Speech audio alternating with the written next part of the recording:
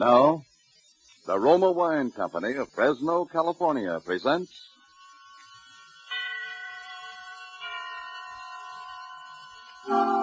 Suspense.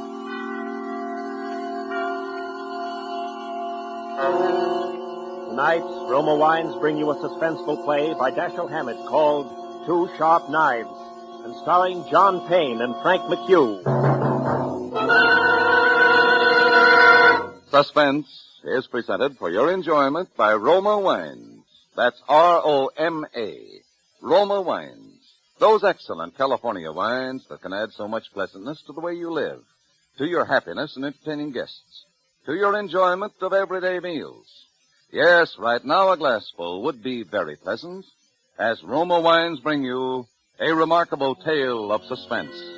And with the drama called Two Sharp Knives, and with the performances of Mr. John Payne as Scott Anderson and Mr. Frank McHugh as Wally Shane, Roma Wines hope indeed to keep you in suspense.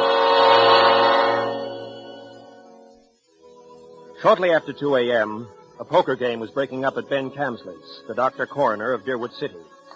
Scott Anderson, Deerwood's efficient chief of police, and Wally Shane, his easygoing assistant, were just about to leave. Oh, talk about thieves. Our own chief of police committed nothing less than larceny the way he won that last fight. Yes.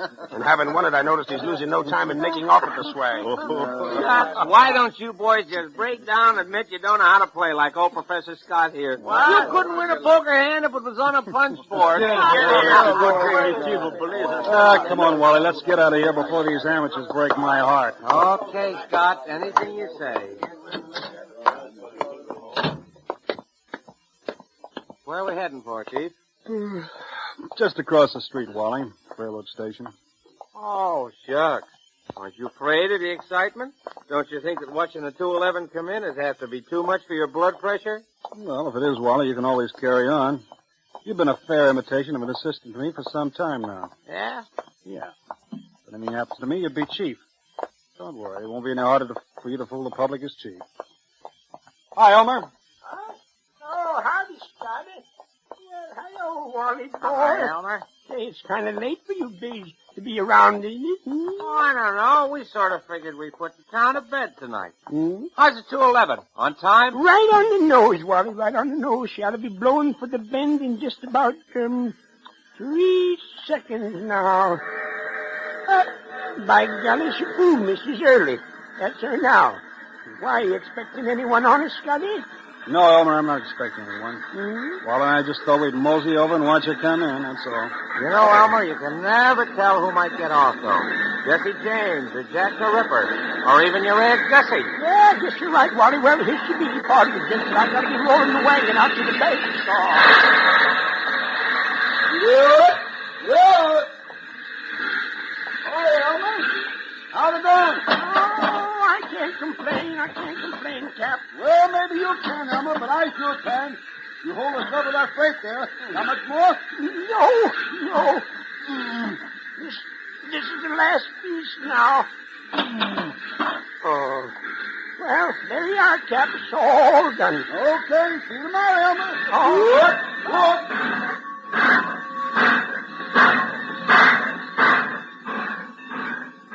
Hey, Scott, you see what I see?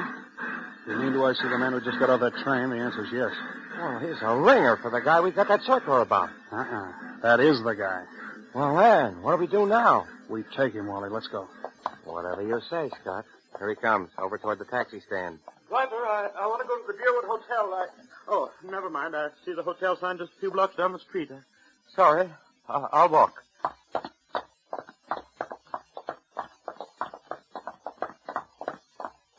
Hello, Furman. Hmm? Oh, I don't believe I... You're Lester Furman, aren't you? Yes, I am. Philadelphia? Yes?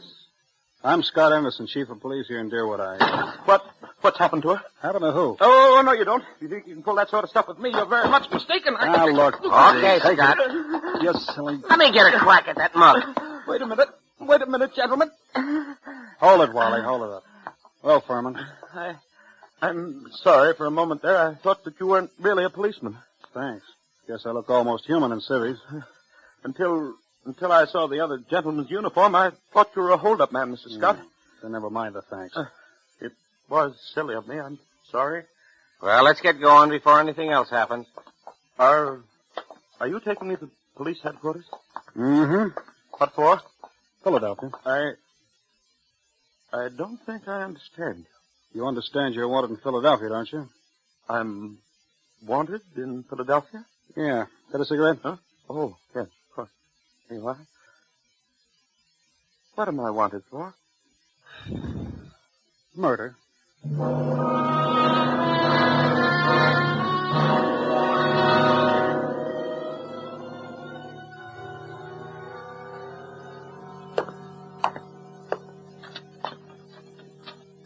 Here we are. Here's the circular on Lester Furman. It was sent out by the Trans-American Detective Agency in Philadelphia.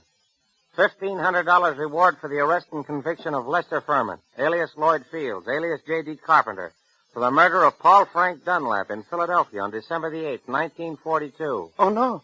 Take a look at it. Well, It's a lie. you're Furman, aren't you? Yes. The photograph reproduced in the circular is a picture of you, isn't it? Yes, it is, but I can't Here, understand. you better sit down. Well, who we got here? I got Lester Furman. Oh, that Philadelphia. You lucky stiff. Now you and Wally spent $1.50 reward, though. Gee, I've never seen nothing like it. If it ain't vacations in New York at the city's expense, it's reward moolah. George, someday, if you don't remember you're the jailer around here, not the DA, you're going to be wearing your teeth on the outside of your lip, and I'll be the guy who arranged it that way. You understand? Oh, just 'cause you caught a guy who's hot in Philadelphia. It's a lie. I never killed anybody. I won't be framed. I won't be Oh, framed. shucks. Take it easy, Furman. Save it for the Philadelphia police. We're just holding you for them. If anything wrong, it's there, not here. But it's not the police. It's the Trans-American Detective. Mr. Anderson, I suppose you're sure there's nothing I can do. There's nothing anyone can do till morning. All right, George, you take Furman now and lock him up. Come along, darling. You ain't had nobody in our little hoosegow for 3 days running. You'll have it all to yourself, just like a suite at the Ritz. Well, good night, and thank you.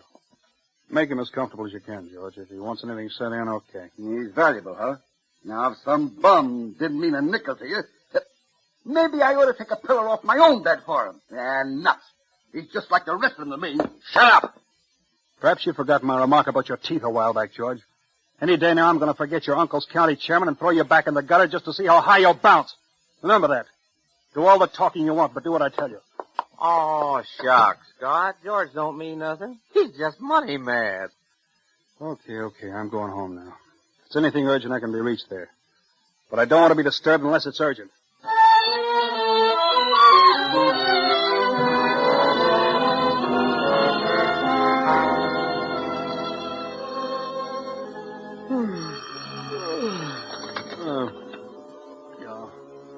Hello. Hello. Scott, this is Wally. Yeah, Wally? Oh, what time is it? It's 5 after 6 in the morning, and you'd better come right down, Scott. That fellow Furman's hung himself. What? Hung himself? Got by his belt from a window bar. Deader than a mackerel. I'll be right in, Wally. Phone Ben Camsley, tell him I'll pick him up on the way down. Oh, shucks. No doctor's going to do Furman any good now. Well, it won't hurt to have him looked at. You better phone the county court at Douglasville, too, and file a routine report. Already did that. And what's more, hold on to your seat. The DA's on the way over. In person. The DA? I'll be there before you hang up.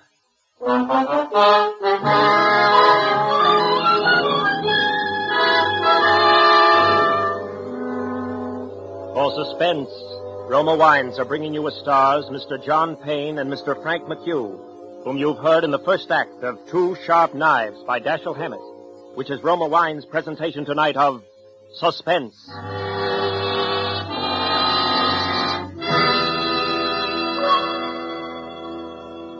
Between the acts of Suspense, this is Truman Bradley for Roma Wines.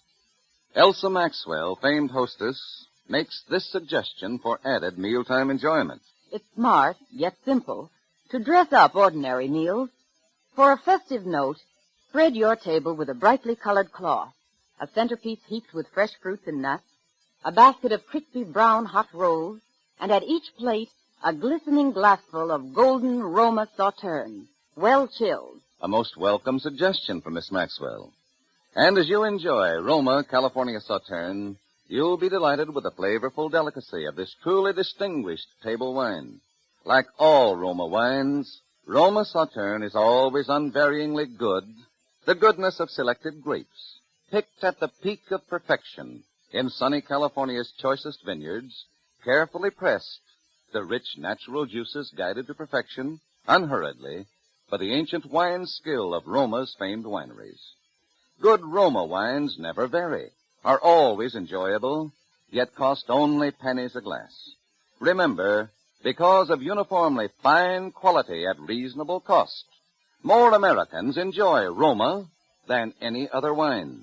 R-O-M-A, Roma wine. And now, Roma Wines bring back to our soundstage John Payne as Scott Anderson, Deerwood City Chief of Police, and Frank McHugh as Assistant Chief Wally Shane in Two Sharp Knives, a play well calculated to keep you in suspense.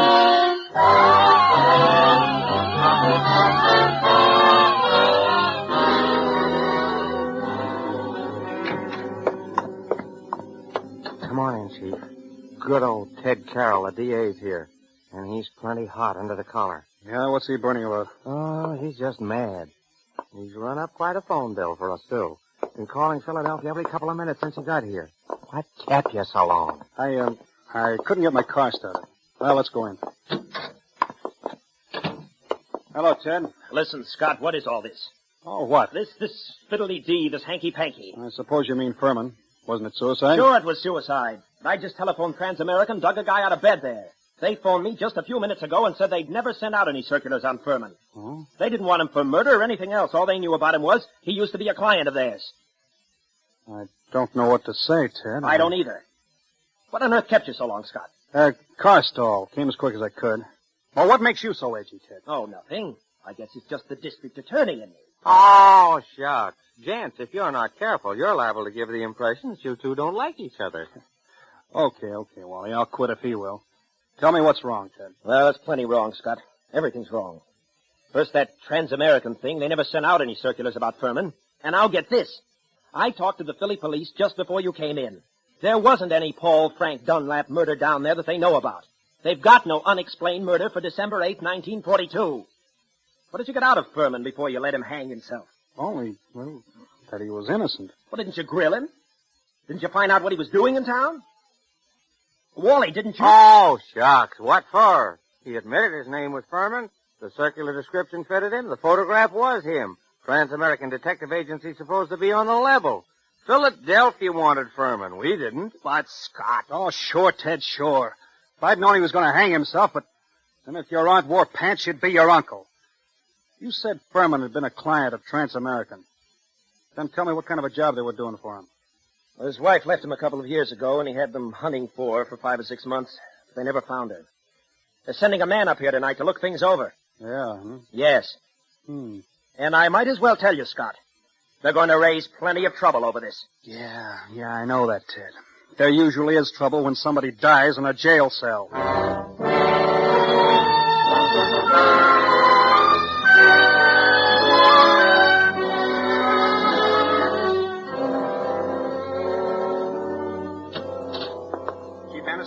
Yeah, come in.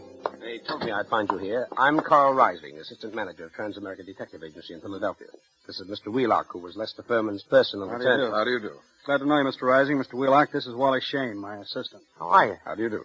I know you gentlemen are already in possession of most of the details concerning Mr. Furman from the time he arrived in Deerwood until the time of his death. But perhaps you don't know that the police of most towns in our corner of the state have also received copies of this reward circular. Get it for him, will you, Wally? There you are. Why, this circular is a forgery. Well, you're sure it's a forgery, Mr. Rising? Oh, yes, there's no doubt about it. And it's an excellent forgery. The paper, style, and type are almost exactly like those we use at Trans-America. Almost, but not quite. Wow, what do you know? A forgery. Tell me, Mr. Wheelock, was Mr. Furman a native Philadelphian? Oh, my, yes. He was well-known, respectable, prosperous citizen of Philadelphia. Married, wasn't he? In 1934, he married a 22-year-old girl named Ethel Bryan, daughter of a Philadelphia family. And the Furmans had a child, isn't that right, Mr. Wheeler? Yes, born in 1936. But the child lived only a few months. Mrs. Furman's wife disappeared after the child's death. What year was it she disappeared? Mr. Rising should remember that. His agency worked on that matter. Yes, I remember it very well. Mrs. Furman disappeared in 1937. We never heard anything of her again, although Furman spent quite a lot of money trying to locate her. Furman never divorced her, huh? No, sir. Say not, he was very much in love with her. And he seemed to think that the kid's dying made her a little screwy so that she didn't know what she was doing. That's right, isn't it, Mr. Wheeler? Well, that is my belief, Mr. Rising. You said Furman had money, Mr. Wheeler. How much did he have, and who gets it? I should say his estate will amount to perhaps $500,000 left in its entirety to his wife. His wife, huh? It's quite a handy sum for anyone to have, huh, Wally? Yeah. Tell me, do either of you know why Furman came to Deerwood? No. Oh, shucks. You're his attorney, Mr. Wheelock. Don't you know if he told his servants or his office employees or someone why he came here? I know of no one of whom he told, and I can't see that these questions of yours are getting us anywhere. Why do you persist in asking them? Because, Mr. Wheelock, everything shows that somebody framed Furman into the Deerwood jail. And that frame-up drove him to suicide. Nothing shows anything else. And there has to be something else. A lot else. Well, Chief, what do we do now? I'm going across the street to Fritz's undertaking parlor. Maybe I'll find something else there.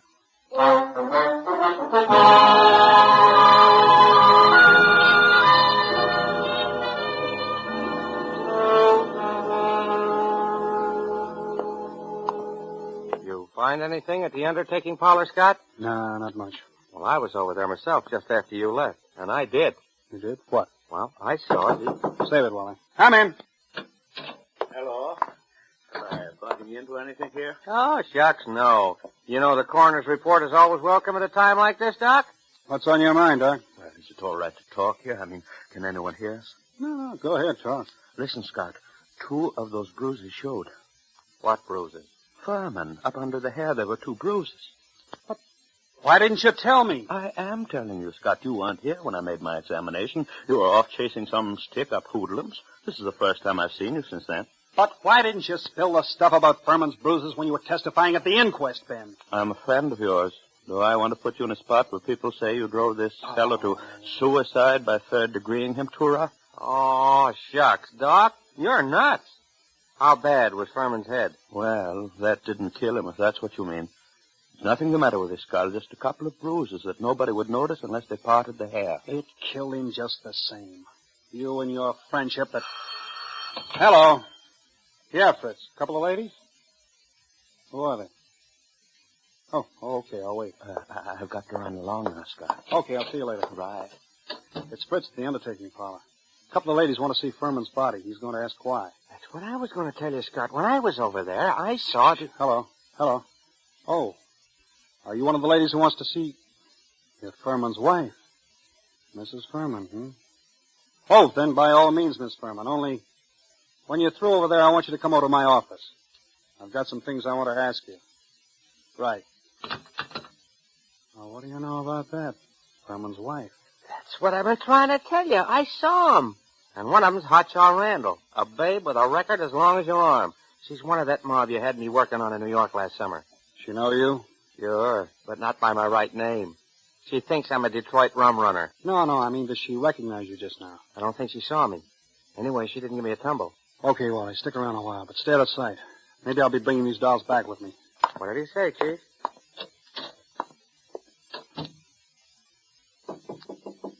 Come in. Chief Anderson? That's right. Mrs. Furman? Yes. This is my friend, Mrs. Crowder. Mrs. Crowder. Thought your name was Randall. What do you care, Chief? I'm not hurting your town any. Okay.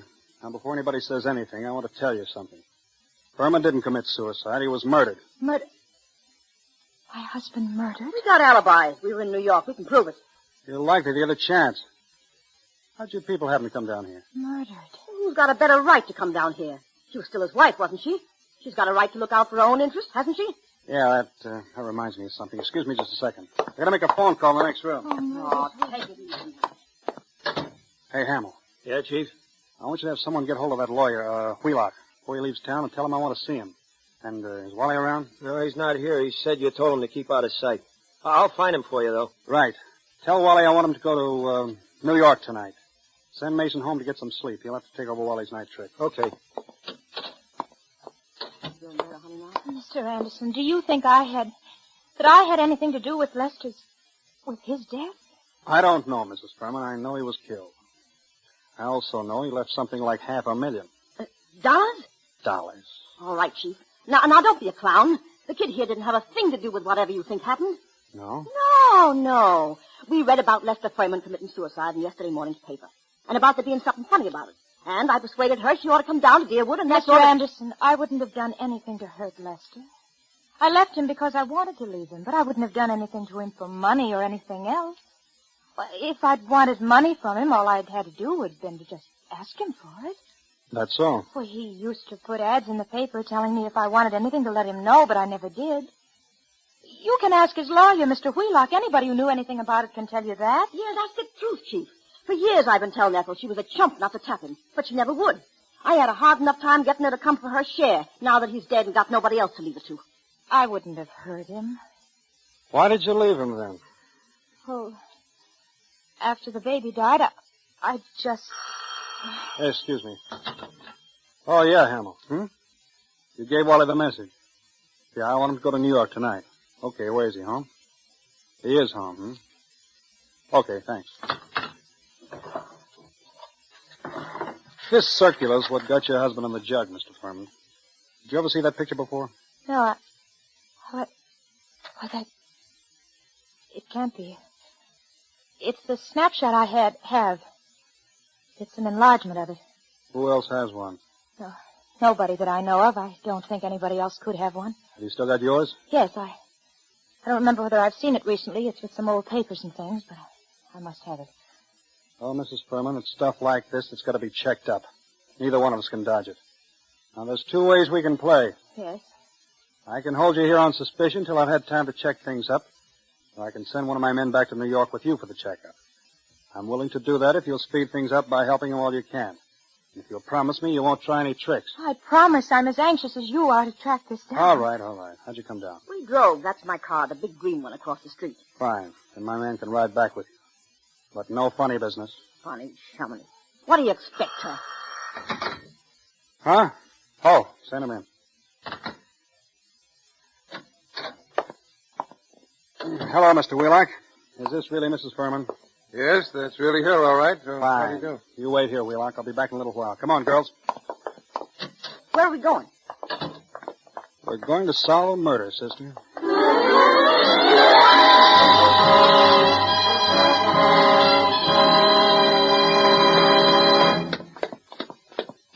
Who lives here? Wally Shane, my assistant. He's the man who's going to drive you to New York tonight. All right? Here we are. Wally? Who is it? Scott, Wally. Oh, come in. Ladies first. Harry! Hello, Ethel. You two know each other, huh? Well, shucks. We just sort of... Don't reach for that gun, Wally. I've got you covered. I guess you win, Scott. I guess I do. Why didn't you get out of town, Wally? No, it's Harry. You must have known when you saw these two women. I did. But when Hamill phoned and said you were going to send me to New York, I figured I was getting a break. You fooled me plenty on that one, Scott. Yeah. You gonna come along nice and quiet, Wally? Oh, shucks. Why not? Okay. And I'm afraid I've got to say it. Wally Shane, I arrest you for the murder of Lester Furman.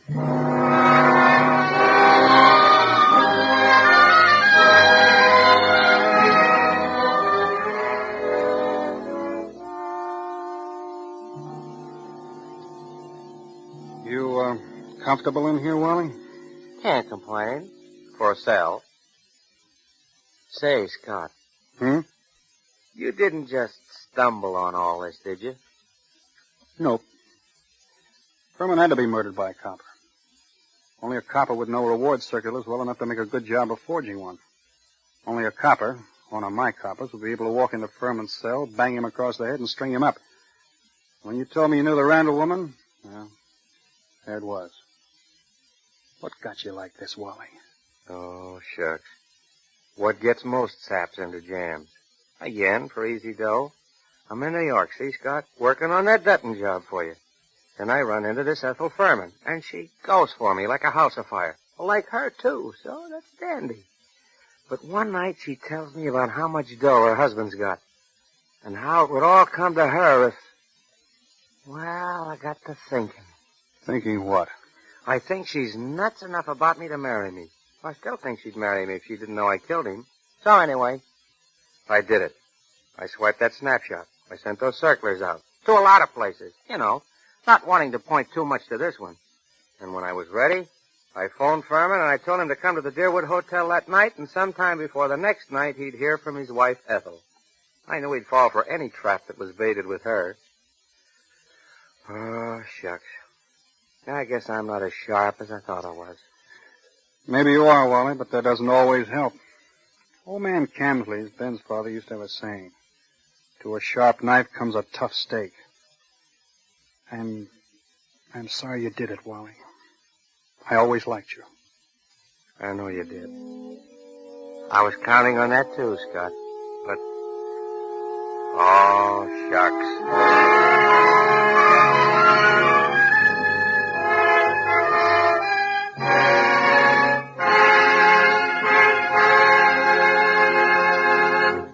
And so closes Two Sharp Knives, in which Roma Wines have brought you John Payne and Frank McHugh as stars of tonight's study in Suspense. Suspense is produced, edited, and directed by William Spear. Before our stars return to the microphone, let me say a word for Roma Wines, the sponsor of Suspense. Elsa Maxwell, noted authority on smart entertaining, has this suggestion. When the thermometer rises, it's time for cooling, refreshing drinks. Enjoy the taste thrill of frosty cold, thirst-quenching Roma refreshers. A Roma Sherry Cobbler is a gay and colorful drink, simple to prepare with distinguished Roma California Sherry. Miss Maxwell has an excellent idea there. And America's smartest drink, the Roma Sherry Cobbler, takes but a jiffy to prepare. Here is how. In a tall glass, dissolve 1/2 teaspoonful sugar in 2 tablespoons lemon juice. Half fill the glass with delicious Roma Sherry. Add ice to fill, stir well, and you have the most delightful summer refresher you've ever tasted. You know, June is the month of weddings and anniversaries, and a most distinguished way to honor this year's and yesteryear's June bride is by serving delicious Roma California champagne. Its delightful pale gold color, distinctive dryness, tell you that here is a truly fine champagne. Roma champagne. No better way to say happy days ahead than with Roma champagne. This is John Payne. I'm sure I speak for Mr. McHugh, too, in saying how delighted we have been to be invited to appear on Suspense. Before Mr. McHugh brings you a message from our government, I would like to pass along to you the billboard for next Thursday's half hour of Suspense. It will star that polished and sinister actor, Clifton Webb, in a radio play based on John Dixon Carr's novel, The Burning Court. Okay, Frank, take over. The Battle of the Pacific has moved into high gear. Our fighting men are doing more than their share in this big second half of our fight for victory. The current 7th War Loan Drive is an opportunity for you to do your share. The money you invest in war bonds now will increase in value. Will be your ready cash for tomorrow. Buy those extra war bonds today. John Payne will soon be seen in the 20th Century Fox Technicolor production, The Dolly Sisters. Frank McHugh can soon be seen in State Fair from the same studio. Next Thursday, same time, Mr. Clifton Webb will be your star of Suspense. Presented by Roma Wines, R-O-M-A, made in California for enjoyment throughout the world. This is CBS, the Columbia Broadcasting System.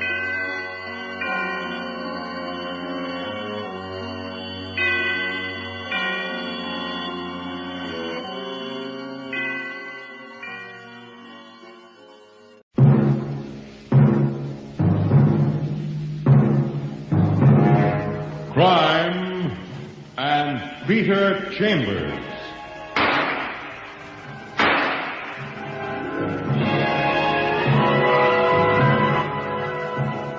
Created by Henry King. Transcribed and starring Dane Clark. A private investigator, duly licensed and duly sworn. Peter Chambers. You're a private eye. That's your business.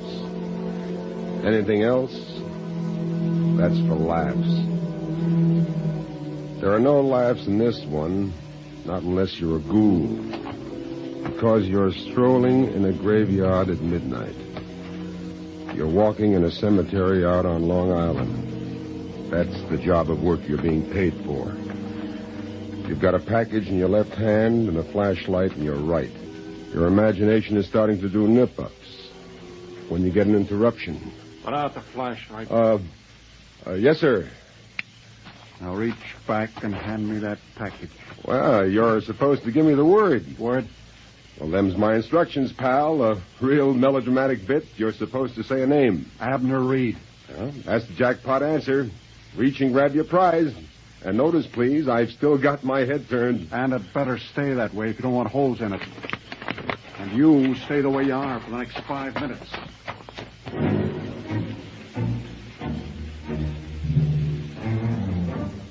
But you don't stay the way you are for the next 5 minutes, for 2 reasons. 1, 5 minutes in a graveyard is like, say, 5 years on the French Riviera. And 2, you're blessed, or is it cursed, with a large lump of curiosity. So you turn, and you don't turn a moment too soon because you drop. You look to where Mr. Invisible disappeared, but you don't try to go after him because he's gone. And all the way back to town, you ponder about why the guy took pot shots at you. You didn't see him. He made sure you didn't. So why the extra precaution of a spray of bullets? Well, he missed you, so you shrug it off, and pretty soon you're in town at the fancy Fifth Avenue mansion of Mrs. Abner Reed. Well, back so soon, Mr. Chambers. Mission accomplished, milady. Come in. Please come in, sir. Mrs. Abner Reed. Born Florence Fleetwood Lovejoy, thrice married and rolling, you should pardon the expression, in mucho dinero. Worth maybe $25 million and reputed to be stingy about the whole thing. Here's your fee, Mr. Chambers, as per agreement. $1,000. Thank you, ma'am. And now, may I know what it's all about? You know what was in that package? Goulash for ghosts. $250,000. What? $250,000. Look, Mrs. Reed, you have a reputation for being, well, eccentric, but business transactions in the middle of the night in a graveyard. That wasn't exactly a business transaction, Mr. Chambers. Well, what then? It was a delivery of ransom money. What? You mean I'm mixed up in some kind of a cockeyed kidnapping? Not exactly mixed up. You were an instrument of delivery. A chore for which you've just been paid. The police know about this? Not yet. Not yet? When do you expect to inform them? Tomorrow morning. Look, what happened here? Well, last night, my husband stepped out for a newspaper. Huh? He didn't return for 2 hours. Naturally, I was perturbed. Well, naturally. I thought, well, perhaps he'd stepped into a tavern for a drink. But then I got a phone call. He'd been slugged, rendered unconscious, and kidnapped. Well, how can you be sure? There was no doubt. It was he himself who was talking to me, with a gun pointed at his head. I see. I was told they'd call back this morning, and they did. Would you be able to recognize the voice? They're too smart for that. They put him back on the phone. Oh. The arrangements were made, and then came the question as to who would make the delivery. You're very well known, Mr. Chambers, and yours is an excellent reputation. Well, thank you. They're supposed to return him to me during this night. $250,000. I'm regarded as, a rather frugal person, but this is different. We've only been married 6 months, and I believe you know from the newspapers My husband is 20 years younger than I am. Yes, Abner Reed, I read about it. And I suppose you want me to clear out of here. Frankly, I do. But you are going to the cops with this. Definitely tomorrow morning, whether he's returned to me or not. At least then I'll know that I've done what I could to effect his release. They warned me that I was being watched. That if I called in the police, they'd kill him. Easy does it, Mrs. Reed. Easy. Good night, and thanks.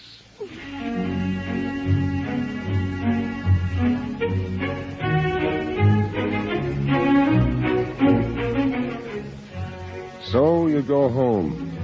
You feel sorry for the old gal with the young husband.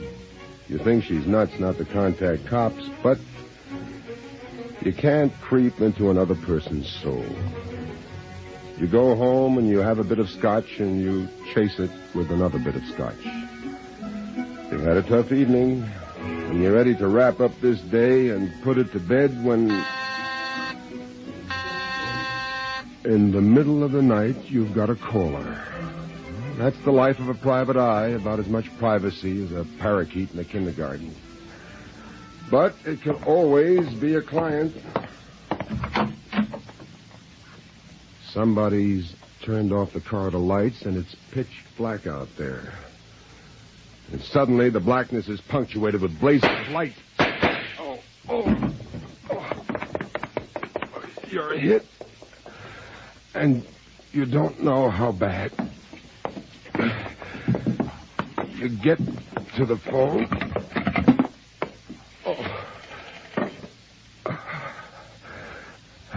Hello?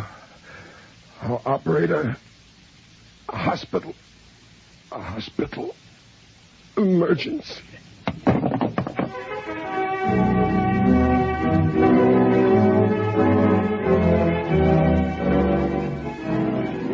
You're under sedatives for a day while they probe for the bullets. Then you're sitting up in the hospital bed, raring to go. But they tell you 5 days. 5 days before they'll let you out of there. And then you get a caller, amiable but worried-looking. Hi, Detective. I hear you coming around real good. Hi, Lieutenant. What brings you? As if you didn't know. He stares down at you. Detective Lieutenant Parker, New York City Police. Stern, square, and a friend. That Abner Reed shindig. I hear you were an innocent bystander in the cemetery. Did they return the guy? Yeah. None the worse for his experience. Newspapers got it yet? No, we're trying to work it through before it gets any publicity. What kind of a guy is he, this Abner Reed? Oh, a nice enough kid. He used to be a dancing instructor. That's how he met the lady with the bucks. Oh. She been liberal with him? Liberal as she can be, I suppose. Rich, but plenty tightwad, that one. What did he do for amusement before he got married? He ran around a lot. Nightclub stuff and things. Handsome kid. Figures for a lot of gals. Why this line of questioning? I'm trying to get an idea as to his background. If it was hard guys that he used to run around with, it might clue us to the brains behind this snatch. It's all been done, my lad, and what we've come up with is a large selection of zeros. Now, let's hear your story, huh? You give it to him. The whole deal, and his face furrows up as he ponders it. What makes you a target, Pete? I wish I knew. First, the attempt at the cemetery, then the attack at your apartment. You sure you told me everything? Everything I know, Louis. But I'm going to know more. Somebody sets me up as a clay pigeon, and it becomes my job to find out who's taking target practice. Any objections, Lieutenant, to my sticking my nose into it? If my objections could keep you out. Thanks, pal. Okay, then I'll beat it now. You get your rest. But remember, when they let you out of here, we work this one together, huh? Sure enough, Lieutenant.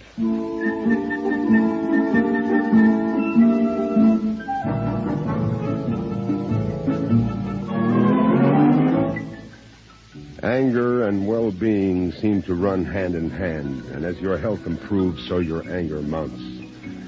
By the time you're out of the hospital, you're tense as a piano wire and fit to bust wide open.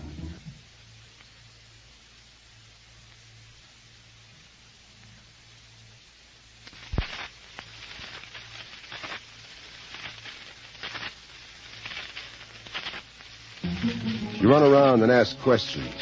You see Mrs. Reed several times. The husband's in Bermuda recuperating, but Parker's interviewed him time and again and has squeezed every possible fact out of him.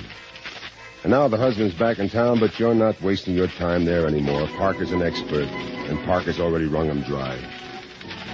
So now you're sitting in your office and thinking about your next move. And then your next move is made for you. Oh? Mr. Chambers? Peter Chambers? Yeah, this is he. My name is Sandra Mantell. I live at 1786 East 54th Street, apartment 2, downstairs. Yes, Miss Mantell. Okay, I want to talk to you about a kidnapping. The kidnapping of Abner Reed. What? What's that? I'm involved in it. It was my idea, really. I dreamed it up. I was supposed to get a third, 1/3 share. But I'm not getting it, so I want to talk. Yes, Sandra. I want you to make a deal for me, Mr. Chambers. If I spill, I want to be able to cop a plea. If I turn in that state's evidence, I want a suspended sentence. Well, why are you calling me? Because I know you're mixed up in it. Because I want you to go to the cops and tell them I'll spill the whole deal. Nobody's going to cross me and get away. Hello? Hello? Hello?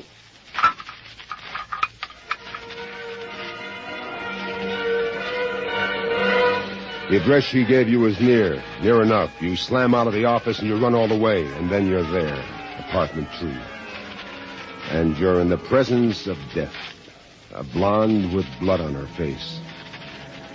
But there's another blonde standing by, and this one's very much alive. Who are you? Peter Chambers. This girl was talking to me when that happened.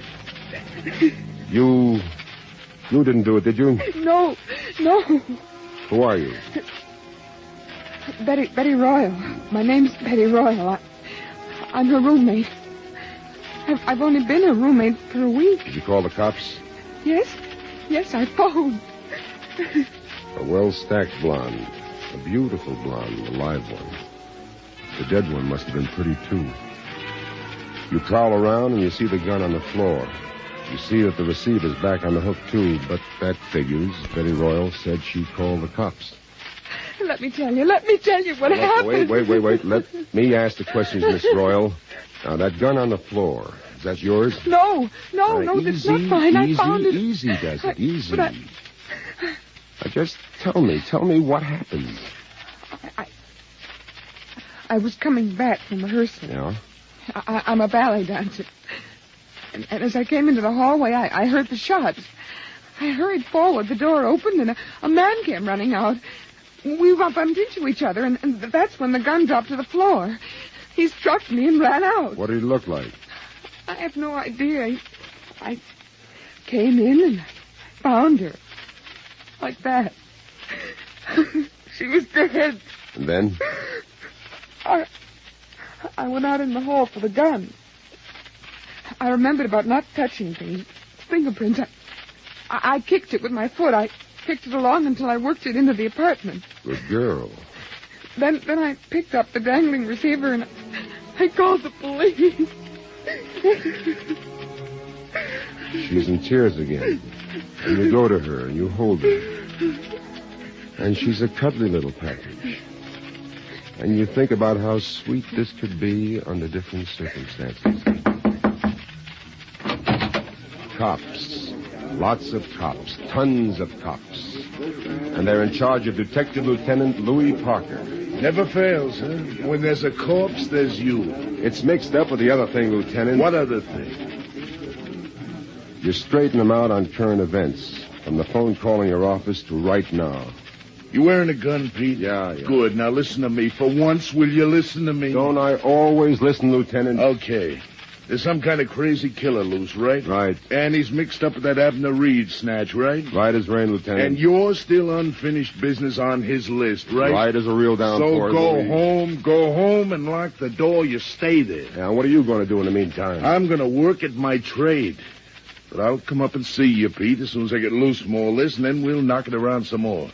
But don't open your door to anybody but me.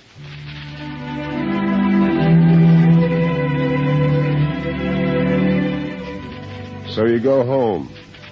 You're a good little boy, and you've listened to Papa. You sit around like an old lady with lumbago. But you sit.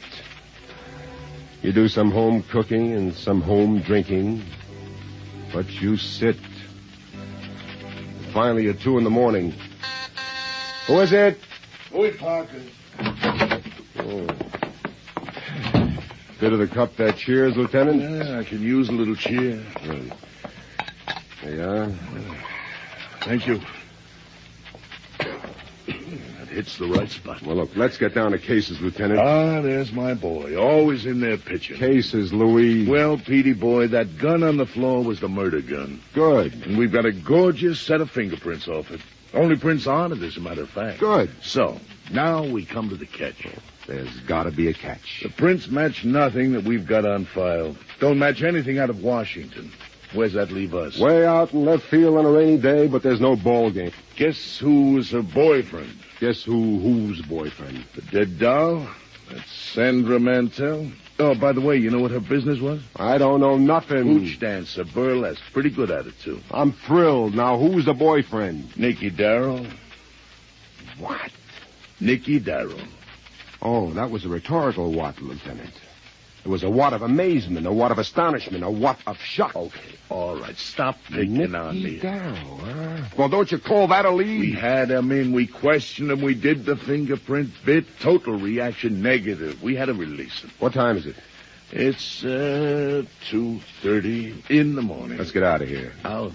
Where are you going? Work. You? I'm going to sleep. Pete. Yes, Lieutenant. Be careful.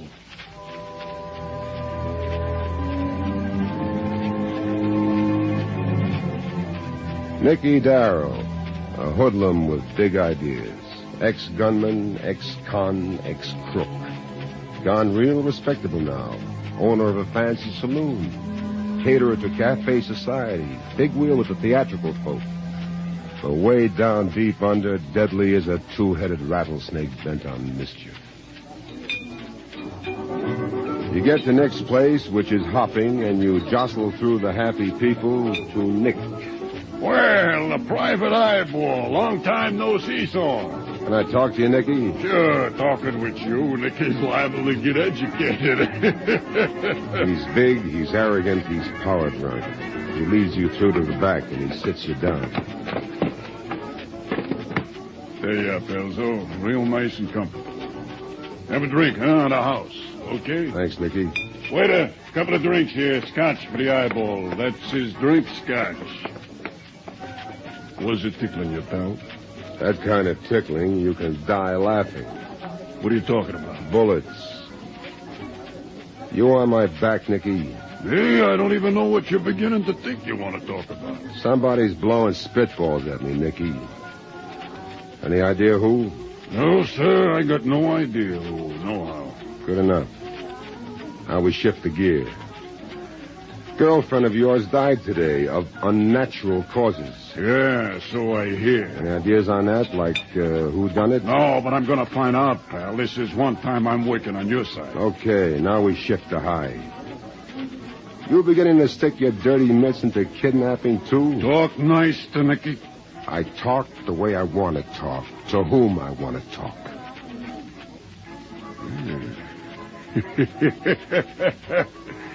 You're a sweetheart kind of guy, a lot of guts. I like a guy with a lot of guts. The answer is no. No to what? Have a little sense, pal. The snatch racket is out for any guy with brains.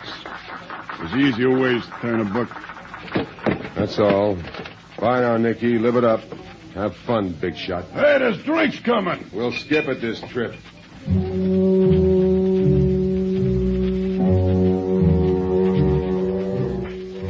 So you're back where you started, fresh out of Leeds. And it goes on like that for the next few days. Long days, lumpy ones, slow moving. And you're wearing your hardware, and you're turning to look over your shoulder wherever you are. You've called on Betty Royal a few times, and you like that. You like that very much. And now you're calling on her again, for no reason at all, except that you like that very much. But you find her breathless with excitement. I found something, Mr. Chambers. I think it could be important. Pete, not Mr. Chambers. Pete, remember? Yes, Peter. A little black book. It belongs to... Well, it belonged to Sandra. She must have put it into my bag by mistake, and that bag's been in my locker at rehearsal hall. Let's see it.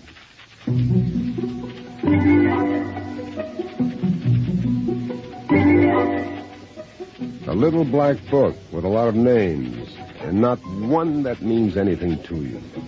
But they may mean a lot to Parker, so you latch on to the lovely Betty Royal, who's as lovely and as regal as her name, and off you go, a chattering twosome, downtown to police headquarters, downtown to Detective Lieutenant Parker. And you barge in without knocking because you think you've got right. Only to find that he's got company, so you start backing out again. Come in, Pete. Miss Royal. Thank you kindly, Governor. Thank you. Company's a tall young man with a bruiser's shoulders and an angel's face. Lieutenant Parker, I found a little black book. I found it in my locker. Sandra, It doesn't belong to me. Mistaken bags. It's Sandra's. Sandra Mantel's. This is the little black book, Lieutenant. Yes. Prattling is God's given right to a beautiful girl. Well, thank you, Peter. By the way, let me introduce Abner Reed. I don't think you two have ever met. Abner Reed, Peter Chambers, Miss Betty Royal. Oh, how do you do? How do you do? Glad to know you. Well, Lieutenant, as we were saying... Wait a minute. What did you say your name was? I just told you. I'm asking him. Come on, fella, keep talking. What did you say your name was? My name? As the lieutenant told you, Abner Reed. Abner Reed, of course. You jump him right away. You don't wait. He's big and you want the first punch. And you get the first punch in, but he takes it standing up and lets do a few of his own. All right, stop it. Break it up. What the devil's going on here? You slip by a couple of his lefts, and then he's wide open, and you come up with one off the floor, and he catches it clean on the button. And now he's down and out, and he'll stay out until someone brings him to. You're crazy, man. That's assault and battery. You're going to do time, fella. Boy, you really flipped your wig this time. Here, let me help you. Stay away from him. Now, look, Pete. Look, you and I, Lieutenant, we've thrown a lot of questions around. There's a couple of answers coming up right now. Like what? Like why I was shot at the graveyard and shot up in my apartment. Like why Sandra Mantell was killed. Like why she called me in the first place. Like why that gun has fingerprints. Easy. One at a time. Oh, let's take the last one first. Fingerprints on a gun. Yeah. A guy dropping it when he collides with a dame. Panicking, running out, leaving it there. Does that sound professional? Not especially. Well, a rule's out of pro. What is a rule in? An amateur. So? So let's do it right side up now. Now, here's a guy, Abner Reed. He married a large hunk of dough. But he can't reach too much of it because she's frugal. So? So at the suggestion of a friend of his, Miss Sandra Mantell, and you'll find, I'm sure, with a good deal of digging, that those two had a close sub-rosa association. Well, never mind what I'll find out. Let's get this over with first. On her suggestion, they figured out a beauty. The guy kidnapped himself. Remember Mrs. Reed talked in the alleged ransom discussions to nobody but him on the phone? Yes. Yeah. He knew the old dame. She'd pay and play ball, which she did. But why? Why were you attacked there in the cemetery? Because Reed didn't want any remnants hanging around. But, Pete, how did you tab him so quick? He never bothered to disguise his voice in the graveyard. He figured to leave me there for dead, and this was the first time I've heard it since. So he punches bullets at you in your apartment, and that time he almost made it. And then when he wouldn't divide with Sandra, she decided Everybody's a detective. Although you're 100% right, Betty Lass. She called me, knew where to call me, because she was in it from the very beginning. He caught her in the act and finished her off. And if you will kindly use the fingers of that comatose gentleman for the purpose of making fingerprint impressions, I don't have a doubt in the world what you'll find.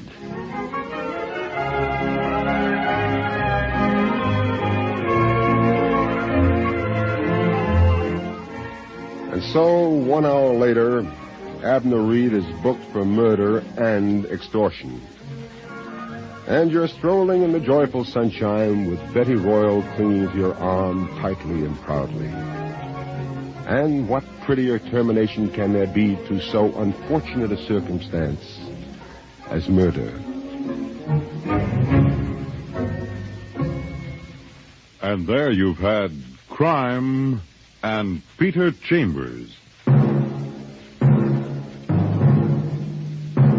Dane Clark was starred as Peter Chambers. Crime and Peter Chambers, transcribed, was created, produced, and written by Henry Kane. Others in the cast were Bill Zuckert, heard as Lieutenant Parker, with Evelyn Barden, Patricia Wheel, and Roger DeCoven. It was directed by Fred Way. This is Fred Collins inviting you to tune in next week, same time, same station, for Dane Clark in Crime and Peter Chambers. We hope that you've enjoyed this recording, and for more happy listening, please visit otrcat.com. Official Detective, dedicated to the men who guard your safety and protect your home, your police department.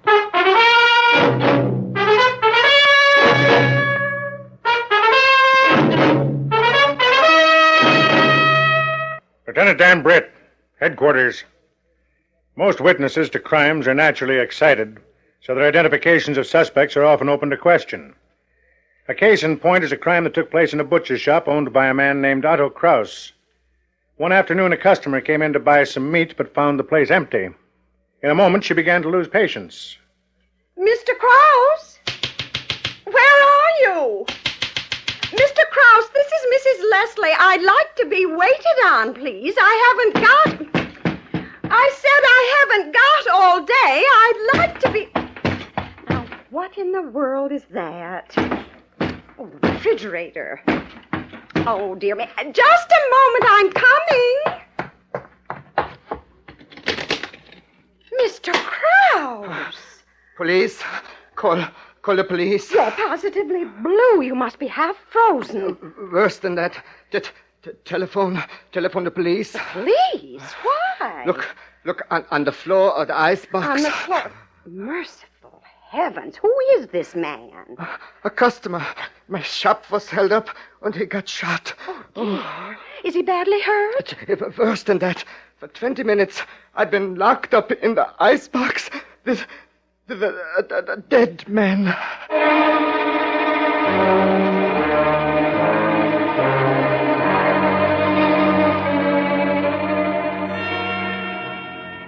Here, Mr. Krause. This coffee's nice and hot. You better drink it down. Yeah. Thank you, Sergeant. I feel better. You're not shivering anymore. No, Lieutenant. Now, this dead man's wallet identifies him as Thomas Hall. Yeah, Mr. Hall. He was a regular customer of mine. What time was he shot? Let me see. What time is it now? 5 p.m. 5 p.m., Mrs. Leslie. Telephone you at 25 minutes. I was locked in the icebox for 20 minutes. It was about a 4:15, Lieutenant, when it happened. I see. Did you make any attempt to put up a fight? Me? No, sir. I got more sense than to argue with a hold-up man. But poor Mr. Hall, he tried to take the fella's gun away like a hero. Now he's a dead hero. Yeah. What happened right after the shot? The hold-up fella made me drag Mr. Hall into the icebox. Then, when I got inside, he slammed the door. Can't you open the refrigerator from the inside? Oh, sure, but he stuck a knife in the latch outside, so I couldn't turn it. It's a good thing Mrs. Leslie come in. I would have been dead myself, frozen stiff. And how? Are you sure no money was taken from the register? Yeah, I checked.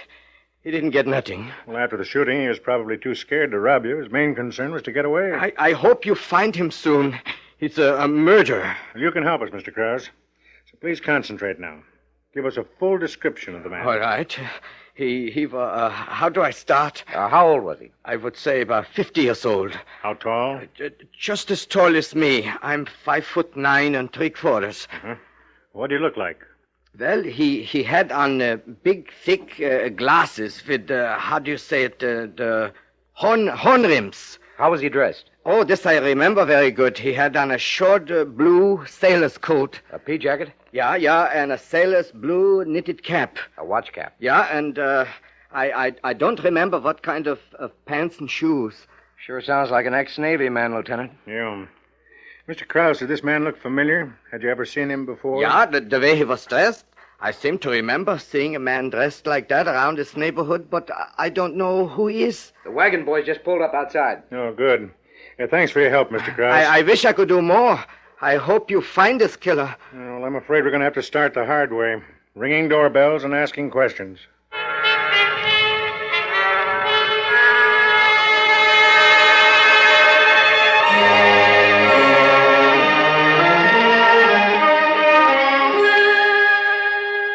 You officers look terribly tired. Here, sit down on the hall bench for a few minutes. Oh, thanks, Mrs. Foster. We've been beating our feet around this neighborhood for more than 3 hours. Yes, and we've drawn nothing but a big blank. A murder in Mr. Krause's butcher shop. I can hardly believe it. Well, we're hoping you might be able to help us a little. I'd like to, but I don't know how. I'm only a landlady here. I just rent rooms, that's all. 6 tenants. All seem to be honest men. Are they all here now? Well, I couldn't say. Mr. Ryan's in. I do know that. He lives here on the 1st floor. That's his door right over there. I see. Now, Mrs. Foster, the shooting took place this afternoon at about 4:15. Mm-hmm. Did any of your roomers come in or go out about that time? Well, now, let me think. Yes, Mr. Ryan came in. What time? Oh, about 4:30. I remember because I was just going out to get some milk. It was a very funny thing, too. Mr. Ryan was running. Running into the house? Yes. He almost knocked me down. He was in such a hurry. I asked him why he was running, but he didn't answer me. And I remember he had a frightened look on his face. Well, how was he dressed? Well, that's funny, too. He didn't have a hat or coat on. And you know it's chilly out today. How much do you know about Ryan? Well, not a thing, actually. But he's always very quiet and, well, kind of unpleasant. Come on, Sergeant. We have no actual reason for suspecting Ryan, but while we're here, let's talk to him. Okay. Thanks for your help, Mrs. Foster. Oh, don't mention it. I hope I haven't caused any trouble. Who is it? We'd like to talk to you, Mr. Ryan. What is it? We're police officers. What? Close the door, Sergeant. What's your full name, please? Earl Ryan. What's it all about? We're investigating a shooting at Krause's butcher shop. Yeah? You came back here at 4:30. You were running. You weren't wearing a hat or coat. Would you tell us where you'd been? Just out for a walk. Why were you running? Because I was cold. When I went out, I didn't realize how cold it was. Do you wear glasses, Ryan? Thick ones with horn rims? No, I never had a pair of glasses. What do you do for a living? I'm a truck driver. Right now, I'm out of work. We'd like Mr. Krause to have a look at you at police headquarters. Would you be willing to come down with us? Why not? You get your hat and coat, please? Well, sure, but... Hey, I'm not mixed up in this. We hope not, Ryan. I never even been inside that butcher shop. Is this your only hat and coat? Sure. This old brown coat and gray hat. It's all I own. No pea jacket or watch cap in this closet, Lieutenant. Mm-hmm. Okay, Ryan. Let's get out to the car.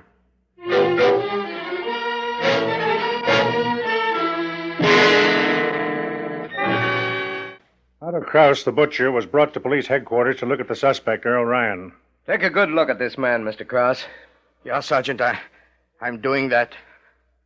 No, this is not the hold-up man. You see? I told you. I'm getting out of here. Hold it, Ryan, hold it. You're absolutely sure, Mr. Krause? Oh, positively. Like I told you, the killer was just as tall as me, but this fella... Well, just look at him yourself. He's 2 inches shorter anyway. Yeah, and I never had any trouble with cops. I'm an honest man. I'm no criminal. I haven't got a record. Look me up in your file. I did, Ryan. You're right. No police record. Okay, then. What are you holding me for? We're not. Sorry we troubled you, Ryan. Sergeant Allen will see that you're driven back home. Well, that's something. Arrange for Mr. Krause to be driven home, too, Allen. Okay. And meet me down in the file room. I want to dig out known stick-up men and see if any live in Krause's neighborhood.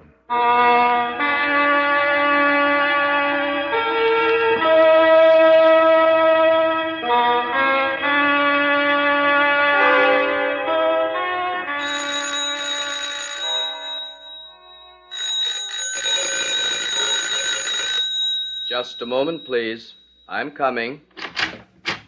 Oh, good morning, gentlemen. Good morning. You're Sailor Smith, right? Yes, please come in. Go ahead, Allen. Thanks. Now, what can I do for you? We're police officers. Yes, I knew you were. How? From long experience. When I was active in the safe-breaking business, I received many visits from the police. You're not active in the safe-breaking business anymore? No, sir, I'm afraid not. I have very serious eye trouble now.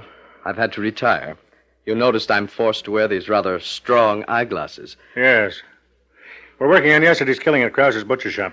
I didn't think you came just for a social call. Well, I know exactly what happened. You looked into the files, found my long police record, and decided to pay me a call. Is that correct? That's it, Smith. And you said, Sailor Smith. He lives in Krause's neighborhood. He's a suspect. Let's go talk to him. You've got it straight, Sailor, so let's talk. Now that you can't crack safes anymore, are you sticking up butcher shops? No, sir. You flatter me very much. In what way? By suspecting me. Are you gentlemen going to accuse me of that shooting? No, not yet. Well, believe it or not, my friend, this is the sad part. The police haven't been attentive to me for quite a long time. It's good to know that I'm remembered. Well, Sailor, now that we've made you so happy, perhaps you won't mind coming down to headquarters. Oh, I'd be delighted. You want Mr. Krause to have a look at me, I suppose? That's it. Want to get your hat and coat? Yes, indeed. They're right here on this chair. Look what he's getting, Lieutenant. A pea jacket and a watch cap. I see. All right, Sailor, let's get moving.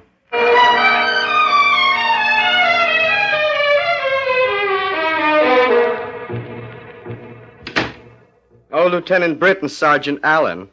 While you men were out of the office, I'd been reading the police magazine here on your desk. Very interesting. Have you brought back some news for me? We sure have, Sailor.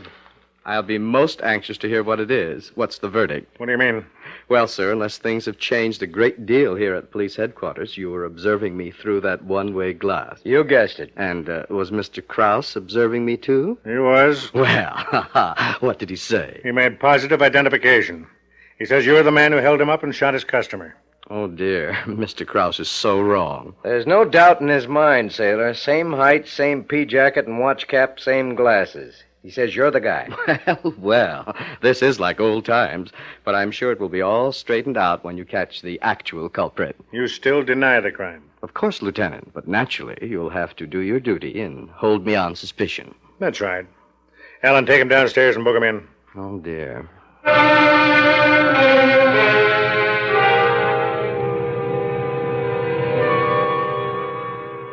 5 p.m., Lieutenant. I think I'll go down and get some coffee. Can I bring some up to you? Yeah, if you don't mind. Good and black. Okay. Oh, has Sailor Smith cracked during the afternoon? No, still denies everything. Hold it a second. Lieutenant Brett. This is Otto Krause, the butcher. Yeah? Listen, why did you let that Sailor Smith out of jail? I didn't. He's in a cell right now. He can't be. Well, he is. I just talked to him. Look, he just left my shop here. He held me up again and cleaned out my cash register. Yanni, he put me in the ice box again. How long ago did this happen, Krause? 5 minutes ago. This time I was lucky. I didn't have time to freeze. A customer came in and let me out. Excuse me, Lieutenant, but you were crazy to let out that Sailor Smith go. I did not let him go. This must have been another man. How was he dressed? Just like Smith and that sailor stuff, and he had on the same thick glasses. How tall was he? Well, oh my goodness. Wait a minute. Well? I must be crazy. He was 2 inches shorter than he was yesterday. Say, I guess maybe it wasn't Sailor Smith. Well, it certainly wasn't. Thanks for calling. I'll send a man down to check for fingerprints. Goodbye. Alan. I heard it on my phone. Something real screwy here. Not so very. I think somebody's masquerading as Sailor Smith. Somebody who doesn't know the sailor's been arrested. Get Smith up here from the cell room. I want to ask him a few questions.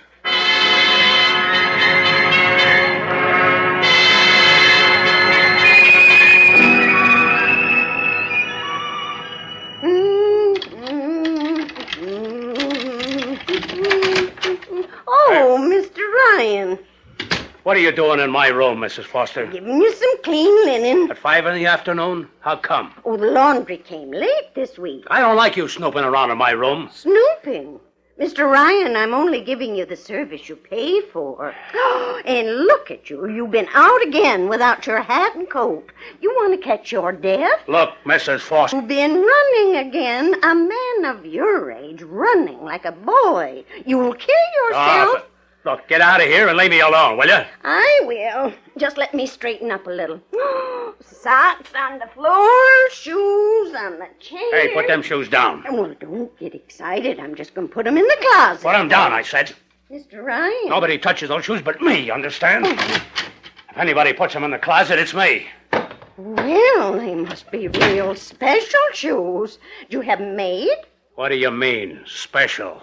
Why, they're so heavy, and the soles and heels are so thick. So they're thick. So forget about them shoes and beat it. Mr. Ryan, I'm not used to having my tenants talk to me this way. Ah, that's tough.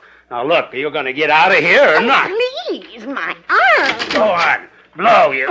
I'm going to ask you to vacate this room. Yeah, get out of here.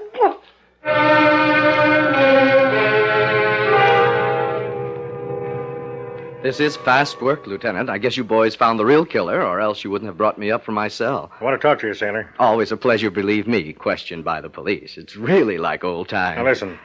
Do you know a man named Earl Ryan? Earl Ryan. Now, let me think. Oh, yes, sure. Where is that old son of a gun? When did you see Ryan last? Oh, not for 3 or 4 months, I guess. I know. Last time was Halloween. How much do you know about him? Not much.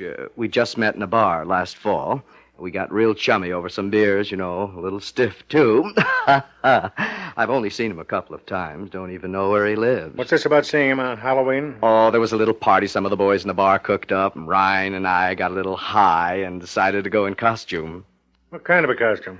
Well, not exactly a costume, but we dressed like twins. See, I loaned him an extra pea jacket and a watch cap like the ones I always wear. We fooled everybody at the party. They all thought sure Ryan and I were twin brothers. Did you lend him an extra pair of your glasses? No, sir, I don't have an extra pair, but Ryan got hold of a pair somewhere.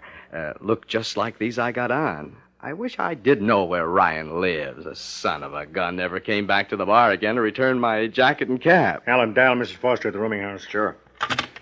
Now, sailor, at this Halloween party, was Ryan the same height as you? Yes, he was. Funny, too. Always before that, he was a couple of inches shorter. He must have had a pair of those elevator shoes. Okay, sailor, you're sprung. Sorry we troubled you. Oh, that's okay, Lieutenant. I rather enjoyed it. Mrs. Foster? Well, hold on, please. Lieutenant Brett wants to talk to you. Here you are. Thanks. Miss Foster. Yes, Lieutenant? Are you talking on the phone in your apartment? No, sir. The number I gave you was the phone in the hall. I see. Well, can you tell me if Earl Ryan's in his room now? He certainly is. And if you ask me, he's out of his mind. What do you mean? Well, I've got to talk low because this phone's right next to his door. A little while ago, he grabbed me by the arm and frightened me half to death. Why did he do that? Because I touched a pair of his shoes while I was fixing his room. What kind of shoes? A funny kind, Lieutenant. The soles and heels were over 2 inches thick. Oh, dear. Here comes Mr. Ryan. Mrs. Mr. Foster. Ryan, don't. Don't! Mrs. Foster! Come on, Alan. Hurry.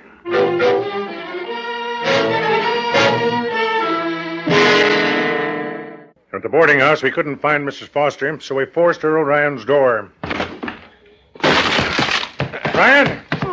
Lieutenant, hey, look. Good Lord. Oh, help me, please. Let's lift her up to the bed, Alan. Sure. Oh, dear. Oh. We'll be careful. Easy, Alan. You'll be okay now, Mrs. Foster. There. Phone for an ambulance. Right away. Can you tell me what happened, Mrs. Foster? It was Mr. Ryan. You heard what I said to you over the phone about his shoes. What did he do to you? Oh, he dragged me in here and beat me. Beat me and cursed me because I talked to the police. Then what? Then he packed a suitcase, cursing me the whole time. Then, just before he went out, he kicked me. I remember that. I told you he must be out of his mind. You're lucky he didn't kill you. He's a murderer. A murderer? Oh, dear. Well, lie still. The doctor's coming. Have you any idea where Ryan might have gone? No, but I saw him looking at something. What was that? Oh, that little folder there on the dresser. This one? Yes, that's it. Uh-huh. Evans will be here in a few minutes, Lieutenant. What have you got there? It's a bus schedule for St. Louis. He's got a departure marked here, the 622. Bus station's about 4 blocks away. We've just got time to make it. I'll make it. You stay here and look after Mrs. Foster.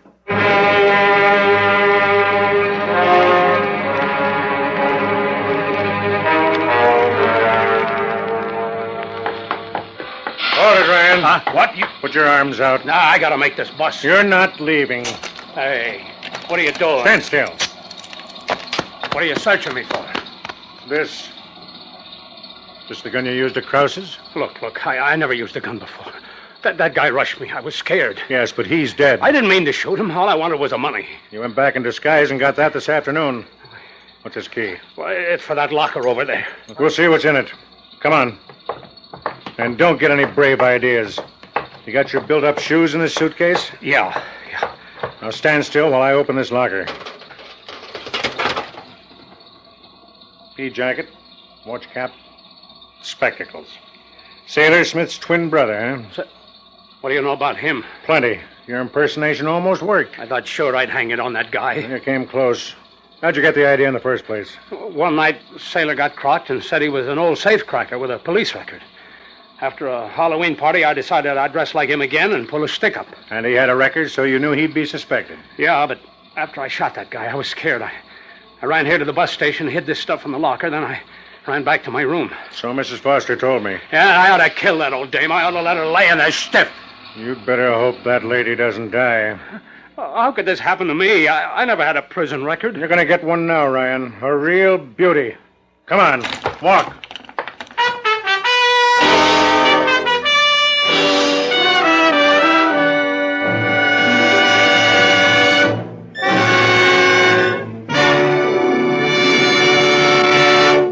In our cast, Sergeant Allen was played by Lawson Zerby, Ryan by Don Douglas, Krause by Louis Nye, and Mrs. Leslie by Betty Kane.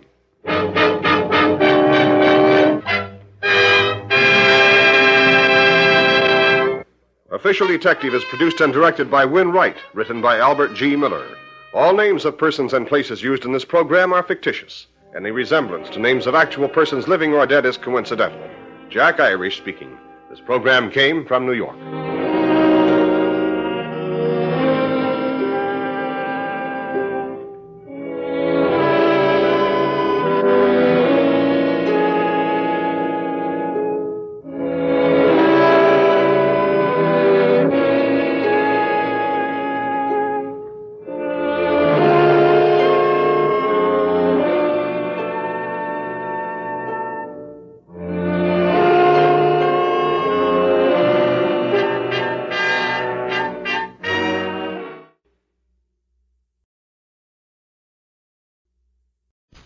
Lifebuoy Health Soap presents Big Town.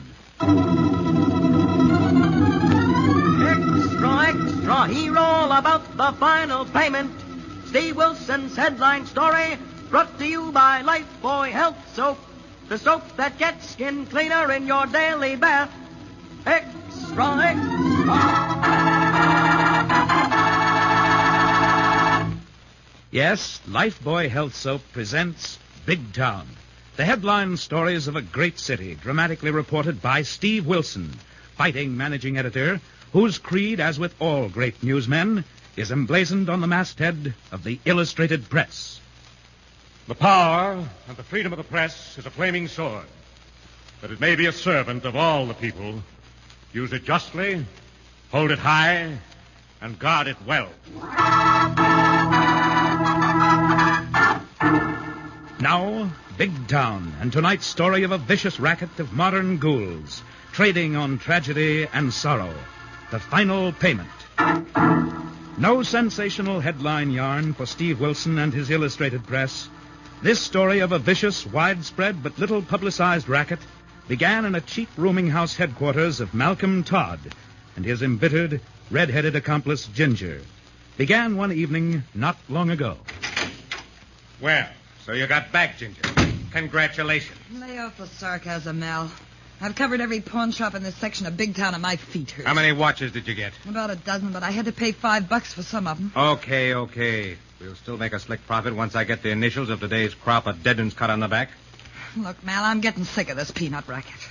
Rucking the relatives of a lot of dopes that ain't even been buried yet. I told you it's just till we get a stake, get organized, and go big time. Line up a mob, work with a real racket. Yeah, that's what you said in Chicago 6 months ago. But things got hot and we had to beat it. And the same thing happened in Cleveland. Well, it ain't going to happen in Big Town. We're going to make a killing as soon as we can line up with a real racket. So why don't we get right into some racket that pays off in something more than 3 squares and bus fare to the next town when the local flats start breathing down our I necks. keep telling you, Ginger, it's only till we can hook up with some local mob that's got connections and protection. Now quit beefing and pack up them watches. Yeah, sure. We got to catch the widows and relatives and collect for the handsomely initialed watches. Well, I'm sick of it. Fed up. Oh, shut up and get to work. That kind of attitude ain't going to get you diamonds and mink coats. At the rate we're going, I'll end up with one of these $2 watches. What? I'm sick of you and your schemes. I'm fed up. Don't start throwing things, baby. Listen to me. Now, you hurt my arm. Let go. I'm pulling out. Oh, no, you're not. Hold still, baby, and listen. Feel my throat. Let go. Shut up and listen. I want to show you something. Something you don't ever want to forget. Well, what are you doing with that gun? You promised you'd quit carrying a gun after what happened in L.A., that cop. Forget that cop. You're liable to find out if you try pulling out on me. I was only kidding, Mel, honest. Don't ever try it, baby. Mel, let go of my throat. I won't. All right. Don't ever try to pull out and cross me up with another guy or I'll blast you both. I won't, Mel. I won't. Oh, good. Now go wash the mascara off your face and go out and get the early edition of the Illustrated Press. The Illustrated Press? Yeah, it's the top sheet in this town. They have the best obituary column, the best list of suckers. Now get going, honey. The dead don't like to be kept waiting. Hello,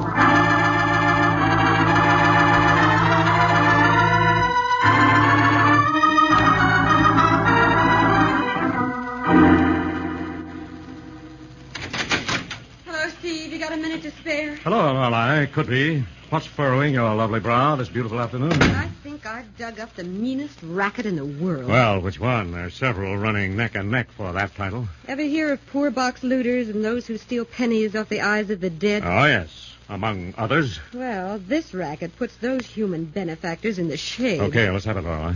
There are a couple of modern grave robbers working a post-mortem delivery of junky watches on the relatives of people who have just died. Uh-oh, the old obituary racket. Right. They get their list of prospects from the obituary columns of the newspapers. Yes, Lorelei. In one form or another, it's been going on for years. The crooks deliver cars, jewelry, portraits, usually worthless junk they claim the deceased member of the family ordered before he died. This time it's cheap watches with initials carved on the backs. Price $20 in the case I ran into. How'd you pick up the lead? Police headquarters? No, I was over in the factory district getting the story on a man who was killed in a hit-and-run accident. The man's wife told me the story and showed me the watch. Had she reported the matter to the police? No, she said she was sure her husband never ordered the watch, but the man who delivered it threatened to sue, so she gave him the money. Yes, they generally pay without question or protest. Oh, Steve, it was awful the way she sat holding that cheap watch, her fingers touching the initials cut in the back. Knowing she'd been cheated, feeling so helpless, and yet accepting it as part of the greater tragedy that had come to her. Oh, these petty crooks know it's easy to work their dirty racket on the people in the depths of misery and despair. And because they don't rate front-page headlines, nobody bothers. Nobody cares to read about it. You're wrong, Lorelei. Millions suffer from the petty rackets. The very ones who can least afford to lose the little they have. Besides, this type of filthy gyp is a training school for the big-time rackets. Is there anything we can do about this one, Steve? Yes, did you get any lead? A good description of the man who delivered the watch? No. The poor woman was so upset she couldn't recall what he looked like.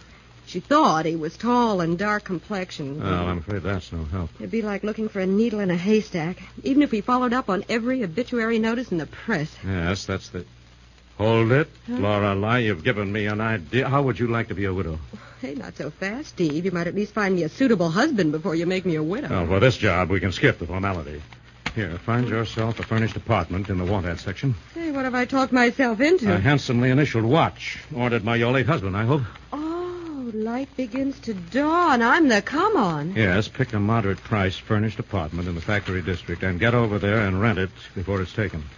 Here's one at 20 Pine Street. Pick a name, Lorelei. Smith, Brown, Jones. I'll take Jones. Lorelei, John. Yeah, Mac, the obit. Hello, Mac. Steve Wilson. Oh, Mr. Wilson, what can I do for you? I want you to insert a death notice, Mac. Hey, Mr. Wilson, sorry. Friend or relative of yours? No, an imaginary character called Jones. Henry Jones, Mac. We're baiting a trap for a modern gravedigger. Oh, I Robert. catch. Henry Jones. Survived by his wife, Lorelei Jones. I mean our Lorelei? Check. It's all very sudden, Mac. Anything else? Have the notice set up, but hold it until Lorelei's rented an apartment and phones in the address. It's as good as done, Mr. Wilson. Thanks, Mac.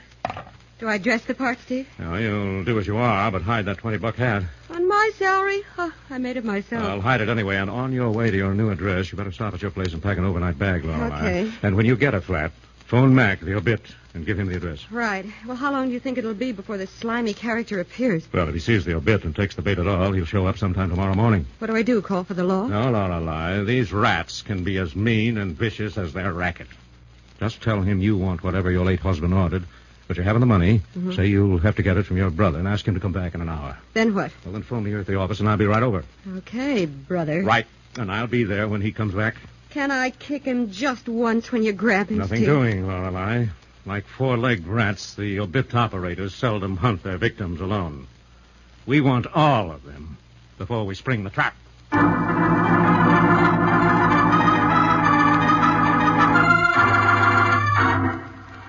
Thus, Steve Wilson, fighting editor and champion of the helpless and the victimized, has set a trap for the vicious racketeers preying upon the poor and distressed.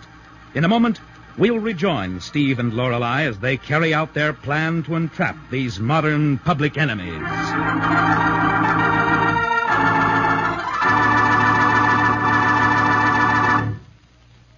Extra, extra, hero all about it. Doctor's amazing report. Lifebuoy gets skin cleaner. Hero all about it.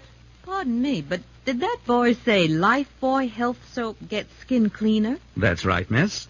Lifebuoy gets skin cleaner in your daily bath than any other leading soap. And doctors have proved it? Oh, yes, indeed. And not just once, but time after time. These doctors found in 820 scientific tests that Lifebuoy gets skin cleaner. Stops BO as no other leading soap can. Now, wait a minute. Won't any soap get you clean? No, all soaps aren't the same. Any soap will remove all the grime and perspiration you can see. But it's the invisible dirt, doctors say, that may form a foothold for BO. So be on guard. Remember, Lifebuoy gets skin cleaner than any other leading soap. Gives lasting after-bath protection 24 hours a day. But how does Lifebuoy do it? Well, doctors say Lifebuoy's purifying ingredient makes the difference. And this same purifying ingredient actually makes Lifebuoy milder. Safe even for a baby's tender skin. So bathe daily with Lifebuoy. Refreshing, mild. Lifebuoy gets skin cleaner. Get Lifebuoy right away.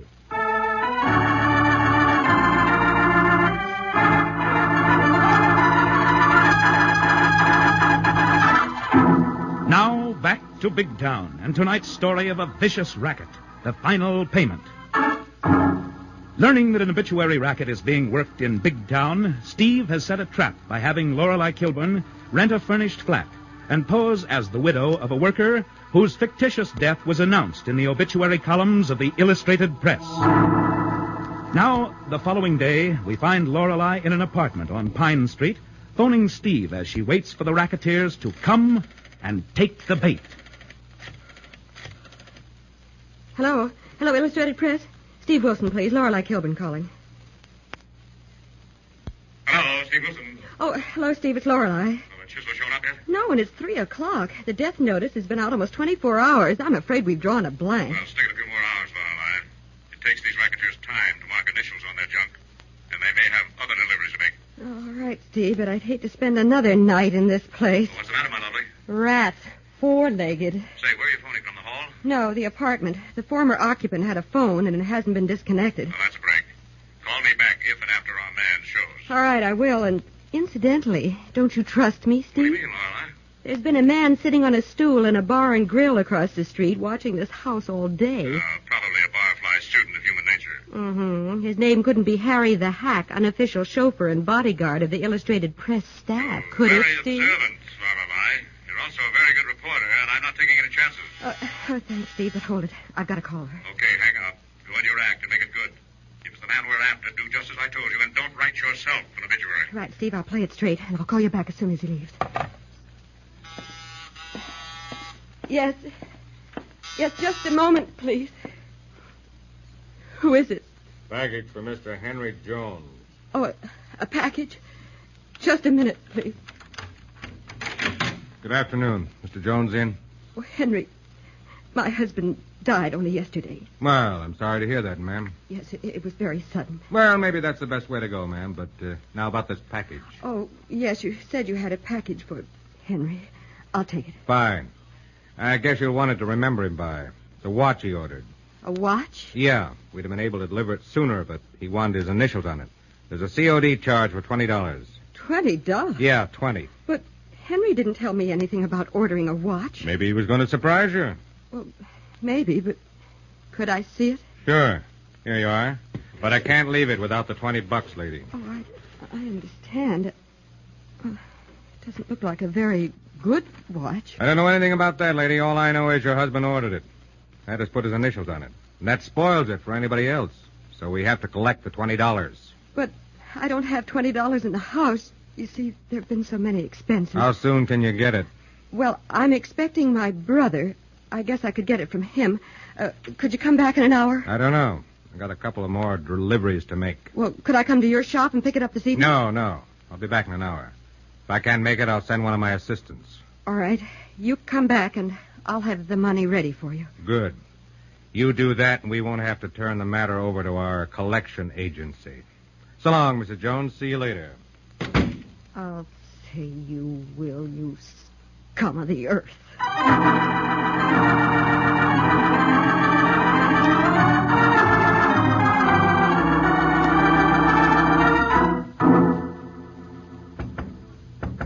Lorelei?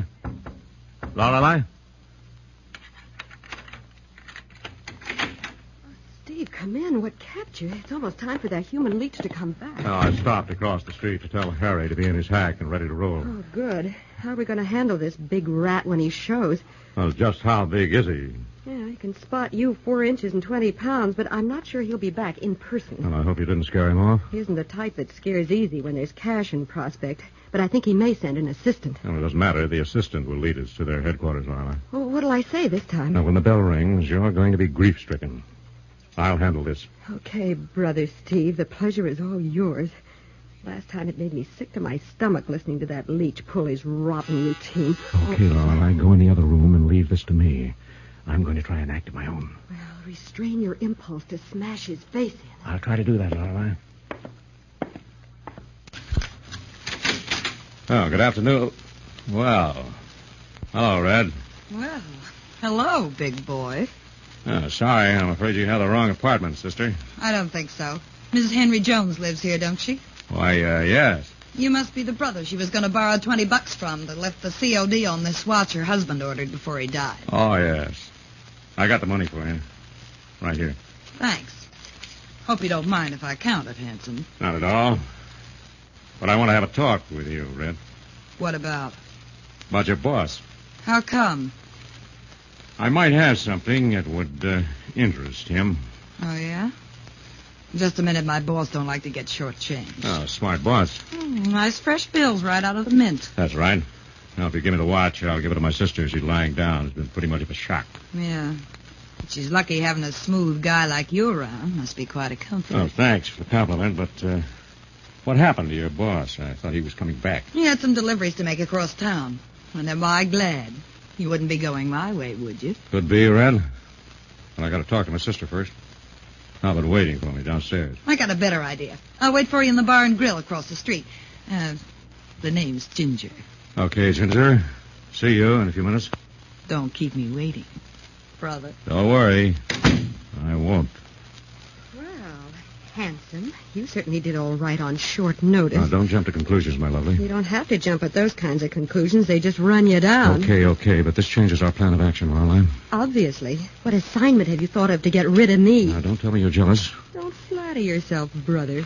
Oh, okay, see, Steve, seriously, what was the purpose in that quick play-up to that curvaceous cutie with the 4-alarm tresses? I think I can persuade her to lead me right to her boss, Lorelei. What do I do while she's doing that? I want you to get out of here, get in Harry's hack, and follow us wherever we go when we leave that bar and grill. So far, easy. And when I give you the high sign, I want you to go to the nearest police station and tell them what's up. And invite them to a handcuff party? Yes, on the double.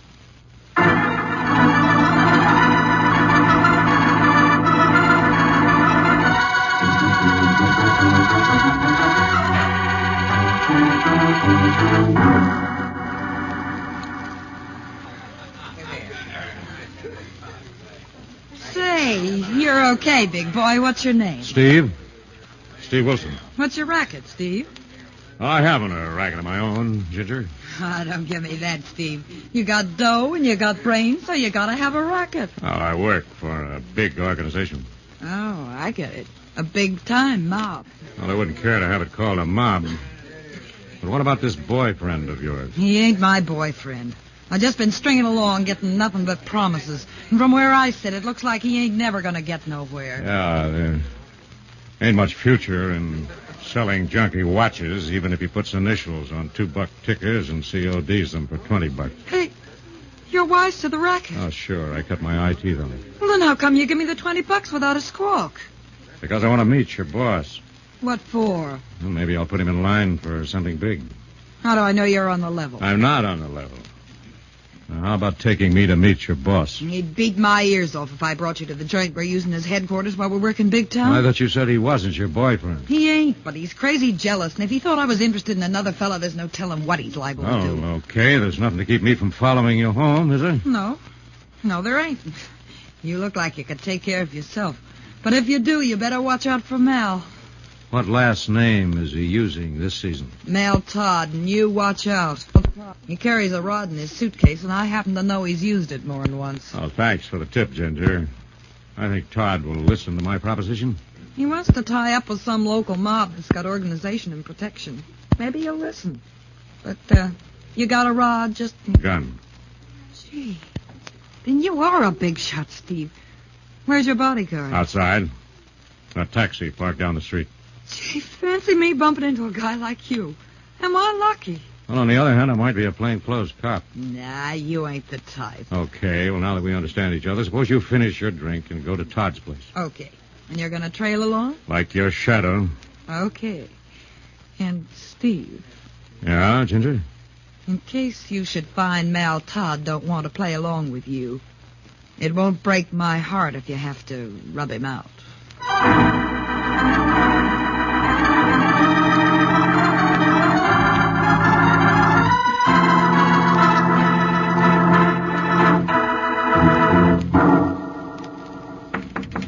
Yeah? That you, Ginger? Yeah, Mal. Let me in quick. What's lathering you? Close the door. Lock it. Okay. It's locked. What's the matter? What kept you? A guy's following you. Guys are always following you. It's the brother of the dame we hooked. That Mrs. Jones? Yeah. So what? Did you get the $20? Yeah, he gave it to me. Okay, hand it over. Can't I keep a $5? I'll give you a couple of bucks tomorrow. What about this guy? Did he squawk? No. He bought me a drink and tried to get the lowdown on you. On me? Copper, maybe. No, I can whip a cop a mile. Talks like he's got some kind of racket. Wants to talk to you. What about? I don't know. He wouldn't tell me. Listen, you two-timing little twist. If this is a double cross. Mal, you're hurting my arm. Sometimes I think I ought to break your neck. What'd you tell this local wiseacre? Nothing, Mal, honest. And I tried to shake him, but I couldn't. He followed me all the way here. Oh, I did. Okay. If he wants to talk, we'll see what he's got to say. Mal, you hadn't ought to carry that gun on you. Real big shots hardly ever carry guns. This is one of them hardly ever times, Sugarpuss. Mal. Huh? I think he's out in the hall. Okay, let's see what he wants. Good evening, brother. Hello, Todd. You mind if I come in? No. Come in. Come on in, wise guy. And we'll make you feel right at home.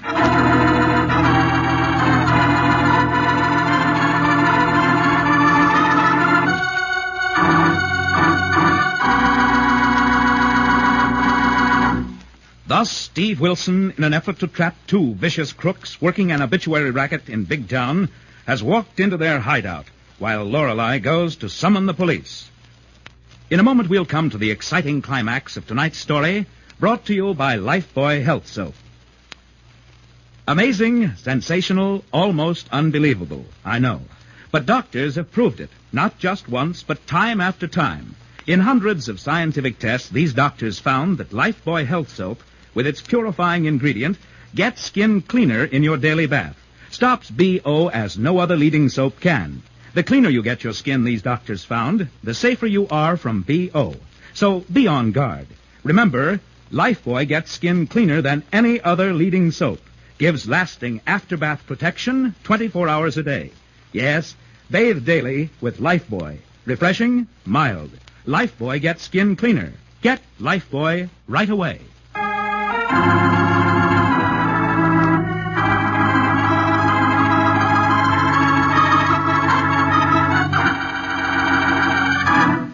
Now, back to Big Town and tonight's headline drama, The Final Payment. Posing as a local racketeer, Steve Wilson has followed the woman accomplice of a petty crook to their hideout.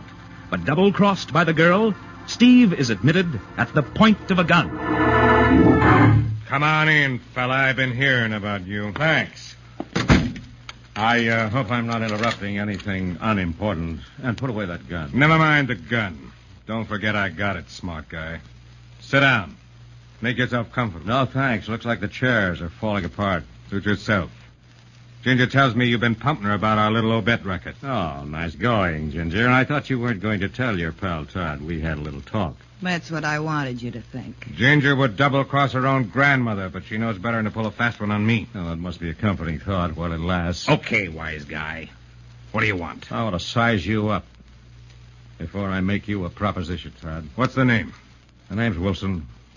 Steve Wilson. What's the proposition? It's a proposition that'll save you wearing out shoe leather trying to make a living by rooking grief-stricken relatives out of their hard-earned cash, paying for junk watches no one ordered. Okay, you're wise to the racket. How come you forked over this $20? Because I expect to get it back. With interest. Yeah? Frisk this monkey, Ginger. Let's see if we can place him from what he's got on him. You won't find a gun. He said he never carried no gun, Mal. He's clean. Yes, remember what else I told you, Ginger? Yeah. Mal, you better go easy. He acts like a big-timer, and he's got a bodyguard that trailed us all the way here. Yeah, why'd you tell me that? I forgot. What else you forget? What is this, a frame? I'm just looking after myself, that's all. Oh, Ginger wouldn't double-cross you, Todd. You just finished saying so. She won't do it but once. Come on, Ginger, give out. What's the angles on this screwy setup? I don't know, and I don't much care. What did I ever get out of stringing along with a small-time punk like you? More than you ever got out of that 5-a-day routine in that tank town burlesque. In a pig's eye. Anyway, I wasn't always ducking cops. Getting the bums rush from the local hoods. I'm fed up. I've had enough, and I'm getting out while the getting's good. You better stick around, Ginger. Maybe Todd and I can make a deal and go places. Like nothing. I thought maybe you was somebody, but you let this tin horn push you around like he was a pig shot. Stay put, Ginger. You ain't taking a powder on me for this guy or anybody else. Like nothing, I ain't. I know when I've had enough. Don't unlock that door, Ginger. I told you you'd never walk out on me. I heard you say it plenty of times. I meant it then, and I'm telling you now. Now, don't be a fool, Todd. The chair's the payoff for trigger play. Shut up, Wilson. Come back here, sugar puss, or so help me, I'll let you have it. Don't tempt him, Red. He ain't got the nerve. So long, small time. Hold on, you two-timing little tramp. Ginger! I'll kill her! I'll kill her! Not shooting into the ceiling, you would! Okay, Todd. Sleep that one off. Are you all right, Red? Yeah, he missed me, and you're okay. I thought you was just another four-flusher, but you're okay, and you and me can really go places. Sorry, Ginger. Your cross and double-cross has left you right where you started. Long ago. The cops. And you're one of them. No, Ginger. Just a newspaper man who doesn't like to see a lot of poor and distressed people being pushed around. Steve, you all right? I heard a couple of shots. Right as rain, Lorelei. Tell the law to come in and collect a couple of practitioners of one of the meanest rackets on the book. Well, they just pulled up outside. Well, how did you manage this, Steve? I suppose this Dave is that bodyguard you was talking about. Uh-huh. But we're thinking of getting him a keeper any day now. Okay, Lorelei, spare the rib. Get on the phone and get this story to Fletch on the final. Right, Steve. The capture of this pair should help break up the obituary racket in Big Town. Yes, Lorelei, and serve as a warning to other migratory leeches preying on the helpless and the distressed.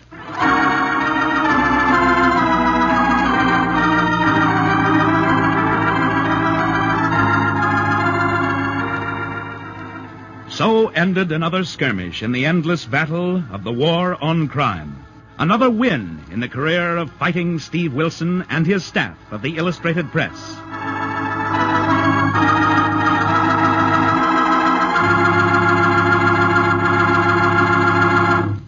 Now, before telling you about next week's dramatic Big Town story, here is Lorelei Kilburn. Friends, this is Lorelei Kilburn. I'd just like to say how nice it is to be back in these big town adventures. And it's especially nice to be working for such a fine sponsor as Lever Brothers Company, the makers of Lifebuoy Health Soap. Like millions of other Americans, I've been a Lifebuoy fan for years. I like the lather, I like the mildness. I've seen the proof of its quality and its wonderful effects. I know you'll like Lifebuoy, too. And we're all looking forward to next Tuesday night and many Tuesday nights to come. Thank you for welcoming us into your home. Thank you, and good night.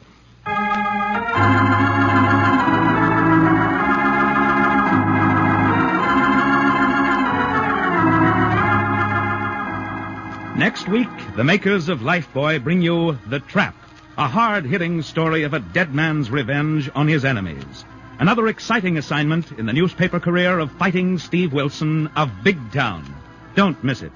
In tonight's dramatization, all names, times, and places are fictional, and any similarity to other names and places is purely coincidental.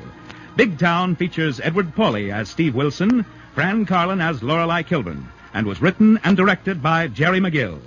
And now, Big Town bids you good night until next Tuesday night, same time, same station, when you'll hear the newsboy calling... Extra, extra, hero all about it. The story of Steve Wilson and Big Town brought to you by Lifebuoy Health Soap, another fine liver product. Extra, extra.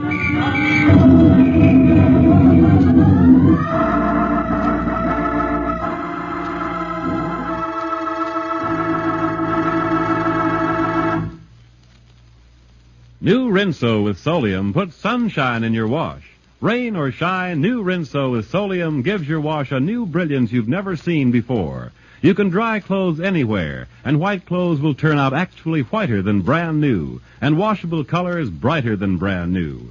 It's because new Rinso contains the scientific sunlight ingredient, Solium. No other soap contains Solium, only new Rinso. It's so safe for clothes, so kind to hands. Find out about the amazing new brilliance of Rinso washed clothes. Find out how new Rinso with Solium puts sunshine in your wash. Get Rinso right away.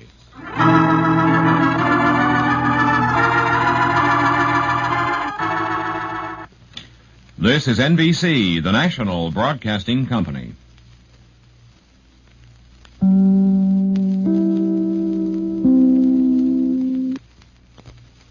The amazing Mr. Malone.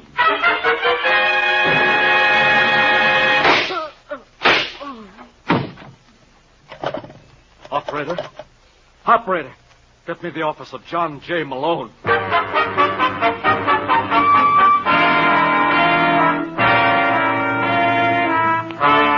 National Broadcasting Company presents The Amazing Mr. Malone, an exciting half hour of mystery starring George Petrie as the lawyer whose practice before every type of bar has become a legend.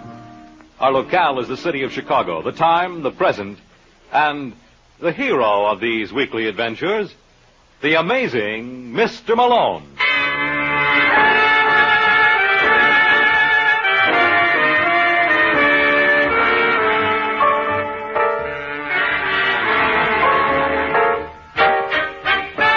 Malone's the name, John J. Malone, attorney and counselor at law. Tonight, in our study of the cliche, let's take a gander at hard work never killed anyone. You can never prove that by Danny Braden. Danny is the dark-haired boy in a small furnished apartment on Chicago's South Side. Danny is what is known in the trade as a solitary drinker, and he's just made an amazing discovery. Your liquor goes a lot further that way. Danny. What the devil do you want, Thelma? I don't want to nag you, darling. Certainly giving a darn good imitation. I only meant... What's the matter? You deaf? See who that is. Sure, darling. Just a minute, I'm coming. Yes? I'm looking for a Danny Braden. What do you want with him? I'm an old buddy of his from L.A. Just tell him it's Jack Bucktel. Well, what are you doing here? Oh, hiya, Danny. Good to see you. What do you want, Bucktel? Now, is that any way to talk? Your little girl here would think you weren't glad to see me. She'd be right. That's gratitude for you. And to think the minute I stepped off that bus, I made tracks right over here. Shouldn't have bothered. Was no bother at all. How you doing, Danny? Swell. You don't look it. Well, you know me, Buck. I never believed in being ostentatious. Can you use $100 grand? Are you kidding? Darling. Shut up. What? Where can we talk? What's the matter with this? Two things. One, you haven't invited me in. What's the other? Her. They're both no problems. All right, Thelma, go take yourself a walk. No.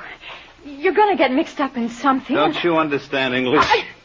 Oh. Now make it a nice long walk, like from here to Evanston. Well? All right, Danny. Better call me before you come home. I like a girl who can mind. Sit down. Thanks. You, said something about 100 grand? Oh, not so fast, Danny boy. There are one or two things we got to iron out first. Such as? I got to be protected. Okay. Then, sign right here. What is this? Just a little agreement that we split 50-50 on your income for the next 10 years. You think I'd be stupid enough to sign this? Why? What do you got to lose? Well, if I went to work, you... You wouldn't do a thing like that. Don't be so smart. Let's not kid each other, Danny. I know you from a way back. You got no more intention of doing an honest day's work than I have. Now, if you want to sign that agreement, okay. If you don't, it's all right, too. Give me a pen. Mm-hmm. There you are. Daniel M. Braden. How's that?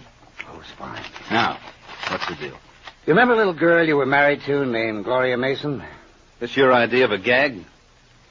How long has it been since she got killed in that fire? What are you, a comic? Just humor me for a couple of minutes, will you? Well, 6 years ago.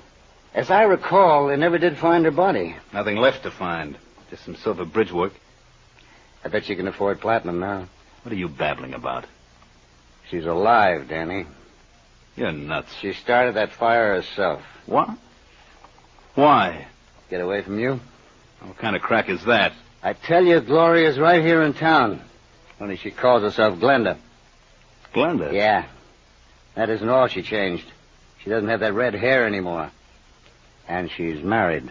Married? Uh-huh. To a fellow named Phil Stacy. Phil? The Stacy that owns the Belmont Casino? Uh-huh. I understand she's nuts about him. You must be out of your mind. Well, there's one way to convince yourself. Go up and see. And while you're at it, you might ask her for a couple of bucks. You know, so you can afford a cab back. I'm sure she wouldn't want her husband to walk.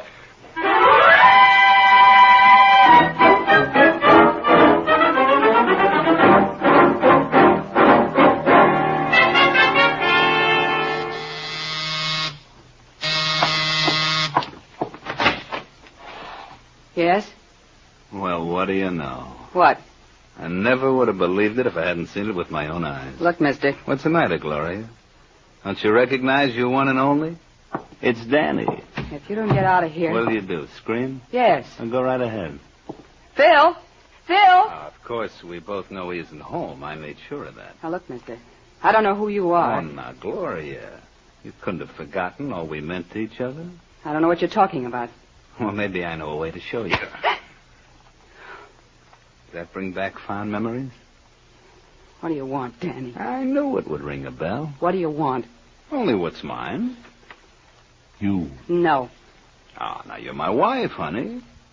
You don't know how I missed you. I'm sure you found someone else to beat up. Oh, now, Gloria. Oh, I beg your pardon, Glenda. There never was anyone like you. Well, what do you say you pack your bags and I'll take you home? Let me go. Oh, come on, sweetie. You'll love it. Once you get used to the bugs. What are you after? I told you. You. I only hope Phil won't be disappointed. You're not going to say a word to him. I'll kill you if you do. Well, he's bound to find out. After all, he thinks he's married to you. How much do you want? Now, you think I came here for money? How much do you want? I never thought of it like that. But, if you'd rather stick with Phil, why, far be it from me to interfere with your happiness. Let's make it $5,000. That's a nice round figure. Don't be a fool. Where would I get it? Oh, it doesn't have to be cash, honey. I'll take your check. I'm sure you wouldn't stop payment. How do I know you won't be back again? Of course I will, Glenda. You're my wife. Now, what kind of husband would I be not to drop by when I'm in the neighborhood? And I intend to be around real often.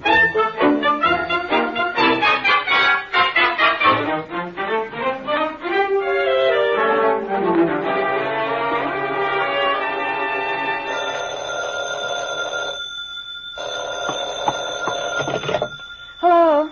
Oh, Thelma. How goes the battle? Who is this? Jack Buxell. Is Danny around? Just a second. It's for you, Danny. Who is it?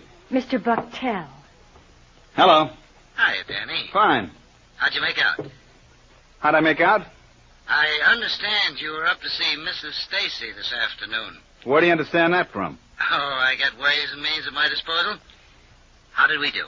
We didn't do. I don't get you, Danny. Very simple, Buck.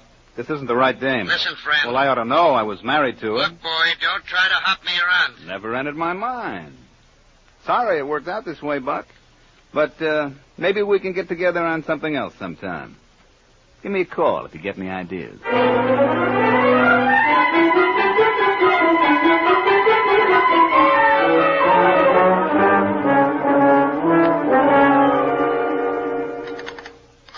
Some more coffee, Glinda? What? I asked if you wanted some more coffee. Oh, no, thanks, Phil. What's the trouble, baby? Trouble? We haven't said 2 words since we sat down. Well, I've got a slight headache. You want some aspirin? No, I'll be all right. Maybe if you ate something. I'm not hungry. You haven't been hungry for a week. If you don't stop picking on me. Sorry, honey. No, it's my fault, Phil. I'm just on edge.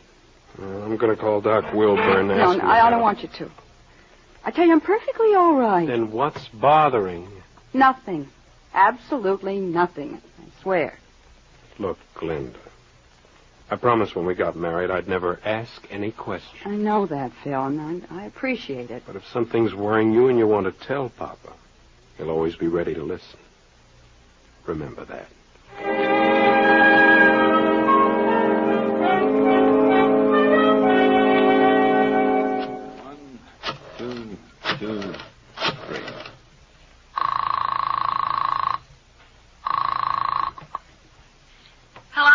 Hello, Doris. This is Danny Braden. Oh, hiya, Danny. My missus there? Huh, what? Thelma. No, she ain't. Oh. I just got in to find a note saying she's gone over to see you. Well, she left here 10 minutes ago. I think she had an appointment with John J. Malone.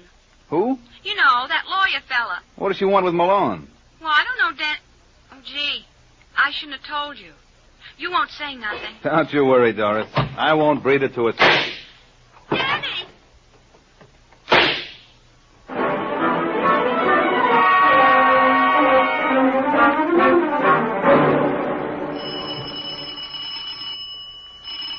Just a second. I said just a second. Yeah? I'm looking for John J. Malone. Have you tried the Prescott building? I understand he's got an office there. His secretary told me he's never in. Oh. And then she said if it was real important, I could find him here. She's just a great big blabbermouth, ain't she? Uh-huh. Skip it. Come on in, Mrs. Oh, Braden. Thelma Braden. Sit down. Well... You don't have to worry. I won't bite. I left my uppers in my other head.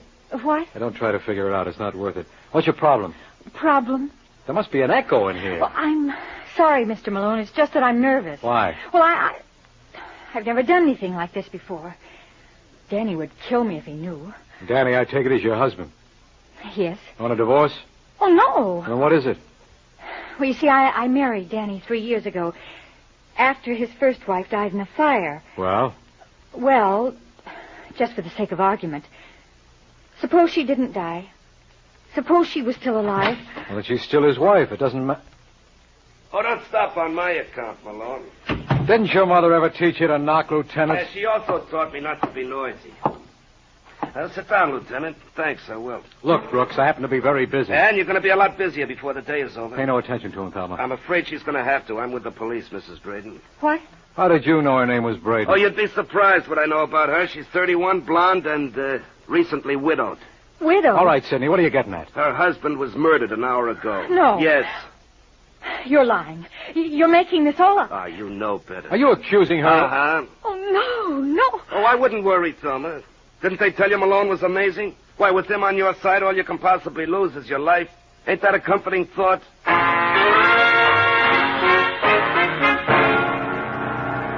You're listening to The Amazing Mr. Malone.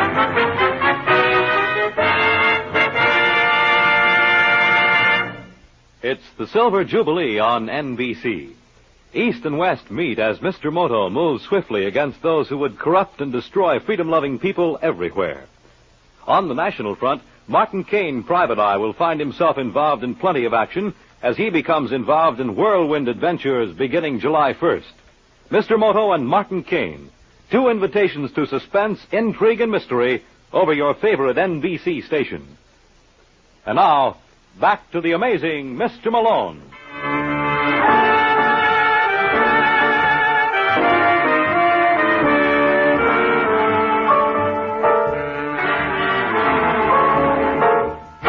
There's one nice thing you can say for my apartment. It's convenience. Within the space of 5 minutes, I had 2 visitors, and both gifted conversationalists. The first was Thelma Braden. The second, Lieutenant Brooks, and the dialogue was real scintillating. Then Brooks got started on a monologue. That's when the party got dull. It's my duty to warn you, Mrs. Braden, that anything you say may be used in evidence. Why don't you shut up? Can't you see she's in a state of shock? Thelma, Huh? can you understand me? He said I killed Danny. He didn't mean it. Didn't I? Now, look, Sidney, use your head. Where's her motive? Oh, you're just talking to pad your part. Where's her motive? Why, that husband of hers used to beat her like she was whipped cream. That's not true. Are you kidding? The neighbors told me he cuffed you around regularly. I didn't care. Then why were you consulting Malone? Well, That's a confidential matter. How did you know she was here? my friend must have told him. You mean Doris? You're right. Now, listen to me, Thelma. Remember that matter we were discussing before he walked in? What? Well, you know about this girl you knew whose husband thought she was dead? The girl I knew. Yeah, the one who was supposed to be burned in that fire. What was her name? I can't think. You've got to, Thelma. Look, is this a private game, or can a stranger take a hand? It's private. It's Stacy. Glenda Stacy. Phil Stacy's wife? I don't know. Well, I'll check. You go along with Brooks now. You mean I can have her? Don't get your hopes up, Lieutenant. She's only for a lend. I'll be back for her after I look up another prospect.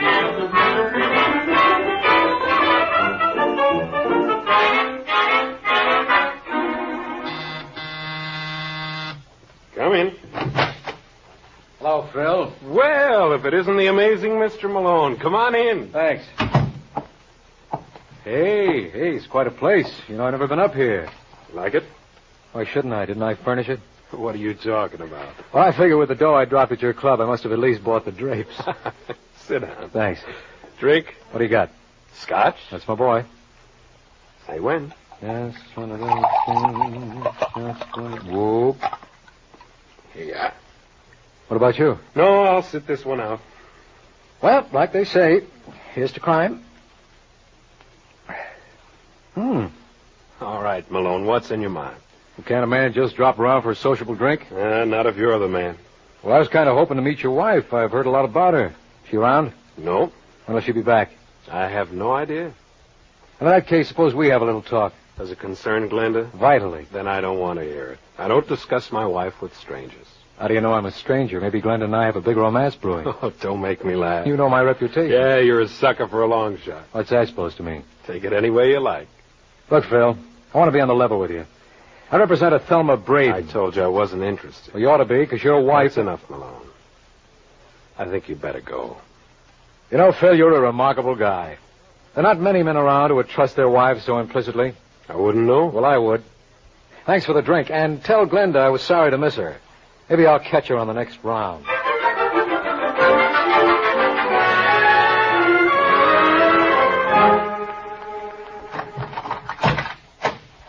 That you, Glenda? Yes, Bill? Oh, here. Let me help you with those packages. Oh, thanks, darling. How do you feel? Oh, much better. Good. Would you like a drink? I'd love it. You sit down right over here, and Pop will take care of it. Did you bring the evening papers? Oh, I forgot. Oh, it doesn't matter. All the news is bad. Which reminds me, John J. Malone was up to see you this afternoon. Who? You know, a lawyer. But he's representing Thelma. What did he want? I didn't give him a chance to say. Hey, don't you want your drink? What did he say, Phil? I told you I wouldn't listen to him, but I will to you. I don't understand. Look, baby, you know our deal.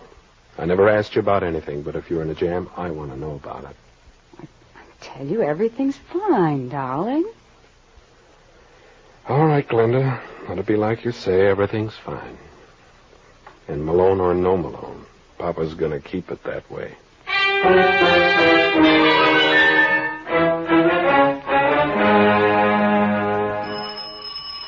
Tom.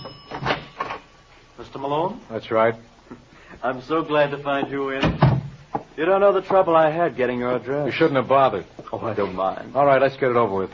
I beg your pardon? Look, Junior, this is an old story to me, though generally I find him waiting inside. Weren't you sent here to warn me off? How in the world did you know that? I'm amazing. Besides, that bulge in your pocket gave you away. Oh, you mean this old thing? Hey, isn't that kind of heavy for a little man like you to carry? But then that makes you a big man, doesn't it? Oh, definitely. Who sent you, Glenda Stacy? And why would Mrs. Stacy want to do that? Because we both know she killed Danny Braden. Did she? Absolutely. She was legally married to Braden, and he was probably shaking her down. Oh, so she took the obvious way out. See my point? Well, isn't there something you're overlooking? You're right. Pardon? I'd completely forgotten about her husband. Did Phil send you? Oh, why should he? Well, by his own admission... Oh, I wouldn't, if I were you. I was just trying to get a cigarette. Yes, well, you can smoke mine. No nicotine. Thanks. Mm-hmm. And you were saying? Oh, yeah. Phil would do anything in the world for his wife. Would he? Well, that's what he claimed, and I see no... Wait a minute. Now, don't tell me you thought of something else. Yes, indeed. Danny must have just recently found out Glenda was living. Would you believe I have no idea what you're talking about? Well, it doesn't matter. I was just thinking out loud. You mind? No, not at all. Well, the way I see it, Danny must have learned about Glenda in the past few weeks. Otherwise, this whole affair would have been precipitated a long time ago. Now, how did Danny find out? May I offer a suggestion? Please do. Maybe he saw her on the street. No, that's too convenient. There has to be another party who supplied the information. Does he? That's the only way it adds up. Now, who could have tipped off Danny that Glenda was alive? I have no idea. Well, thanks anyway, friend. You've been real sweet to let me run on like this. Oh! What's the matter, kid? Can't you take it down there? Yeah, I know. I ought to be ashamed for hitting anyone smaller than myself, but you don't think a bully like me would hit anyone bigger.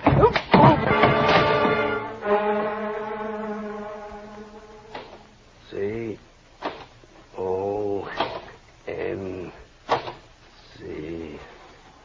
Hey, Sussman, how do you spell consensus? Don't tell him, Hank. You know stool pigeon. Oh, no. Make for the hills, man. That man's here again. Look, you idiot, I want to talk to you. No speaker to English. I'm not kidding, Lieutenant. I got the whole thing figured out. When haven't you? I'm serious. Thelma Braden didn't kill her husband. Well, naturally you'd say that. Naturally, and I've just been with the boy who can prove it. Well, why didn't you bring him with you? He was in no condition to travel. He had a gun, and I saw no point in letting him use it. Coward.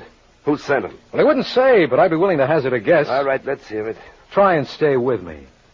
Now, Danny Braden was blackmailing Phil Stacy's wife. Why? Because she was really Danny's wife. She was never legally married to Phil. Now, this couldn't possibly be as confusing as you make it sound. Well, if you think it's rough, wait till you hear the rest. Danny thought she was dead. Recently, he learned she was alive. Now, that information had to come from someone. Who was it? Well, you tell me. I'm the schlemiel, remember? Okay. It came from the same guy who sent that punk junior grade around to knock me off. And who's that? Phil Stacy. Are you out of your mind? Well, who'd be in a better position to know all about Glenda's background? Well, why would Phil want to blackmail his own wife? That's what I keep telling you. She's not his wife. All right, why'd he want to blackmail Glenda? He's in the chips. Where do you suppose that bankroll came from originally? Glenda? Sure. She must be the one who's loaded. Phil's past is a mystery. And when Glenda left Danny, she must have waltzed off with all of Danny's dough. This assumes he had money at one time. Yeah. Now, let's see if I understand you. It's your theory Phil was blackmailing Glenda through Danny. Hooray, you caught on. Yeah. Well, I'll have to give you credit, Malone. You were right on one count. The information that Glenda was alive did come through a third party, only it wasn't Phil Stacy. It came from a fella named Jack Bucktel. But if Phil wasn't the one who supplied the information... Then you were wrong on count two. Yeah, but don't feel too badly. You were 50% right, and for you, that's a 49% improvement. Keep it up, Counselor. You're doing fine.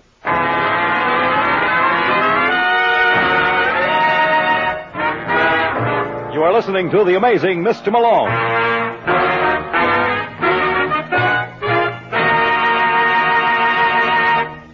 It's the Silver Jubilee on NBC.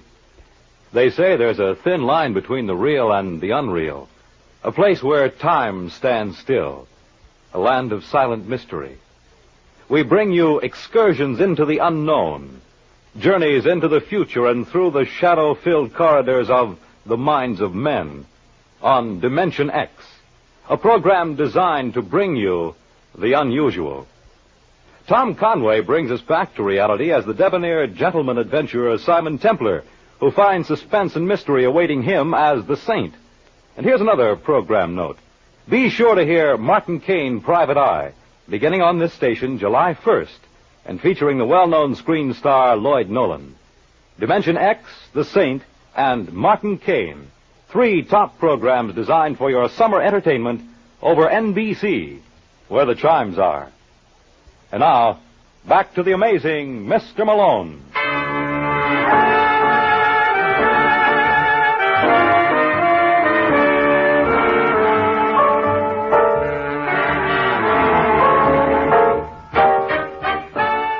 They say you can't keep a good man down, and they're absolutely right.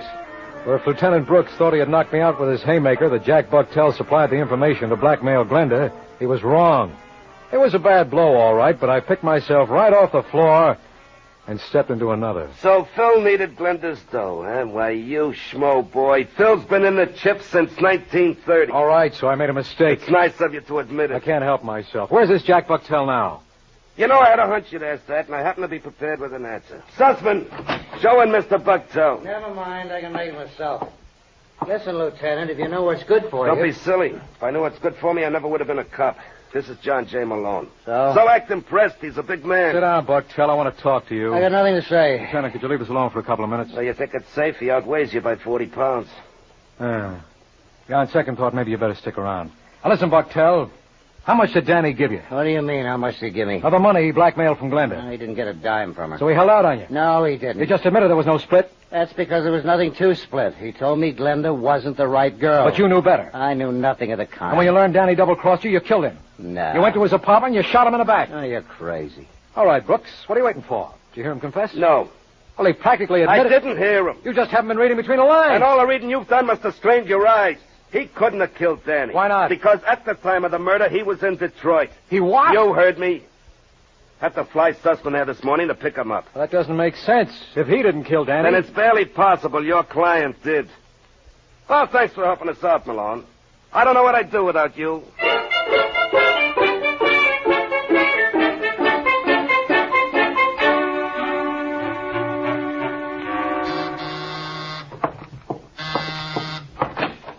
Yes.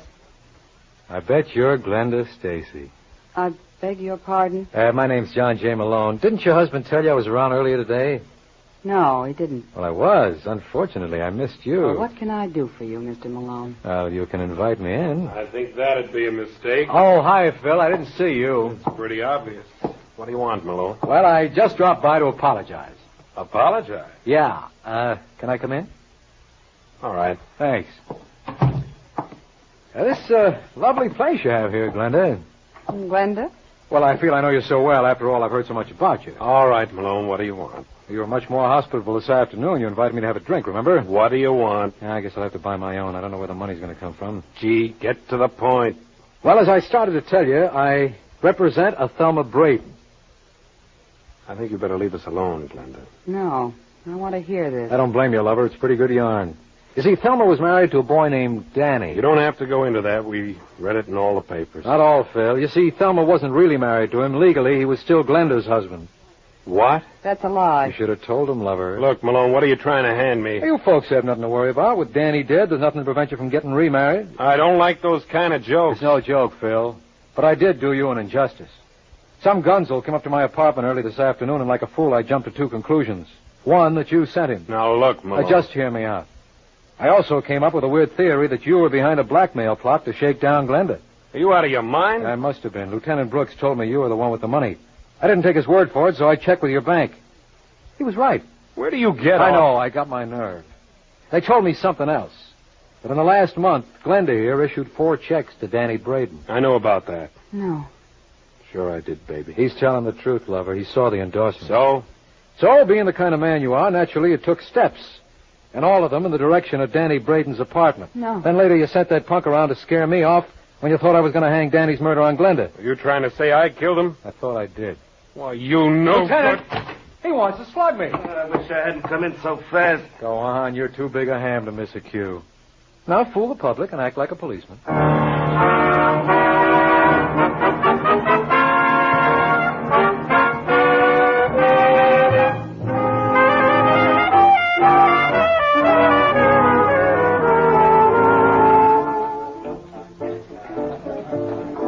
Hey, George, how about a little service here? Oh, what are you complaining about, Malone? We're getting as little as possible. Oh, I don't know why I come here every week. Everybody's a comic. Listen, Malone. What do you want? How did you know Phil killed Danny Braden? Well, it all came down to the process of elimination. Mm-hmm. You had a cast-iron alibi for Jack Bucktel. So? That took care of him. And as far as Glenda was concerned, it wasn't in character for her to commit murder, or she would have done it long ago. Look what she went through to get away from Danny. And then when he turned up again, She paid him off. Well, maybe she got tired of it. Never. You know, the first touch is always the hardest for a blackmailer. Once the victim kicks through, from then on, it's clear sailing. So, that took care of Glenda and left us Phil. Oh, why didn't he let on to Glenda that he knew about Danny? Because that's the kind of a guy Phil is. He was crazy about her. If she thought she was keeping something from him, he wasn't going to let on. Now, does that take care of all your questions? No. This is all well and good about the process of elimination, but there's one party in this deal you overlooked. Who? Your client. Why couldn't Thelma have been guilty? Because you made the pinch. Well, you were right last week, so now it had to be my turn. After all, I'm the one who's amazing. Good night, Lieutenant.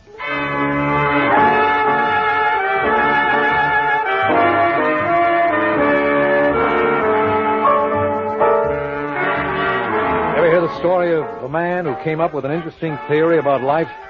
Then one of his friends shot it full of holes. As a lawyer, I can tell you it was murder. I'll fill you in on the gory details next week, so why not pick me up at my office at the same time? I'll be waiting for you. Good night. George Petrie was starred as John J. Malone, with Larry Haynes as Lieutenant Brooks. Our program is written by Eugene Wang and directed by Richard Lewis. The Amazing Mr. Malone is based on a famous character created by Craig Rice and produced by Bernard L. Schubert. The events and characters in this story were entirely fictional, and any resemblance to persons living or dead is entirely coincidental. Fred Collins speaking. The Amazing Mr. Malone has come to you from New York. We hope that you've enjoyed this recording, and for more happy listening, please visit otrcat.com.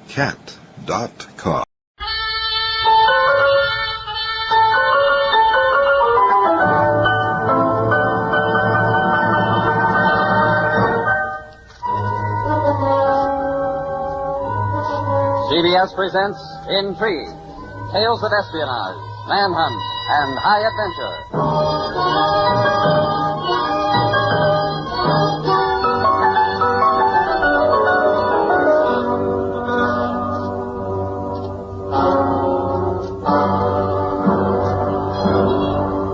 Good evening.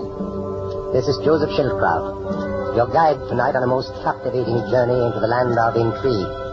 The teller of our tale is the acknowledged master of the literature of deception and conspiracy, E. Phillips Oppenheim, and the story is his masterpiece, The Great Impersonation, a deft blending of love, secret enterprise, and malevolent cunning. So, come with us on another strange adventure into the uneasy, fascinating land of intrigue.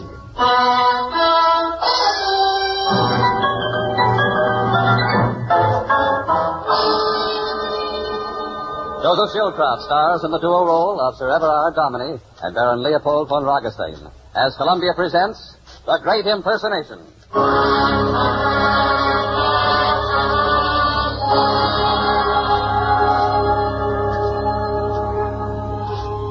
Our story has a prologue. It is the year 1914. At a settlement deep in the jungle of German East Africa, two men wearing the uniform of the German Imperial Army sit at the bedside of a haggard, fever-ridden derelict. Please, mein Herr, do not exert yourself. Who are you? Where the mischief am I? Dr. Ludwig Schmidt, His Imperial Majesty's Africa Corps. You're within half a mile of the Awaya River, about 72 miles southeast of the Darawaga settlement.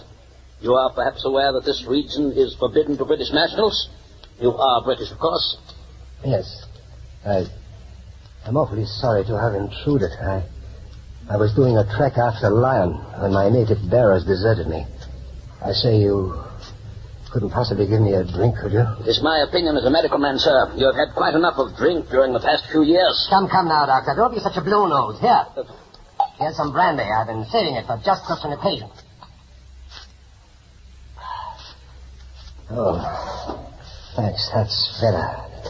Devilish good brandy, that. I say. Please, you must not try to sit up. I know what's worrying our friend there. He thinks he's looking into a mirror. Yes, there's an amazing likeness between us. Isn't there, Doctor? Yes, Excellency, I had noticed it. Why, you're Baron von Ragestein. Why, you already eaten with me. Quite. And so we meet again, eh, Dominic? Some years older both, and both of us exiles from our native lands. We might have been born twins, this Englishman and I, Doctor? Well, Excellency, in a manner of speaking, The doctor is referring to my wasted youth, no doubt. I intended no insult, I assure you. Now tell us, my dear cousin, we are cousins, I believe. What tragedy brought you here to this wilderness? It's all right for the patient to talk now, isn't it, Doctor? For a few minutes longer, Excellency. Well, it's a strange sort of a story. Not a thing that could happen in Germany at all, I dare say. I fell in love with a girl in the village near my estates. She was engaged to marry a chap. Roger Unthank was his name. She broke off the engagement to marry me. We were quite happy until... Please, pour me another brandy, will you, Doctor? I don't recommend it. Go ahead, let him have it. Very well, Excellency. Thanks. Well, Von Ragerstein, to make a long story short, the chap attacked me one night as I was walking up to my house through the woods. We fought and... You killed him? Well, I left him there in the wood for dead. When my wife heard the news and saw me covered with her ex-lover's blood, why, she became hysterical. She tried to kill me. Please. Oh, as you wish. Yes? And after that, Dominic?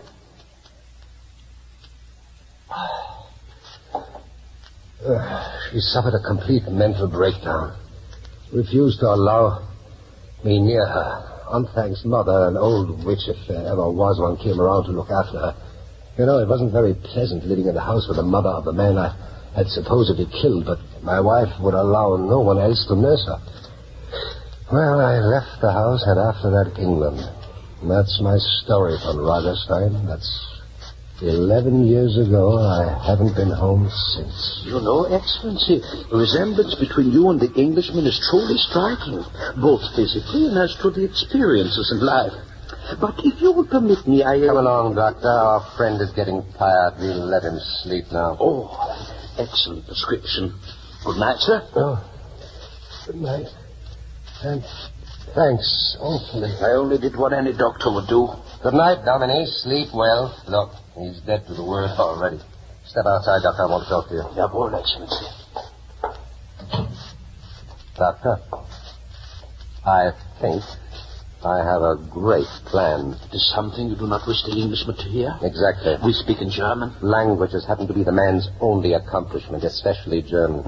He went to university in Germany just as I did in England. When he returned home, his people told him he spoke English with a slight German accent. However, I think we needn't worry about his overhearing us, Doctor. I took the liberty of taking some sleeping powders out of your medical kit and mixed them with his brandy. And your plan, Excellency? My plan? Yes. I shall return to England as Sir Everard Dominic.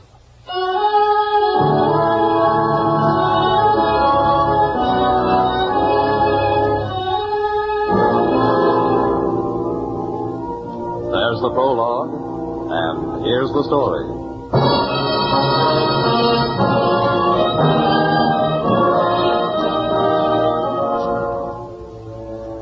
To Chief of Intelligence from Agent R03N&Z.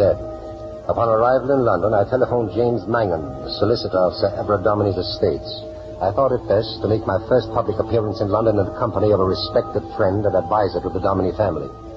He seemed suspicious of my identity at first, but agreed to meet me at Claridge's for luncheon. I arrived 5 minutes early and was waiting just inside the door of the restaurant when... Leopold! Why didn't you tell me you were coming to London?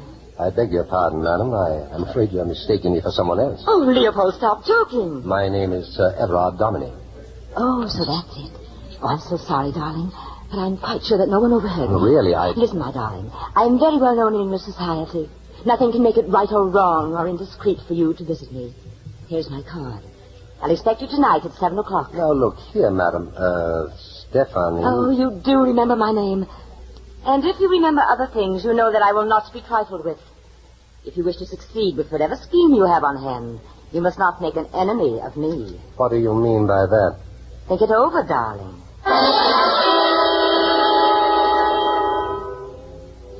I had counted on difficulties with former connections of Everard Dominic. I had not counted on trouble from Leopold von Ragerstein's friends. It was necessary to get out of London and away from Stephanie as soon as possible, for she was the princess over whom von Ragerstein had fought his sensational duel. Newspaper accounts of the affair had been printed all over Europe with pictures of Stephanie and Baron von Ragerstein. For the new Everard Dominie to be seen in public with the same woman was a thing I had to avoid at all costs.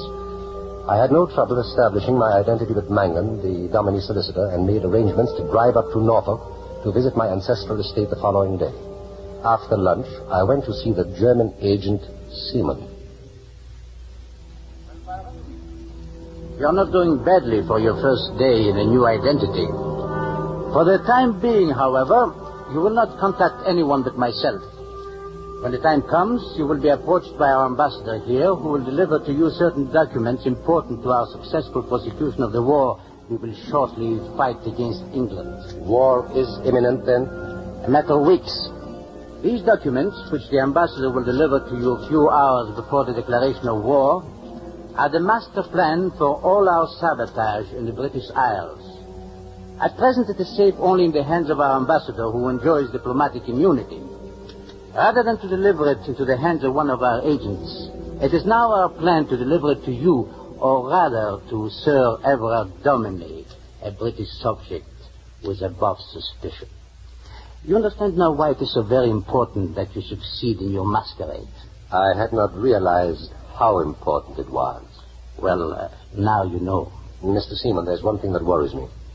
Yes? Stephanie, the Princess Iderstrom. She approached me at Claridge's and called me Leopold within hearing of a dozen or more people. Luckily, I don't think anyone was listening, but it might have been disastrous. You'll have to talk to her and explain that she must be more discreet in the future. She even insists that I see her this evening. Now, you must go to her and tender my apologies. I am driving to Norfolk tonight to my ancestral estate, Dominie Hall. You are sure it is wise for you to go there? If I am to establish myself as Sir Everard Dominie, it's essential. But his wife, she's staying there, isn't she? Confined to her room, my dear Seaman. Lady Dominie is hopelessly insane.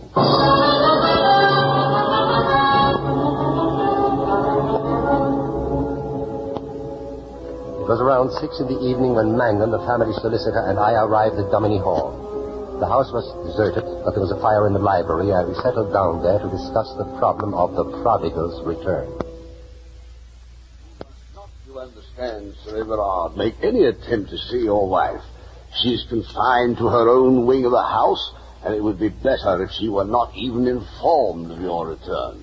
She still threatens to kill me if I sleep under the same roof? I'm sorry, but that is the case. It's gloomy here. Where are the servants? Oh, they've all gone home hours ago. They won't stay here after dark, you know. Why not? Why? Because of the ghost, of course.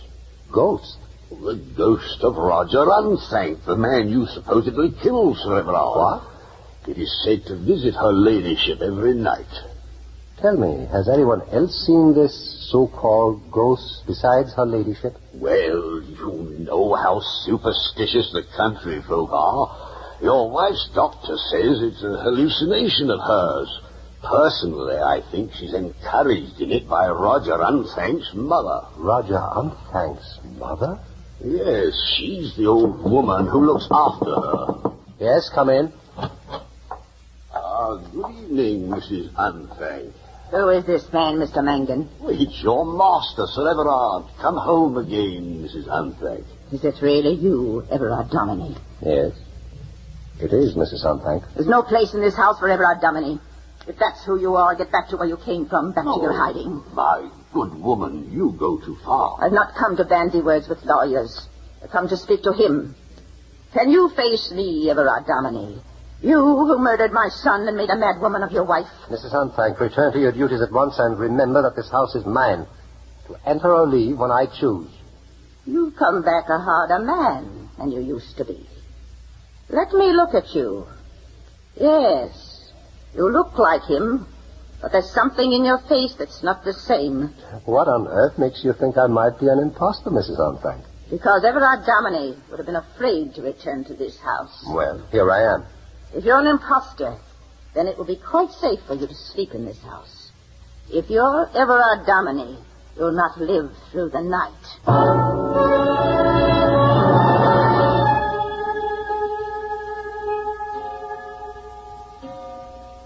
Who is it? Who's there? If you move or cry out, I'll plunge this knife straight into your throat. What do you want? I want to look at you. Don't reach for the light. I can see you well enough by the moonlight. Rosamond. Is it true you're mad? Mrs. Unheard said it wasn't really you. But you know better, don't you, Rosamond? I've sworn to kill my husband. Are you really my husband? What's that? Roger. He's unhappy tonight.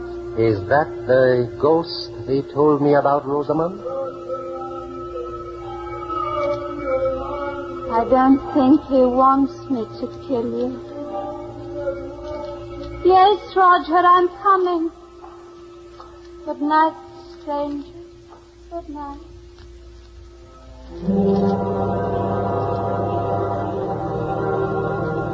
After she'd gone, I lay there in a cold sweat, listening to the silence that had settled over the house once more. I touched the spot in my throat where she had held the knife blade ready to plunge it and end my life. There was a pinpoint of blood where it had punctured the skin. The madness of Lady Dominie, which had seemed such an advantage to Baron von Ragerstein when he planned his impersonation, was a threat to the life of any man who chose to impersonate Sir Everard Dominie.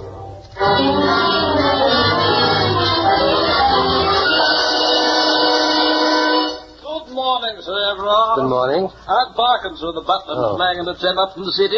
Well, I hope you don't believe in ghost Parkins. Oh, I've been told all about it, sir, and also about her ladyship's unfortunate illness. I believe you'll find me discreet. Discreet, Parkins? Princess Iverston is waiting for you in the library, Sir Everard. The princess? When did she arrive? On the early train, sir. We rode up from the station together. Oh, she's a very beautiful lady, sir. Yes, she's indeed, Parkins. Where shall I put her luggage, sir? Leave it in the car, Parkins. The princess will be going back on the next train. But, Sir Yes, that'll be Everard. all, Parkins. Thank you. Yes, sir.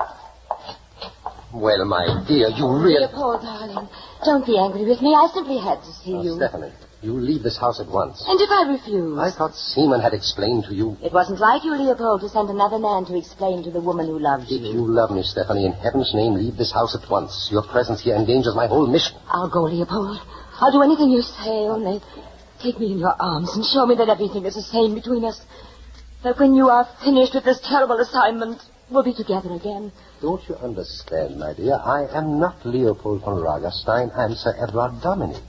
Everard Dominie does not make love to a woman not his wife. Can't you throw off this masquerade for even a moment?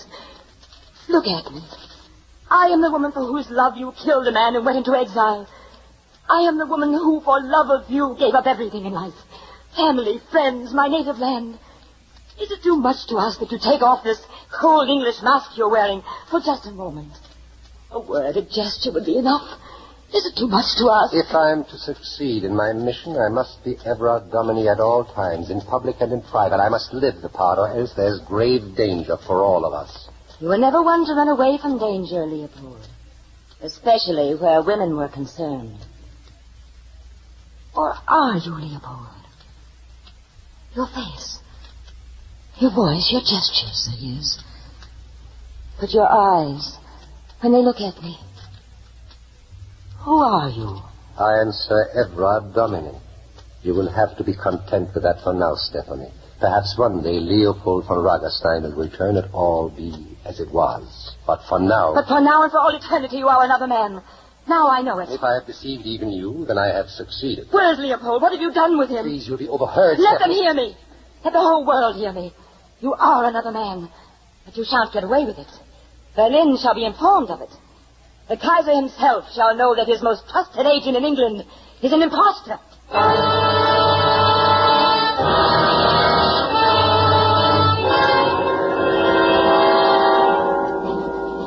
His Imperial Majesty. Your Majesty. Baron von Ragerstein.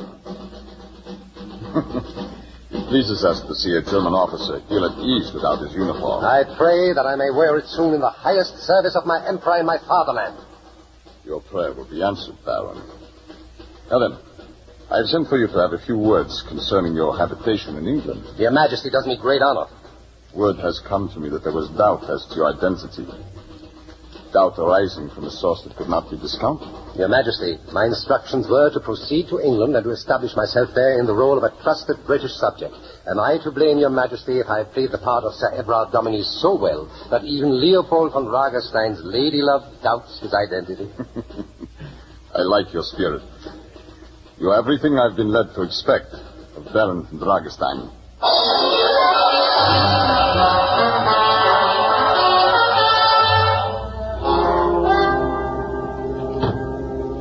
Hello, Rosamond. Everard, you've come back. I was afraid you wouldn't. Well, I've come home for good this time, darling. Let me look at you, Everard. You find me much changed? Stronger. Perhaps better looking. There's something gone from your face which I thought could never be lost. Where did you go, Everard? To Berlin, on a business trip. Perhaps that's what it is. You're always a little different when you've been speaking German for a long time. Do you love the Princess Ida Storm, Everard? No, of course not. Mrs. Unthank says you look like a man that killed her husband in a quarrel over her.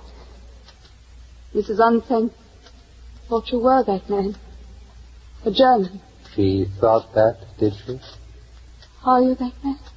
Would it make a great difference to you, Rosamond? No. No, it would make no difference. I've fallen in love all over again. With you. Whoever you are. I love you, Rosamond. Everything is going to be wonderful, dear. You will get well, and everything will be as it used to be when you were happy. I'm not much better, though. I heard Roger's voice again last night. I think that voice will go away, Rosamond, very soon. Yes? I beg pardon, sir. There's a gentleman calling. Prince Tanilov. Tanilov? The German ambassador? Yes, dear, it's a business matter. Excuse me, darling. He's in the library, sir. Thank you, Perkins. Prince Tanilov. Baron von Ragenstein. Or should I say, Sir Everard Dominie? We can talk in this room, Excellency. It's completely soundproof. One of the improvements Sir Everard made in the house since his return from Africa. Excellent. It was necessary for me to come to you, for this the third and last of our meetings from Dragstein. Oh, why the last, Excellency? The embassy is under surveillance. In short, Baron, the glorious day is at hand. The Tag? In a matter of hours, the Kaiser's armies march. Yeah, I have brought the documents in this dispatch case. It's no longer safe in my hand. I accept it as a sacred trust, Excellency. Well, these documents are the master plan for our wartime sabotage in England.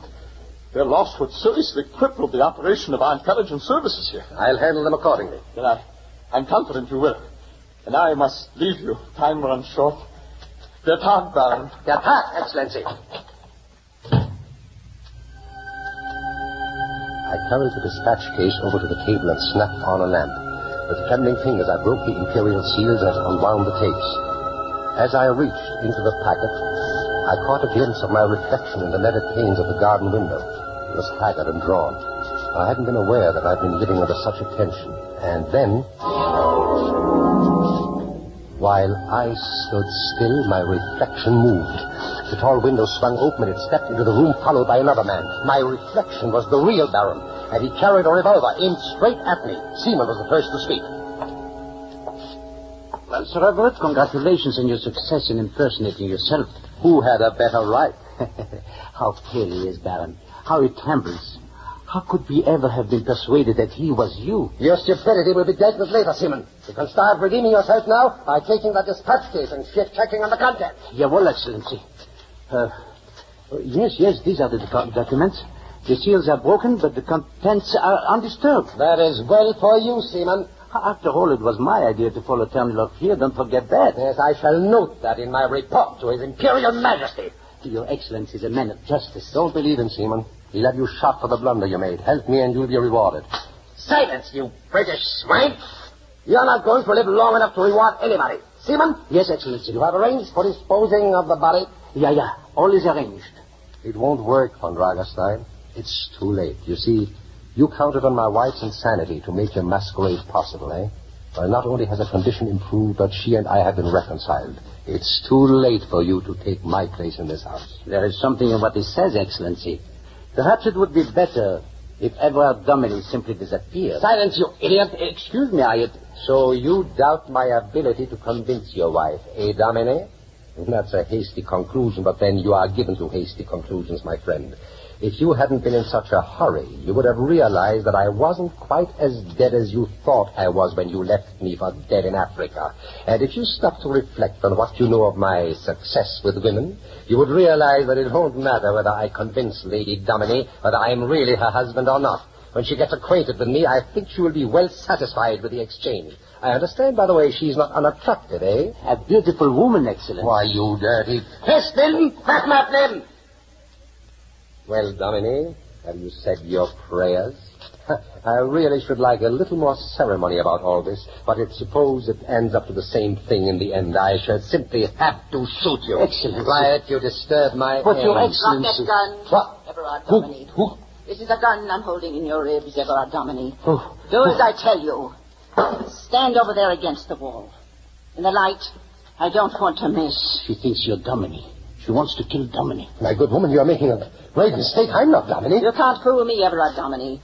You killed one man and would have killed another if I'd not stopped you. Well, I'm not Dominy. He's Dominy. Look at him. Can't you see? You look alike, but I know a murderer's face. Yours is a murderer's face. Speak to him. Make him speak, then you'll know. Very well. Let me hear your voice, whoever you are. Come on, talk to her. Talk to her. Ich bedauere, ich spreche gar kein Englisch. Ich weiß gar nicht, was Sie von mir wollen. He's not even English. Who are you? Why do you want to kill Dominy? I am the mother of the man you killed. And now you've drawn Rosamond under your spell again. She no longer cares about what happened to my son. That's why I know you're really Everard Dominy. And that's why I'm going to kill you. You're mad. You killed my son. And now you're going to die. No! Die! Mrs. Hunthank's aim was excellent. Baron von Ragerstein slumped to the floor dead, this time beyond any doubt. With the help of the reluctant seaman, I removed the body from the house, and I saw to it that it was delivered to those very efficient gentlemen of the German Secret Service who already had their instructions about what to do with it. Mr. Seaman, who stood very close to me while I held a gun in his ribs, convinced them that it was the body of Sir Everard Dominy. After that had been done, I drove into the fortress, where I left him and the dispatch case in the care of the governor, one of our veteran British intelligence officers. It was after midnight when I returned to Dominy Hall. Rosamond met me at the door. Everard, are you all right, darling? He's not Everard. I killed Everard. He's dead. Look in the library, you'll see. What happened? I thought I heard a shot. Yes, darling. That was the first shot of the First World War. I killed him.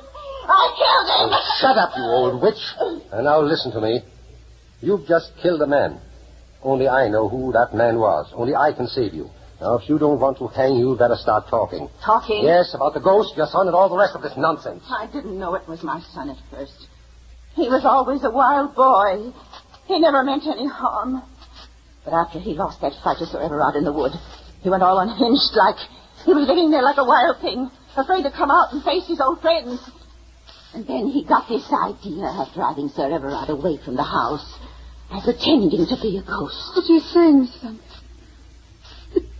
Roger is alive. Alive he is, if you call it being alive. I tried to take him food and make him live decent. But he's a wild thing. Crazy. Crazy for the love of you. That's why I still say he's dead. Dead. And Sir Everard killed him as sure as he shot him there in the wood that night. I think I'll get the cutters up here tomorrow and cut down that patch of woods. It spoils the view from the terrace. Sir, you drive him out of the wood. What'll become of him?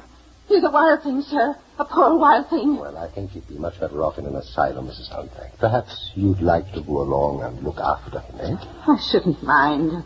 I only wanted to be where I could look after him. I'm sorry, Miss Hunthank. I'm terribly sorry. Sir Everard, that man I shot, did you say he was a spy? Yes, Mrs. Hunthank. One of the most important spies in the German Secret Service. Oh, lovey, just wait until I kill my Roger. I shot a spy.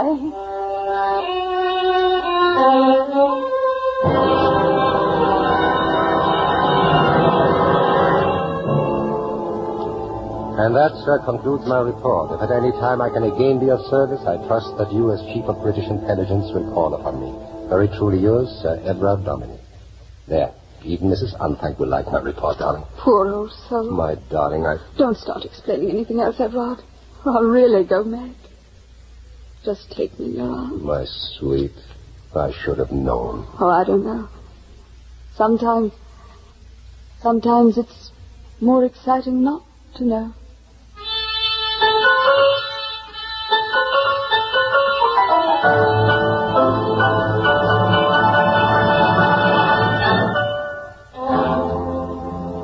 CBS has brought you Joseph Schildkraut as the star of E. Phillips Oppenheim's The Great Impersonation. Again, Mr. Schildkraut. Next week, the star of Intrigue is a girl. Our play is The Smiler with a Knife. Our star, Miss Virginia Bruce. Until then, good night and good listening. Adapted by Robert Tallman, Intrigue is another Columbia feature production, directed and produced by Charles Vanda. Intrigue theme was composed by Gail Kubik, with score by Lucien Merovac and conducted by Lud Gluskin. James Matthews speaking. This is CBS, the Columbia Broadcasting System.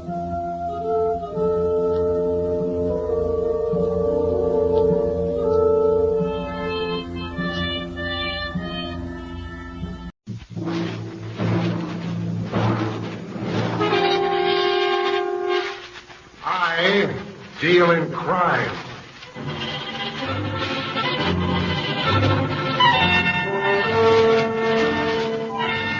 The American Broadcasting Company presents I Deal in Crime, starring William Gargan as Ross Dolan.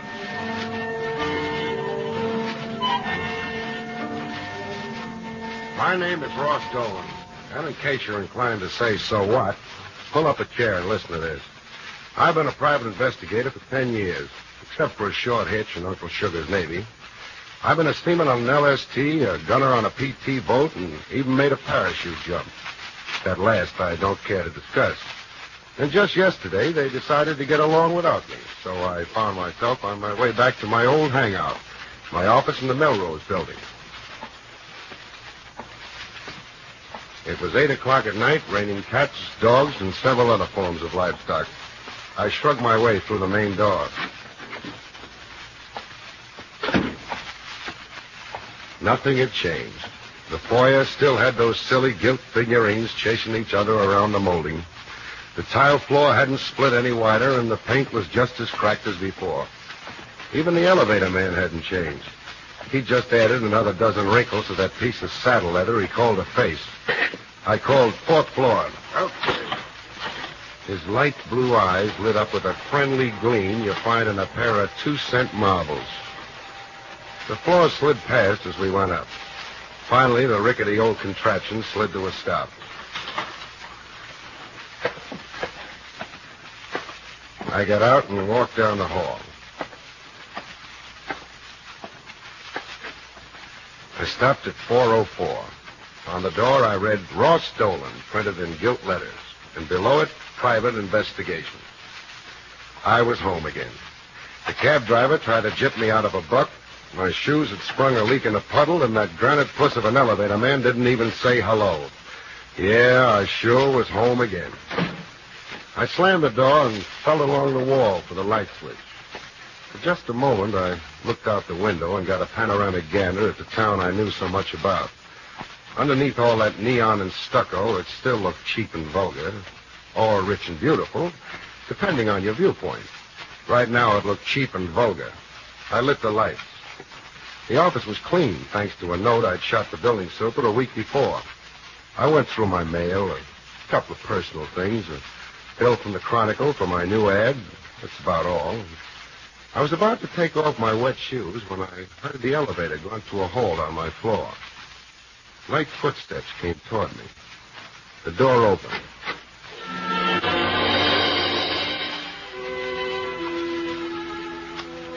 She was the kind of a dame you see only in a dream. Tall, dark, and eyes that look as deep as a quarry pond on a quiet afternoon. This baby was class from head to foot. and from elbow to elbow. She seemed surprised to see me and turned to go. Wait. What's your hurry? Sit down. Take it easy. Riding up and down that elevator is quite an emotional experience. I came up here to see Ross Dolan. Well, that's fine. You came to the right place. But you're not Ross Dolan. You're a sailor. Oh, you're wrong, beautiful. I am Ross Dolan, and I'm not a sailor. Uncle decided he could get along without me after today. Uncle? Yeah, Uncle Sugar. Uncle Sam. Otherwise known as the United States. Oh, that. That. Mr. Dolan, if you're just out of the service, you probably are in need of a job. Would you like to make some money? I'm afraid I would. Money and I have been strangers lately. And should I employ you, can you furnish references? Oh, get out your pencil, lady, and start writing them down. Or would you rather take a fast peek at my file cabinet there? Well, there's the National Life, the American Bank, Johnny Briggs down at Homicide, and, well, shall I go on? There's 10 years of references in that gadget. What are your charges? $25 a day plus expenses. I see. Just what is this job? And, not to be too pressing, just who are you? I'm Laura Shields, Mr. Dolan. And I want you to be my bodyguard. Oh, now, look, if it's just one of those tail around with me and see the big bad man doesn't hurt mama gags, you could do with a cheaper man. Get some character who's short on brains and long on muscle. You're talking yourself out of a job, Mr. Dolan. Do you want it or don't you? Definitely, I do. That's better. My husband and I are living in our house at Laguna Beach. He's John Shields, a promoter. Oh, I've heard of him. Could you come down tomorrow? I guess so. Give me the morning to walk up 2 flights and save 10, and I'll be all set. Ought to be there around 3 or 4. Oh, fine, I'll expect you. Here's a check for 2 weeks as a retainer. You were pretty sure of me, weren't you, Mrs. Shields? Not at all. You'll notice that I've left the top line vacant. Oh, yeah, so you have. Well, I'll see you tomorrow, Mrs. Shields. And by the way, just what am I supposed to guard you against? Myself. Guard you against yourself? Oh, suppose we drop the double talk and get down to straight language. If you want it straight, here it is. I'm afraid I'm going to kill my husband. You don't need a private eye, lady. You need a doctor. Or the cops. Why don't you go to them? I couldn't go to the police. You see, I love my husband. But he's been playing around with someone else. So, it's like that, huh? And I haven't been sleeping well. Recently, I've had dreams. I dream I'm killing him. Now I'm afraid. Don't worry about dreams, Mrs. Shields. They can't hang you for dreaming. But they've been getting worse. Do you want the job or not? Well, it's okay by me. If there's any killing, it's not my funeral. A very misplaced sense of humor. Oh, sorry. When you get to Laguna Beach tomorrow, register at the Seahorse Inn. There'll be a room waiting for you. Hey, that's a classy foxhole. And, Mr. Dolan, I hope I can trust your discretion. If word of what I was doing got out, people might think there was something wrong with me. If people knew what I was doing, they'd think there was something wrong with me, too.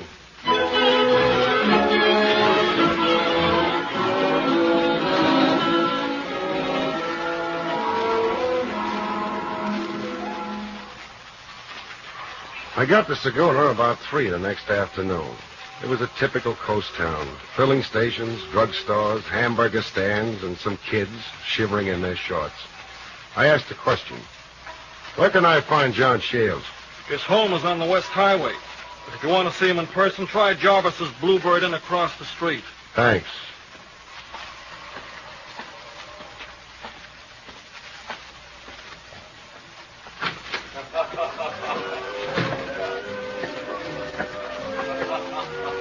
There was a trio there trying to play like Paul Whiteman. It looked like a pretty fair crib. I walked to a table and sat down. You couldn't miss Shields if you were wearing dark glasses on a foggy night. He was 6'3", wore dungarees and a sweatshirt, and tried to look like a combination of Randolph Scott and Clark Gable. He didn't even come close. But there was something worth looking at. The babe he was gabbing with. She looked the way most Hollywood blondes would give their peroxide to look like. And the guy who bought her waitress uniform certainly had a surveyor's eye. I sat there. I waited. I waited some more. Finally, I got tired of that.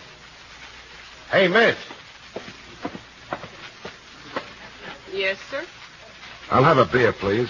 Yes, sir. I watched her walk away, and it was better than watching Army's backfield. She came back. That'll be 15 cents, please. You from L.A.? Doing anything tonight? That'll be 15 cents, please. Okay, honey. I'm not only set back on my heels, but my pass has been intercepted and run back for a touchdown. Thank you, sir. This was the babe that Shields was nuts about. He hadn't taken his eyes off her during the whole sequence. I drank my beer, and then I went away from there. I went down the West Highway to look up Mrs. Shields.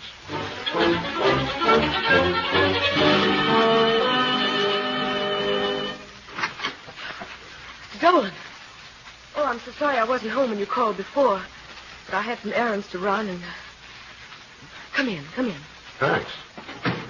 And here, the living room. And sit down. Have something? Drink? Sandwich? Cigar? No, thanks. It's almost 7 and John will be home directly.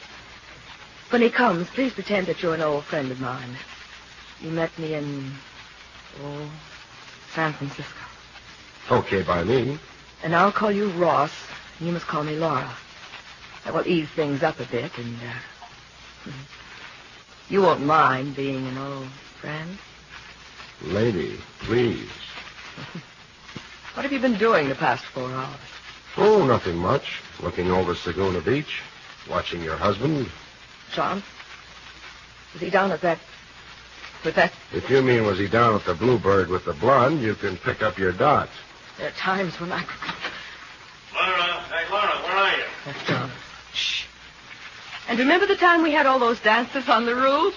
Well, what's this? Old home week? Oh, darling, this is an old friend from San Francisco, Ross Dolan. Ross, this is my husband, John. Hiya, Ross. Hello.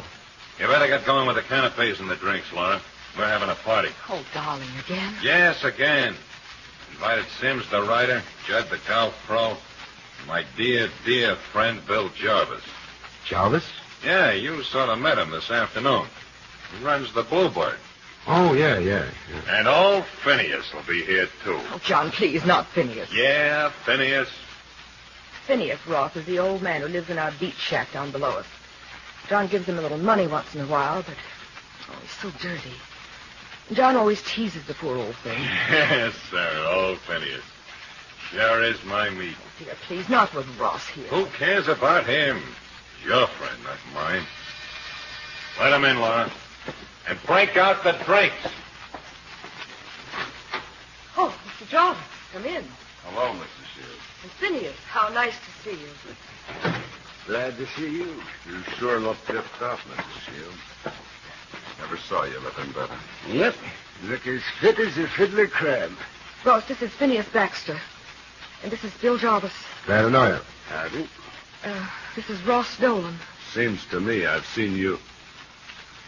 Oh, yeah, sure. You were in my place today.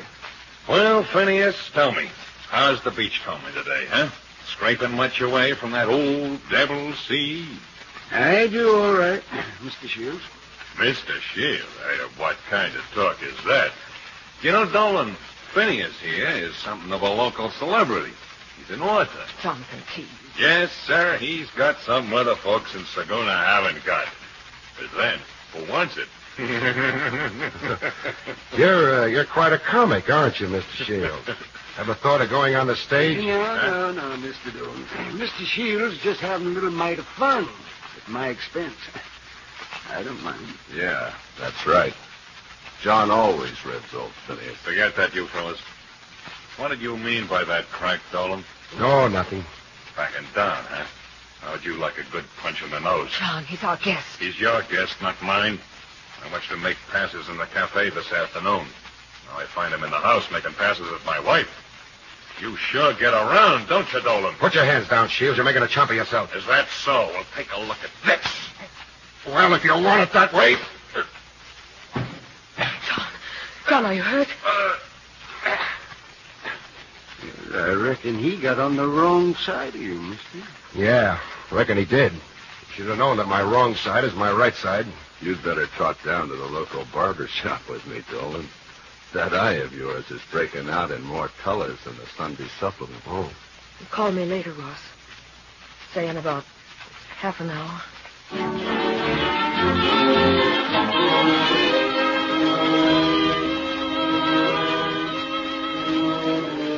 Jarvis and I went down to the local barber. It turned out to be a pretty good Joe. In about an hour or so, my eye looked almost human. When the barber got through, I walked into the phone booth and got Mrs. Shields on the phone. Everything is under control, Ross. How's Mr. Shields feeling? A little groggy, I guess. He took the car and went for a ride along the shore. Want me to come up? No, I'm all right. Besides, there might be complications. I'll see you tomorrow. Right. Good night. Good night, Ross. You better go to bed.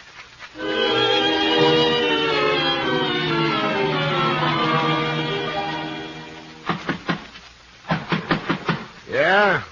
Who's there? Police, open up. All right. 1 o'clock in the morning. What a time to entertain a flatfoot. You Dolan? That's what it says down on the register. Get dressed. What for, mister? I just got undressed. Or reverse it, chum. We want you down at the station. Well, that's a novelty. Whatever for, officer? We want to talk to you about a fellow named Shields. Know him? Yep. See him tonight? Yep. He give you the black eye? Yep. Okay, that's all. Come on. What for? I want to talk to you about John Shields. We found him sitting in his car out at Dana Point. Why, the old rascal. Did he have a cubby little blonde with him? We didn't see her. He was sitting there alone, with a bullet hole in his temple.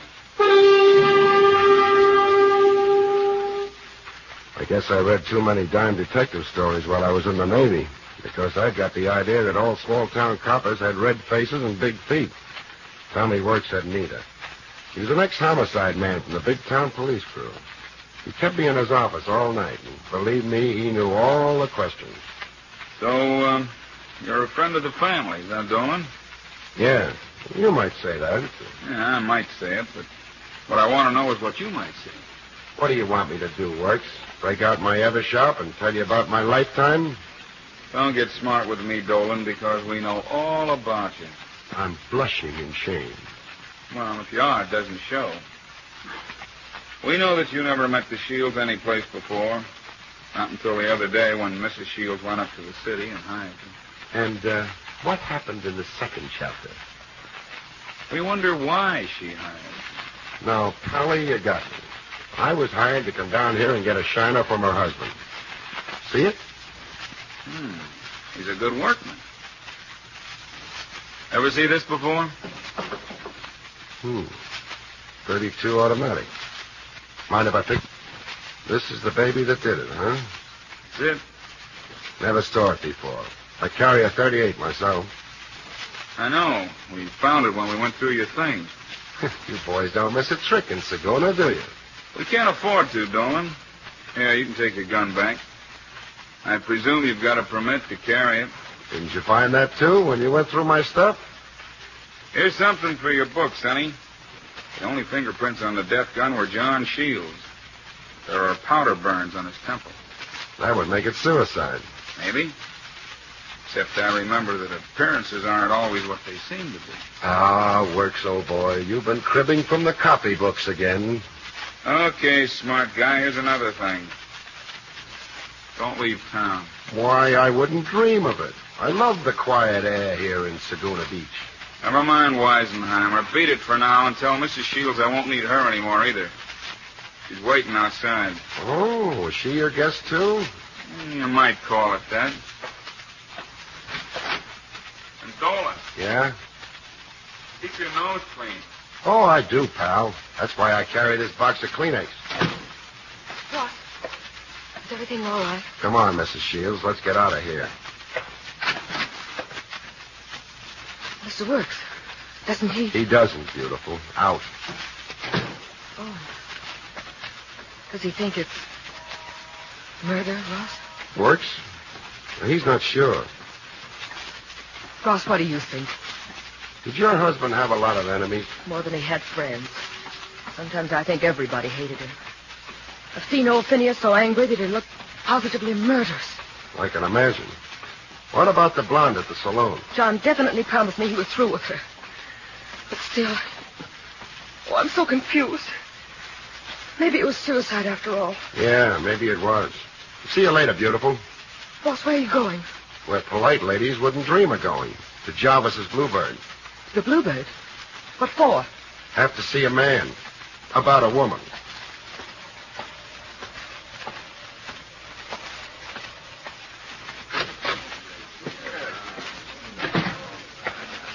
Hiya, Jarvis. Well, if there isn't my black-eyed friend, Mr. Dolan. How's the glimmer this morning, Dolan? How does it look to you? It looks like it needs a drink. Have one? Thanks. Look. And to you.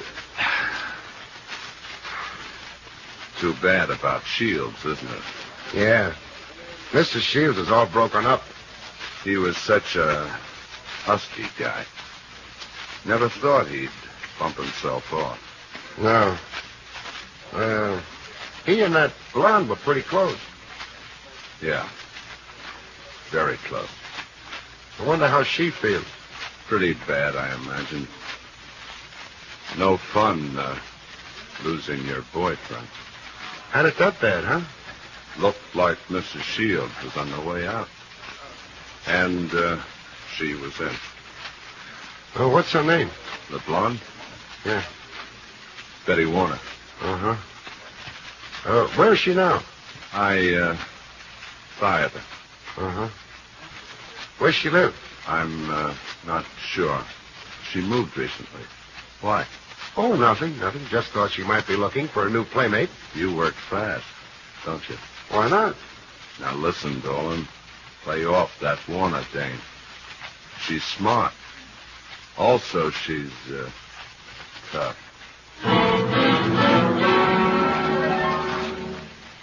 Jarvis was right. The Warner babe was smart. It took me half the morning to get her address. I finally located her in a motel out of town a ways. I took a cab and pulled up and started to look around. What do you want, mister? I'm looking for Betty Warner. What's her number? Nobody Warner living here, mister. Well, maybe she's using another name. She's a gal about so tall with blonde hair, and she walks like this. On you, it don't look good. Oh. There's a girl who might be your friend down in cabin 8. Thanks, pal. What might your name be? It might be Smith. Yeah, that's what they all say.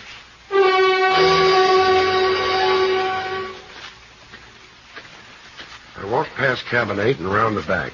There was a rear entrance, a door with a window. I could look through and see the Warner babe packing like she had 1 minute to make the train. I opened the door and walked in. What do you want? Me? Oh, I just want to make with a few words. If that's what you want, go down to the library, get a dictionary. You can make with all the words you like. But, I want to talk to you. Look, Mr. Dolan, I don't like you. I haven't liked you since you walked in that beer joint and cracked wise. Now get out of here, I'm busy. Leaving town? No, I'm just packing because I like the feel of leather. Did you know that John Shields is dead? He was found in his car at Dana Point with a bullet hole in his head. No, it couldn't. That couldn't happen to him. I told her the whole story, and she sat there chewing her lips like she was wearing chocolate instead of lipstick. In spite of the fear and trembling show she put on, she looked as guilty as... Well, she calmed down after a while, and we talked. We had a drink. We topped that one off with several more. And finally, she promised to hang around town if I promised to keep my mouth shut about where she was. It was a good trade. And pretty soon, I went down to old Phineas Baxter's shack on the beach. It was dark, and he lit things up for me.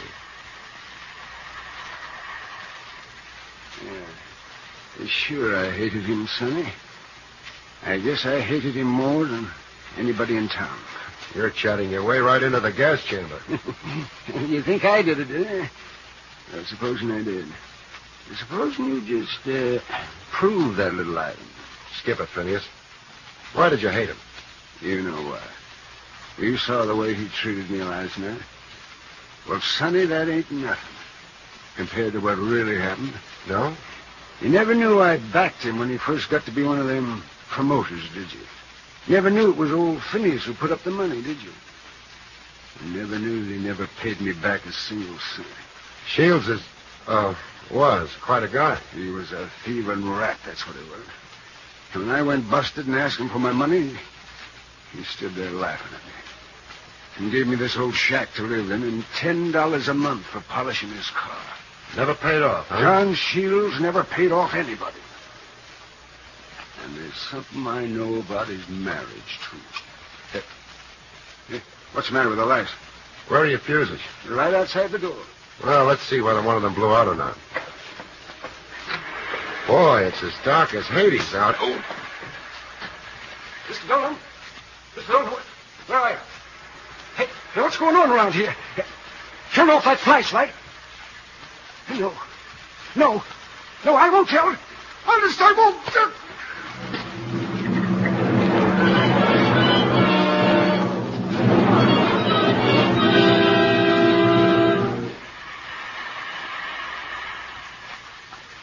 The noise boomed around in my head, and I was sure I was back on the beach at Okinawa with the guns going full blast. Then I opened one eye and sat up in a hurry. I looked for old Phineas and found him lying on the sand next to me. Somebody had used an iron bar on him. He wasn't so nice to look at. I tried to remember what had happened just before the lights went out and remembered only one thing. Phineas saying, "There's something I know about his marriage." My gun was gone, but I still had my flashlight. I looked over Phineas's place very carefully. Oh, very carefully. And found what I was looking for. Also, the old man's gun, which was something else I wanted. I staggered back downtown and made a long-distance phone call. Then I went on an errand.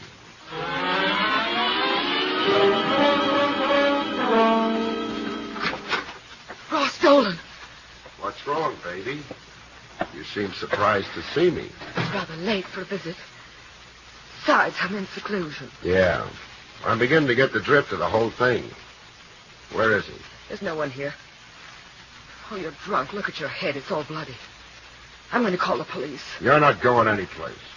Where is he? Let go of me! Let's drop the injured and grieving wife pose, huh, baby? Where's Jarvis? How do I know where Jarvis is? What are you talking about? It's a little late, Mrs. Shields. When I looked around Phineas's shack, I found out all about it. I found the old man's scrapbook. Or didn't you know he kept one? Ross, listen. Let me tell you all about it. Baby. Let me tell you. You wanted to get rid of John Shields the worst way, and you hope to set me up as a fall guy. Or the dame down at Darvis's joint. She could be a fall guy. You're crazy. I could have divorced him. It doesn't gel, beautiful. You forget the scrapbook. There's a little item in there. It tells about a woman who was paroled from a mental hospital into the custody of a man who married her. A man who wouldn't divorce her because he was in love with her. Oh, yeah, Shields was a louse, all right, but he was in love with you. That's why he was making a big play for the Warner babe, trying to make you jealous. But you were nuts about Jarvis, who was an ex-con. I could kill you. Like you knocked off Shields? When he went for that ride, you were in the back seat. You fed him a Mickey in his last drink. Then you took his gun, held it in your handkerchief, and shot him through the temple. Ross, listen, I didn't do it. It was Jarvis. He did the whole thing. He planned it all by himself. He forced me to help him. Okay, Laura. I might have known you'd pull that reach, Dolan. I was afraid you weren't going to make it, Jarvis. Or were you in the kitchen all the time? You're a pretty smart handy-andy, aren't you, Dolan? Just stand where you are. You were the one who knocked off the old man. You followed me, didn't you? You're talking, Dolan. And you killed old Phineas when you saw he was going to spill. I think I'm going to let you have it. No, you fool. Someone will hear the shot. So what? I've got Dolan's gun. I'll hold it in a handkerchief like you did to your old man. Then you'll find the body. Just like that, huh? Yeah. Just like that. Well, Dolan, it's been nice knowing you. Like they say in Spanish, hasta mañana. Yeah. Hasta mañana.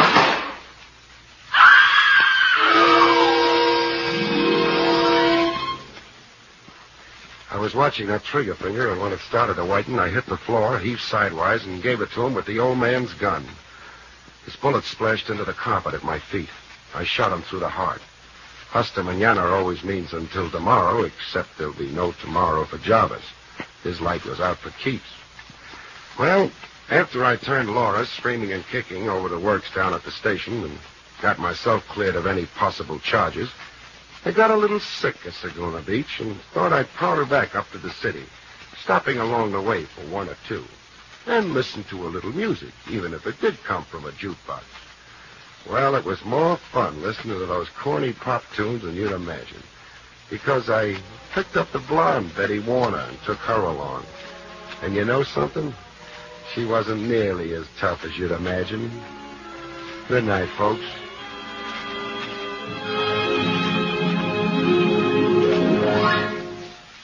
Don't forget to listen again next week, same time, when you will hear William Gargan say, I deal in crime.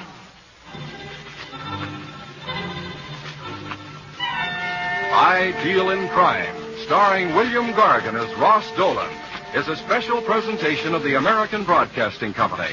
Written by Ted Hediger, directed by Leonard Reed, with original music composed and conducted by Skitch Henderson.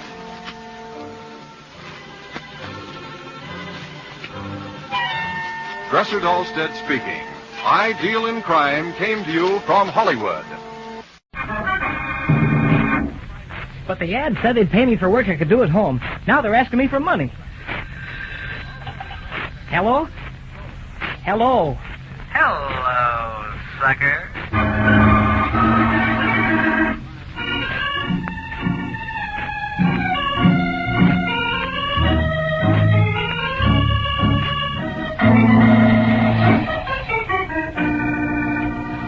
Station WMAQ is presenting Hello, Sucker in cooperation with the Chicago Better Business Bureau to help you recognize some of the schemes and rackets now making the rounds in Chicago. Business people are honest and fair with the public, almost 100%. But there's a small minority which preys on the unsuspecting public through petty schemes and rackets. Although these rackets are continually exposed and their perpetrators prosecuted, many continue year after year, with new ones being concocted and old ones revived with a new slant.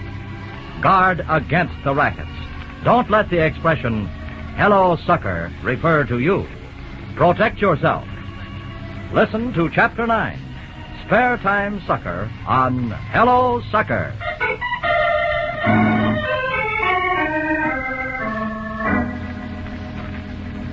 I've been a reporter on the Chicago Chronicle-Express for a long time. And I've never missed yet in smoking out a story if there's one around. Just ask any newspaper guy you run into. They'll all tell you that Bill Sturgis can smell a good yarn a mile off. That's why I was plenty sore when the boss said to me, Look, Sturgis, you're not city editor yet. I'm still giving the assignments around here. Wasting your time interviewing a penny ante mail fraud operator like Donald Preston. Why, we got enough big racketeers in Chicago to interview that'll give us a real story. Sure. I know all about the big-time racketeers and their rackets. I'd run into enough of them. But I'd learned something. The petty rackets can be just as hard for the victim to take as the big ones. Maybe he only pays $1 or $2 out of his pocket, but the price isn't always in money. You can add up quite a sum in disappointments and heartaches. That's why I knew there'd be a story behind this Preston guy's racket. Besides, I wanted to meet the fellow firsthand who could make $10,000 at $2 a victim. It took me a couple of hours to talk my way into seeing him over at the lockup, but I figured it was worth it. Pete, the jail officer, took me aside as he brought Preston out into the room where I was waiting. Sturgis, make this as short as you can, huh? This might cost me my job, you know, as the chief clerk. You worry too much, Pete. It'll give you ulcers. I know, but this is an awful big favor. If it wasn't for all you done for me... I'll skip it, Pete, and quit worrying, will you? Everything's going to be okay. Now, you wait over there, out of earshot, and this'll be all over before you know it. Okay, Preston. Sit here. Here's your visitor. You got 15 minutes. Oh. So you're Donald Preston, huh? Who are you? What do you want? My name is Sturgis, the Chicago Chronicle Express. I got nothing to tell the press. I understand your hearing on the mail fraud scheme is coming up tomorrow, Mr. Preston. I hear you're going to plead guilty. How do you know that? Oh, let's just say I got connections. Yeah? Yeah. You know, a little human interest story wouldn't hurt your case any. That might even help it. Beat it. Oh, I know how you must feel, Preston. Hauled in on this small-time deal, and you must have pulled some really big one. That's what burns me. Yeah, I don't blame you. Now, don't get me wrong. I got no previous record. Well, I gotta hand it to you, Preston. Not every guy can lift a $2 racket into the big time. $10,000, brother. I just took a little planning, that's all. It was a cinch, really. Yeah, you know, I wouldn't mind turning an easy buck or two myself. This is all off the record, of course. Now, you take a job like mine. Doesn't pay enough. Sure, I understand. Yeah, these days everybody wants to make a little extra dough. Boy, you said it. Yeah. You know, that's how Peg first got started, with the idea that there was profit in part-time employment schemes. Peg's my wife. A smart little cookie. Yeah? Mm-hmm. Yeah, even when I first met her, that was in 49. Uh-huh. Yeah, she was working a spare-time employment deal and was really paying off. Here was the angle. Yeah, tell me. Yeah, all right. First, she run an ad in the paper of some newspaper publication.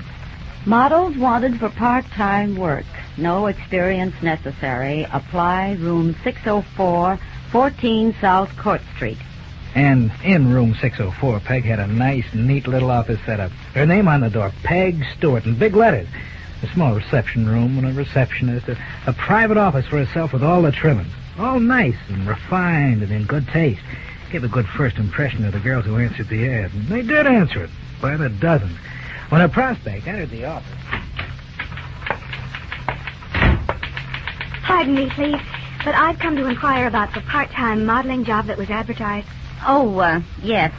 Miss Stewart will interview you for the position. Your name, please? Sally Wilson. I'll tell Miss Stewart you're here. There's a Miss Sally Wilson to see you, Miss Stewart. Yes, in answer to the ad. Yes, Miss Stewart. Miss Stewart can see you right away, Miss Wilson. Just go right in. That's her office there. Thank you. Come in, Miss Wilson. Sit down, won't you? Thank you. Have you ever done any modeling of clothes, Miss Wilson? Well, no, but your ad said no experience was necessary. Oh, so I'm sorry, Miss Wilson, but that position has been filled. Has? Oh. Yes, it was very nice for spare time work, too. Just a couple of evenings for a fashion show. Oh, I would have liked that. I'm sure you would. You're just the type for that sort of thing, too. Good looking, nice figure. Oh, what size dress do you wear, Miss Wilson? Size 14. Good. We have quite a few requests for girls who can wear that size. Oh, well, I hope you'll keep me in mind in case something else comes up. I'd like to earn some extra money, and... You know, I do happen to have another opening right now. We're very particular about this position, however. But you're such an outstanding type that perhaps please, Miss Stewart, could I try it? All right, Miss Wilson. We want girls of your caliber. However, it's not actually a modeling position. Well, what is it then? We call it an escort service. You see, we have a number of important out-of-town executives. Respectable businessmen whose characters and reputations have been very carefully checked, to whom we supply girl escorts for the evening. The girls receive a salary of $5 per evening, which my agency guarantees. I don't know, Miss Stewart. You see, I hadn't thought of it. It's a very pleasant and profitable way to spend your spare time, Miss Wilson. Why, just last week, one of our girls earned $35 escorting some out-of-town people around Chicago. Well, I might try it. Splendid. I'll give you an application to fill out. But first, there's a matter of clothes. Clothes? Yes. Naturally, you'll want to have some suitable outfits to wear. You'll be going to the theater and to dinner at our best hotels, and you will want to look your best. What does your present wardrobe consist of? Well, I have a very pretty black velvet dress and... Velvet? Oh, no, that would hardly do for this season of the year. Oh. What hats have you? And jewelry? These things are very important, you know. I guess my wardrobe is rather limited right now. I have mostly clothes suitable for the office. I was going to buy some new things. Don't let that worry you one bit, my dear. I can take care of everything for you. Fortunately, through some of the wholesale concerns, I'm able to get $40 and $50 dresses for the girls for a cost to them as low as $15 and $20. Oh. And the best-looking costume jewelry. Wait until you see some of it. Lucille. Yes, Miss Stewart. Bring in some of those new cocktail dresses and costume jewelry to show Miss Wilson. All right, Miss Stewart. Oh, I know you look gorgeous in some of these things, Miss Wilson. There's the sweetest hat I want you to see, too. And whatever clothes you see that you like, you make a deposit on now, and we'll hold them for you. I only have about $10. Oh, that's perfectly all right. You can always pay the balance in a few days if you like. The sooner you own the proper type of outfit, the sooner we can use you for this extra.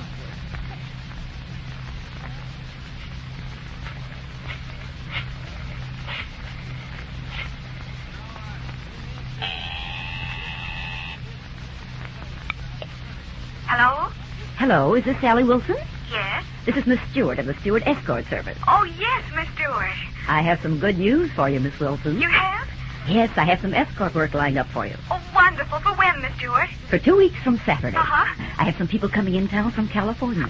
An important movie executive and his son. Oh, my. That sounds super. It is. It's something very special. For this occasion, you'll need a formal. I hope you have a stunning one, my dear. Well, the one I have is 3 years old, and I... You know, I think I have just the dress for you. A wonderful bargain, too. But I just bought the cocktail dress and the hat, Miss Stewart. Oh, don't worry. You'll have plenty of chances to wear that type of outfit. I'll tell you what you do, Miss Wilson. You stop in and see me tomorrow evening. When you see this gorgeous formal, and for such a cheap price, you won't be able to resist it. Oh, these dumb girls are such suckers, aren't they, Chris? Oh, you're a wonder, Peg. You've got the fanciest merchandise sales scheme in Chicago. Why, thanks, Press. But it's hard work. I'm thinking of giving it up. I get tired changing locations all the time. Dumb as these girls are, some of them finally realize that there is no escort service. Yeah. All they get out of it is a bunch of new clothes, which you sold them at a good profit, and no place to wear them. Oh, huh? brother.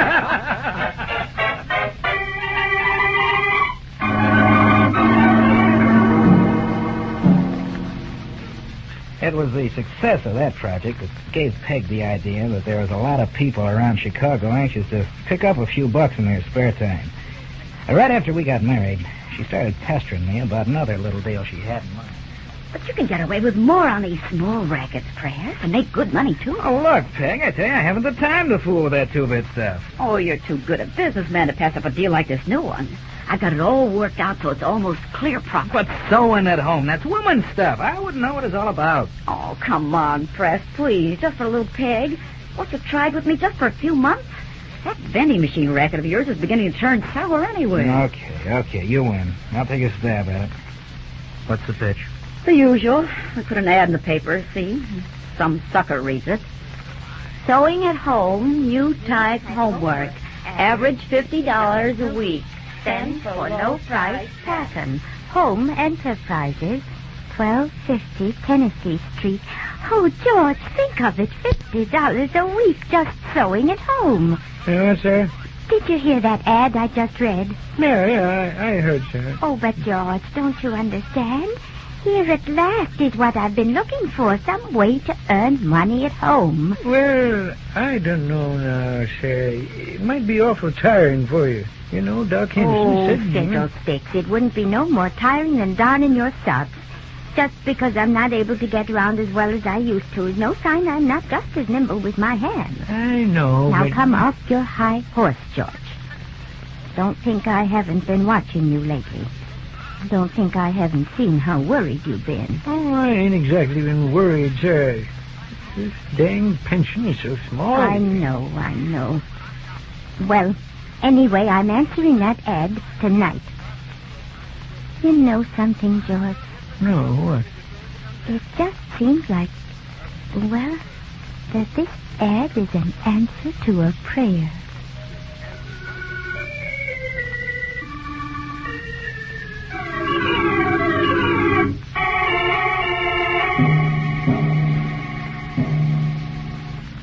Here's a letter that just came, Sarah. I guess it's the one you've been waiting for, about that home sewing work. Let's see it. From Home Enterprises, yes, that's the one. What do you know? Hand me my glasses, will you, George? You have them on, Sarah. I have. Oh, so I have. I'm so excited I didn't notice. Now, let me see.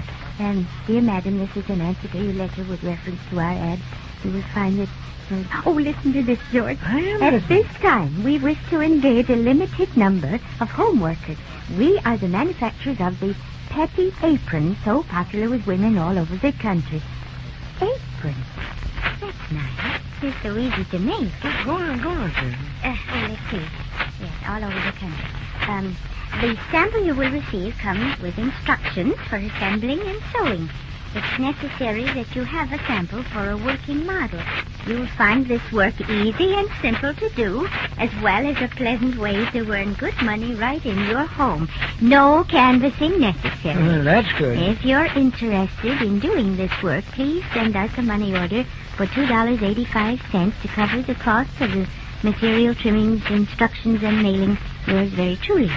Well, ain't $2.85 kind of high just for apron stuff, Sarah? Oh, depends on the material and the trimmings and all that. The size, too, George. This may be sort of a coverall apron, you know. Well, the letter said something about a limited number of workers. So if you're going to get started on it, Sarah, I'll go get a money order for you so you can be one of the first. Oh, you're right, George. And I'll write them a little note, too, along with it.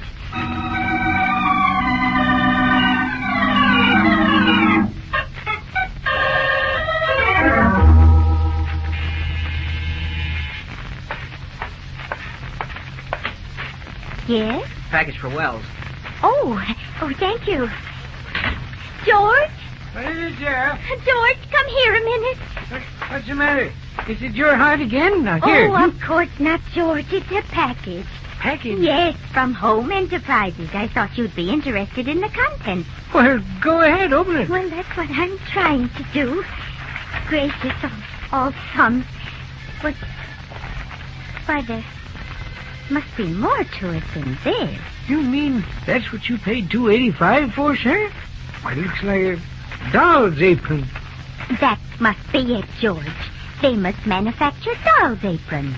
Well, ain't there a letter or some with it telling you how many to make or how much they're going to pay you? Or something? No, just the material for one apron all cut out and some trimmings. Must be a mistake. Some clerk probably forgot to include everything. I know how help is these days. You just can't depend on it. Well, what should I do about it, George? Do? Why, get them on the phone and find out. But I don't know their number. Oh, for goodness sake, Sarah, you know their address, don't you? Just ask information for the... Oh, here, I'll do it.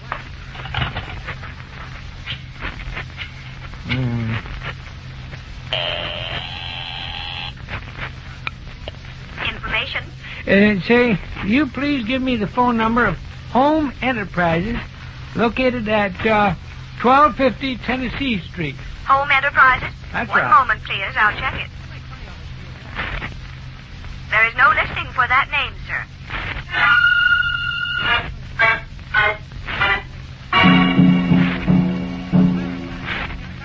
Oh, boy, is this a good racket. Oh, you're right, Peg. Hey, you know, I didn't think so many women knew how to sew. Say, that gives me an idea. Maybe there'd be a good profit in some sewing machine. Never mind giving us some of your bright thoughts. You just stick to opening that mail. Oh, sure, Peg. Sure. Hey, here's one without a money order. Oh, she's written before. Oh, but it has the nicest little note. Listen to this. We cannot understand why you do not have a telephone, but we hope this letter reaches you all right.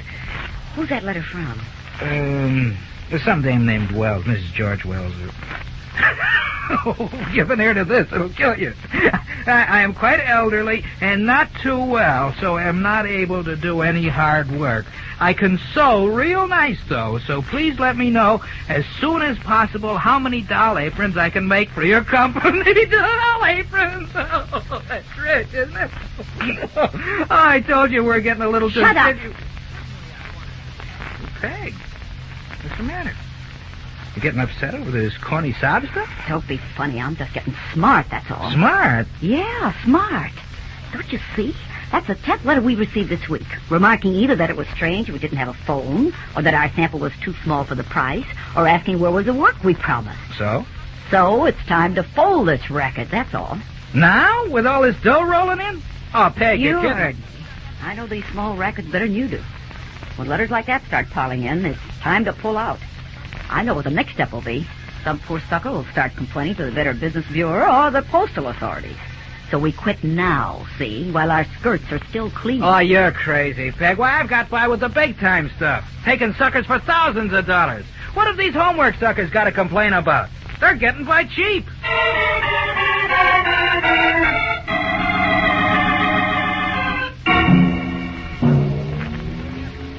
Like I say, Peg was a pretty smart little operator. I didn't know it at the time, though. But she had her way. About 6 weeks later, we caught on to another homework gimmick. This one was addressing envelopes. Well, here's the ad for our new business press, all ready to go. How do you like it? Let's see. Correspondence part-time. Address envelopes at home. No selling. Standard rates promptly paid. Write Donald Preston, publisher. $5.99 magazine a row. Swell, Peg. Swell. This scheme is mostly your idea, Press, so I thought we'd use your name. You know, I'm getting the hang of these small rackets. Pretty good, huh? Yeah, but like I told you, Peg, if you spread them around enough, they'll become big. Say, are you putting this ad in the out-of-town papers, too, like I said? Just like you said, Press. Good girl. This racket is going to be your baby. I'll just help out now and then when you need me. Well, that's the kind of an attitude I like to see. Well, as long as the ad has your approval, Press, I'll start shooting it into the papers. You know, I really go for that ad, Peg. Wait till the suckers start writing in. I can just figure what they'll say. Dear Mr. Preston, in reply to your advertisement for addressing envelopes at home, I would like to apply for the work. I have a typewriter, and I'm sure I could do satisfactory work. Hoping for a prompt reply, yours very truly, Johnny Evans. How does that sound, Mom? That okay? I think that sounds fine, Johnny. Gee, sure hope they hire me. Standard rates, the ad said. Wonder how much that is. Well, they'll probably tell you in the reply to your letter. Here's a pen, dear. As soon as you sign the letter, I'll mail it for you. Oh, thanks, Mom. Evans. There. Here, I'll fold it for you. I'm going to the store, so I'll drop it in the box on the way. Oh, hey, wait a minute. The envelope isn't sealed. Oh, well, I'll seal it when I get my purse in the living room. Okay. See you later, Mom. I'll be back soon. Now, let's see. Where did I leave my purse? Oh, here it is on the desk. Oh, poor Johnny. He's so anxious to get this addressing work. I think I'll just add a postscript to his letter. It wouldn't do any harm. Dear Mr. Preston, please hire my boy if you possibly can. It would mean so much to him. This is the kind of work he can do.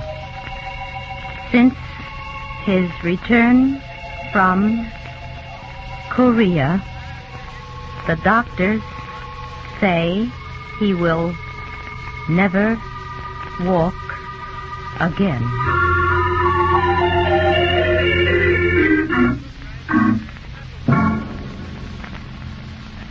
Well, what does Mr. Preston say in his reply to your letter, Johnny? He asked me to send him $2 in payment for a placement handbook, which he says he'll mail me. Placement handbook. I don't understand what that is. Well, neither do I, but it must be important for me to have it because he says as soon as I receive it, I can get started with the addressing work. Well, you must get it right away, Johnny. And you know what else he says, Mom? No, what? He says he'll mail me personal instructions with the book. Oh, that's wonderful. He must mean that he's going to hire you. Oh, I'm so glad, Johnny.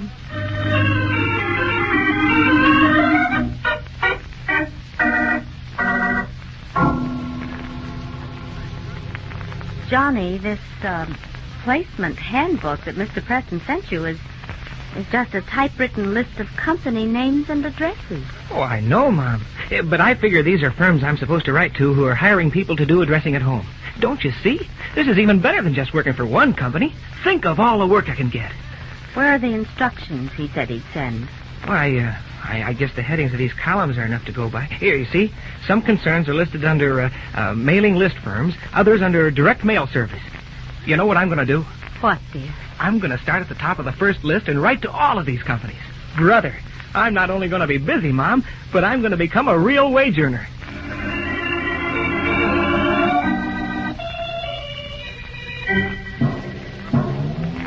Dear Mr. Evans, we don't know where you got your information, but we do not hire people to do addressing at home.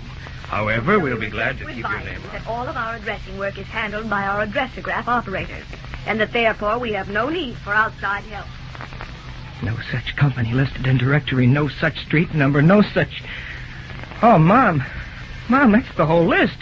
Every name in the placement handbook, and no one has any work for me. No one wants to hire me.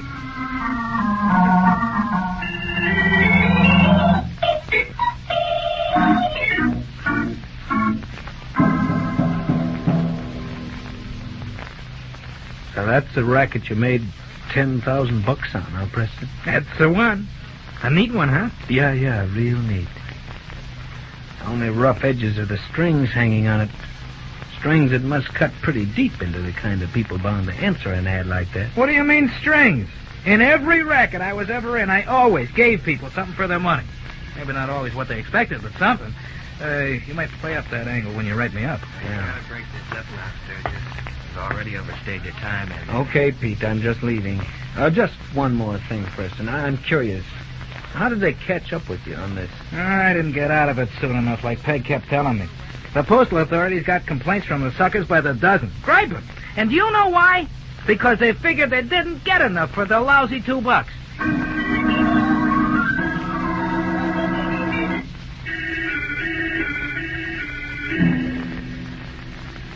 The next day, the city editor called me over to his desk. Here's something that might interest you, Sturgis. Sweeney over on Court Detail just phoned it in. Oh, what is it? Read it. Because of no known previous record, today, Donald Preston, charged with using the mail to defraud, was given a deferred sentence, pending report. See, Sturgis? Like I told you, you've been wasting your time. There's no story there.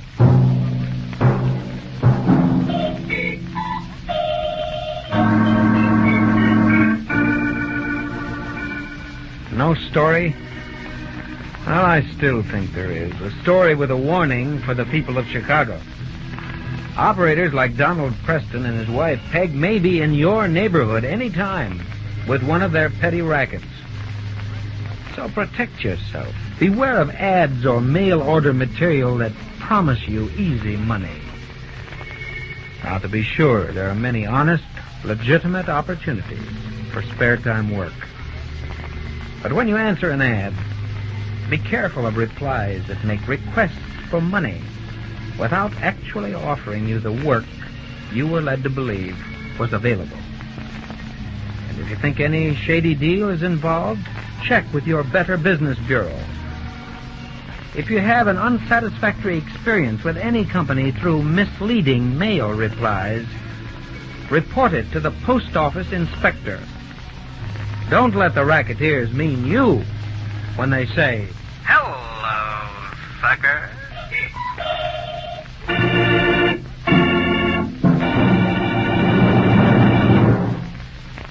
Tonight's script was written by Madeline Peters and was based on information secured in cooperation with the Chicago Better Business Bureau. All characters were fictitious, and any resemblance to any person living or dead is purely coincidental. Members of the cast were Jack Bivens, Sandra Gare, Geraldine Kay, Helen Malone, Arthur Peterson, and Russ Reed. Hello, Sucker is produced by Judith Waller with direction by John Cowan. The special music was written by Emil Soderstrom and was played by Adele Scott and Jose Bethencourt. Sound by Tom Evans and engineering by Bob Becker. This is Don Gordon speaking. Next week, Hello, Sucker reveals information about talent and model agency rackets.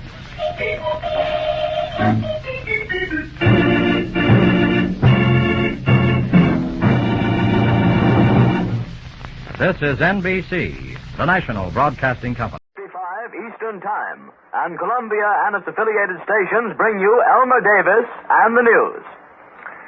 With Hitler's peace offer expected before the end of the week, either directly or through the mediation of Mussolini, voices were raised both in London and Paris today, urging that it shouldn't be rejected without careful study. In London, it was the once powerful voice of former Premier David Lloyd George, who now represents a party of only 4 members in the House of Commons, but found scattering support from members of other parties. What Mr. Lloyd George asked was that if an offer came through Italy or Russia, those powers should be regarded as neutrals and that, quote, we should not come to a too hurried conclusion, unquote. Mr. Chamberlain didn't seem to think that any such proposals would be offered, but promised that the British government would not be in a hurry if the proposals required serious consideration. This seems to have roused some suspicion that the government was weakening, in spite of Mr. Chamberlain's earlier remark that no mere assurances from the present German government could be accepted by us. For later in the day, an official statement was issued that the reply to Lloyd George did not mean any change in the attitude of the British government, which, as Mr. Chamberlain put it, is that the rule of violence must cease and the word of governments once pledged must henceforth be kept. Lloyd George himself had said that if peace depends on the word of Hitler, we must proceed till we get some more assured guarantee. In Paris, 43 members of the Chamber of Deputies who belonged to the lately dissolved Communist Party and now to its successor, the Workers' and Peasants' Party, said that there should be no offhand rejection of peace proposals without looking them over. This immediately stirred conservative papers in Paris to denounce the ex-communists as agents of the enemy, and they talked of a trap laid by the coalition of the East. This is stronger language than the British are using about Russia at present. The Russians, however, are using strong enough language about England. Now that Russia has brought Estonia under complete control and is apparently about to do the same with Latvia and Lithuania, the communist newspaper Izvestia publishes an article accusing England and other capitalist powers of trying for many years to convert the Baltic republics into vassal areas. Details are not given, but presumably this refers to British operations through the Baltic states against communist Russia 18 or 20 years ago. At any rate, what Russia is doing this week is represented as liberation of the Baltic states. In Berlin, German officials say that the talks of Hitler with Count Ciano, the Italian foreign minister, who has now gone home, dealt not only with a peace offensive, but with a possible intensification of the war if the peace move is rejected. They speak, too, of measures for the preservation of common Axis interests, and the German newspapers suggest that if the peace offer is refused, Italy may enter the war. But all this talk of what Italy may do comes so far from Berlin. Rome is very reserved about it. The Senate was in recess today on account of the death of Senator Logan of Kentucky, so Washington had time to digest the speeches made yesterday for and against the neutrality bill by Senators Pittman and Borah. Mr. Borah's speech, it was felt, might have influenced a scattered few wavering senators, but administration leaders still expect the bill to pass whenever it gets to a vote. The negative policy of this bill is, of course, supplemented by the more positive program adopted by the Inter-American Conference, which was discussed on this network earlier in the evening in a broadcast from Panama by Undersecretary of State Sumner Welles. The conference decided, he said, that as a matter of continental self-protection, the American republics were entitled to keep American waters free from belligerent activities. But it looks as if there will be some difficulty in enforcing the neutrality of this 300-mile-wide belt of ocean around the Americas. We're entitled to it if we can get it. But how are we going to enforce this very great extension of national sovereignty over the high seas? Mr. Wells says that the 21 American republics, acting through the President of Panama, will make a joint representation to the belligerents, tell them what we want. But suppose they don't do it. President Roosevelt was asked that today at his press conference and replied that the appearance of a belligerent vessel inside the safety zone would not involve a question of war. That is, we tell them to keep out, but if they come in anyway, it doesn't yet appear what we intend to do about it. More hopeful were the promises that American shipping facilities to Latin America will be increased. We'll have plenty of ships to spare after the neutrality bill goes through, for it would seem to leave little room for American seaborne trade with even the neutral nations of Europe. And Mr. Roosevelt said today that at the next regular session of Congress, he would ask for $400 million additional credit authorization for the Export-Import Bank to finance our trade with Latin America. This is the Columbia Broadcasting System. Did justice triumph? Police headquarters, Tulsa, Oklahoma. Named Arthur Drake. Age, 40 years. Cause of death, blows of claw hammer. Classification, murder. Investigation proceeding. The Mutual Broadcasting System presents another thrilling case from the files of True Justice Stories. followed by millions of readers each week in the New York Sunday News and its syndicate. Tonight's case, the Marriage Bureau murder. Tonight's true case history of crime begins on a hot, sultry morning in June 1944. A large interstate truck rumbles along the dry roads of Oklahoma. Lonely roads, for it's early in the morning. The truck driver yawns, turns to his assistant.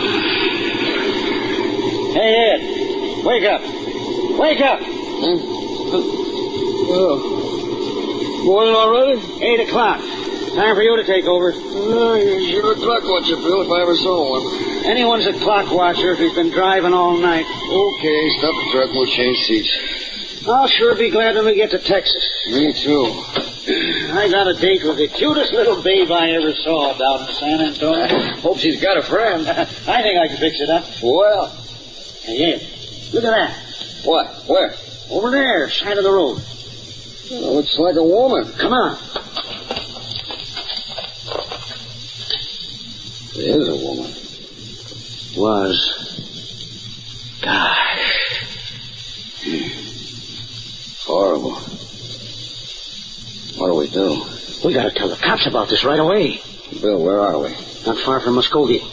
I saw a farmhouse back a ways. We'll phone from there. Bill? Yeah. She's been murdered.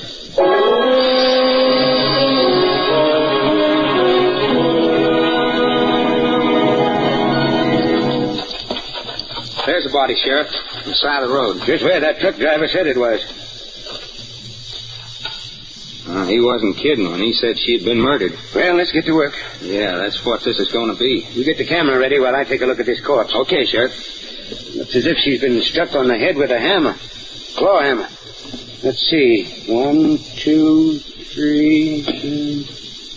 I can count 10 hammer marks. Boy, whoever did this sure did a job on her. She apparently raised her left arm to shield her head from the first blow. Yeah, the left sleeve of her coat's torn. And the left arm is badly bruised. How old would you say she was, Sheriff? Oh, about 40, about 5 feet, 120 pounds. We got a complete and accurate description from the medical examiner. Married, if that wedding ring means anything. We'll find out. Ready for that picture? Yeah, all set. Okay, get it from all angles. Right. I noticed some tire marks over here just off the road. Yeah. There's footprints here near the body. Yeah, they'll not help us much, I'm afraid. Those truckmen were here too, remember? Yeah, I better measure them just in case. Yeah, we'll come out later and get a moulage of these tire prints. Leave Casper to watch things here till the medical examiner arrives. Yeah, I got the picture, Sheriff. All right, Warren. We better get back to town. We've got plenty of work ahead of us. I guess there's nothing more we can accomplish here. Oh, well, what next? The first thing we've got to do is identify this woman.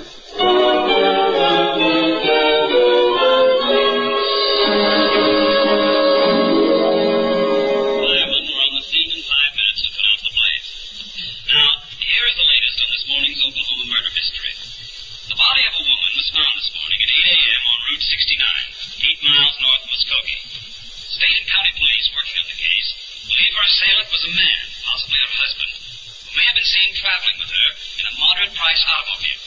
Tire tracks of the car, as well as the man's footprints found at the scene of the crime, lead to this conclusion.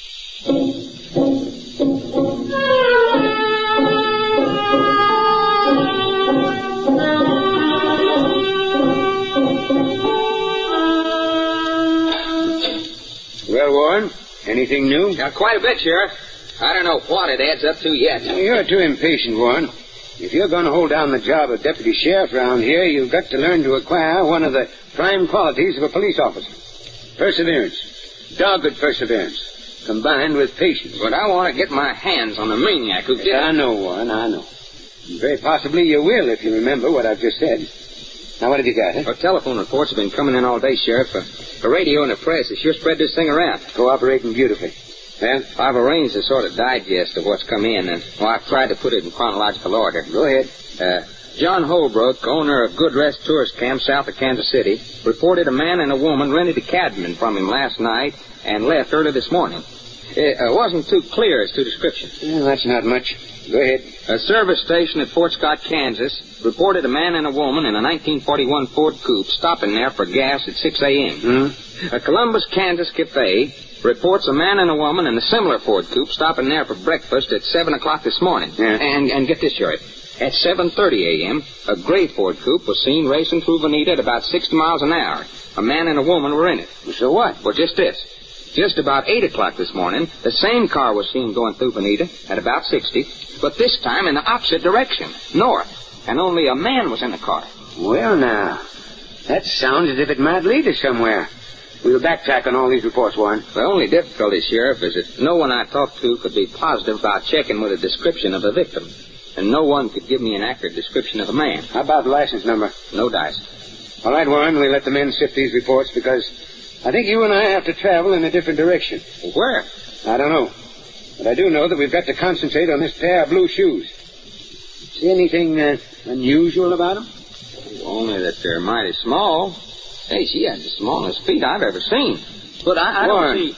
Don't you realize that the only label we found on anything the woman wore is on this pair of shoes? Yes, but Richard's shoe shop, wherever it is, might have sold 1,000 pair of shoes like this. But you yourself have just remarked that these shoes are unusually small.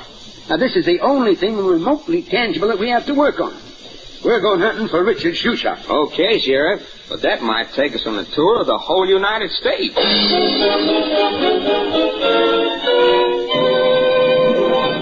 To locate a local shoe shop with nothing more than a mere label is a difficult task in a nation as large as the United States. And this fact Sheriff Crawford and Deputy Warren soon learned.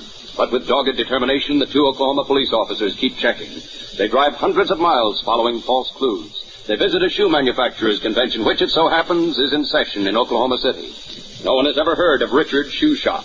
More checking, more disappointments. The search now looks hopeless. Then one day, just 10 days after the woman's body had been found, Deputy Warren talks with a shoe clerk in Memphis, Tennessee. The clerk says the shoes look as if they'd been manufactured by a shoe company in his own hometown, Indianapolis. Warren visits the shoe company. Do they have a customer whose trademark is Richard's Shoe Shop? The manager looks in his records. Yes, he has such a customer. It's a store located in Peoria, Illinois. Immediately, Sheriff Crawford and Deputy Warren journey to Peoria. Talk to the owner of Richard's Shoe Shop. We're police officers, Mr. Richard, from Oklahoma. Yes, what could I do for you? Unwrap those shoes, Warren. Right, Sheriff. Forgive me, gentlemen, but may I ask what this is all about? We're returning a pair of ladies' shoes, Mr. Richard, which we hope were purchased in your store. Oh, let me see them. Here you are. Did those shoes come from your shop, Mr. Richard? Yes. Yes, they did. Could you possibly give us the name of the customer? Well, sir, I don't know whether I can or not. You see... You're afraid of getting someone into trouble? Well, you might call it that. Of course, I don't want to seem uncooperative, but... Warren, got that picture handy you took of the body? Oh, here. Was this your customer, Mr. Richard? What? That's Dorothy Maxwell. She's dead? Yes, Mr. Richard, she's dead. That's why we're here. Oh, I see. And did you sell her these shoes? Yes, I did. How do you know? Well, because of the size and because of the extra high heel. The size, huh? Yes. Dorothy, she was one of my regular customers. She wore a size 3 AAA. We had a terribly difficult time fitting her. Oh, I can't believe she's dead. Murdered, Mr. Richard. That's why we're asking you to give us her address. You have it? Yes, of course I have. You see, she had an account with us. We'd like that address, Mr. Richard. Certainly, sir. Just a minute. Oh, I can't believe... Our first big break, Sheriff. I told you, Warren, that patience was a necessity in our work. Patience and perseverance. But don't get so enthusiastic. We're just beginning. Here you are, gentlemen. Here's the address on this slip of paper. Now, that's your mother's house out on High Street. I'll tell you how to get there.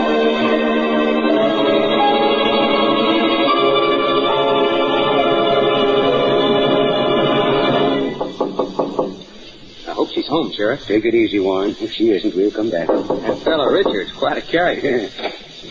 Yes, gentlemen. You're Mrs. Maxwell? That's exactly who I am. I don't want to buy anything today. Just a moment, Mrs. Maxwell. Well, we're not selling anything. Well, then why are you knocking on my door? We've come to talk about your daughter, Dorothy. My daughter? She's not here. We know, Mrs. Maxwell. How do you know? Who are you men? We're police from Oklahoma. Way up here from Oklahoma? That's where my daughter is. I had a letter Yes, from... Mrs. Maxwell, we know. You know I had a letter? No, we know she's in Oklahoma. But how... Why, is anything wrong? Mrs. Maxwell, your daughter is dead. Oh. She's fainted. You got her, Warren? Yeah, I got her. All right, let's get her inside. Here, I'll give you a hand. In the living room here? Yes. Put her on the sofa. Okay, Sheriff. Yeah, here. That's right. There she is. Right. must have fainted. You did, Mrs. Maxwell. Feeling better? If I could have my smelling salts out in the kitchen. I'll get them. They're on the shelf over the sink. I'll be right back. I'm sorry we had to startle you the way we did, Mrs. Maxwell, but it was necessary for you to know the truth so that you'd give us the information we need to catch your daughter's murderer. Did you say murderer? Mrs. Maxwell, we're going to make it as easy for you as we can. I know very well how you must feel hearing that word. I also know you're going to do all in your power to help us apprehend whoever is responsible. But how do you know? How do you know she was murdered? Because we found her body by the side of a road and... Well, I'd rather not say any more. I can't believe it. I just can't. Here you are, Miss Maxwell, the smelling salt. Thank you. Thank you so much. Now, this picture, Mrs. Maxwell... No, Warren. What picture? It's a photograph of your daughter, Dorothy, as we found her. I'd rather you didn't see. No, I'd rather not. These shoes, Mrs. Maxwell, were they your daughter's shoes? Yes. How did this happen? And that's what we want you to tell us, Mrs. Maxwell. Me tell you? I don't know. We want you to tell us just why your daughter left home, where she went, and most particularly who she went with. You see, we want to get the man who did this, Miss Maxwell, and we want your help. The man who killed my daughter. I'll do everything I can to help you. Good. Now let's start at the beginning. First, when did Dorothy leave home? Well, when she got that letter from Mr. Drake through the matrimonial bureau. Mr. Drake? Matrimonial bureau? Yes. See, Dorothy hadn't had much luck with marriage. He started off when she was very young, had 3 husbands right in succession. Mm-hmm. None of the marriages worked out very well, so she decided to try this till death do us part matrimonial bureau in Chicago. It's a sort of correspondence club. And she corresponded with this Mr. Drake? That's right. He was listed as a very rich man from East Texas. Oil business, I think. Mm-hmm. Anyway, he was rich. Well, after a few letters and an exchange of photographs, David proposed marriage to Dorothy, and she accepted. She sold some property she had here, put the money in a money belt, and left for St. Louis to meet David and marry him. Money belt? Yes. Dorothy was always afraid of being robbed. How much money did she take in her money belt, Mrs. Maxwell? Just a little more than $3,000. She called it a dowry. Dorothy was always so romantic. I suppose she had some jewelry. Oh, yes. Presents from her former husband, you see. She had one necklace that her last husband sent her from Africa. It was pure gold. Will you please describe it? Well, I always called it the Casablanca necklace because that's where it came from. As I say, it was pure gold, made by the Arabs. I see. It's beautiful. I always kind of hoped she'd give it to me. Well, now, let's get on with the story, Mrs. Maxwell. You said your daughter left Peoria for St. Louis to marry David Drake. Yes. Mm-hmm. She married him in St. Louis. And they started on a motor trip to his estate in Texas. They had a fine trip. She wrote to you, I suppose. Oh, almost every day. She was so happy. They stopped in tourist camps. You remember where? Well, I have the letters upstairs. I remember the last one I had was from a tourist camp near Kansas City. They were on their way south then. That checks, Sheriff. Yes, Warren. Mrs. Maxwell, I'm going to ask you to let us see those letters. All right. And that photograph on the mantel, have you one like it that you could let us have? Yes, I believe I do. Fine. And do you by any chance have Mr. Drake's Texas address? Well, I don't believe he ever told Dorothy just where he was located in Texas, but I can get you his St. Louis address. He had an apartment there. I have it. Because that's the only address Dorothy could give me when she left home. Good. That'll be our next stop. We'll see what we can find in Mr. Drake's apartment with the help of the St. Louis police. You think he killed my daughter? We don't know, Mrs. Maxwell. You see, we can't afford to reach conclusions until we have proof, evidence. The kind of evidence we hope to get in St. Louis.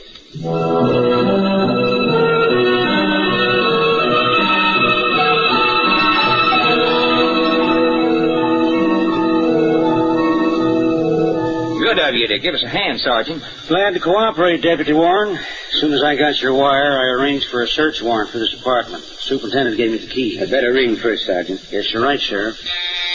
The super said Drake was away, but you never can tell. If he's in there, he's either asleep and doesn't intend to answer the door. Might as well open up, Sergeant. Right. Now, careful, everybody.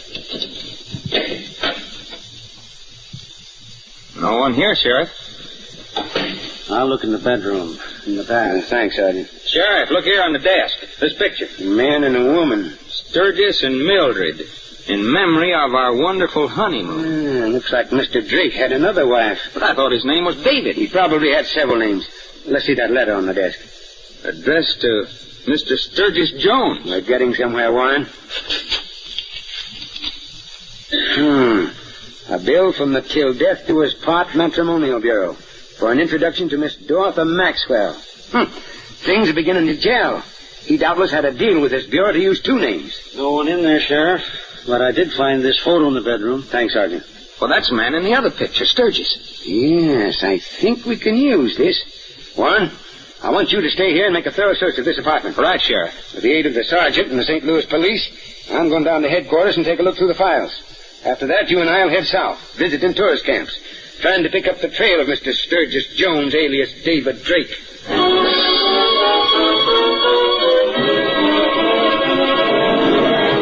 You are listening to the case history of an actual crime, one of the most cold-blooded, horrible murders in Oklahoma crime history, and one of the most remarkable examples of careful and painstaking detective work in the history of any state.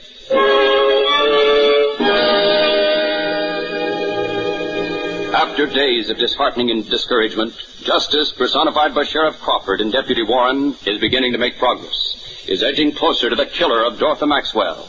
But who is he? Where is he? The two hard-working police officers have identified the victim. They have identified the man she married through a matrimonial bureau. But they have no evidence that this man killed Dorothy Maxwell.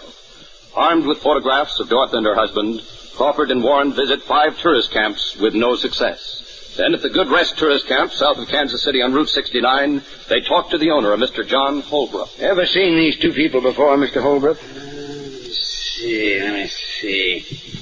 Yeah, I believe I have, Sheriff. Do you recall their names? Just a minute. Let me look at my register here. Yeah. These are photographs of Mr. and Mrs. David Drake. They stopped here on the 18th of June.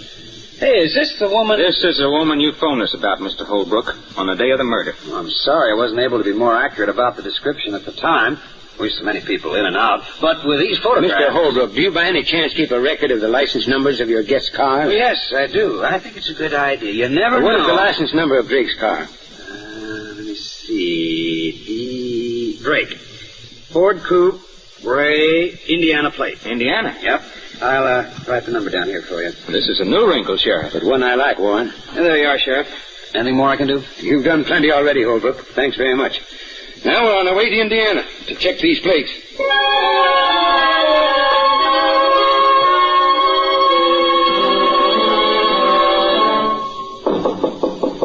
We've sure done some traveling on this case, Sheriff. Yes, Warren, and we may have to do a lot more.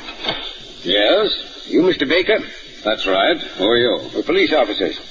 We'd like to see your car. A gray 1941 Ford Coupe. Well, I'm afraid that isn't possible. Not possible. Now, listen, Mr. Baker. Just a minute, Warren.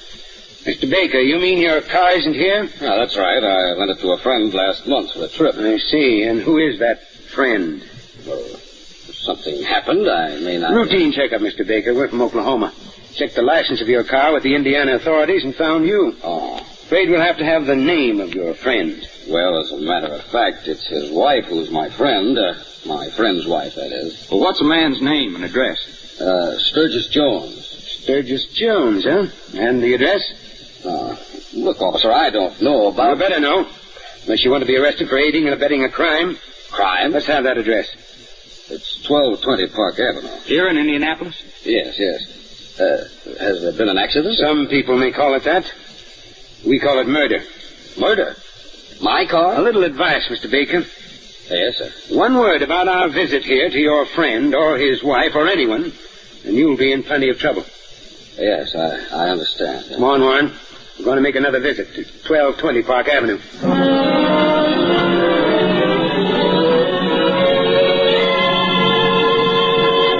Now, Mrs. Jones, where's your husband? I don't know. I tell you, he's away on a trip. But we've got to know. Why are you officers questioning me like this? What's Sturgis done? We don't know yet, for sure. But one thing we are sure about, He's married another woman. Married another... I don't believe it. You will, Mrs. Jones. Is this your husband's picture? Where did you get that? From his apartment in St. Louis. Apartment in St. Louis? Yes. I just can't understand.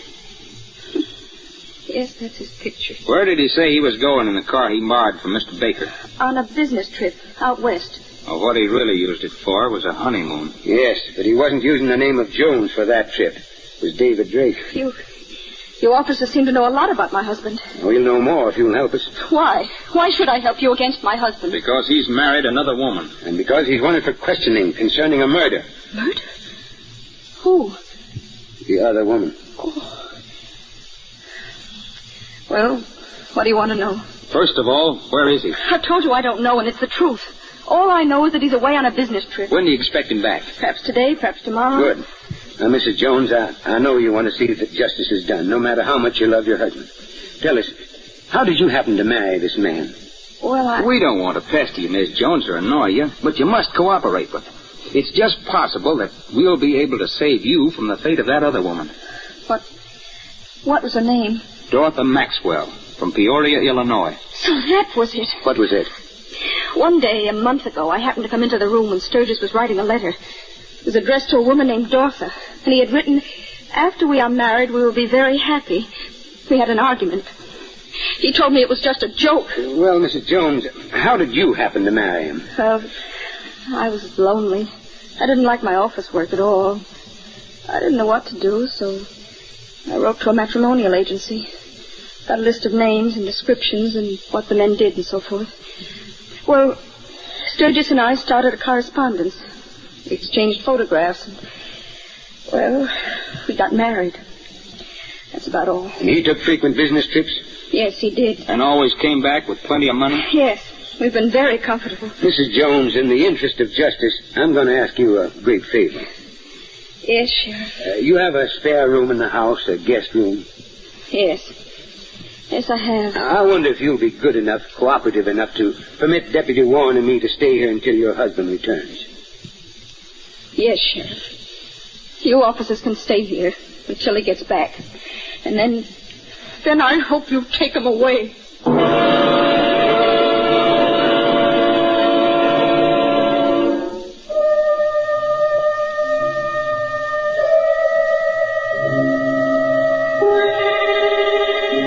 3 days pass, each day marked by a telephone call from Sturgis Jones to his wife Mildred. He is on his way home, and the two police officers wait, patiently wait, for they know now that the trap is set. But Sturgis Jones does not come home. Perhaps he's been forewarned, perhaps not. Then...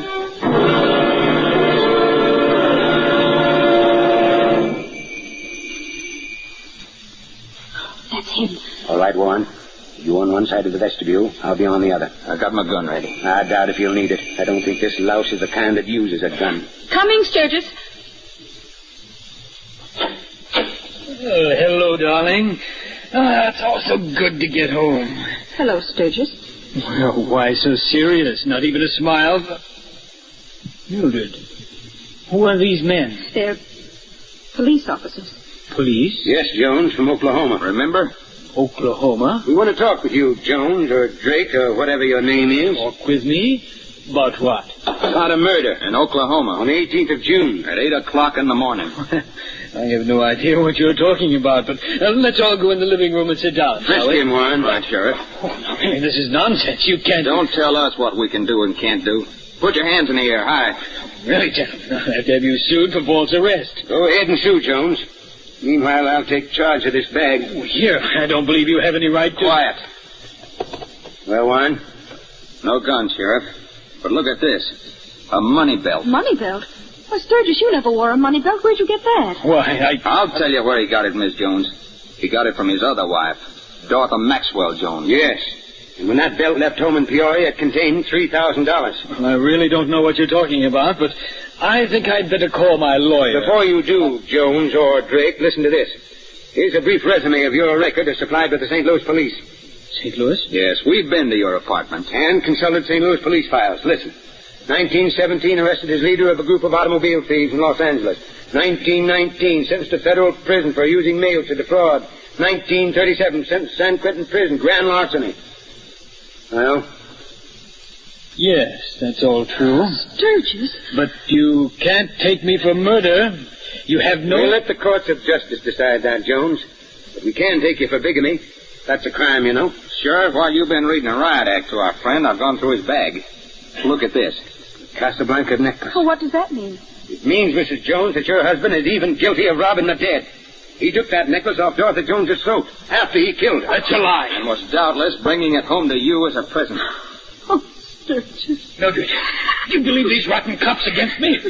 Very well, they'll take me, but before they do... Look out, drop that lamp! You're a killer at heart, aren't you, Jones? You all right, Miss Jones? That lamp, he tried to kill me. You'll never get a chance like that again. No. Jones, you'll be extradited to Oklahoma for trial. From now on, your fate is in the hands of justice.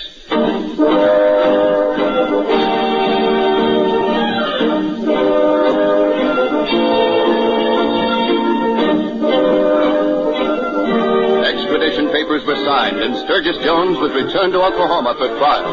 At this trial, Jones and Drake were identified as the same man by the owner of the tourist camp. The money belt, the Casablanca necklace, all positively identified. Other jewelry found in Jones's possession at the time of his arrest, identified as having belonged to Dorothy Maxwell. Jones was sentenced to death in the electric chair where he paid for his crime on December the 18th, 1943, just 6 months after Dorothy Maxwell's body was found. Thus, Oklahoma justice. And so at police headquarters in Tulsa... Deputy Warren? Yes, Sheriff? Move Dorothy Maxwell's card from the active file. Yes, sir. Mark it. Case closed. Justice did triumph.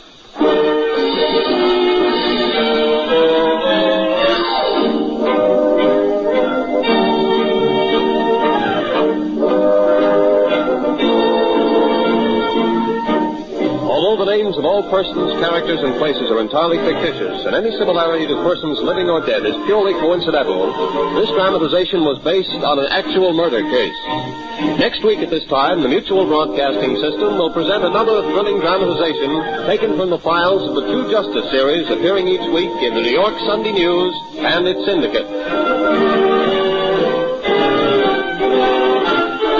These programs are produced by Jock McGregor. Today's program was directed by Arthur Van Horn. The script was written by Bryce Disk Jr. The narrator was George Carson Putnam. Cameron Prudhomme played the sheriff, Jim Bowles the deputy. Others in the cast were Bryna Rayburn, Joe Latham, Paul Conrad, Sidney Smith, and Humphrey Davis. The orchestra, conducted by Emerson Buckley, played music written especially for this broadcast by Richard DuPage. Frank McCarthy speaking.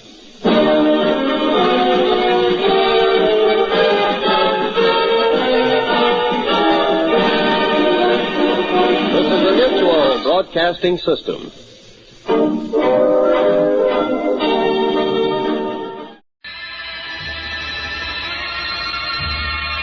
Mystery in the Air, starring Peter Lorre, presented by Camel Cigarettes.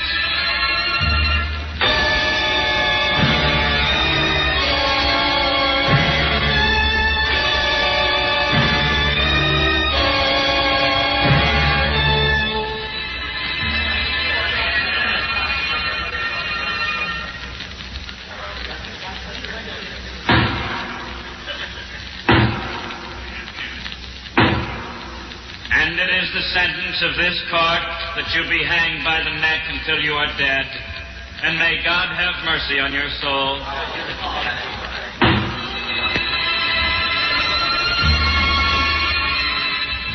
No, I neither expect nor solicit belief for this wild story. I would be mad to expect it yet. Mad I'm not, and very surely I do not dream, but while there is still time, I don't know why, I feel compelled to report a series of mere household events and their consequences. These events have terrified, have tortured, have destroyed me. Perhaps some are more calm, more logical, but certainly far less excitable than I will be able to explain them. I cannot. I can only tell you the facts, and that I have to do today because tomorrow I die.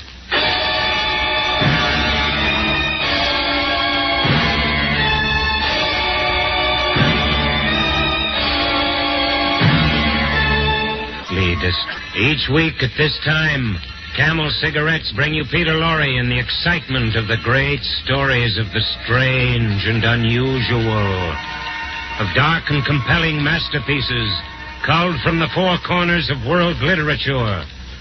Tonight, Edgar Allan Poe's immortal American classic, The Black Cat.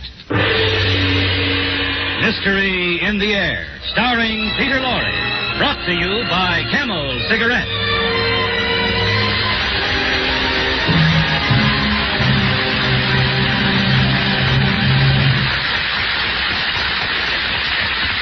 Experience is the best teacher. Try a Camel. Let your own experience tell you why more people are smoking Camels than ever before. Give your T-Zone the experience of enjoying a Camel. And see if you don't join the millions of other smokers who say, Camels suit my T-Zone to a T. Your T-Zone, that's T for taste and T for throat, is your true proving ground for any cigarette.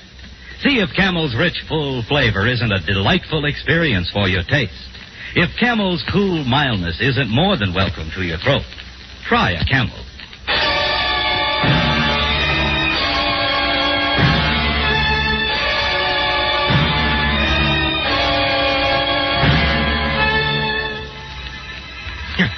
No, believe me, there was nothing, absolutely nothing in my childhood which forecast the terrible events that were to come. No, as a child, I was very gentle. I got along well with everyone, but most I liked animals, yes. All kinds of animals. And then I married quite young, and I was very happy to find that my wife shared my feelings. Very soon we had quite a collection. Oh, we had birds and goldfish. We had a dog and some rabbits, and we had a cat. I'll never forget the day my wife brought it home. Hello. You're home so early. Look, Charles, look. Look what I brought. Oh, look at it. Oh, the little kitty. Where did you get it, darling? Oh, the poor little thing. Some dogs were chasing it, and I just rescued it in time. Yes, it was so frightened. Yes, but it isn't frightened anymore. Oh, it seems to love you, Charles. Then that's not strange. All animals do. Yes. Nobody's going to hurt you, kitty, no. How about some milk, huh? Yes. There, you see? Oh, he must have been very hungry. Yes. Hey, what's your name, huh? I don't suppose he has a name. He is so young. I don't think he belongs to anybody. Well, then we have to give him a name. You mean we can keep him? Keep him? What are you talking about? He has no home. We can't turn him out in the streets, can we? Oh, Charles, I was hoping you'd let him stay. Of course, but he must have a name. Yes, let's see. Oh, yes, so black, yes, all black, beautiful. Not a single white mark. Oh, I have it. He's as black as the devil. Let's call him Pluto. Huh? Yes, we'll call you Pluto.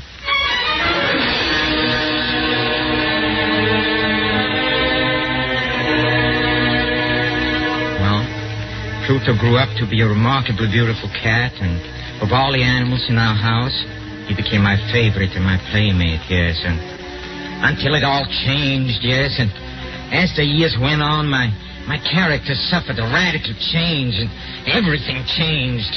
Huh? Why? Well, I'm ashamed. I hate to admit it. Through intemperance, yes, through intemperance. And then as drink became more and more necessary to me, I became more and more moody and irritable.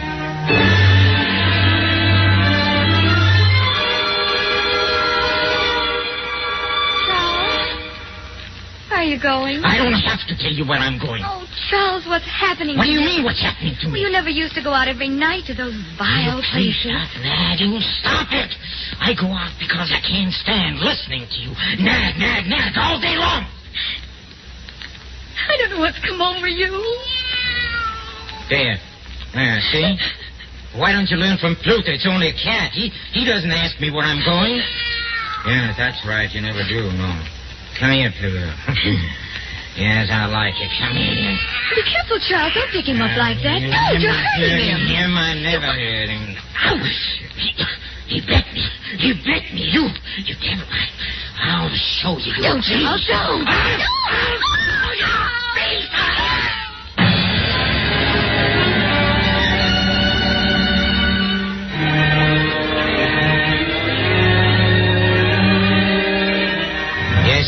I hate to admit it, but I was so furious I kicked Pluto, and I kicked him again and hard, and the next morning I saw that his ear was torn, and I was filled with remorse for what I'd done. From then on, Pluto ran away in terror whenever I approached, and that in turn made me more and more irritated, and in the end it was sheer perverseness, nothing else, yes. Sheer and unexplainable perverseness that made me do what I did. I blush to admit it, but one morning I strangled the poor animal. Yeah, I killed it only because I knew that it had loved me, and because it had given me no reason for offense. No, I'm offering no excuse. I'm only recounting what happened. Well, in the evening, I went to the inn as usual, and I came home very late, and I fell fast asleep with my clothes on. Then I was awakened suddenly.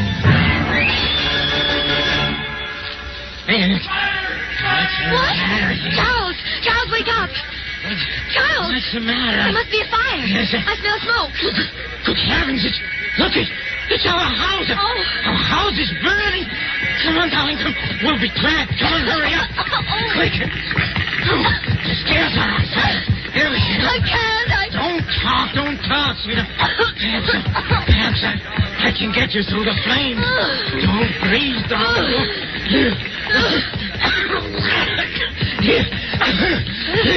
Here's the front door yet.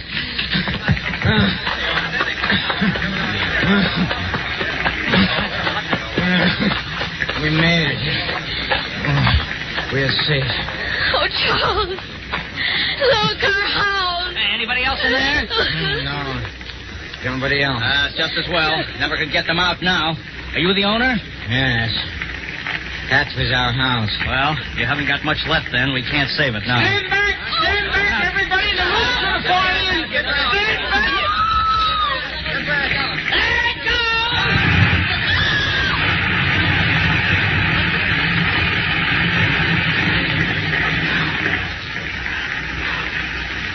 Well, it's down now. Funny, nothing is left but that one wall in the middle. Look at it. What about it? Well, look at it on the wall. Hey, that is strange. What are you talking about? What's strange? Oh, there on the wall. It's still standing. The marks on the plaster. Marks? What marks? Well, what's the matter? You blind? Right up there on the wall, that black figure. Oh, yeah. It looks like a cat. Yeah, it does. Smoke must have done it, but it certainly does look like a cat. What looks like a cat? There, and it's got one floppy ear. Who's got a floppy ear? Honey, huh? It's not funny. It is not funny at all, you hear? I know what it is. You know who it is? Yes, it's Pluto. I recognize him. Yes, there, see? His ear is torn, huh? Oh, you beast. That hideous beast. It's come back to haunt me. Leave me alone. You hear? I can't stand it. I can't. Get some water, somebody. This man's fainted.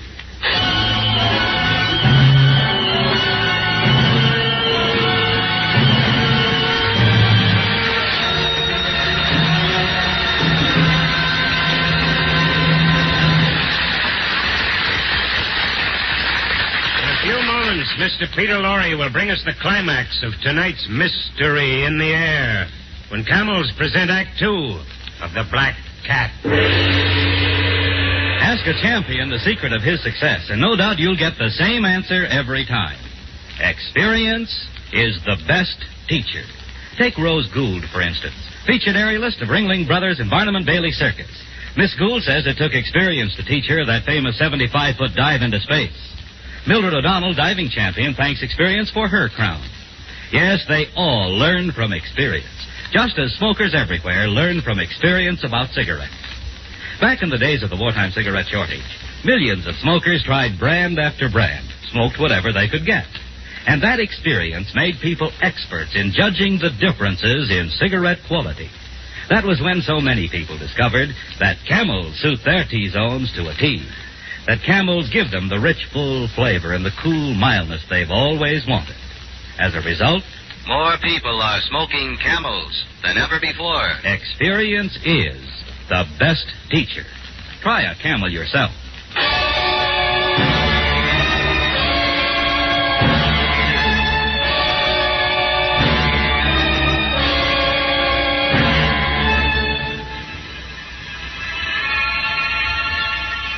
The black cat is dead, killed by its master.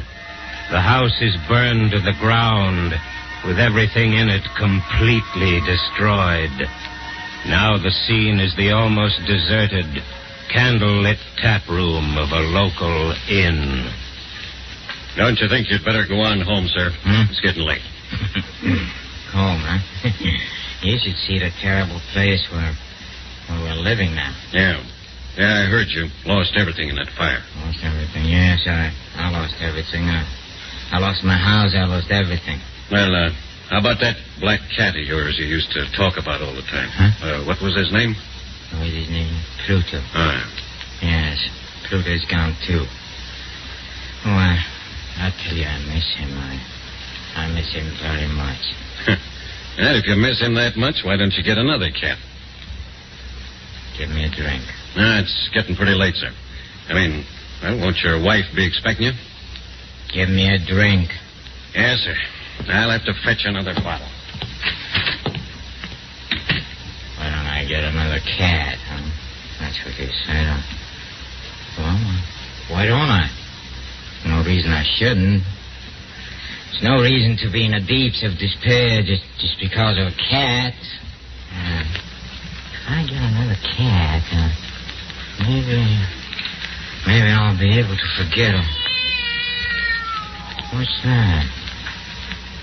Oh, there's a cat now. Yes, it's sitting on top of the table.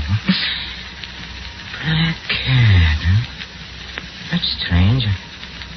I've been staring at that table for 5 minutes. I could swear there was no cat on it.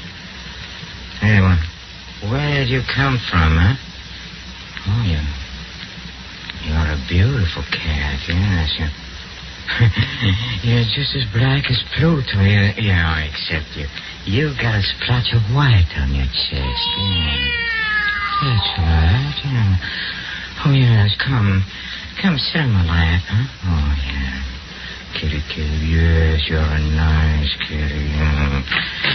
You're a nice cat. I like... Here you are, sir. Where did this cat come from? Cat? Oh, yeah. Yeah, big one, isn't he? I don't know where it came from. Or how it got in, either, for that matter. Never seen it around here before. Don't know who it belongs to? No. As far as I'm concerned, it belongs to you if you want it. Can't keep it here. Wife doesn't like cats. Especially black ones. You like cats, huh? How stupid. See, I want it. Yes, I want it very much. I'll take it home with me right now.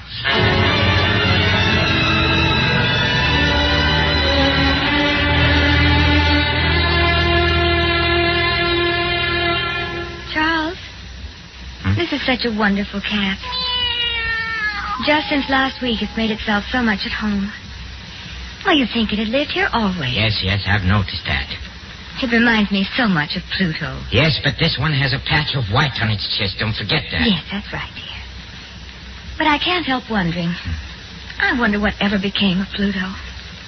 He disappeared the day of the fire. I know he disappeared. And well, maybe he knew the house was going to burn down.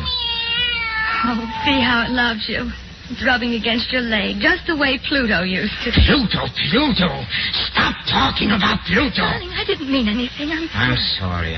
I'm sorry, dear. I always talk about how much this new cat resembles Pluto. It just makes me nervous. And look, actually, there's hardly any resemblance at all, really. Except that they're both black. This one has a white patch on its chest and... Oh, the poor thing. Charles, look, his ear is torn. Huh? See? What?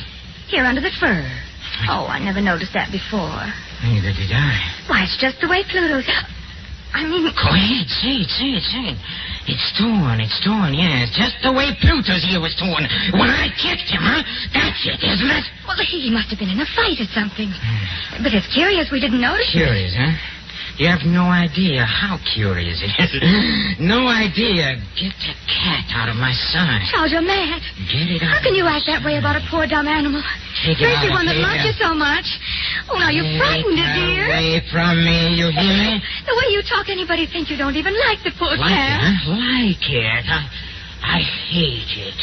I tell you, I hate it. I hate it. I hate it.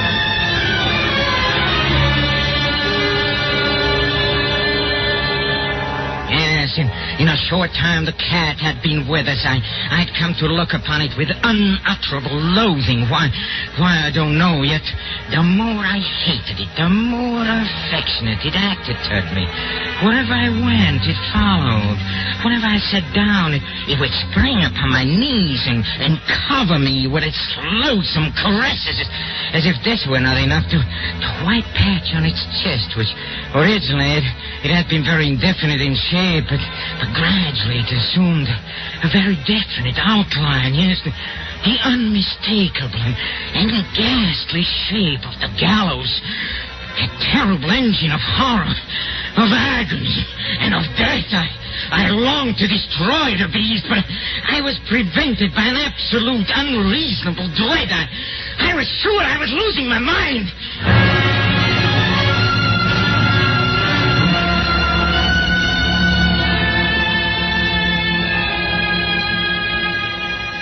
Charles, are you going out again? Yes, I'm going out. I don't know when I'll be back. Oh.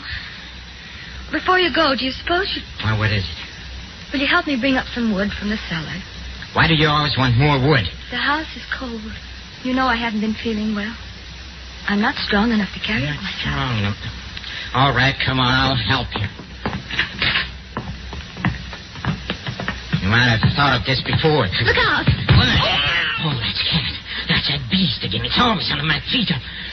It tried to trip me on the stairs. Oh, no, I'm sure it did. I'll get rid of that beast once and for all. I'll get... Charles!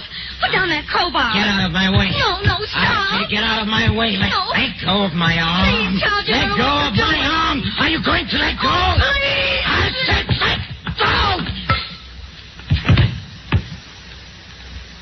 Oh. Why didn't you let me go?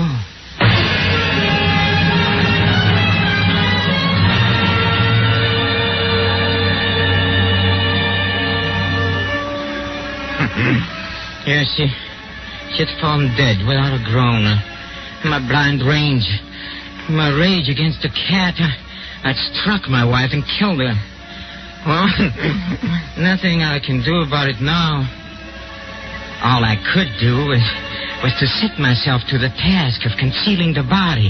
Yes, I thought and I deliberated, and then it occurred to me that, yes, in the Middle Ages, they used to wall up their victims, and I determined to do the same thing.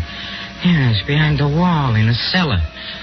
I managed to dislodge a section of bricks near the chimney, and in a hole behind them I propped the body. Then I carefully laid the bricks back in their original position, and when I had finished, no one could have told that the wall had been disturbed at all. Well, I could say to myself triumphantly, here at least, my labor has not been in vain. My next step, then, was to look for the beast that had been a cause of so much misery, but then I became aware that it had completely disappeared. 3 days passed, and still my tormentor did not appear. Oh, it's impossible to describe or to imagine the deep sense of my relief. For the first time in months, I slept, yes. I slept. Even with a burden of murder on my soul. Yes, some few inquiries were made about my wife's whereabouts, and a search of the house was conducted, but nothing was discovered. Oh, I finally could look upon my future secure.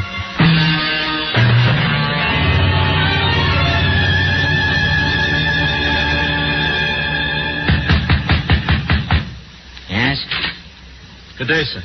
Sorry to disturb you again, sir. Oh, it's you, Sergeant. Is there anything I can do for you? Well, they're still puzzled about your wife's disappearance. Puzzled, huh? Well, so am I. Some of her friends have been around to the police station. What's that got to do with me, huh? You've already searched the house twice. What do you want? Oh, I know, sir, but... Well, the captain sent me and the constable here to look around just once more, to be sure there's no clues been overlooked. Mm-hmm. This will be the last time, sir. Only a matter of routine. We won't bother you again. All right. Come in. Thank you, sir. Come on, Joe. Right. Where would you like to look first? Well, we might as well begin with the cellar. Cellar, huh? All right, yes. Right down these steps. I'll come with you. Yes, I always say searching a house is like getting ahead in the world. You start at the bottom. Yes, I see. It's very funny. Well, come on, Constable. Get to work. Right. While they searched, I folded my arms and watched. As before, they discovered nothing but... As they were about to depart, the glee in my heart was too strong to be restrained. I burned to say but one word, yes, just one word, by way of triumph. And as they started up the steps, I said, say, have you noticed, this is a very well-constructed house, you know. Hey, gentlemen, you're not going, eh? Yes, it's an excellently well-constructed house. You've never seen such a well-constructed house in a frenzy of my bravado upon that very portion of the brickwork behind which stood the corpse of my wife. I rapped with my cane. Let me heaven deliver me from the arch-fiend. What was that?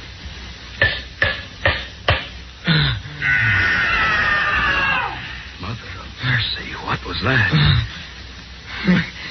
Wind, probably. Wind? That's not the wind. It came when you hit this wall here. Whatever it is, it's behind these bricks, Sarge. Here, take this crowbar and knock that wall down. Right.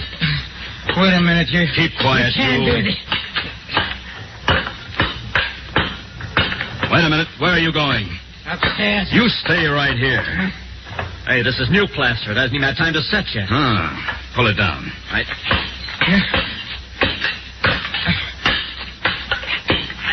Here she comes. Look out.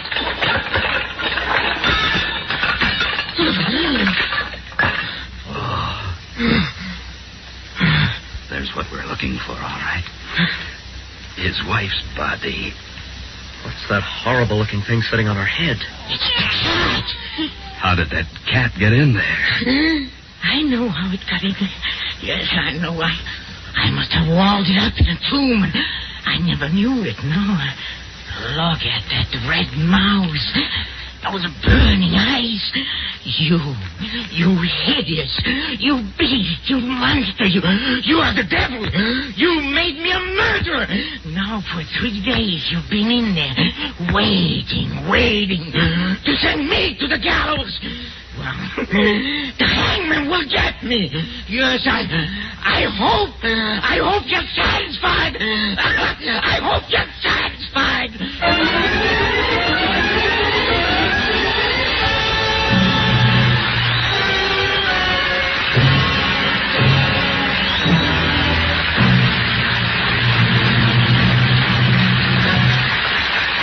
Each week, the makers of Camel cigarettes send free Camels to servicemen's hospitals from coast to coast.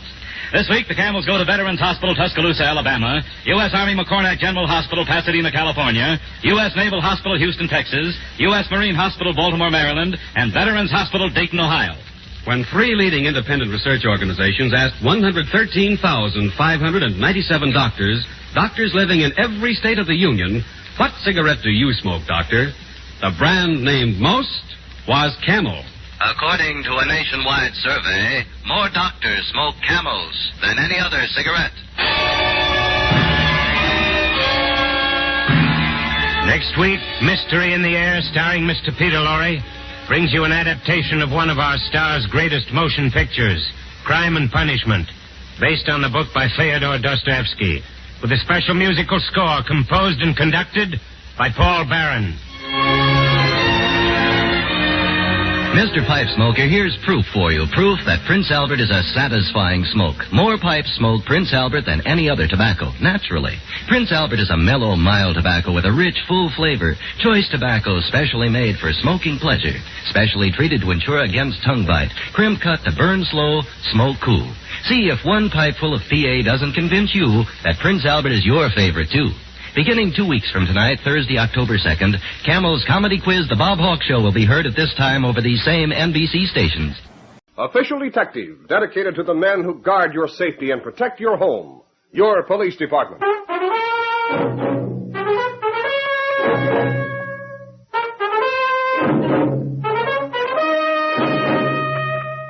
Now, Official Detective.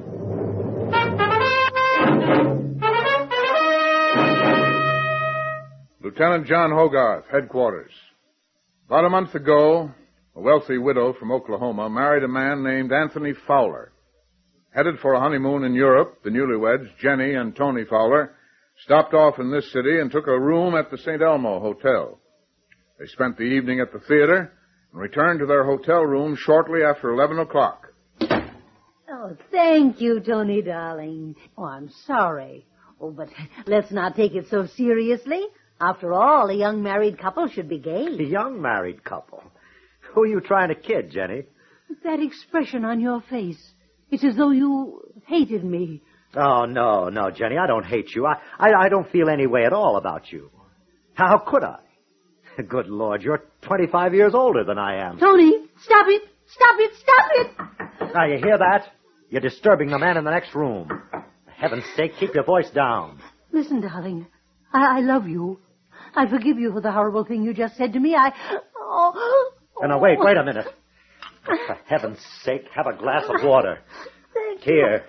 you. Thank you, Tony. When we get to Europe, we'll never mention this. I think you must be very tired. And get Europe out of your mind. I'm not going. Not going on our honeymoon? Honeymoon? Oh, don't be ridiculous. You might as well get it straight, Jenny. I only married you for your money. Tony! Oh, but now look what you've done. I've dropped the water glass. I'm sorry. I better take it up off the floor. You might cut your foot. Don't do that with your bare hands. You'll cut yourself. Is that what you really want, Tony? Is money the only thing you want? That's it.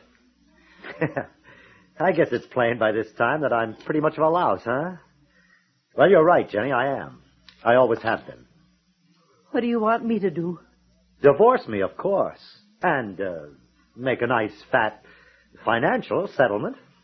There'll be no divorce, Tony. That isn't the way our marriage is going to end. Oh, Jenny, stop that. Now, look, you've cut your hand. You've got blood all over your blouse. Oh, that's all right. I'd better put this broken glass in the wastebasket.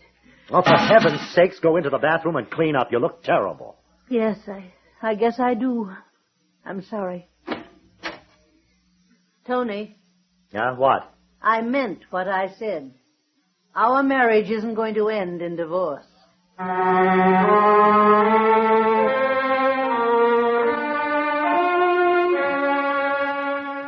Hey, Lieutenant, how's for the all-night coffee joint before you head home? Good idea, Alan. As the commuter says to his wife, I had a hard day at the office. You and me both. I'll lock the files. Lieutenant Hogarth. Oh? Which hotel? Was it a shooting? Oh. Yes, the blunt instrument always makes it tougher. Listen, nobody's to leave the hotel till further notice. Got that? Yes, we'll see you. Leaving right away. Well, Lieutenant? A murder at the St. Elmo Hotel.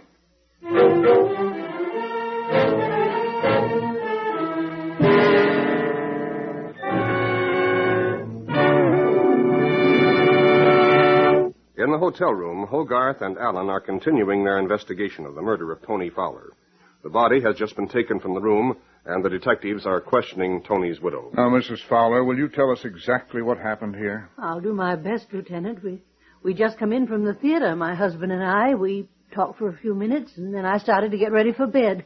I went into the bathroom to bathe and wash out a few things. While you were in there, did you hear any sounds from this room? No, sir. You see, the water was running most of the time, so I couldn't have heard. How long were you in there, Mrs. Fowler? I'm not sure. 20 minutes, perhaps. And when you opened the door and came out? I was in my nightdress and negligee. I saw my husband lying there on the floor. Take your time. It was his head that was so horrible. Oh, what was it? What was he struck with? Something heavy and blunt. We haven't found the weapon, but we think it was one of the bedside lamps. Yes. There were 2 lamps in here. So the housekeeper told us. They were a matched pair, heavy metal base with a glass column going up to the bulb. By the way, we noticed that bandage on your right hand. What happened? A bandage? Oh, I poured myself some water and accidentally knocked the glass off the table. It shattered on the floor, and when I was picking up the pieces, I cut myself. And you threw the pieces in this wastebasket? Yes. We wondered how this glass got in here. Well, let's get back to your story, Mrs. Fowler. You came out of the bathroom and saw the body. Then what? I'm not sure, but I remember screaming, and then a man came running in. He said he was a guest in the adjoining room. He picked up the telephone and told the operator. How did this man from the next room get in here? I don't know. He just opened the door, that's all. It must have been unlocked. If the killer's prints were on the knob, this guy certainly ruined them. Now, Mrs. Fowler, as you know, the story of your marriage has been in newspapers all over the country. It was considered news for many reasons. Your social prominence, your great wealth, and the rumor that you took a great deal of cash with you on your wedding trip. Is that true? Did you bring a lot of cash? Of course. How much? $175,000. What? You had all that in cash? Yes, Sergeant. Well, that much money is a strong motive for murder, Mrs. Fowler. I know, but it wasn't stolen. I made sure of that before you came. It's in a suitcase. Here, in the closet. Here, let me get that, huh? Oh, thank you. You may open it if you like. Yeah, I'd like to see that much money. Holy Hannah. Is this 175,000? Yes, in thousands, hundreds, and some smaller denominations. I'm going to have this suitcase put in the hotel vault, Mrs. Fowler. Very well. There's another reason why this marriage of yours was considered news. The fact that you were 25 years older than your husband. That didn't affect our happiness at all. Tony loved me. And you had no differences? No spats or arguments? Why, of course not, Lieutenant. Tony worshipped me. Well, I'm sorry to have upset you. Alan, have Mrs. Fowler move to another room on this floor. I'm sure she'd be more comfortable. Okay. What about this money? We'll have to put it in the vault right away. Well, the motive certainly wasn't robbery, or this suitcase full of dough would be gone. Could have been robbery. The killer might have gotten scared away before he found the suitcase. Maybe so. As soon as we get a chance, I want to question that man in the next room.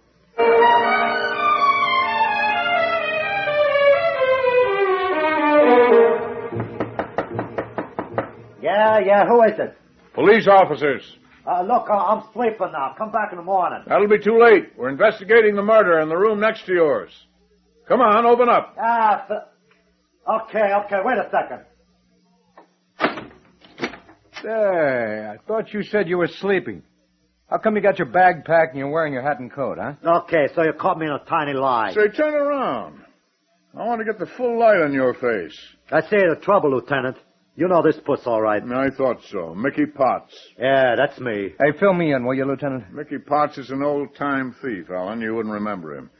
Where were you going in such a hurry, Potts? Anywhere, to get away from here. With my record, I knew you cops would be asking me a million questions. That's right. You got any answers ready? One's all I need.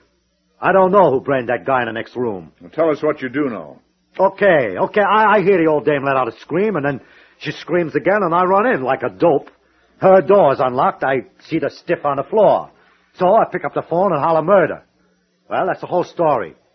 Go ahead, send me up for life. Now, don't be impatient. Maybe that'll happen later. Now, tell me this. Did you hear anything in there before Mrs. Fowler screamed? Yeah, I hear somebody sloshing around the bathroom for a long time. And before that? Well, before that, I hear the two of them having an argument. What about? How do I know? Who listens? Anyways, I knock on the wall to shut them up. Hey, what's your pal looking for? Don't get upset, Mickey. I'm just having a look around your room to see if you left anything. Oh, sure. You cops are very good that way. Hey, Lieutenant, one of the bellboys told me about this Mrs. Fowler. He says she's that rich old dame from Oklahoma. Rich is right. Some coincidence you having the room right next door, eh? So help me, that's all it is, a coincidence. Mm-hmm. But you may as well get undressed, Potts. Go to bed. You mean I gotta stay, huh? Till further notice. Let's go, Sergeant. Okay. Alan, go down to the lobby and see what you can learn from the staff. Right. When you're finished, come back up. I'll be questioning the other guests on this floor.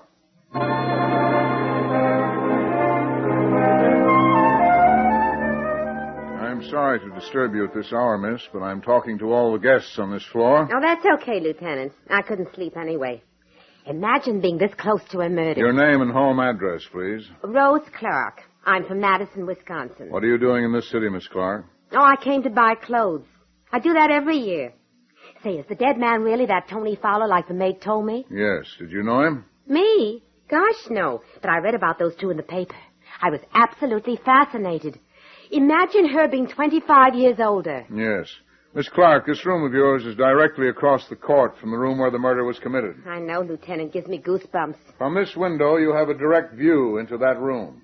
I was wondering whether you heard anything or saw anything. Well, yes, as a matter of fact, I did. But I don't suppose it means anything. Tell me about it anyway. Well, it was, maybe 11:30. I was at this window looking up to see if the stars were out. That's when I saw this woman. She was at the window over there throwing something out. When I heard it smash down in the courtyard, I knew it was something made of glass. Thought maybe it was a whiskey bottle. Do you think this woman was Mrs. Fowler? Golly, I wouldn't know. It was too dark. I could just see her outline, that's all. Lieutenant, is it true what the paper said about Mrs. Fowler? Does she really have a suitcase full of money?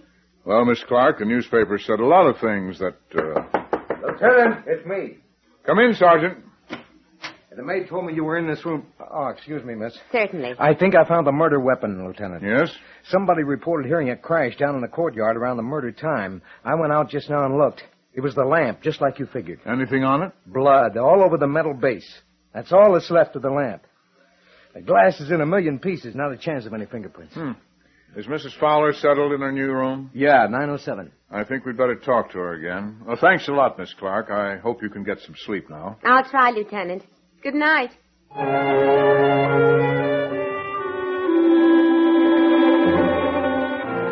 Now, Mrs. Fowler, let's have the truth about you and your husband. The truth? What do you mean? The man who had the room next to yours said he heard you having a loud argument. Told us he had to knock on the wall. No, he must be wrong. Mrs. Fowler, I asked for the truth. All right. Tony and I did disagree. But it wasn't about anything important. It was just about the play we'd seen. I see. Why did you throw the lamp out the window? Throw the lamp out of the window? I don't know what you're talking about. You deny doing it? Of course. Now, about your hand. Did you really cut it when you were gathering up the pieces of the water glass? Yes. What are you men trying to do to me? Get the truth. You weren't straight with us about arguing with your husband before he was killed. Well, I was ashamed to tell you about that. You suspect me, don't you? You really suspect me of murdering Tony. If your suitcase full of money were missing, we wouldn't suspect you half as much. But one of my suitcases is missing. What? I didn't know it till they moved me into this room. It was a duplicate of the case with the money in it. Well, what's in the suitcase you claim is missing? Was some of my clothing. Suits, sweaters, and shoes. You don't believe that it's missing. We'll have to take your word for it. Well, why should I lie to you? Maybe to get a burglary motive into the case. But I'm not lying. Well, I hope not. All right, Alan, let's get out of here. I imagine Mrs. Fowler would like a little time alone to do some thinking.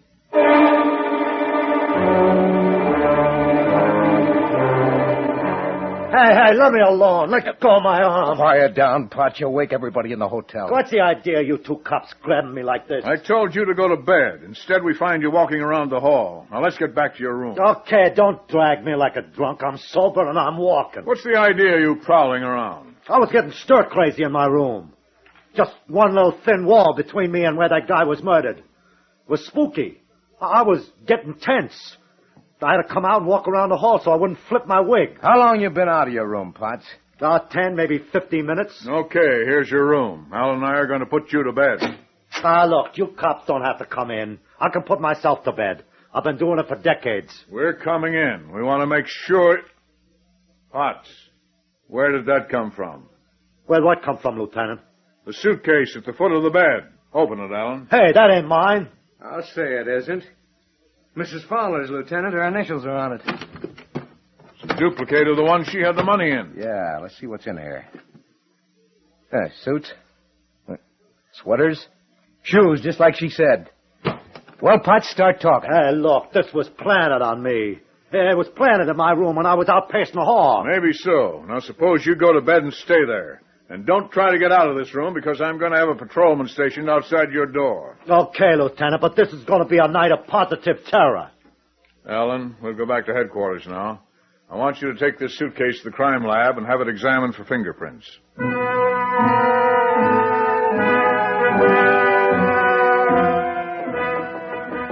Mrs. Fowler. One moment, please. You are Mrs. Fowler? Yes. My name is Rose Clark. I'm also a guest in the hotel. May I come in and talk to you? Of course. I know it's almost 2:30, but I couldn't sleep. And after your terrible tragedy, I'm sure you can't either. Oh, no, Miss Clark. Of course I can't. I thought maybe there was some way I could comfort you. Oh, that's very thoughtful of you. I've just been sitting here thinking of my poor husband. I know, Mrs. Fowler. I was thinking of Tony myself. You knew him? I knew him rather well. You know, I said maybe there was some way I could comfort you. But you could comfort me even more. How, Miss Clark? By giving me the suitcase. You heard me. I want that suitcase. The one with the money in it. Where is it? Are you a thief? Never mind that. Where is it? Please! Don't scream. You hear me, old woman? Now, don't you make a sound. Where is that suitcase full of money? I haven't got it. Those policemen took it. You're lying. It's true. They put it in the hotel vault. Okay. We'll get it out of the vault. Pick up that phone. Tell the night clerk to get it out of the vault and bring it up here. No. Do as I say. Oh, stop that. Please.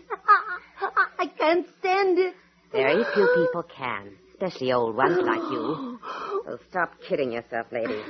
Get on the phone and tell them to bring that suitcase up here. Come on. Tell them now while you can still talk.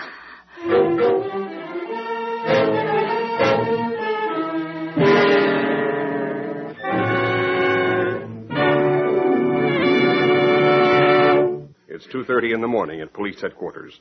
Lieutenant Hogarth comes into his office, bursting with news. Hold on to your hat, Alan. Yeah, what cooks? The boys and records identified the prints in the suitcase. They belong to a young woman named Ada Lasker, confidence woman. Ada Lasker. Don't know her. You will in a minute. The boys told me that Ada works with a con man named Buck Babson. That's so. I got their mug shots out of the files. This is Ada. Recognize her? Hey, let me... Hey, this is Rose Clark. The gal in the hotel. Now, here's a shot of her sidekick, Buck Babson. You won't recognize him, though. The only time you saw him, he was dead, with his head bashed in. You mean Tony Fowler? Yeah. Got his prints from the morgue. Tony Fowler was really Buck Babson. A con man taking that poor old gal for her dough, huh? Looks that way. He and the girl were working together, but something went wrong, and he got killed. Let's get back to the hotel. I want to call Rose Clark by her right name and see what happens.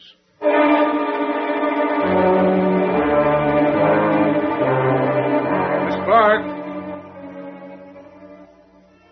Alan, see if she's in the bathroom. Sure. Miss Clark. Not in there, Lieutenant. Look what I found on the windowsill. Binoculars. Behind the curtain. She had a direct view with the murder room. Yes, she must have been watching for some signal. Her things are still here. Where do you think she went? Out to make another stab at getting that money? Come on, hurry.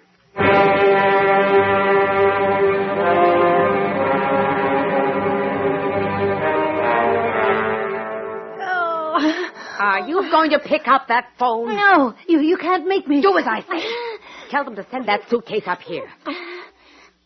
Okay, Jenny, we'll try something else. No! Please! Quiet. Help! Help! Help! Mrs. Fowler, all right. Oh, this woman was torturing me. She's lying. You be quiet. Alan, stay here with Mrs. Fowler. Phone for a doctor and wait till he comes. Okay. I'll talk to this woman outside in the hall. Come on. Let go of my arm. I said come on. Look, You gonna believe that crazy old woman? Yes. Why? Because you're Ada Lasker. You got a criminal record. You're crazy. Ada, I've got you cold. Now tell me how Buck Babson died tonight. And don't give me that look. I found out that Tony Fowler was Buck Babson. So, how did he die? Did you double-cross him? You're so smart, why didn't you tell me? I'll tell you part of it. You took a room across the court and watched through binoculars. Buck was to give you a signal, but you didn't wait for it. Am I right? Ada, you got to tell it sometime. Okay, handsome. We did have a plot rigged up. Buck was the signal, and I was to go over. He left the door unlocked. He was to go down to the bar and talk to a lot of people for an alibi. And you were to kill Mrs. Fowler, take the suitcase full of money, and leave the hotel. Say, you are smart. Never mind that. You did double-cross him, didn't you? For $175,000? Certainly. Through the glasses, I saw the old girl go into the bathroom. So I went over to the room. When Buck had his back turned, I let him have it with the lamp. He sank right down without knowing what hit him. Then what? Well, I threw the lamp out of the window, grabbed his suitcase, and took it back to my room. Only trouble was it was the wrong suitcase. Had clothes in it instead of money. So later you planted that suitcase in the room of a certain Mr. Potts. Yeah. Say, handsome, are you interested in money? Definitely. Well, downstairs in the vault there's $175,000 in a suitcase. You had it put into that vault, and you can get it out. Can't you? Sure. What did you have in mind? Oh, a quick trip somewhere. Just you and me. Ada, you must be a mind reader. You mean you were thinking of a trip? Mm-hmm. Just the two of us. Well, what do you know? Where to? Police headquarters. Huh? You'll love it there this time of year. Come on, Ada. Let's get going.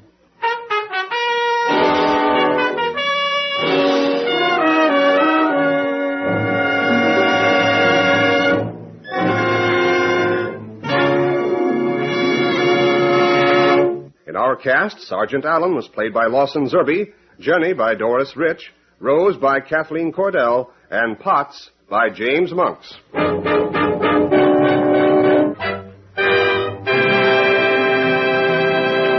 Official Detective is produced and directed by Win Wright, written by Albert G. Miller.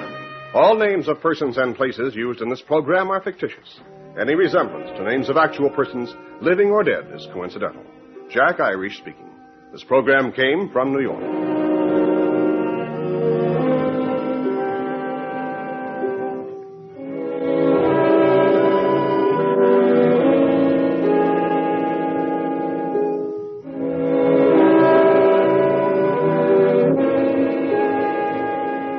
Well, that'll just about wrap things up for today. Certainly hope you enjoyed the programs. If you'd like to contact us for more information on how to purchase the programs, give us a request for upcoming programs, or just any kind of comments you'd like whatsoever, you may do so by going to our website at otrsite.com, or you may email us at jerry@otrsite.com, or you may call area code 562-696-4387. We'd certainly love to hear from you. And this is Jerry Hendigas saying thanks a lot for listening. Take care of yourselves, and we'll see you right here next week, same time, same station. Bye now.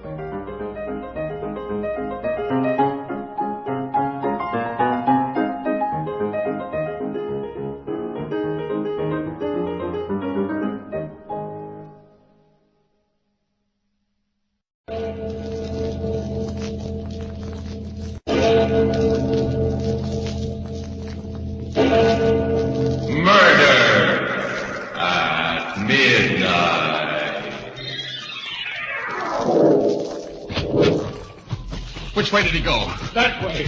Down through the garden. The storm. It's so dark you can't see. Dr. Rudd. There at the bottom of the terrace. Professor Laborde. Laborde, why Oh, good Lord. What is it? He must have fallen down the steps, broken his neck. He's dead.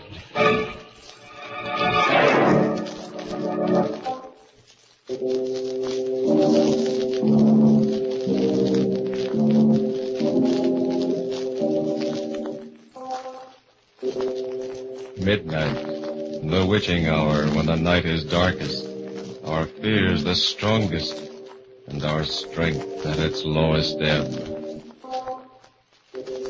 Midnight, when the graves gape open and death strikes. How? You'll learn the answer in just a minute in The Kabbalah.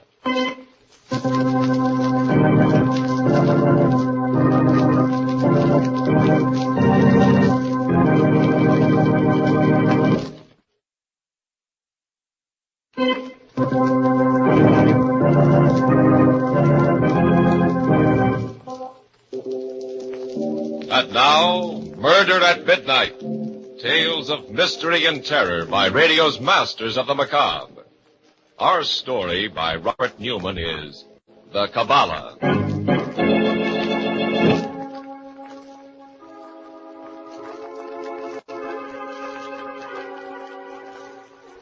A rambling house on the outskirts of a small university town. And in the house, a room that seems more like the cell of a medieval alchemist than the study of a college professor. Its walls lined with ancient volumes and astrolabes and other curious instruments. Bent over his desk, Dr. Rudd does not hear the knock on the door at first. But when it's repeated, he says, "Come in." Alan's going, Father. He wanted to say good night to you. Oh, yes, Alan. Good night. I was terribly sorry to hear about the decision of the Board of Trustees, sir. I mean, they're refusing to give you a grant to go on with your research. Oh, that. Well, it doesn't matter. I've about decided to give up the whole project anyway. Your book? Yes. Father, you're not serious. I thought you were almost finished with it. I am. All but the last chapter. I just can't seem to write that without additional research. And without the last chapter, why, the rest of the book is meaningless. Well, isn't there anyone you could talk to about it, sir? Anyone who could help you? I doubt it, Alan. I think I know as much about the occult as anyone in the world, except perhaps one man. Who was that, Father? The man I studied under at the University of Paris. And I haven't heard from him in over 10 years. I'm not even sure that he's still alive. Too bad this is the 20th century, not the 12th. How so, Dr. Rudd? Oh, it would have been very simple then. A pentacle, a pair of corpse candles, and I could summon up someone who would make things very easy for me. Yes, right now I really believe I would sell my soul for the help I need. Father, you mustn't say things like that, even as a joke. Well, you're right, Barbara. And no one knows it better than I. Well, good night, Alan. See you in the morning. Right, Dr. Rudd. Good night.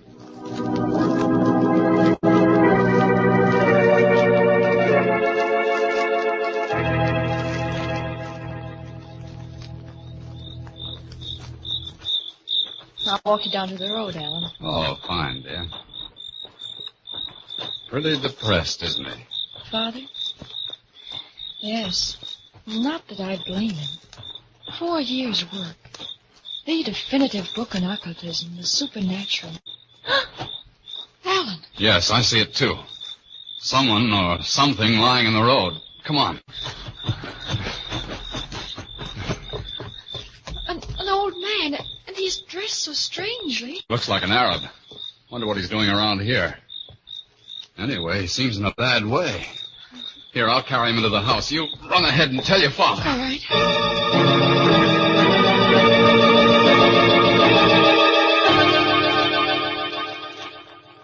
Here, Alan, in my study. All right. We'll put him on the couch. What's wrong with him? Well, it's hard to say, but I think it's just exhaustion. Oh, his pulse is very weak. Barbara, call Dr. Stevens. Of course, Father. He's opening his eyes. Where? What is this place? No, it's all right. You're among friends. We're sending for a doctor. Doctor? You're kind, but it's too late. Allah stretches his hand out for me. Nonsense. All you need is some food, rest. No, I'm dying. But if you are indeed friends, one last request. Will you grant it? If we possibly can. I am a Hajj, a Sufi. I come of a long, ancient line. will you see that I get proper burial? Oh, yes, of course. I have no gold, money, but... He's fainting. Loosen his robe, Alan. Right. Say, he's got something hidden here. A parchment scroll. The Kabbalah! You've taken the Kabbalah? It's all right. No, you must not. It's accursed. Into the fire. Destroy it. If you use it... Father. Yes. Yes, he's dead. May his soul rest in peace.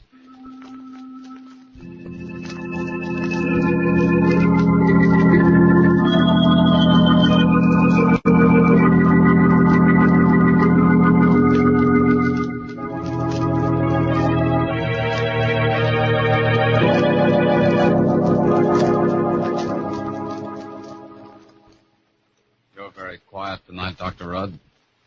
Thinking about the funeral? Huh? Our Arab friend? Yes, Alan. Partly. And partly about this parchment he had hidden in his robe. It seems to be a form of the Kabbalah. That's right. That's what he called it when he got so excited. Wanted you to destroy it. The Kabbalah is just the science of letters and numbers, isn't it? It's much more than that, Barbara. It's the science of the mystical attributes of letters and numbers. The basis for almost all occultism. But this system is different from any I ever saw before. Different? How? Well, this particular system tells how a question can be written out, the letters changed into numbers and manipulated. And when the numbers are changed back into letters, they will answer the question. Listen, Professor, what do you say we try it? Try it? Sure. Of course, it's a lot of nonsense, but, well, why not? Oh, well, all right. There's paper and pencils on my desk. What are you going to ask, Father? Oh, something simple, something we can check. Me, I'm going to ask something really practical. Okay, Professor, let's go.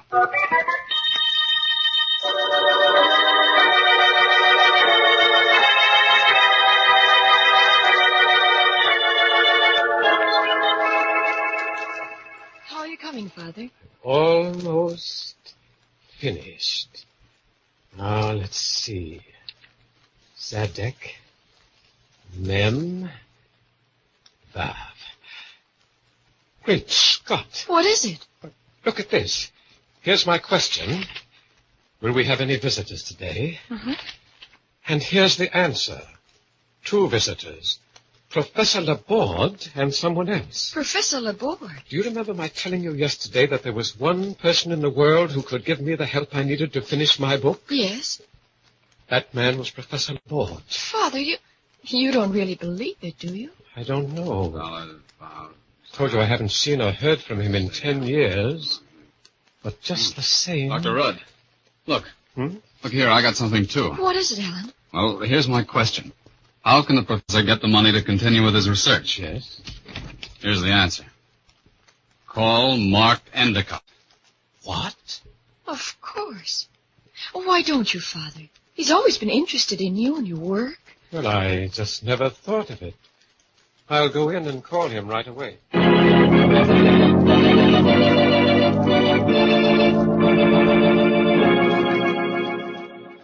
Well, Father, did you get him? Yes. Yes, it's very strange. In what way? He said that he'd been thinking about me a good deal lately, and he's driving out here this evening to see me. There. That's the answer to your question. 2 visitors. Professor Laborde and someone else. Well, he must be the someone else. You think so? Oh, of course. Somehow I don't. Well, what do you mean, sir? I don't know. Except that I don't like it.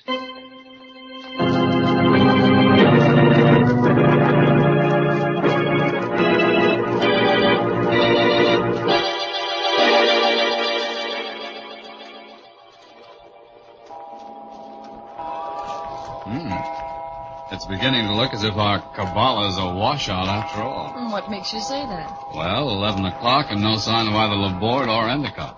I can't understand it. Endicott definitely said that he was driving out here and that he was leaving immediately. He probably changed his mind because of the storm. Well, it's still pretty bad out, isn't it? Yes, but it's not like him. You think he'd phone us and let us know? Oh, perhaps that's he now. Hello? Yes? This is Professor Rudd speaking. Who? Oh, yes. What? But that's impossible. I spoke to him only a few hours ago, and... Why, I can't believe it. You're sure? Oh, I see. But thank you. Thank you very much. Goodbye. Who was it, Father? That was Mark Endicott's attorney. His attorney? What did he want? Mark Endicott was killed at about 6 o'clock this afternoon. Killed? On his way here, an auto accident. His attorney called to tell me Endicott had left me a $5,000 bequest for research. What? Father, the Kabbalah. It said you were to call him for the money to continue your work. It didn't actually say he was coming out here. No. Wait a minute. You mean, you really think that... I don't know, Alan. But I do know that if I hadn't called him, he wouldn't have started driving here in the storm. He wouldn't have had the accident and been killed. And I probably wouldn't have gotten the money. But, Father, if it's true, if it has some sort of supernatural power, then what about Professor Laborde? It did say he was coming. Oh, please, Bob, I told you I don't know. Endicott was my friend. Now he's dead. And somehow I feel as if Father, the door. Yes. Yes, let's see who it is. Great Scott, Professor, if it is Laborde, do you realize what this means? Yes, Alan. If it is, why, the thing's priceless, absolutely priceless. Why, I don't... I beg your pardon. I'm sorry to trouble you. Oh, come in, Professor Laborde. Come in. We've been expecting you for some time now.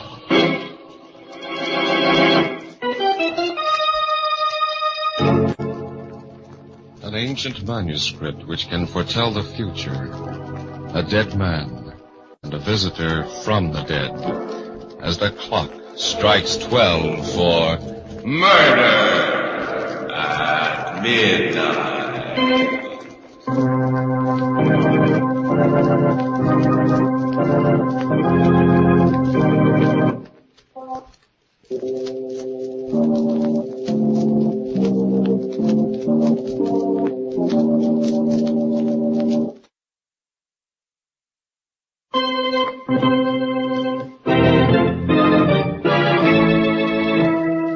And now, back to Murder at Midnight and the Kabbalah. It's just a moment or two later, and Professor Laborde is being shown into Dr. Rudd's study. In here, Professor Laborde. Barbara, will you take the professor's things? Of course, Father. Thank you, my dear. You're very kind. But there's something I do not understand, Dr. Rudd. When you opened the door, you said you had been expecting me. Since earlier this afternoon. But that is impossible. Completely impossible. I'm here entirely by accident. I had no idea you lived here or anywhere near here. I lost my way in the storm, knocked at your particular door by chance to ask for directions. Nevertheless, we've been expecting you. But excuse me, how could you have been? Alan. Yes, sir? Show Professor Laborde the Kabbalah, will you please? Right, Professor. Here you are, sir. Kabbalah? Look at it, Professor. Tell me what you think of it. Interesting. Very interesting.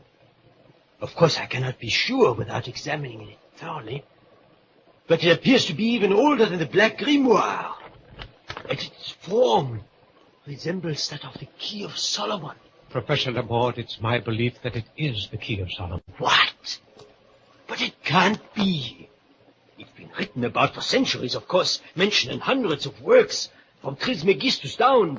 But there's never been any proof that it ever actually existed.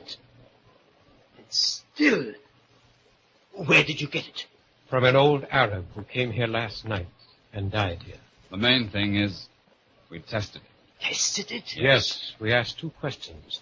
The answer to one of them prophesied your coming here, and the other... Well, that came true, too. But this is beyond words. If it's true, then it's the most priceless discovery that has ever... Professor Rudd, may I try it? Use it to ask a question to? Well, I don't know, Professor Laborde. Please. For years now, ever since I began studying the supernatural, there's been something. One thing I've always said I'd give my very life to know. If it can tell me that, you must let me, Rudd. And you must let me do it while I'm alone. Well, all right. Good. Come on, Alan, Barbara. We'll wait outside.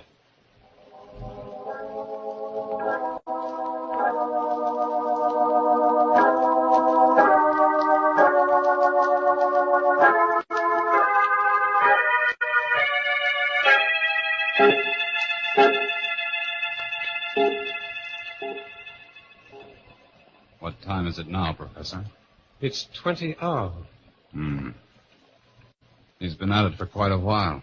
Yes. If he doesn't call us in another minute or two, we'll go in. I'm probably being very silly, but I don't like this, any of it. Why not, Barbara? I don't know, but... What's that? Professor Laborde, come on. Professor Laborde, what is it? What's happened? What are you doing? He's burning something in the fire. Father, it's his hands. He's holding them in the fire, burning. Great Scott, Professor Laborde, stop. Stop. Have you gone mad? Fire! Only fire can burn my hands clean again. I asked. Now I must pay. Laborde. Let me go. Let go. I am coming. I'll pay. Professor Laborde, come back. Quick, Alan. Okay. Which way did he go? That way.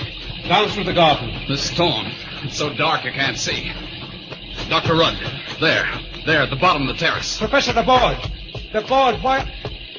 Oh, good Lord. What is it? He must have fallen down the steps, broken his neck. He's dead.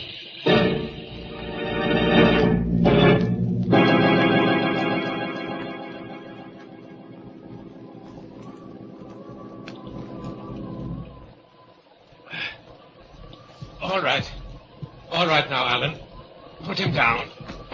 Now, gently. Yes, sir. Father, are you sure that... Yes, Barbara, I'm sure. He's dead.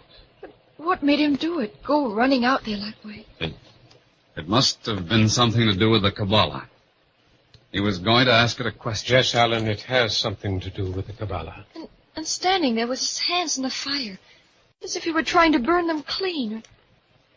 Father, what was the question he asked? What answer did he get? I think perhaps I can guess. The old Arab, he warned us, remember? He said it was accursed, evil, that if we used it... Wait a minute, Dr. Rudd. Laborde said he'd give his life to know the answer to that question, and now he's dead. Yes, Alan, that's what was in my mind, too. That and one more thing. Do you remember what I said just before you found the old Arab in the garden? That I'd make a pact with the devil, sell my very soul for the help I needed to finish my book? No, Father, you're not serious. You don't mean you really believe I've lived too long, my dear, seen too many strange things to disbelieve anything. If the Kabbalah is everything we think it is, if it is the key to the future, to all knowledge, if it can answer any question we put to it, then there are only two sources from which it can draw its power. One good and one evil. And you think... If God had wished us to be able to foresee the future, we should be able to foresee it. On the other hand, if it's evil, well, there's usually a penalty involved. Laborde. He said something about paying, too. Who must be paid, and how? There's only one way to find out. Through the Kabbalah itself. Give it to me, Alan. No, please, no. I'm sorry, Barbara, I must. There's no need for you to stay here. Or Alan. No, Father. We'll stay. Both of us. Very well. Then, here goes.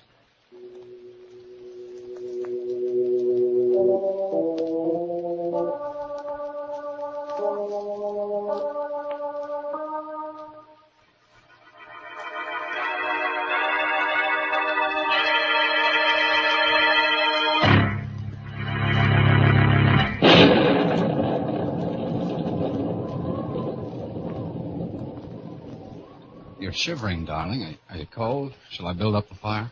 No, Ellen, I'm not cold.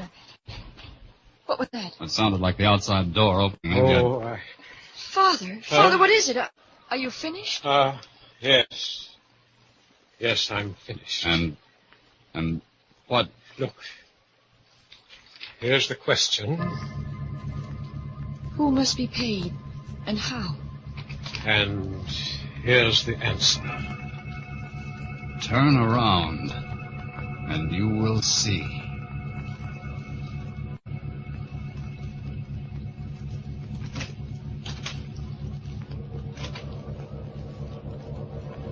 Father, the door behind us, it just opened. Yes.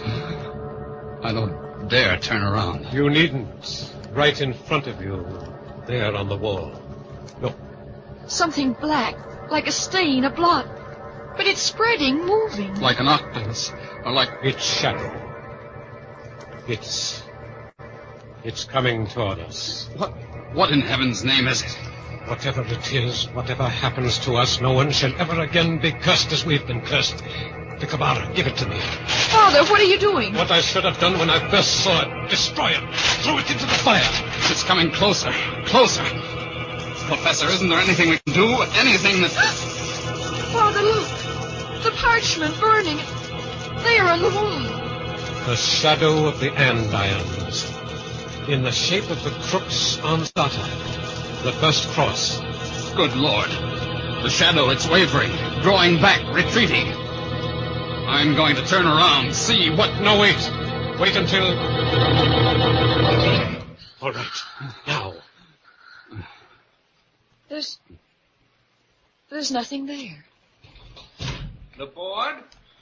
Laborde? Dr. Laborde? Someone just came in. Who's there? Who is that? Oh, excuse me. I'm terribly sorry. I'm looking for someone. An old man with white hair and white beard. His name's... Holy smoke, there he is, Dr. Laborde. Dr. Laborde. I can't answer you. He's dead. Dead? Who are you, anyway? Well, an attendant at a private hospital in town. We've been taking care of him ever since he got to this country. Nervous breakdown. He disappeared this afternoon, and he'd been talking about you so much lately that I had a hunch he might have come out here. Talking about me? But he said he had no idea I lived here. Of course he knew. I told you he wasn't right in the head. That was one of the signs. Father, if it's true, if his mind was going, that would explain what he did. Burning his hands, running away like that. You mean the Kabbalah didn't have any occult power? But what about the money from Endicott? Oh, just a coincidence. And what just happened? That shadow we saw on the wall? Well, it was only a shadow. It could have been just our imagination. Yes, Barbara, it could have been. But somehow, I don't think it was.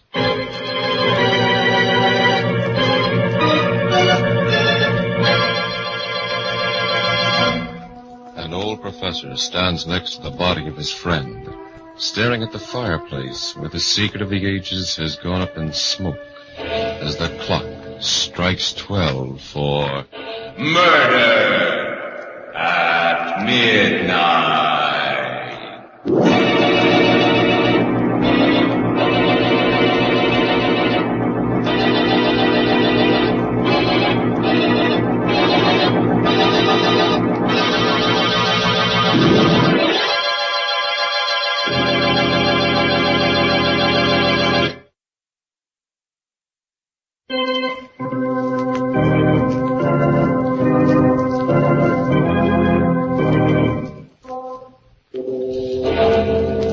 Remember to be with us again when death whispers from the darkness in an unknown tongue, and the clocks strike 12 for murder at midnight. The part of Dr. Rudd was played by James Van Dyke. With music by Bert Berman, Murder at Midnight was directed by Anton M. Leader.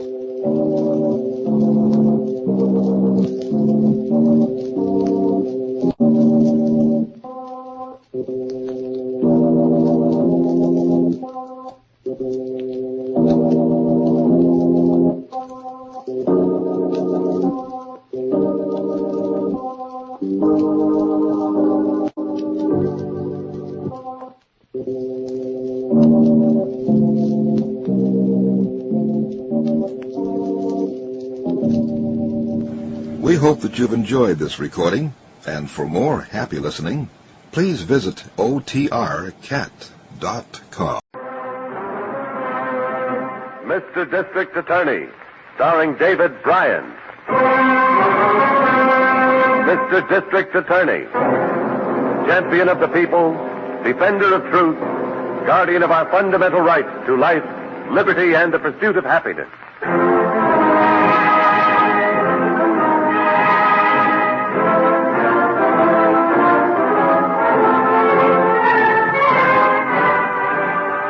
And it shall be my duty as district attorney not only to prosecute to the limit of the law all persons accused of crimes perpetrated within this county, but to defend with equal vigor the rights and privileges of all its citizens.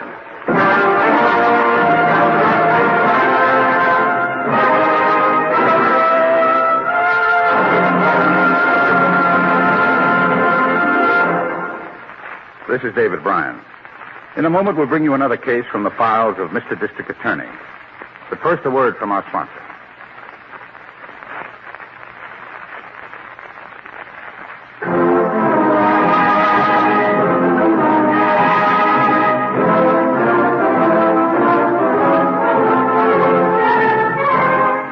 And now, here is our star, David Bryan, as Paul Garrett, Mr. District Attorney.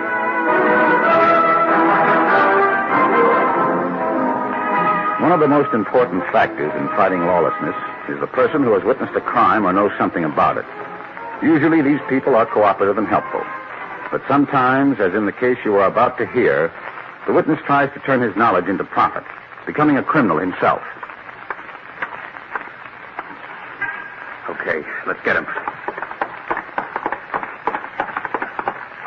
Hold it, friend. We're going in with you. I'm sorry, but it's only 8:30. The bank doesn't open for business until 10. I just stepped out for some breakfast. We know why you stepped out. We know there's a manager of the joint. Now fix this door so it's unlocked and don't argue. You mean it's a hold-up? Fix the door. If I find it locked when we leave, I'll blow your guts out. I'll fix it. I'll fix it. There. Okay, let's go in. Straight back to the vault.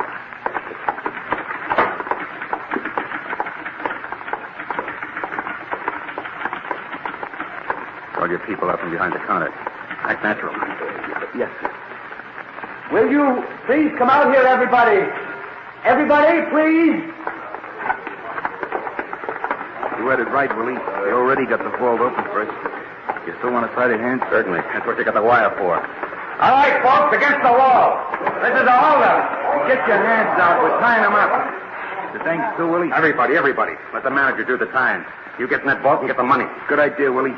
Mister, you finish him up. Wait a second. Don't nobody move.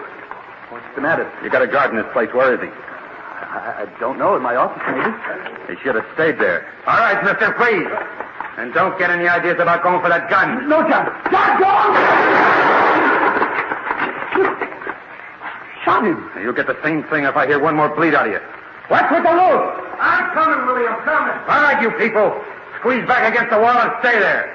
We're going out of here, and I don't want to hear a move, see a move, or smell a move. Let's get out of here, Willie. I'm loaded. Stay right where you are, everybody.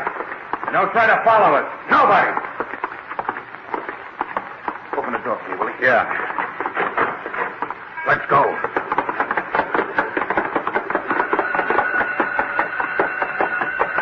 Hold up! Hold up!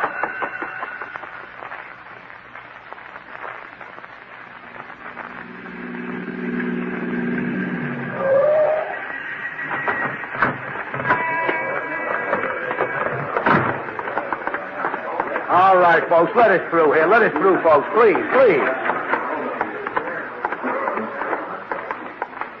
Oh, hi, Sarge. Where's the... Oh, I see it. Yeah, lying in front of the vault, Chief. Yes. The officer tells me to show the district attorney. I'm Harrington. This is the district attorney, Mr. Garrett. How do you do? I'm J.T. Barnes, manager of the bank. I went out for some breakfast this morning, and they practically kidnapped me. Breakfast after you started work? Oh, yes. I'm the first one here, and my hours start long before the bank opens for business. And you first saw these men outside? Yes, that's right. And they must have known all about the way a bank is run. They had everything down just right. You think it was an inside job? Oh, no. I never saw either one of them before in my life. But one of them must have worked in the bank at some time. Well, they spent a lot of time casing this place. Are they waiting at the door, Mr. Barnes? That's right. They made me let them in. What could I do? They both had guns, and one of them told me he'd blow my guts out if I made the wrong move. What could I do? Very little, Mr. Barnes. We understand that. I only hope our Mr. Telford understands it. Mr. Telford is vice president in charge of this district. I hope he understands. I wouldn't worry about it, Mr. Barnes. It's not your job to fight gunmen. No, not when I have a wife and family to think about. 2 children, Mr. Garrett. One 10, the other 7. Man has to think about things like that. He certainly does. I see the vault is still open. Yes. Wouldn't do much good to close it now. They got just about everything in the way of cash. How much did they get away with, Mr. Barnes? More than $40,000. Imagine that. $40,000. And I can tell you everything they did. Everything. Poor Brady. Started to draw on them, they just pumped bullets into him. Poor who? That's Brady, our guard, under that sheet. He's dead. Oh. Well, let's take a look, Hans. Yeah. Jim Brady. You knew him? Yes, for many years. Yeah, both of us. How many were there? 2 of them. What did they look like? Oh, nice looking, well dressed. When they first came up to me, I thought they were bank examiners. Young? Between 25 and 30, I'd say. And both had hats on. One of them called the other one Willie. Willie was the one that killed Brady. Nice, friendly personality. Hand me that piece of wire at your feet, will you, Harrington? They use that to tie up their hands. Baling wire. A lot faster than rope. Yes, and not many people use baling wire in the city. Get on this right away, Harrington. Check the hardware stores. See if one of them has sold any baling wire in the past few days. Okay, Chief. Is there a phone I can use, Mr. Barnes? Oh, yes, of course, right over here. Thank you.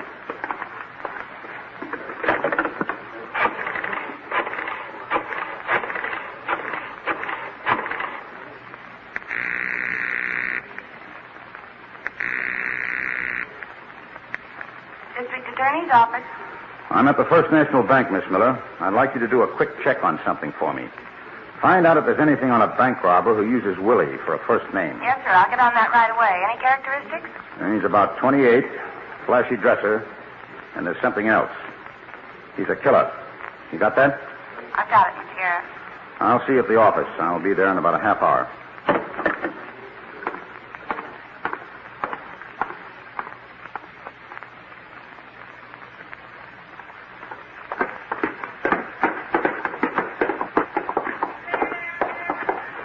You got the key? Yeah, I got it.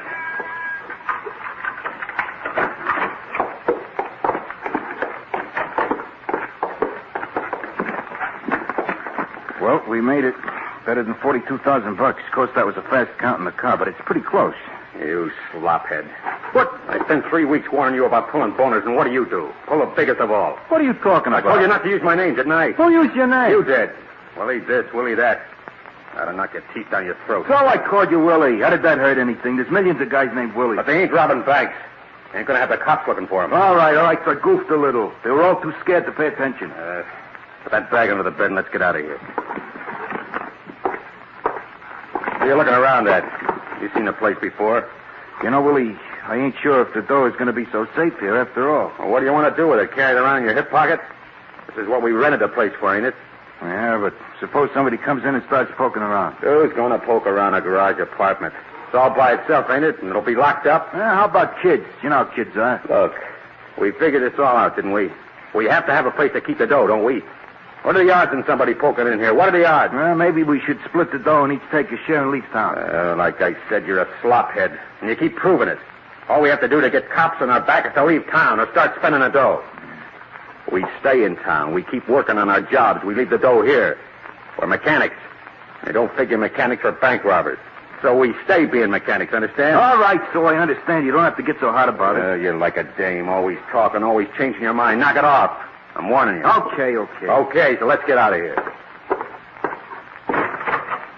Come on, what are you dragging your feet for? I'm coming.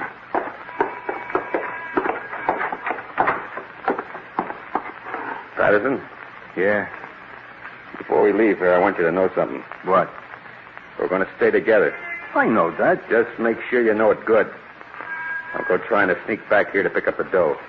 Now, why would I want to do a thing like that? Just don't, that's all.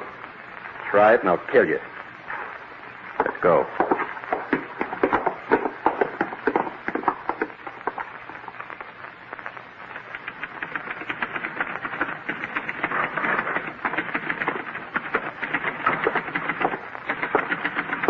Any calls, Miss Miller? Oh, no calls, Mr. Garrett. I made that checkup you asked for. The only Willie I got to make on is a Willie Sloan, and he's in Alcatraz. Well, so we draw a blank. That makes it tougher. District Attorney's office. Hello, Miss Miller, the chief there? Oh, yes, he is, Harrington. Hold on. Hello, Harrington. I've been to 16 hardware stores, Chief.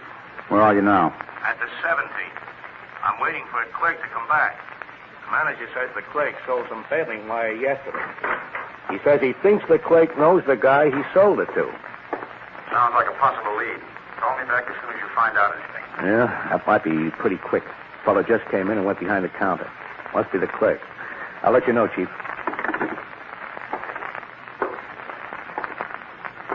Yes, sir. Can I help you? Oh, how are you? I think maybe you can.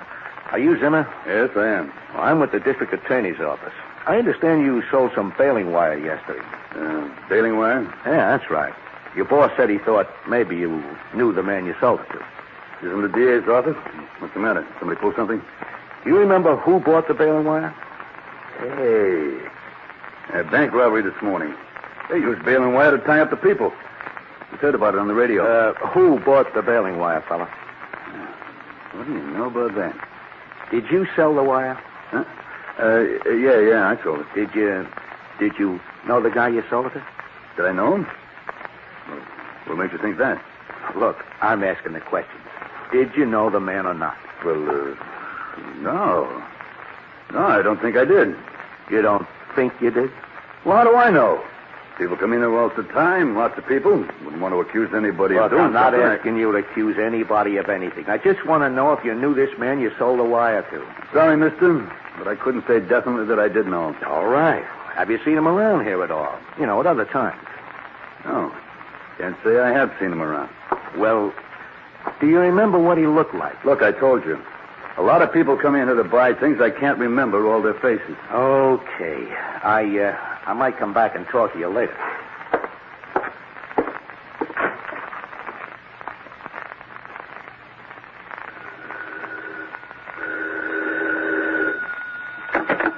District Attorney's office. Hello, Miss Miller. Is he there? Oh, just a moment, Harrington. To you, Mr. Garrett. Thanks. Hello, Harrington. What did you find out? I got nothing, Chief. I got a funny hunch this fellow was holding out on me. The clerk? Yep.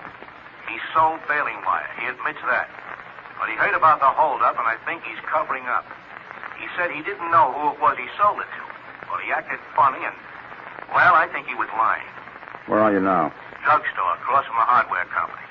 Corner of 10th and Trenton. I'll meet you in front of the place as soon as I can get there.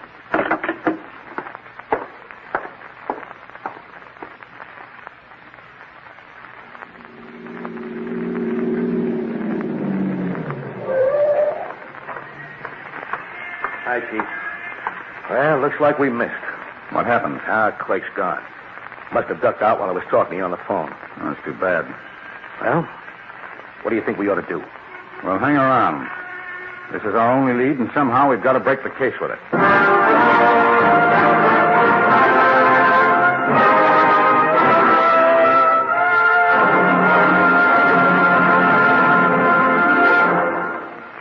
This is David Bryan. Before we continue with Mr. District Attorney in the case of the bank killer, here is an important message I'd like you to hear.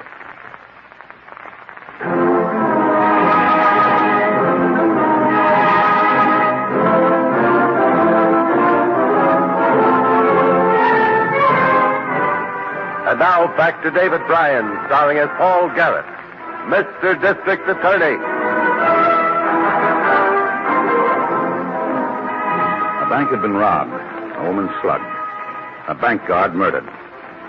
Indications were that the gunmen were first-timers, and these are often the hardest to catch. We had one important clue, the baling wire used to tie up the bank workers. But the hardware clerk who sold it to the killer turned out to be an uncooperative witness. We had a hunch he wanted to play along with the crooks. As you'll see, we were right.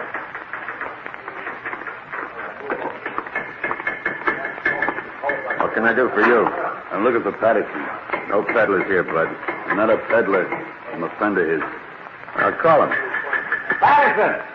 What? Come here. Friend is, huh?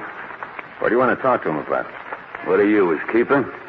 This is personal. Don't get tough with me, chum. It'll get you nothing but wealth. What do you want, Willie? Oh, hello, Zimmer. This guy says he's a friend of yours. Yeah, I know him. Says he's got something personal to talk about. Anything I should know? What do you want, Zimmer? I want to talk to you. Private. Come on, spell it. I said it's personal. It's okay, Willie. Give us a couple of minutes, huh? Okay, couple of minutes. Come here, kid. What's on your mind? Fellow come into the store today. Said he was from the district attorney's office. Yeah? Wanted to know about that baling wire I sold you. What do you want to know about it? Want to know who I sold it to. Did you tell him? No, I didn't tell him. I brushed him off. Good boy. What's it good for? What's this about the DA's office? I thought you was going to let us talk private. Ain't your word good for nothing? Never mind my word. What's this all about? It's okay. You don't have to worry. All I hear is okay. What's okay? Oh, this cop comes into the hardware store to ask about the baling wire, and Jimmy brushes him off, so it's okay. How come this guy knows about the baling wire? I bought it from him. You mean you bought that wire from a guy that knew you? Listen, the kid's all right. He brushed off the cop, didn't he? For you? What'd you have to do that for? You slophead, I ought to kick your face in. Well, I guess I'll be going. Wait a minute, you. Let go, mate. You're not going to push me around like that. What'd you come here for? Let him go, Willie. He's a pal. He's a creep. Let go, mate. I brushed off that cop, didn't I? So you brushed off the cop and you come sucking around here telling us about it. You figure you're going to shake us down for a cut of the dough. I'll show you. I'll choke you. I'll choke you. Sneaking in 5 minutes. Wasn't how Willie the boss is looking this way. You and your pals. You shouldn't have done that to me. You shouldn't have done it. Take it easy, kid. Take it easy. You're going to be all right.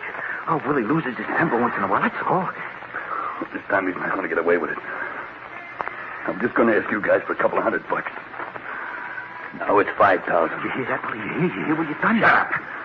You got it pegged for $5 grand from the start. Now you ought to. You try that again, and I'll let you have it with this tire iron. All right, kid. So we do business. Put down the iron. I'll put it down when I walk out of here. How much dough do you think you have to have? I said 5,000. I want 5,000. I want it this afternoon. We're supposed to be working here. We don't knock off until 4 o'clock. I'll meet you somewhere. Don't get any ideas about getting rid of me. My wife's going to be somewhere close by. Anything goes wrong, and she yells for the cops. Got everything figured, ain't you? That's right. I got everything figured. All right. Meet us at 4:30. 1034 Maxwell Street. It's in the back, up over the garage. I'll be there. You think anybody followed you here? I know they didn't. How about where you work? Ain't they going to wonder why you ducked out? That's my worry. I'll take care of it. I'll see you later.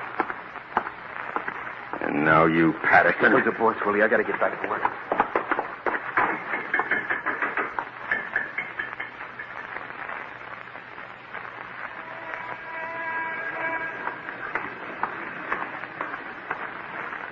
That's the guy, Chief.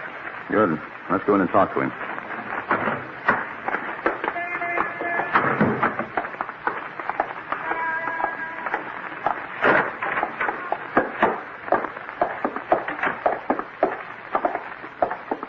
Zimmer. Yeah? Oh, it's you. This is the district attorney, Mr. Garrett. Hi. Just like to ask you a few questions, Zimmer. I already told this fellow everything I know. I understand you sold some baling wire the other day. That's right. Your boss seems to think you know the man you sold it to. Sorry, but the boss is mistaken. You don't remember the man at all. I already said I don't remember the man. You've got a defiant attitude about this, Zimmer. Why? Who's defiant? Just tired of answering a lot of questions. I don't think you can say we've asked you a lot of questions. You keep asking the same questions over and over. I told your cop here the same thing I'm telling you. I don't know the guy who bought the baling wire. There have a lot of people coming in here all the time. Half of them I don't even look at. When do you usually take your lunch hours, Zimmer? What difference does that make? You mind answering the question? All right. I go at 12:30. Well, how long do you usually take? Half an hour. It's almost 2 o'clock. You took a pretty long one today, didn't you? I had a couple of things I wanted to do. You mind telling us what they were? Yes, I mind. I haven't done anything wrong. I don't see why I have to keep answering your questions. I guess I got my rights, haven't I? You've got your rights, Zimmer. I just hope you have the good sense to keep them. Come on, Harrington.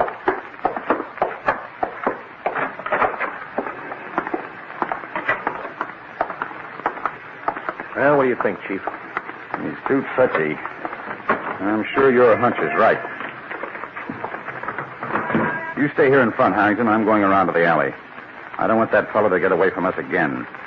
It might take quite a while, but we're going to stay with him until something breaks.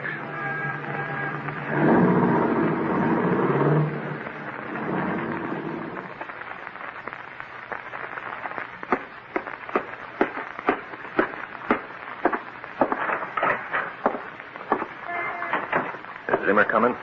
No sign of him yet. And what are you doing back up here? I sure hate to see him get that $5,000. I still think we ought to take all the dough and blow town. We ain't blowing town, and we ain't giving up any part of the money. What do you mean? Made a couple of phone calls this afternoon. I found out that Zimmer ain't married. He was bluffing when he said he'd have somebody with him when he came up here. So what are you going to do? So when he once gets here, he ain't going to leave. You going to kill him? He's got it coming, Patterson. Yeah, there ain't no honesty in the guy at all. But what do we do with his body? Leave it here. We'll move somewhere else. But I want to be sure he ain't followed by cops. So you get down there and watch. Okay, Willie.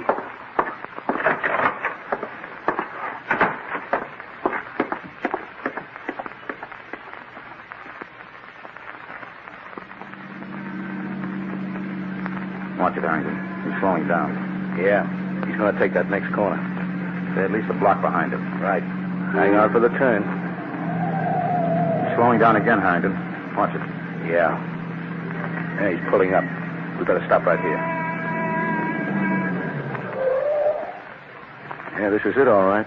He's getting out. Watch where he goes. Looks like that red house. He's going around the back. All right, Harrington. But let's take it easy.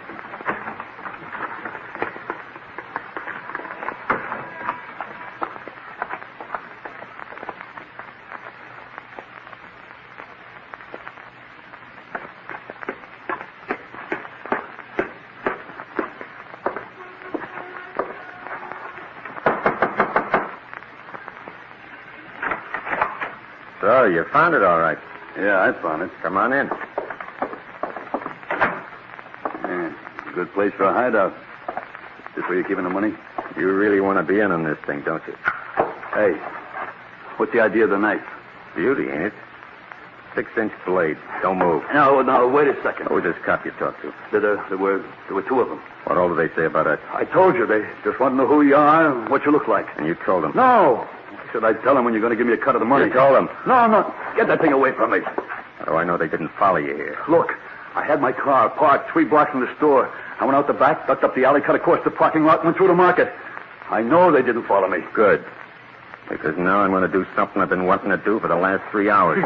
Get away from me. Get away. You didn't really think we were going to sit still for the shakedown, did you? Wait. I'm going to cut you, friend. I'm going to cut you, but good. No. Where do you think you're going? Let go of me. Let go. Get him in here. Good punch. How about out there in the street? Anybody around? Don't worry, he wasn't followed. Just a couple of guys selling paint jobs for houses. Try to sell me one. Me. Oh, what's wrong with that? You can afford it. Willie, you're a card, a real card. He's getting up. Grab his arm. I got him. Listen, you got to let me out of here. I won't say anything, I promise. I'll say you won't say anything. I want to get his throat patted. Oh, no!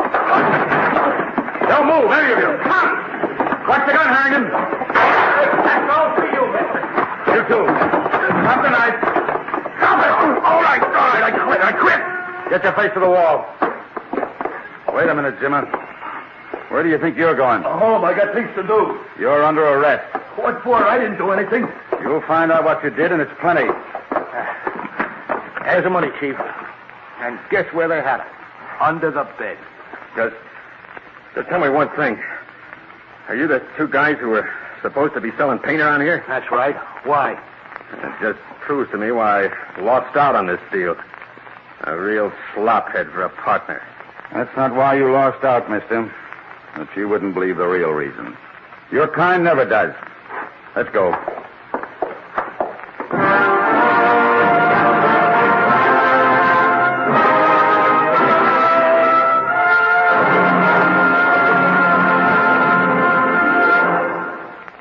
This is David Bryan.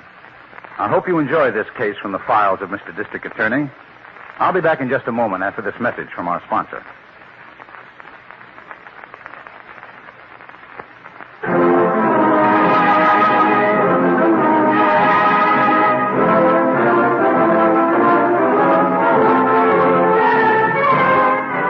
Now here's the star of Mr. District Attorney, David Bryan, with a word about the program you have just heard. I'm sure you read about this one in your newspapers. The two men we called Willie and Patterson were convicted of bank robbery, assault with intent to kill, and with murder in the first degree. Both will spend the rest of their lives in prison. The hardware store clerk we called Zimmer was tried and sentenced on charges of being an accessory after the fact and attempted extortion. Now, this is David Bryan inviting you to join us when we present our next case based on the facts of crime from the file of Mr. District Attorney. Mr. District Attorney was originated by Phillips H. Lord.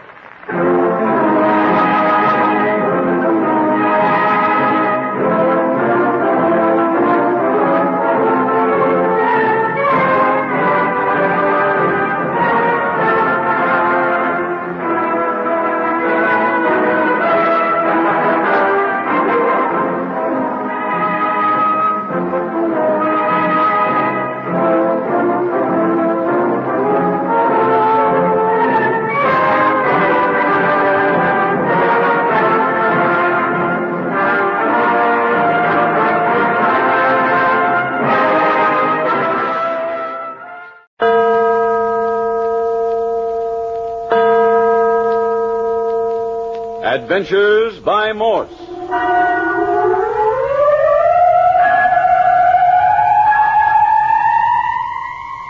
Carlton E. Morse presents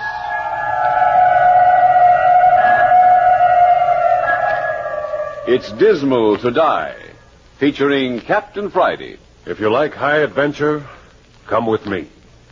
If you like the stealth of intrigue, come with me.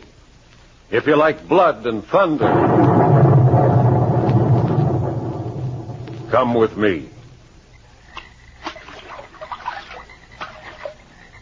When Captain Friday and Skip Turner arrived in New Orleans on the return home from the Chilean jungles, a telegram was waiting for them. It read, "Implore your help. Impossible to contact police. Can you meet me, Lake Drummond, South Carolina, on the edge of Dismal Swamp immediately?" You decided to go to Lake Drummond, South Carolina, Captain Friday? No, it was Skip. He made up our minds in about 2 shakes of a lamb's tail. You're doggone right I did. You forgot the important part of that telegram. What's that? It was signed Julie Lane. The damsel in distress. Well, you can't leave a poor helpless little female wringing her hands in the middle of the Dismal Swamp in South Carolina, can you? Anyhow, not a pretty little one like Julie. How'd you know what she was like? You never heard of her before. Brother, when it comes to female women, I got second sight. I was as pretty a hunk of gal as ever I set eyes on, too. Black hair and blue eyes and skin like wild honey right out of the comb. And married, Skip. Don't forget that. No, I ain't forgetting the look on her face when she told us her husband was lost in the swamp. Lost? Yes, that's the word she used. She said her husband had been lost in the Dismal Swamp for more than a month. It's all she told us until we were deep in the swamp. They reached Lake Drummond just after sunrise on a brilliant October morning, when a dawn wind ruffled the water, stained by juniper and cypress, to the color of old Madeira. There they met Julie Lane. He was waiting for them with a flat-bottomed boat, waiting to pole them into the heart of the swamp, waiting fearfully and begging them to hurry, hurry. In 5 minutes, they'd left the wide reaches of the lake behind them. Giant cedars and cypress, older than the memory of man, blotted out the sun. Her husband was lost, and there was no time to talk. That's all she would say. They pushed their way through networks to tangled grapevine and honeysuckle overhanging the stream. Captain Friday and Skip alternately poling and fending the boat from snags of fallen timber. The girl, Julie, hung over the bow, scanning the water for cypress knees waiting just below the surface to rake the bottom of the boat. Snag, Skip. Watch it. Yeah, I got it. Oh, man, the fella sure picked the right name for this place.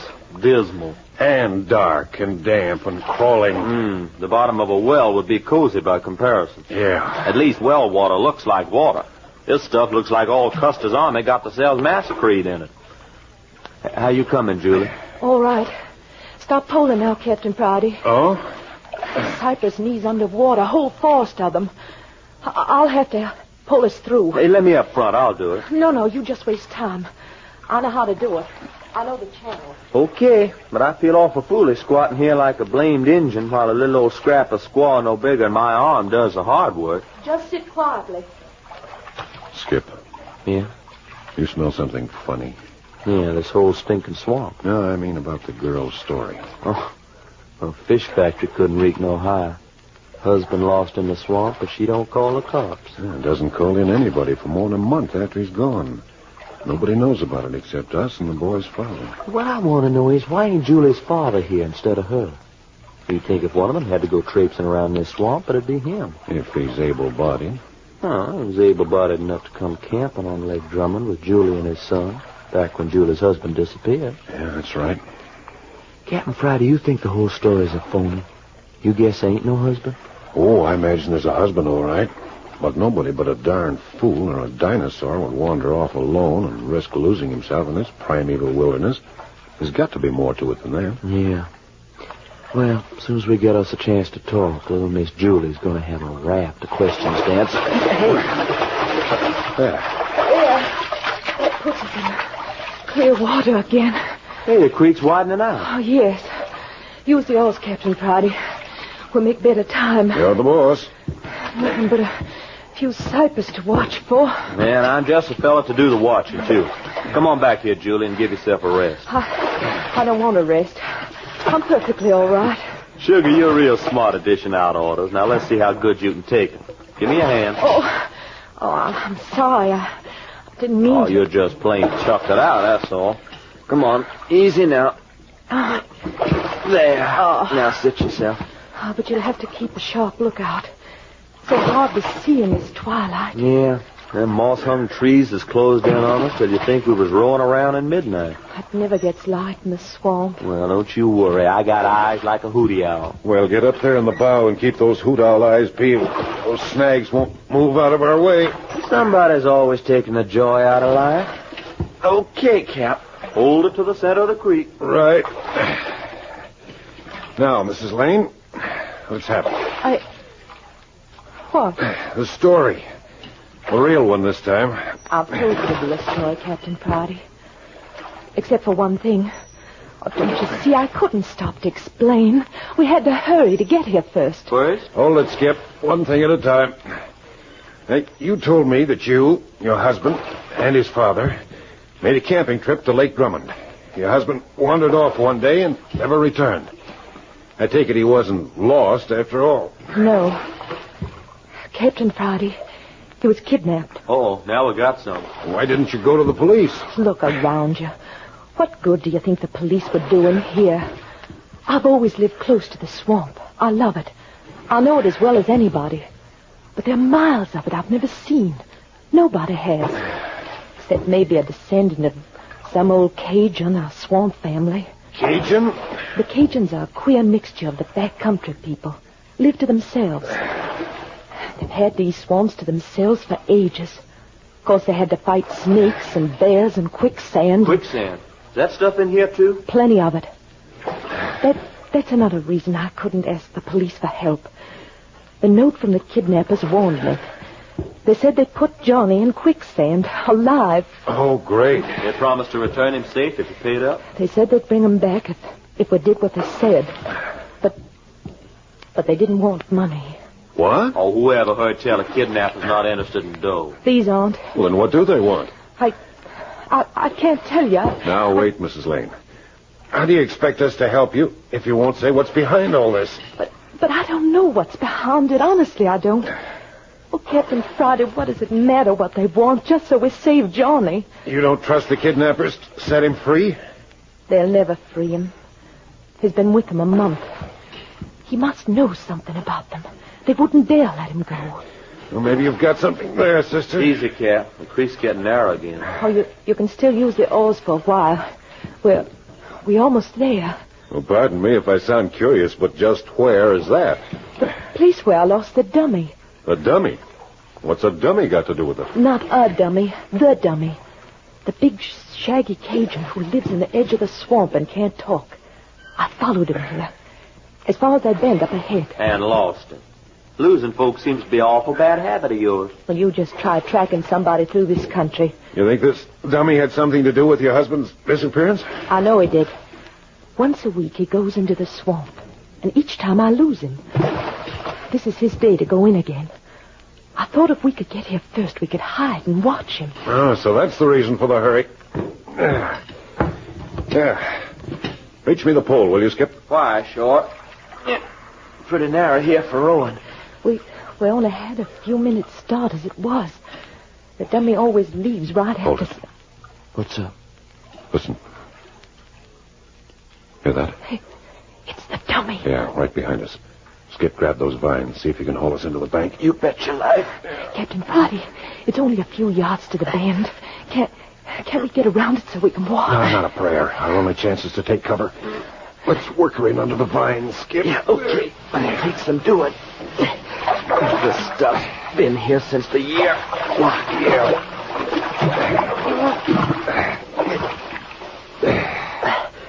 Yeah, there. Yeah, that ought to do it. We're out of sight now. Mrs. Lane. Yes? Answer my questions, but keep your voice down. All right. How did you know the dummy was mixed up in this? After the first kidnap note was delivered, I watched. The dummy brought others. Did you question him? No. He can't speak or write, and he pretends to be more feeble-minded than he is. But he's not crazy, Captain. Does he know you've spotted him? I'm sure he doesn't. If he did... Whoa there. He's close.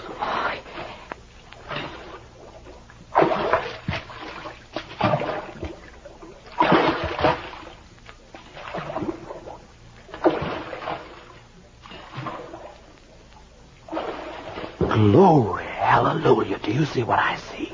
I do. That ain't a man, it's a gorilla. I told you he was big. You didn't exaggerate none. 6'6" if he's an inch. And built like a tar barrel. Lady, if that guy had caught on to you and wrapped a hand around your soft little neck. I know. I've been terrified, but I had to find Johnny. Listen, that sounds like a gorilla, too. It's the way it talks to himself. Now he's around the bend. Shove us out, Skip. Yeah. I'll help, Captain. Got the pole ready. That ain't necessary. Here it goes. Like a rabbit out of a hole. A couple of good thrusts ought to do it. Yeah. Okay, now. Hard a port. Swell. Hold it. I didn't see it. Hey. What is it? Well, look for yourself. He ain't here. But he's gotta be. We were right behind him. He couldn't just vanish. Well, he has. Are there any cross streams here he might have turned down? Well, not as far as the next bend. But he didn't have time to get that far. Well, then he's taken to a trail. Mrs. Lane, you stay here. Skip and I are going to search the banks. Right with you, Cap. Here I go. Oh, look out. The quicksand. It's all right. This stuff will hold.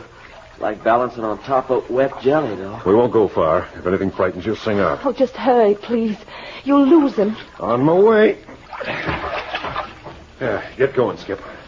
I'll keep in your tracks. So going right. I can use somebody handy if this ground starts grabbing me. Nothing to do but slam straight through these vines. Now stay as close to the bank as you can. There's got to be a trail here somewhere. Yeah, well, if there is, it'll show up like a lighthouse in a fog. And I can show you some light, too. It's darker than the inside of a cow. Yeah. Funny to think it must still be daylight up above this jungle.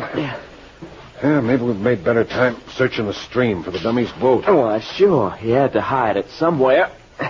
And at least we could tell our elbow from third base.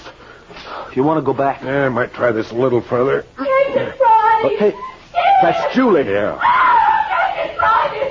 Oh, no! Stay with me, Skip. Yeah. We're coming, honey.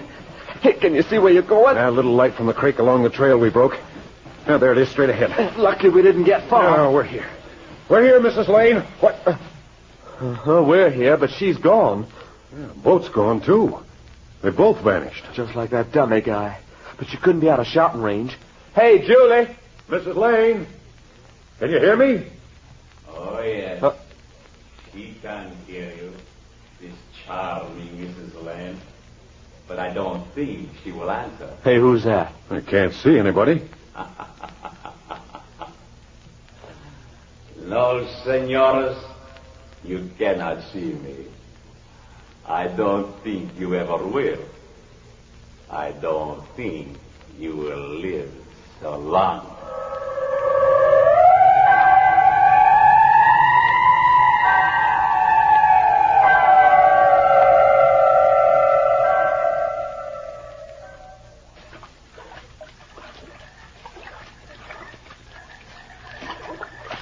Captain Friday and Skip Turner have gone with Julie Lane in search of the girl's kidnapped husband. They are deep in the heart of Dismal Swamp, South Carolina, a fearful region of ancient moss-hung trees, swarming vines, rotten earth, and quicksand, so buried in vegetation that not even a bird can live there. They were trailing the dummy, a huge gorilla-like descendant of a Cajun swamp family. But around a bend in the creek, the dummy vanished. When Captain Friday and Skip left Julie to search for him, she vanished too, and their boat disappeared with her. They shouted for her, but their only answer came in the mocking voice of an unseen man. No, senores, you cannot see me. I don't think you ever will.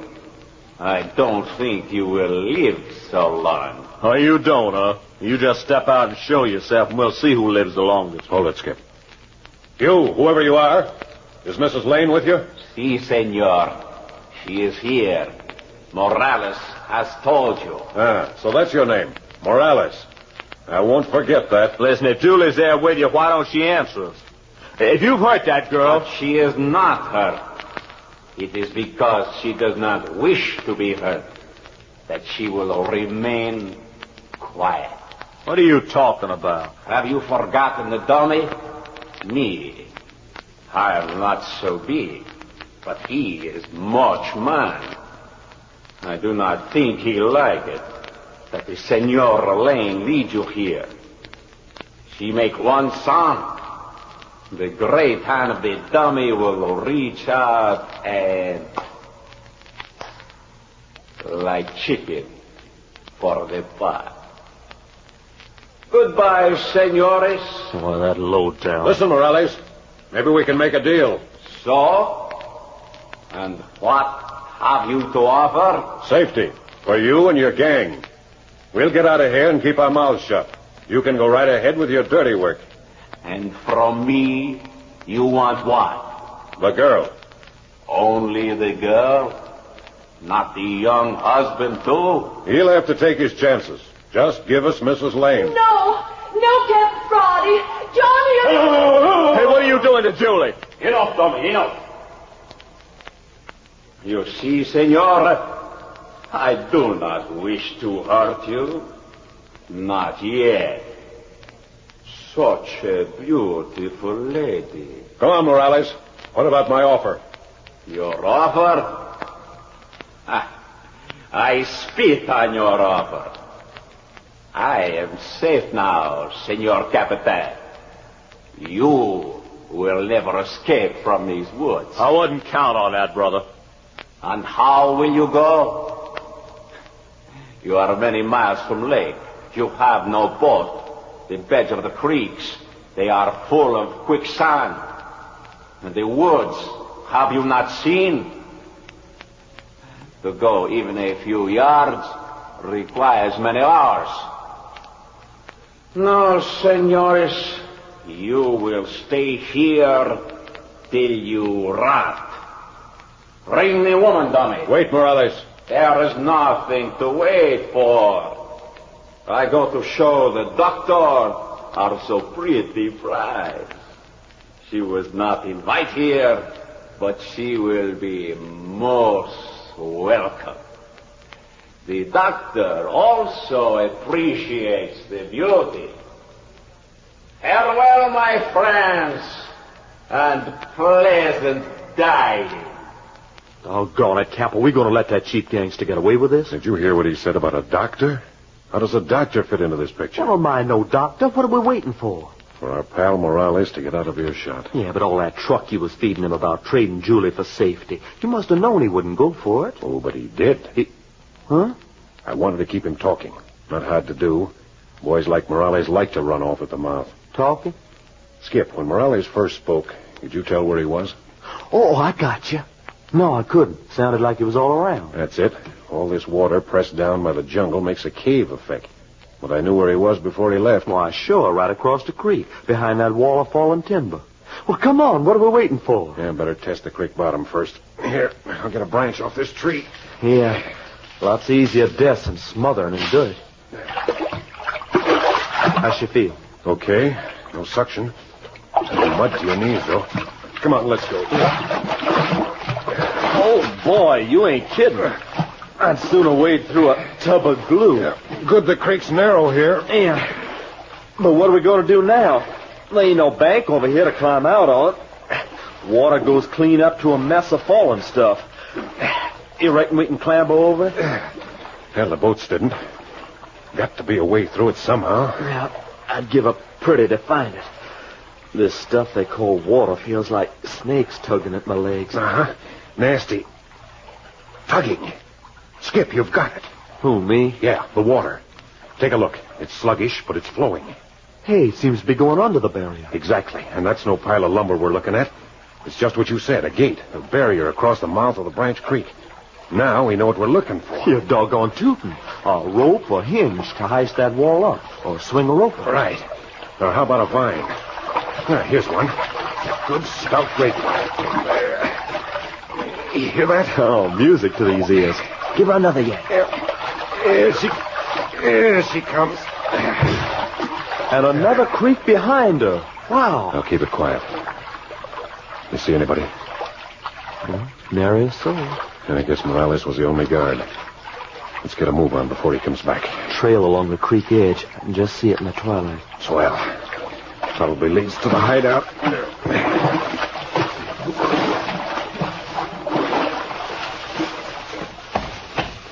Oh, boy, it feels good to get my toes out of this mush. Yeah, we can make time on a dry trail, too.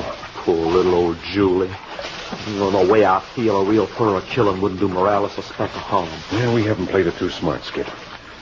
When the dummy let out that yell, we ought to have known we were close to home. Yeah, but Julie said he was just talking to himself. Not that time he wasn't. He was signaling Morales. Hey, look. There's our boat. Yeah. And the dummies. Skip, see what I see? The tarpaulin up on the bow has been jerked back. Well, what do you know? Canned goods. Enough for an army. Enough to keep the gang living in high for a few days anyway. So that's what the gorilla man was up to. Running in supplies. Yeah, they had to have a pipeline.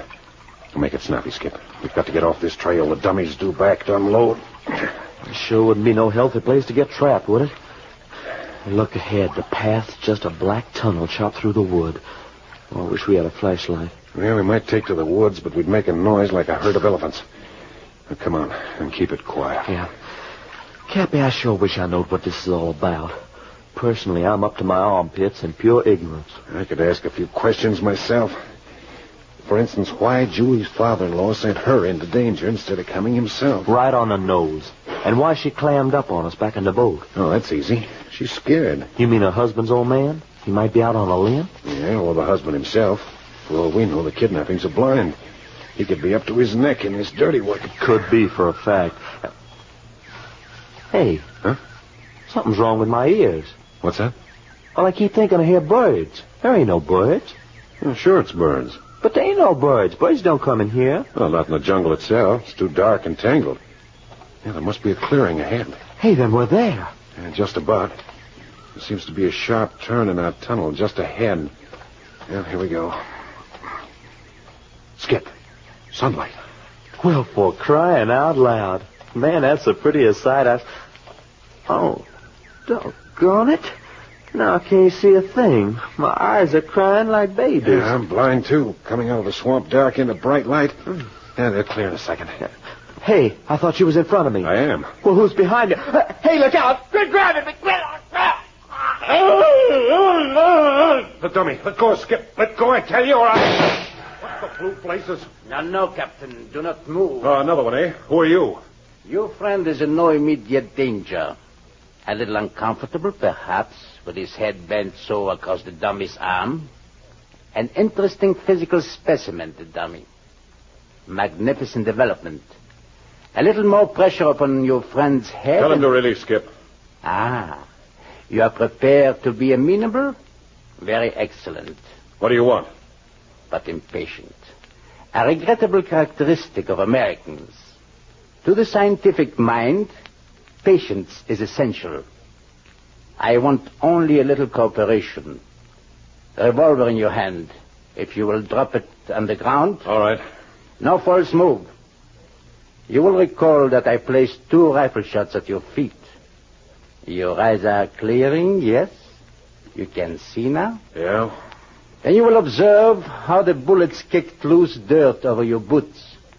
For a physician like me, it would be a simple matter to choose for a target that exact portion of the anatomy. You can save the lecture.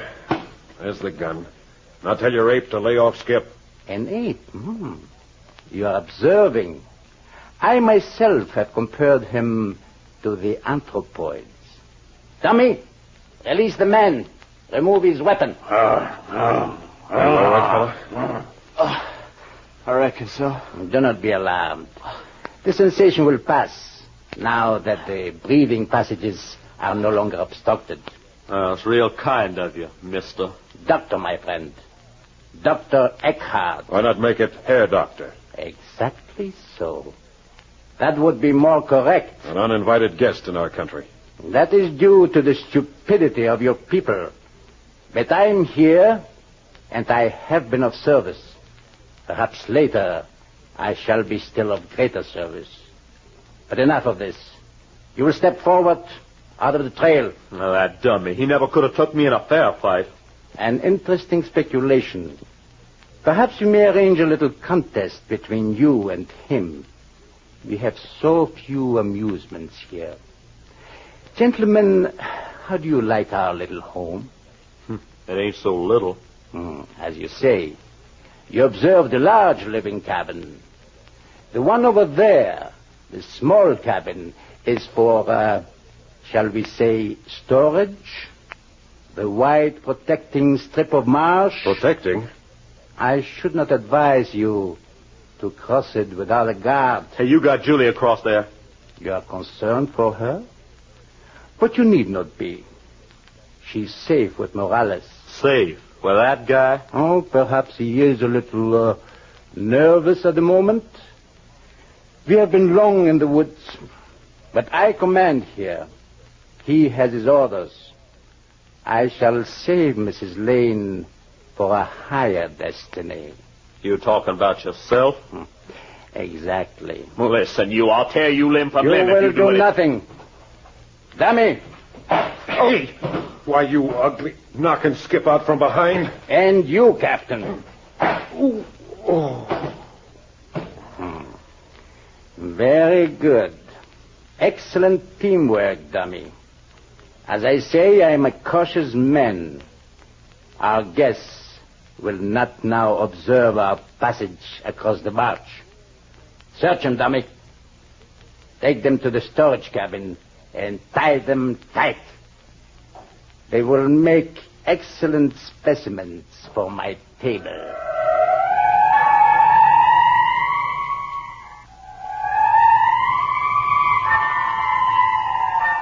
Tied hand and foot in a cabin in the inaccessible heart of Dismal Swamp, Captain Friday and Skip are powerless to save the girl Julie. The second episode of It's Dismal to Die comes to you next week at the same time. You are listening to Adventures by Morse.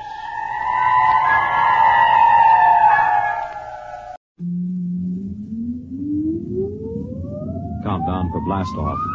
X-5, 4, 3, 2, X-1, fire.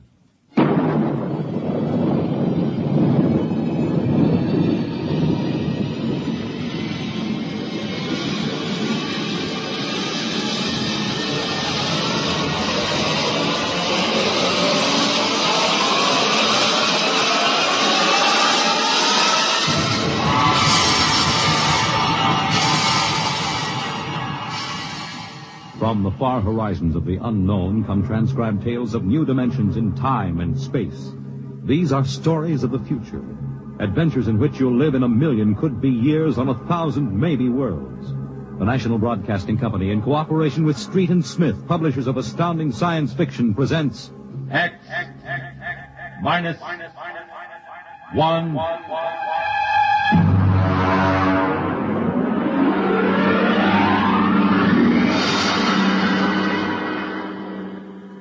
Tonight, the Ray Bradbury story entitled, And the Moon Be Still as Bright.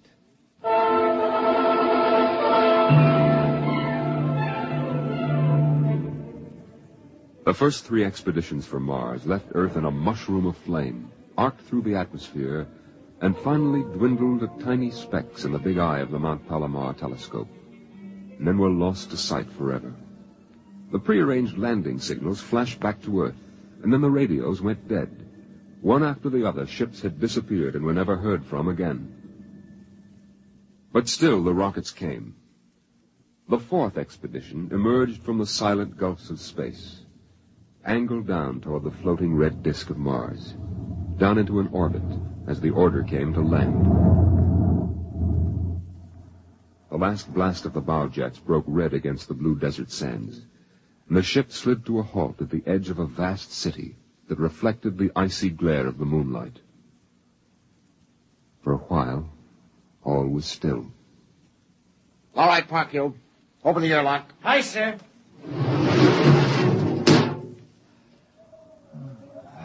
Fresh air. Hey, it's cold out here. Who cares? We got here. I thought I'd never hit solid ground again. Hey, how about a fire, Captain Wiley? It's freezing. Later. We have work to do. Oh, smell that air. Why, you could get drunk on it. Say, there's an idea. Why don't we break out a bottle and celebrate? Biggs, there will be no drinking done till we're secured. But we're landed, Captain. 3 other expeditions landed and disappeared within 24 hours. Now, we're not relaxing security till we find out what happened to them. What do you mean, maybe Martians? Sender, you're an archaeologist. How old would you say they are? I can't tell till I study them more closely. It's a kind of engineering we couldn't duplicate on Earth. Well, I'm not interested in the architecture now. I want to make sure there's nothing there that might be dangerous. Mr. Hathaway. Yes, sir? I want you and Spender to take a reconnaissance party into the city and find out what's there. We set up camp here. No man is to go more than 50 feet from this rocket. And there'll be no celebration till Hathaway and his party report back.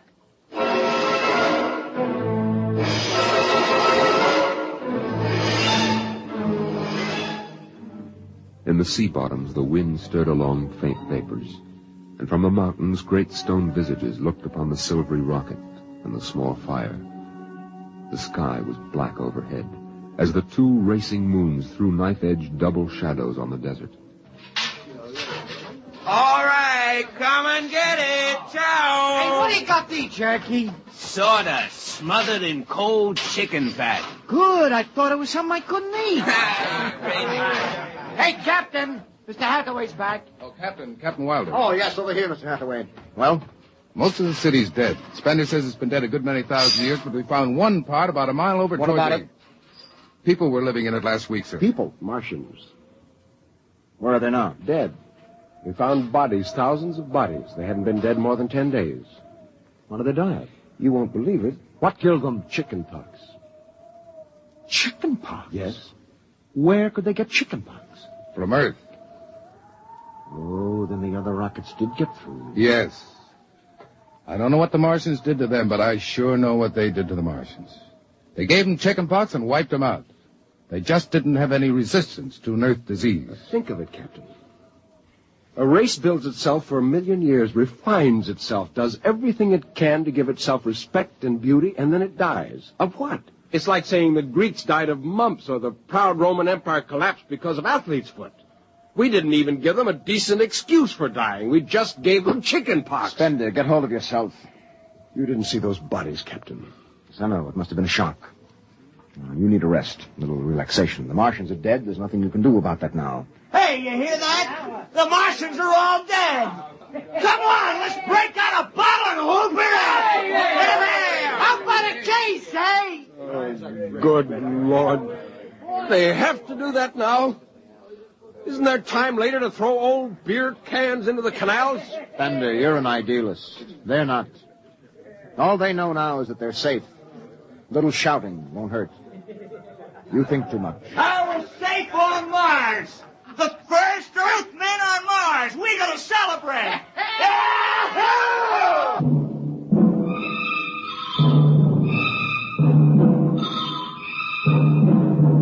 20 bottles were opened and drunk. The voices got louder. The earth laughs and shouts echoing across the empty Martian sands. Spender listened to the wind over his ears, cool and whispering. He felt the land getting cooler. The stars drew closer, very near. The air smelled clean and new. He looked at the cool ice of the white Martian buildings over there on the empty sea lands. Oh, what a woman!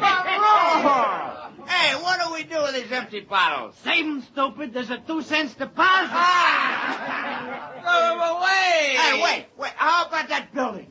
2 to 1 on a buck, I can heave one right through that window. You're on. All right, here goes. Hey, double or nothing on the next shot. Put that bottle down, Biggs. Who's there, Mr. Spender? Stop smashing those windows. What's the difference? The planet's ours now. I guess I can do anything with it I want. Drop that bottle or I'll knock your teeth out. Yeah? Hey, just watch me. I warned you, Big. Hey, easy. Come on. What's going on here? Spender! I hit him. He's crazy, Captain. He just walked up and slugged me. All right, Biggs. Spender, you come with me. Now, suppose you explain. What was the idea? The noise, the drunken brawl. Spender, the men are tired. This has been a long trip. And you have a different way of seeing things. Oh, I'm seeing things all right. I'm seeing how we'll ruin Mars. We'll rip it up and rip the skin off the way we've already ruined Earth. And is that why you hit Biggs? Yes. I couldn't stand the idea of them watching us make fools of ourselves. Them? The Martians. They're dead. They're all dead. But they know we're here. Doesn't an old thing always know when a new thing comes? We've come a long way to smash their windows and spit in their wine. Well, maybe you're right. But I'm still going to fine you $50 for that fight. Now, come on, Spender. Suck in your chin. We'll go back there and play happy.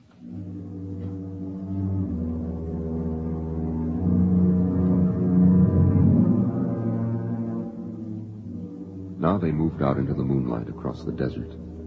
They made their way into the dreaming, dead city. The light of the racing twin moons glinted on the barrel of a pistol, the long blade of a machete, the round, gurgling shape of a raised bottle. The wind blew in from the dead sea bottom and brushed through the silvery wire filigree of the towers. Strange music drifted down to the double-shadowed streets, a thin, haunted music that played as it had played through the uncounted years of time. Nobody moved. The moons held and froze them. The wind beat slowly around them. Hey! Hey, you people in the city! Biggs, I just want to make a little noise. What kind of a celebration is this, anyway? Come on. They built this city thousands of years ago. And now where are they? How did they die? Who cares? They're dead. That's good enough for me. Lord Byron. What? Lord Byron, a 19th century poet. He wrote a poem that fits this city. Might have been written by the last Martian poet. So we'll go no more a-roving so late into the night. Though the heart be still as loving, though the moon be still as bright. For the sword outwears its sheath, and the soul outwears its breast. And the heart must pause to breathe, and love itself must rest. Though the night was made for loving, and the day returns too soon, yet we'll go no more a-roving by the light of the moon.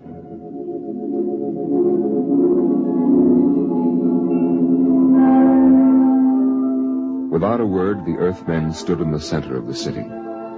It was a clear night, There was not a sound except the music of the wind. At their feet lay a tile court, worked into the shapes of ancient animals and images. They stood there, silvered by the double moons beneath the crystal towers of Mars. And then Biggs was sick, and the sour stench of liquor filled the cool air. The men of Earth had come to Mars.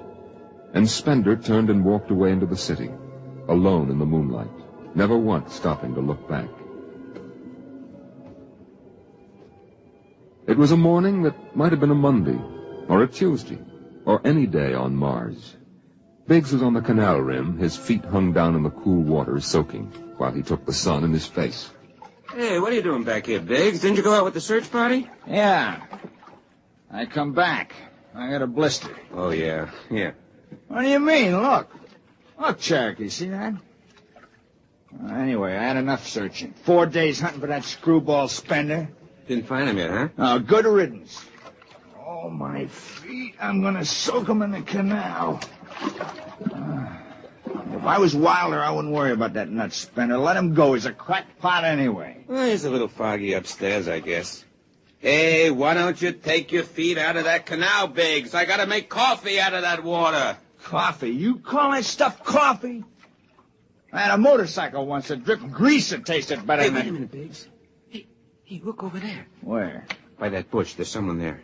Hey. It's him. Hey, Spender! Spender? He's coming over. Why'd he stay lost, that crazy jerk? Hi, Spender. Long time no see. Hello, Cherokee. I've been exploring some ruins. Oh, you and them ruins. You're like a dog in a boneyard. What's the matter? Why don't you just say something? Where you been? Up in the hills. What would you say if I told you I found a Martian? Oh, yeah? Where? Never mind. Let me ask you a question. How would you feel if you were a Martian and people came to your land and started to tear it up? I know how I'd feel. I've got Cherokee blood in me. My grandfather told me a lot of things about the way they kicked the Indians around in the Oklahoma Territory. If there's any Martian around, I'm all for him. How about you, Biggs? They're dead. They're all dead. There's a good thing, too. Well, I found a Martian. Up in a dead town in the hills. I've been reading their books, and they're easy to understand. And I've learned their language. And then I found this Martian. And I brought him here, now. I don't see no Martian. I'm the last Martian. What did you say? Biggs, I'm going to kill you. Oh, cut it out. What kind of a lousy joke is that? Now, don't put that gun away. You're kidding, huh? Spender, you're... He's dead. You killed him. You can come with me, Cherokee. You're an Indian. You know how the Martians would feel. You can be with me in this. You killed him. You just killed him. He deserved it. You're crazy. Maybe I am. But you can come with me. Come with you for what? Go on, get out of here, you crazy murderer. Of all of them, I thought you'd understand. I thought you'd remember what happened to your own people. You get out of here, you crazy murdering... Don't reach for that gun! Spender.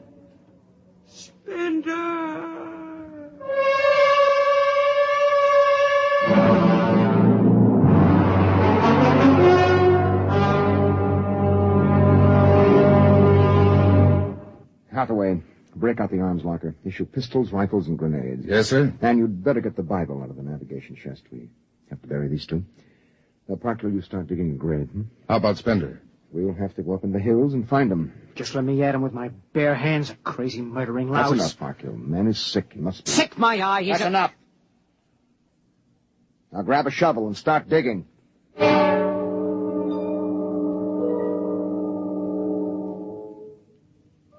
Spender saw the thin dust rising in the valley, and he knew the pursuit was beginning. The sun burned farther up the sky, and the blue sand drifted lazily across the sea bottom below. He sat beside a quiet pool 10,000 years old and held a silver book. Through the house played the strange wind music of ancient Mars, and he heard voices whisper in his mind.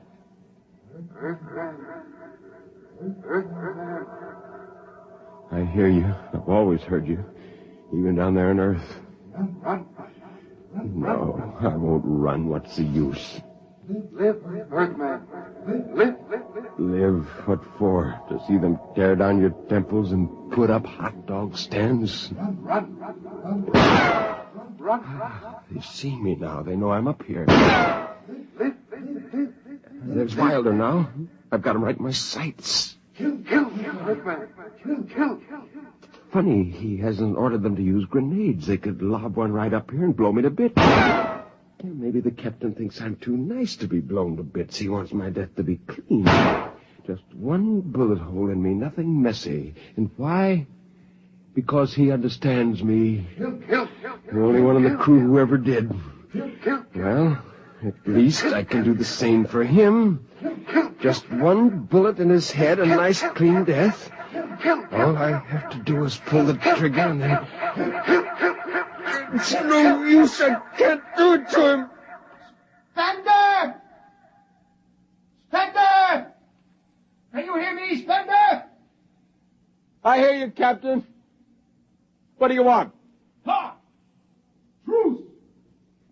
All right. Come on up. Leave your gun down there and keep your hands up.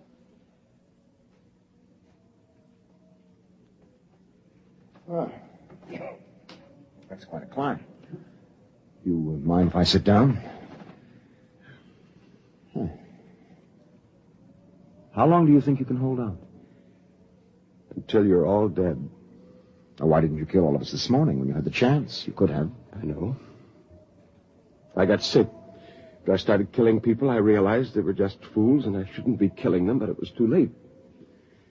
So I came up here where I could get angry again. Why did you do it? When I was a kid, my folks took me to visit Mexico City. Now, always remember the way my father acted, loud and big. And my mother didn't like the people because she thought they didn't wash enough. I can see my mother and my father coming to Mars and acting the same way. Anything that's strange is no good to us. We aren't fit to take over this planet. But to kill 2 men. How would you feel if a Martian spit on the White House floor? You know, you haven't acted very civilized yourself. I'll kill you all off, Wilder. That'll delay the next rocket 5 years, and then I'll kill them too. And if I'm lucky, I'll live to be 60. And I'll meet every expedition that lands on Mars. Oh, I'll be very friendly. I'll explain our rocket blew up one day. And then I'll kill them off. I'll save Mars for half a century. And by then, maybe the Earth people will give up. And yet you're outnumbered. We already have you surrounded. In an hour, you'll be dead. I found an underground passage that'll take me back in the hills, Wilder. I'll go back there. And then I'll pick you off one by one. We'll see. Well, it's a nice town you've got here, Spender. It's beautiful. I'd like to live here. You can. Join me. You're not like them. Why go back to them, Captain? I'll show you what a good life these people had.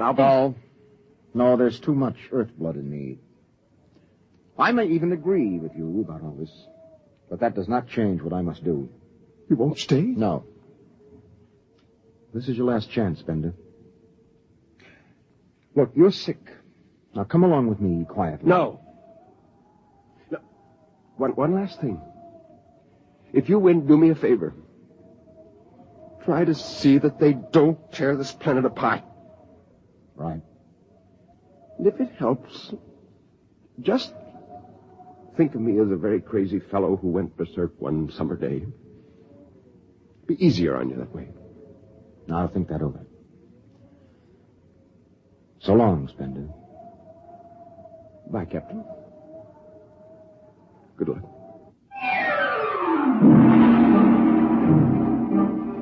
The men spread out again, walking and then running on the hot hillside places where there would be sudden cool grottos that smelled of moss, and sudden open blasting places that smelled of sun or stone.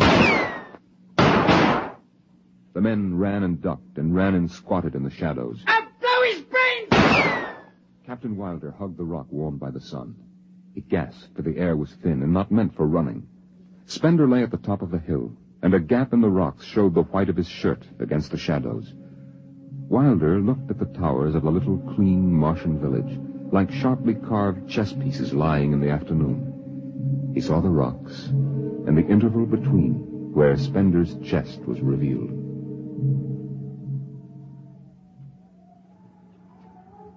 Go on, Spender. Get out. You've only got a few seconds to escape.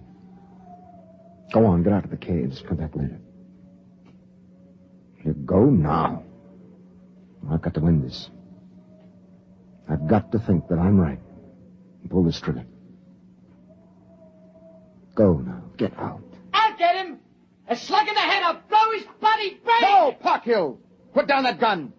I'll do this myself. Spender. Why didn't you get out? Why? Why? Why?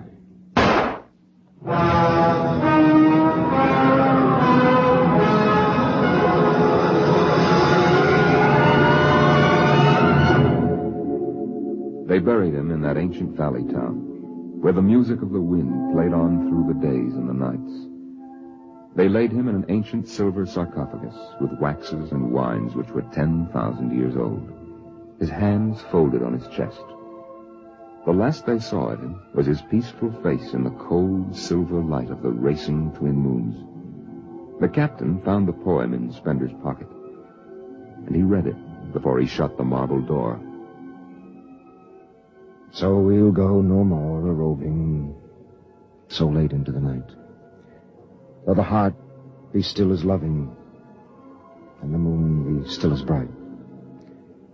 Though the night was made for loving, and the day returns too soon, yet we'll go no more a-roving by the light of the moon.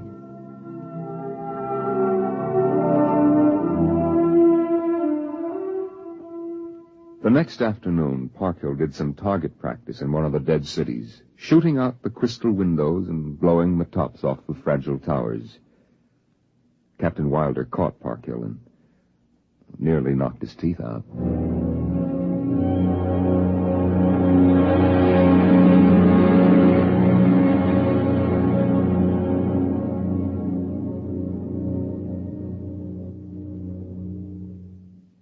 You have just heard X-1, presented by the National Broadcasting Company in cooperation with Street and Smith, publishers of astounding science fiction.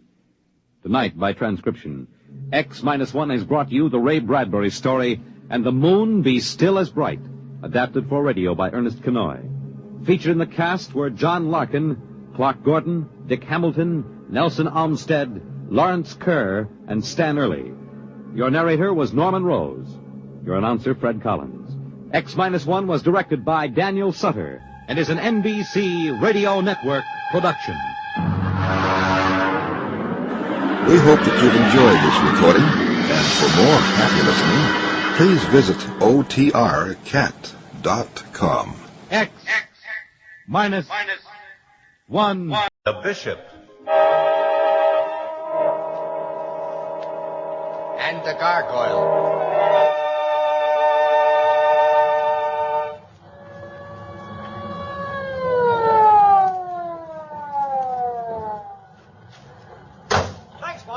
Take care of yourself, Daddy.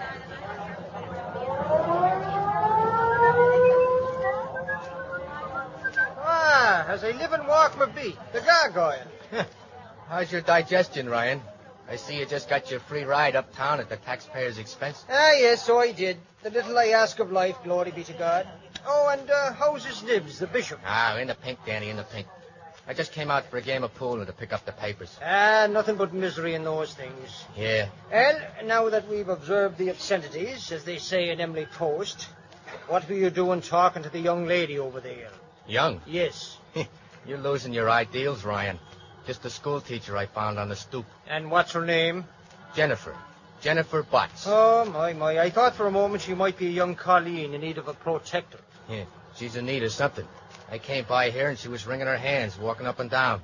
So I ups to her and I says, "Excuse me, lady, what's needling you?" Yes? And she begins to cry on me, so I lambs. Then I thinks about the bishop. And I goes back and I doffs my headpiece and I says, "Listen, doll, you look like out of town to me. What's the matter? Your husband give you the chill?" You've got a touch of Blarney in you, Gargoyle, you have. Sure. So she looks at me and she says, "Young man, I am Jennifer Butts. My cousin is mayor of Maple Rest in Illinois. If you get fresh, I will turn you over to the police. And why not?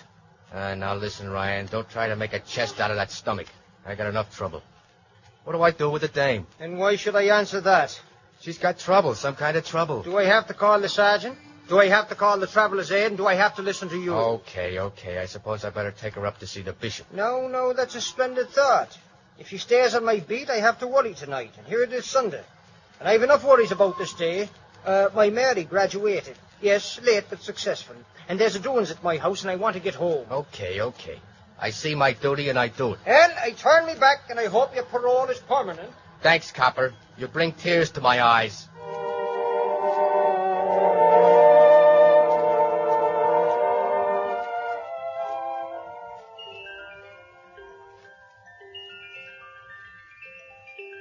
Gee, Bishop, where did you get the midget jukebox? My little music box has been with me for 20 years. It has relieved my boredom in the silent watches of my missionary work all around the world. Well, my jewel of great price, my laborer worthy of his hire, sit down. Yeah, Bishop. What's wrong? Gargoyle, you are really worthy of your name. Why? You're so obvious. Okay, I'm a sucker. Make me know it. A gargoyle is an architectural whimsy, a stony decoration in a profane manner to relieve the austerity of a saintly structure. But obviously obvious. Yeah. You know how I got that name? The sob sister at my last trial. He sits on the stand like a gargoyle, she says. Well, how was the pool game? Okay. How was Ryan? Okay. How did you know? He goes on duty about this time. Well, what have you got to tell me? Well, to make the thing simple, I brought a lady home. Huh? Well, you have my permission to make yourself a Jamaica Rum Collins double strength. These malted milks are going to your head. I'm leveling, Bishop. She's out there. Oh, I see. My. I never thought I'd live to see this. Well, bring her in. Hey, Jennifer, it's okay. Come on in. So this is your young lady. I'm not any young lady, sir. I beg your pardon. I am Bishop Morris. I am Jennifer Botts. Lovely name. Thank you. Had a Jennifer Woods as my assistant out in the Congo 15 years ago. Oh, dear me. That was during my active life as a bishop. I'm retired now. I see you're already acquainted with my friend, the gargoyle. The gargoyle? That's a strange name. He's a strange young man. He's been very kind. Oh, I'm afraid, Bishop, that I'm presuming in... Not at all. Oh, please don't be kind. I've really made a terrible fool of myself, and I can't... Well, I don't know where to turn, especially back at Maple Rest. I told them to go to... Well, I burnt my bridge behind me. Rightly so. Without being trite, I hope, I can say that Maple Rest's loss is New York's gain. Oh, they were kind, but I always had dreams. Well, you see, I was a star in our college musical comedies, and I thought I'd go on the stage. But I had to work, and then years went by, so many of them. But I saved my money, and when my father died last spring, I knew that I just have to come here and get the grease paint out of my system. Here's tea, boss. Oh. Here you are, Jennifer. Don't mind my finger for a spoon. It's got calluses and don't burn easy. Thank you. Well, so much for the dreams, Jennifer. What happened? I met a man. I went to the Capitol Theater by myself, and then I went to that Penny Arcade, you know. Oh, yeah, the place that's got the turtles with the autographed backs. Yes. I wandered around, and I tried the shooting gallery. There was a very nice man with a cane that showed me how to shoot. He wasn't fresh or anything. Well, we talked, and he said he was a producer. Okay, Bishop. She went home with a baby doll. Oh, please, Well, he was with other people, and I don't know, somehow he asked me if I cared to go with them. We went to a nightclub, and the other people left. Oh, it was wonderful. He danced so beautifully, and he was such a gentleman. I told him about myself. I told him all about my ambition, and he was very sympathetic. Yeah, sure. Then he asked you up to see his printing press. Oh, no, nothing so melodramatic as that, I'm afraid. He was quite helpful. He said that naturally the going would be tough, and I agreed. Then he said that he'd be able to do something for me if I had $200. Ah, I see. Please continue. Well, I gave him $200, and he was to arrange a part for me in his show. It was almost time for me to go back to my hotel when a man came in. What kind of a man? A man with large yellow eyes. Yellow eyes? Yes, he didn't say anything. He came near us, and he looked at Mr. Simpson. Mr. Simpson got up, and they went into the back of the club. Uh-huh. Well, I waited and waited, but he didn't come back. I went back to my hotel, and then... Yes? What happened? Then I found that the billfold I'd given Mr. Simpson had all my money. I thought that I'd left $700 at the hotel, but it was all in the fold. Everything I have is gone. Oh, dear, dear. I couldn't stay at the hotel, and I can't go back to Maple Rest. I can't do anything. There. I'm so sorry. If you need money to go back... Please, I'm terribly sorry I bothered you, but I don't want any money. Bishop, listen, it's ABC. Let's fix up the little woman. She don't want to go back to no sticks. She's big time. Oh, dear. All right, Gargoyle. We'll do what we can, Jennifer. Do you remember the name of this nightclub where you last saw Mr. Simpson? Yes, it had a white door. It was called the 89 Club. Oh, I think I know that dump, Bishop. Over on West 48th. Very good. Well, Miss Jennifer, we're not all the same breed of cats here in the city. Perhaps we can right a wrong without having a drop of that printer's ink spilled to betray your embarrassment. Oh, you think you really can, Bishop? Oh, I'd be so eternally grateful. We'll do our best, my dear. The Gargoyle and I need a stroll anyway. Now, you stay here, make yourself at home, rest your mind. We'll be back within the hour. Thank you, Bishop. I'll wait. Oh, I'll wait like a church mouse with a troubled conscience.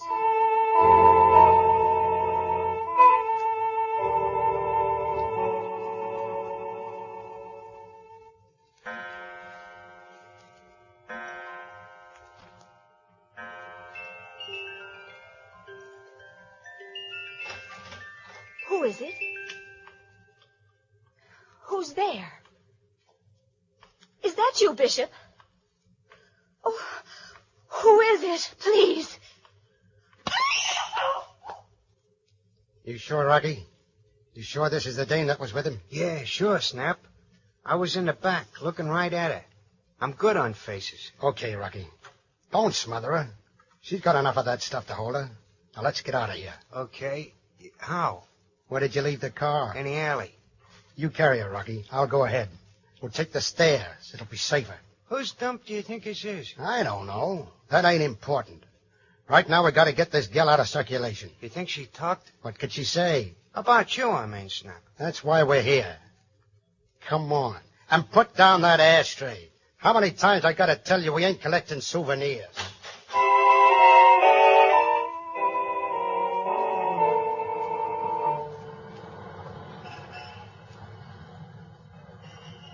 Is this the place, Gargoyle? Yeah, that's the joint. The Club 89 seems closed. Yeah, they closed down early, Bishop. I guess their customer went home. Well, that doesn't help us. Oh, there's apartments above. Yes, that will be the entrance to the left. Yeah. What's that mean? We might find our Mr. Simpson living here. This seems to be a neighborhood which might be favored by his colorful presence. It's a walk-up, Bishop. The door is locked. Riggs, Byrne, Hyman, Redding, Simpson. Chalmers E. Simpson. Well, very simple. Press the button. Nothing happens. Maybe he's out running for office on Jennifer's dough. Ring 2 or 3 others, Gargoyle. I believe that's the usual technique for gaining admittance to these places. Some tenant is sure to press the door release. If I didn't know you was a bishop, I'd get the idea you got a head in the world ringing doorbells. Now, 3rd floor. And hurry before the others come out to see why their guests haven't arrived.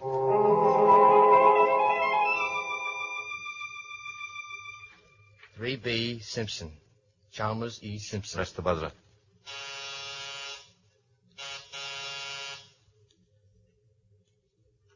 No soap, Bishop. He ain't responding. Try the door. Yeah, that was easy. It's a comfy little joint. Anybody home? See if you can find a light switch. Okay. Nothing here. Let's try the bedroom. Hey, look at the pictures, Bishop. Cuddles to Simpsy from Vera. Oh, ain't that awful? Gargoyle. Yeah? Come here, quickly. No, don't go in. There, on the floor. Gee, Bishop. Somebody got to him. Yes, as nice a job with a 45 as I ever saw. Hey, wait a minute. There's a picture of Simpsy on the desk. Let me take a look. Now, let me get a peep at the victim. Yeah, it's him, Bishop. Chalmers E. Simpson. And very dead, too. Come on, Gargoyle. This is no place for a retired bishop. It ain't no daisy chain for a retired lug, either.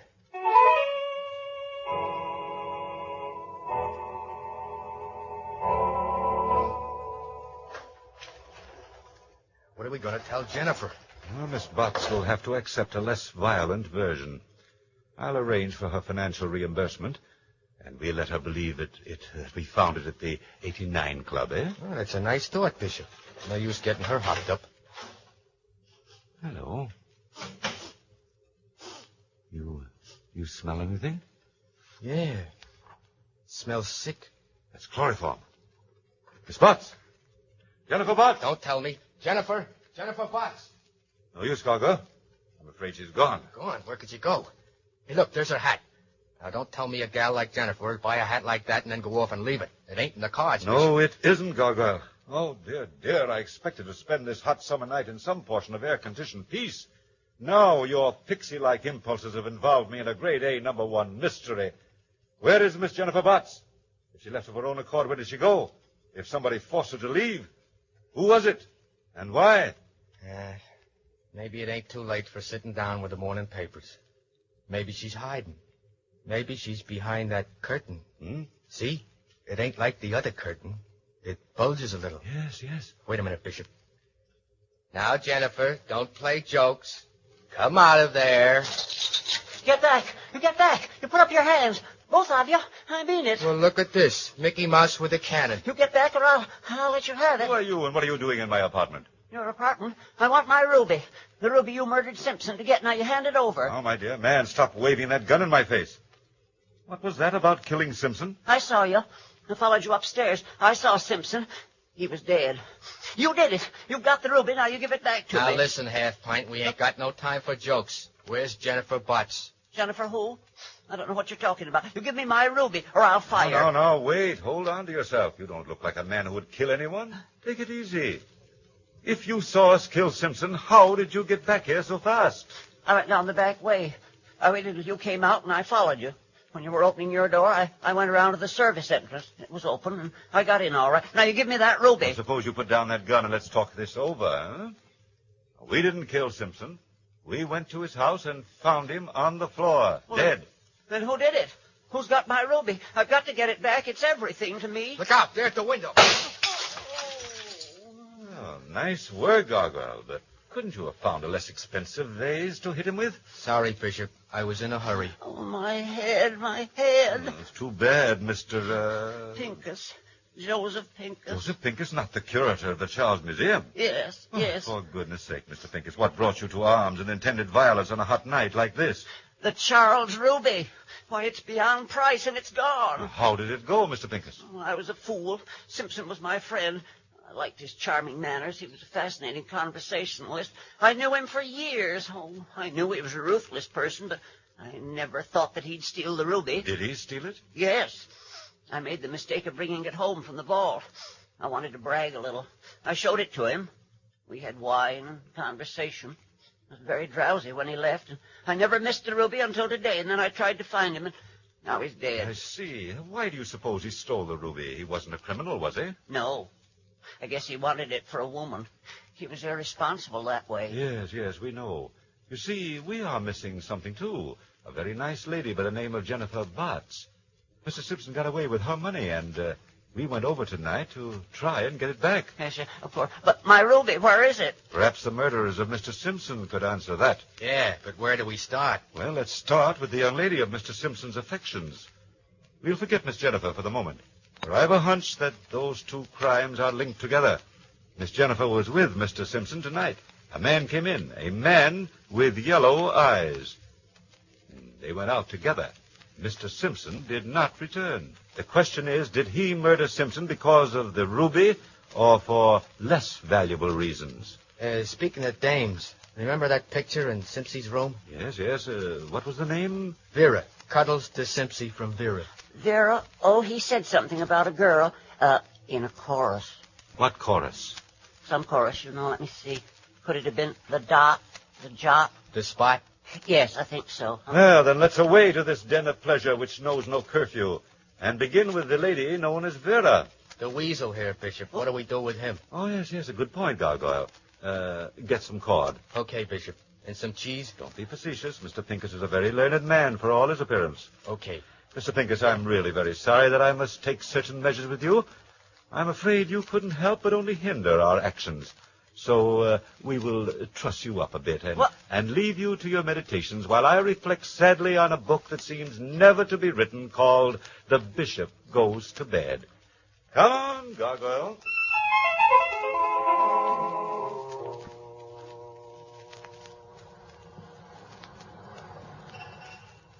Well, that's all the Veras we got, Governor. Ain't 3 in one course enough? Too many. But one Vera isn't here. That's right. She's off tonight. Either of these two look like the picture of Simpson's Vera? You can't tell. They fixed those pictures up, Bishop. Well, thank you, Dorman. Here's something for your trouble. Oh, thank you, sir. Oh, wait a minute. Yes? I heard you asking about Vera. I only got a minute. I got to go on to the jungle number. Who are you? I'm a friend of Vera's.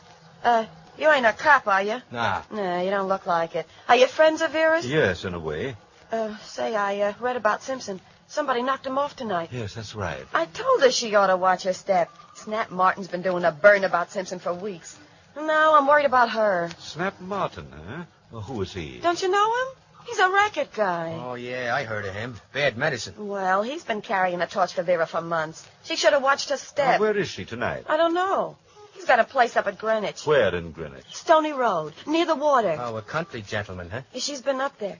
Say, maybe she's there now. You think something might have happened to her? Yeah, now that Simpson's knocked off, maybe that... Well, I said enough. I gotta go now. Goodbye. Goodbye. Taxi, mister? Head or tails, Gargoyle? Tails if it's Greenwich. Tails it is. You wouldn't fool me, would you? Let me see that coin. I thought so. Tails on both sides. Sure, Bishop. It's an open and shut case. Okay, taxi. Stony Road, Greenwich. The palatial mansion of Mr. Snap Martin. And easy on the bumps, Mac. The bishop is a heavy sitter.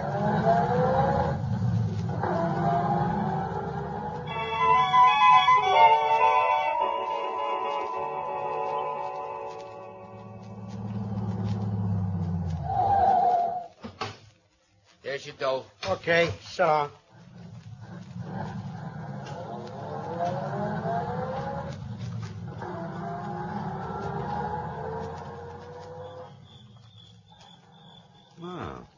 Pleasant place. Not the formidable hangout of desperate characters I expected to find. That's movie stuff, Bishop. The boys are taking it big these days.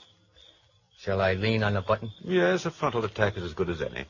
Shall I unlimber the artillery? No, let's move with caution. Okay, we'll case the joint first.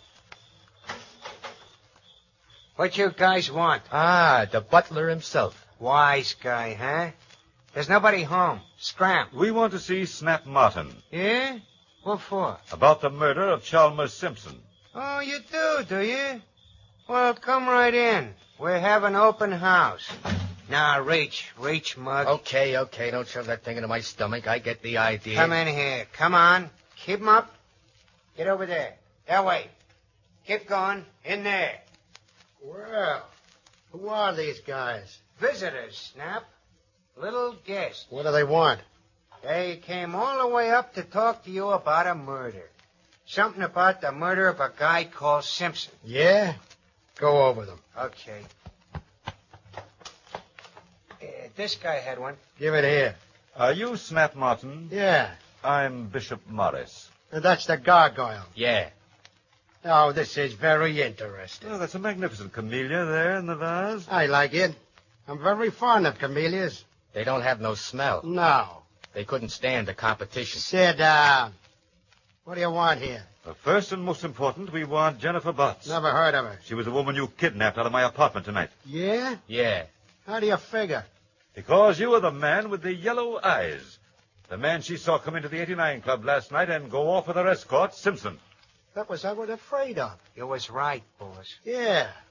It was nice of you guys to come up and tell me. What are you going to do with her? You just told me. She recognized my big yellow eye, so we planned a boat ride. And you can go along, too. I see. Well, since that is settled, couldn't we see her? Sure. Get the family together, Rocky. Tell Vera to come down, too. We can't leave anybody behind. How is Vera, anyhow? What's it to you, Mug? How do you know Vera? A picture was in Simpson's room. Oh, yeah. Just a passing fancy. Vera is very temperamental. Yeah, so temperamental she probably didn't tell you about the Charles Ruby which Simpson gave her. Huh? Say that again. And say it slow. The Ruby. The Charles Ruby. Yeah, I know about the rock. Where did she get it? Mr. Simpson gave it to her before he met Miss Botts. Yeah? How did he get it? He stole it from his friend, Mr. Pincus, the curator of the museum. Mr. Simpson, Mr. Pincus. This is getting so it sounds like Mr. Martin ain't so well informed. Bishop. Oh, hello, my dear. Oh, dear me, I'm so glad you came. These men came after you left and smothered me. And here I am. Are you all right, Miss Jennifer? Yes, I guess I am. I'm kind of nervous. That's silly. There's nothing to worry about. Nah, everything's going to be fine. Hello, darling. We having a party? Yeah. We're having a party just for you. Who are they? Why, I've seen that girl before. It's Vera. Yes, she was with Mr. Simpson's party when I met him at the shooting gallery. The shooting gallery? This is very interesting. Isn't it? Yeah. Oh, baby, there's something I want to ask you. What's the matter, Snap? Something wrong? Yeah. Where's the ruby? What ruby? The ruby Simpson gave you. He didn't give me anything. What are you talking about? Rocky, Yeah? go up and look through baby's junk. Okay. That gorilla ain't going to paw through my things. Sit down. Sit still. My goodness, I'm so excited. And when I'm excited, I know my nose is shiny. Where's my pocketbook? Oh, here. Oh, no, that's not your pocketbook. This is your pocketbook. Can't you see? Oh, but this is your... Oh, no, you're right. When I get excited, I always take the wrong pocketbook. Yeah. Thank you so much. Come on. Cut out the little girl talk. Well, just a minute, Mr. Martin. Now, all we want is Jennifer Botts. Oh, I'll make a deal with you. Let her go, and we'll forget all about the whole incident. Sure we will. We'll all take a nice little boat ride and forget it. Ain't nothing like a ruby up there in baby's room. Of course not, Sugar. You know me better than that. What was Simpson to me? I thought I had that figured. What I didn't know about the ruby. Come on, hand it over. Hey, stop it, will you? Stop looking at me. I ain't got it. Hand over the pocketbook. Sure, there's nothing in it. Give it here. Nothing but junk. Oh, baby, I'm sorry. You're sorry. Gee, what a fool I was to get mixed up with a cheap, suspicious rat like you. Now, listen, baby, listen to me. I'll make it up, but not right now. What's that? Get out there, Rocky. Gee, Bishop, look, it's Pincus. Little tag-along himself. More visitors. That's fine. Get away from that window, Lug. Sure. Don't get excited. Bishop, look, that little person at the window. There, you didn't think I'd find you, did you now? Now, where's my ruby? Why, you little twerp, I'm going to let you have it right now. Oh, my goodness, I did it. I shot Come him. on, Miss Jennifer. This is our chance to get out. Scram, Pinky. There's another gorilla out there. I won't go a step until I get my ruby. No, sir. Brother, you're a hero, but I ain't got time to argue. Come on, Gargoyle. Drag Pincus along. We're headed for the boat. Hey, where's that dang with my pocketbook? Listen, you mugs, you don't get away without me. Oh, yes, we do. Get in there. Here we go, Pinky. Pinky, back for our boat ride.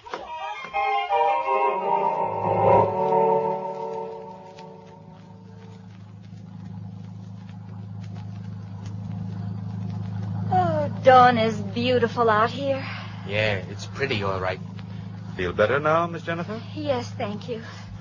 I'm sorry. I'm very sorry, Miss Botts. Jennifer, I meant to shoot that gangster person. Oh, that's quite all right, Mr. Pincus. I don't blame you. And when I saw you stand at the window there, I was so thrilled I couldn't move. Were you, Miss Jennifer? Uh-huh. Oh, my goodness, if I hadn't failed. Why, Mr. Pincus, why did you fail? I think you're a hero. No, I'm ruined. The ruby is gone, my career, everything. Guess they'll send me to jail. Nah, they'll take it out of your salary. $1 million at a time. Well, perhaps they won't hold you responsible, Mr. Pincus. Oh, yes, they will. There's no excuse, none. Oh, my goodness. What's the matter, Miss Jennifer? Oh, I feel excited again. Where's my pocketbook? I want to powder my nose. On your lap, lady, on your lap. Oh, yes. Oh, now let me see. Where's my pocketbook? Oh, dear me. I do believe it is. Is this your ruby, Mr. Pincus? Yes. Where did it come from? From Miss Vera. Oh, now I know why she gave me her pocketbook instead of mine. Goodness, she really loves that awful person, Snap. And she didn't want him to know she had the ruby. Wasn't that sweet? That was just dandy. Miss Jennifer. Oh, my dear Miss Jennifer. Miss Jennifer, do you still want to have your fling at the stage? Oh, my, no. I've had all the drama I want for a lifetime. Then perhaps Mr. Pincus has a solution. Good man, Pincus. Well, turn up the engines, Gargoyle, and wipe that dreamy look off your face. Okay, Bishop. You know, the next time I pick up wandering school teachers, I'll get me a good night's sleep first. School teachers are dynamite to me ever since I got kicked out of the 2nd grade.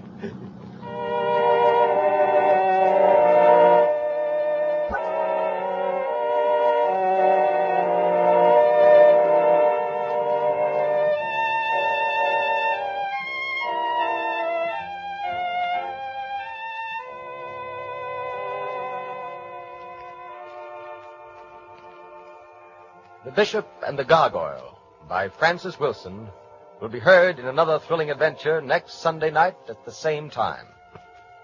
Our cast this evening included Richard Gordon as the Bishop and Kenneth Lynch as the Gargoyle, Walter Kinsella as Ryan, Elizabeth Morgan as Jennifer Botts, Charles Jordan as Snap, Johnny Gibson as Rocky, Arthur Allen as Pincus, Jean Ellen as Mary, and Eleanor Audley as Vera.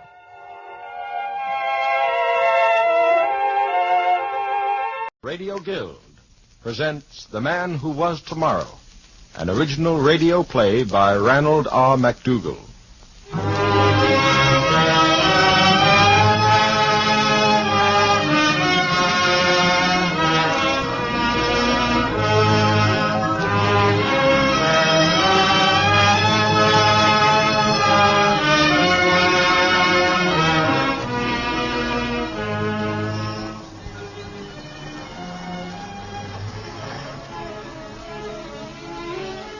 Good morning, Gateman. Morning, sir. You're a bit late today. Yes, I am. Very busy morning. Very busy indeed. Oh, dear me, it's almost 12. Is he here yet? Yes, sir. I've been here all morning, sir. I believe he's with the young lady, sir. You remember her? Yes, of course. A lovely girl. A wonderful girl. Saw her the other day looking beautiful as always. She was asking for him. Oh, that reminds me, I'd better hurry. I meant to meet him at 12. I've got to see him before the boy comes to take him home. Oh, dear me. The son will be here at 12. He mustn't get here It's before... striking 12 now, sir. I know. I'll have to stop it. I don't like to, but I must. Clark, I'd appreciate your stopping for a while. Thank you, Clark. Gateman, how many did it strike? 9, sir. 9. Mustn't forget that. Must remember to start the clock again with 3 strokes.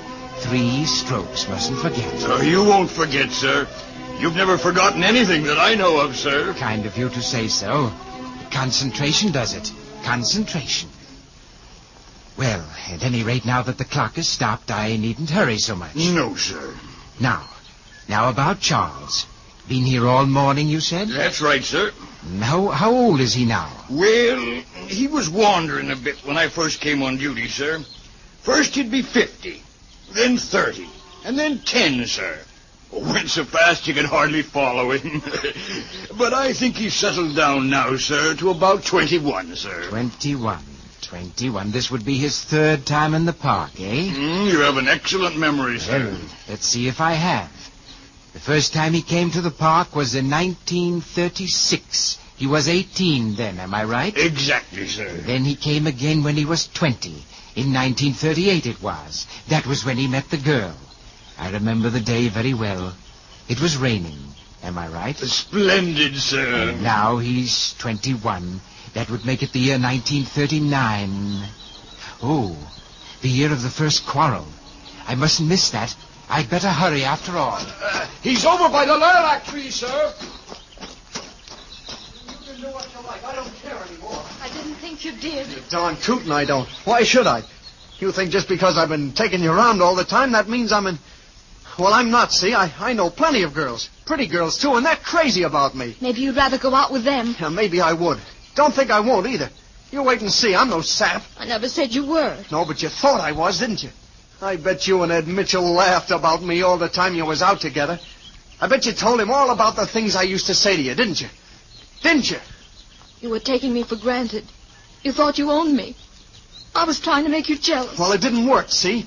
I just don't care one way or the other. Now, I know what you like, that's all. Charlie, I don't know what to say. There's nothing to say. Rennie, you and I are through. Done. Washed up. Charlie. What? Charlie, listen to me. I love you. You love me. You told me so. I know you do. Oh, yeah? That's what you think. Oh, Charlie, I don't know how to talk to you when you're like this. You're just trying to hurt me. You want to hurt me. I don't know why. You make me feel as if I'd done something terrible. A crime or something. I feel dirty all over. Why don't you leave me alone? And that's what I'm going to do from now on. Leave you alone. I can do without you, and don't you forget it. All those things I said to you the other night about when we was married and everything, that was just a lie, and I was trying to rope you in. And I guess I did, too. Now, why don't you go on home? Charlie, Oh, go on, beat it. Go on home. I'm sick of seeing you around. I guess you are, Charlie. Well, that's done with. I can be proud of myself now, all right. What a rat I turned out to be. You've been cruel enough for one day, Charles. What? Don't be harsh with yourself. Oh, a snooper, huh? Maybe you'd like to get your face pushed in, wise guy. And I imagine you would like to have some sort of punching bag. You'd feel better, wouldn't you? Very well, stand up and hit me as much as you like. I'll understand. Oh, you're crazy. Go on, beat it. Charles, tell me why you were cruel to that girl. Or shall I tell you? I said beat it. That's what you said to her. Beat it. Do you know why? I'll tell you. You wanted to punish her for having the power to make you jealous. She really loves you and you know it. But you thought of her belonging to someone else, and you wanted to hurt her, as that thought hurt you. Am I right? I don't know what you're talking about. Yes, you do. Not that I expected you to admit it. You're too young to admit that you have feelings. You're proud, Charles, very proud. And very young. But the way you suffer is perfectly natural. We all go through the same stage. We grown-ups, we call it adolescence. And forget how inexpressibly bitter it was, just as you'll forget someday. And you will forget, Charles. You'll look back on all this and say how young, how foolish, how innocent I was, and you'll wish you could live this scene over again. We all of us do. All of us. Who are you? I am he. He? What he? He who has been searching for you. Well, I don't know what you mean. I didn't expect you to. All that you need to know about me is that I've been searching for you just as you were for me. I searched for you? Well, I don't even know you. No, not until today. And that, too, troubled you while you searched for me. You wondered what it was you wanted, but you couldn't puzzle it out. You merely knew that you wanted something. Something. It was me you wanted. And I'm here. But who are you? I am tomorrow. What? At least, I was tomorrow, yesterday. Today is yesterday's tomorrow, you know. But tomorrow never comes. So they say, but I am tomorrow and I have come. Tomorrow is here today, so they must be mistaken. Well, somebody's mistaken, I'll grant you that.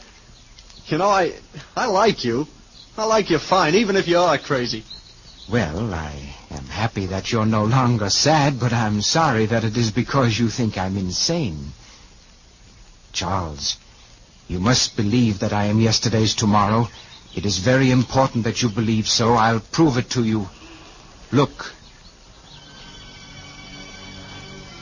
There is someone coming along the path.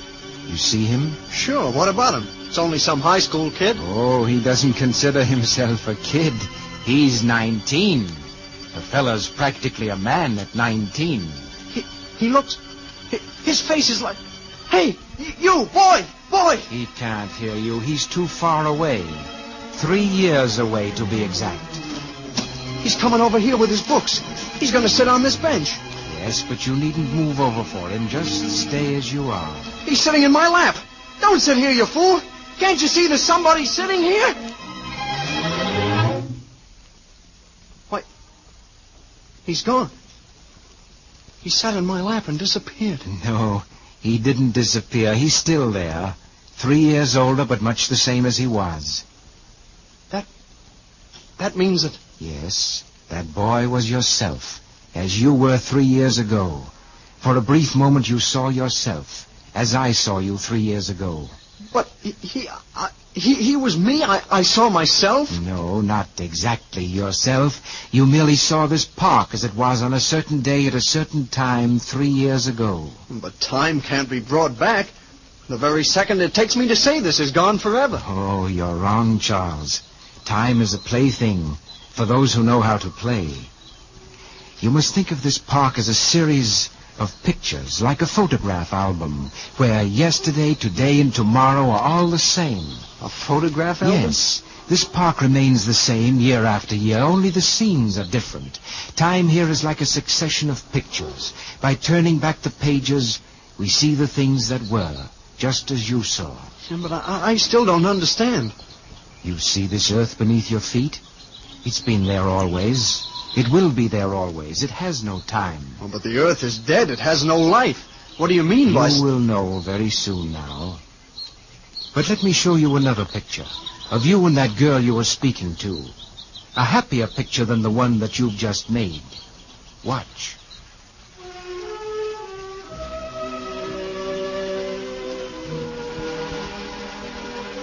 What? It's beginning to rain. We'll get wet. No, we won't get wet. You must make an effort to understand that this is merely a picture of yesterday.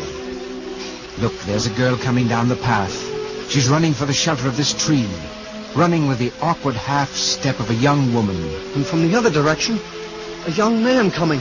Why, that's... Yes. The boy you see there is yourself, and the girl is Rennie, and the day is your first meeting last year in the rain. Strange, isn't it? Our happiest memories are of rainy days in summer. But listen, he's going to speak to her. Those first vastly important words. It's kind of nasty out, isn't it? Oh, I like the rain. Everything is so different. The things we see every day are all changed and new and shining. Why, those are exactly the words. Shh, don't talk. Only listen. Well, I guess I like the rain well enough myself. Not that I ever bothered to think much about it. I mean, I guess girls are different that way, about thinking of things. You're nice. What's your name? Charles. Charles Van Buren. Everybody calls me Charlie. What's yours? Rennick Porterfield. My father named me Rennick because he once lent a man named Rennick some money and he never got it back. My father said it was the last of the money and that I was the last of the children. Everybody calls me Rennick. Oh, I'm pleased to meet you, Rennie. I'm glad I met you, Charlie. I don't know why, but I think this is a very special day. I woke up this morning and I felt awfully nice. And I knew it was going to be a very special day.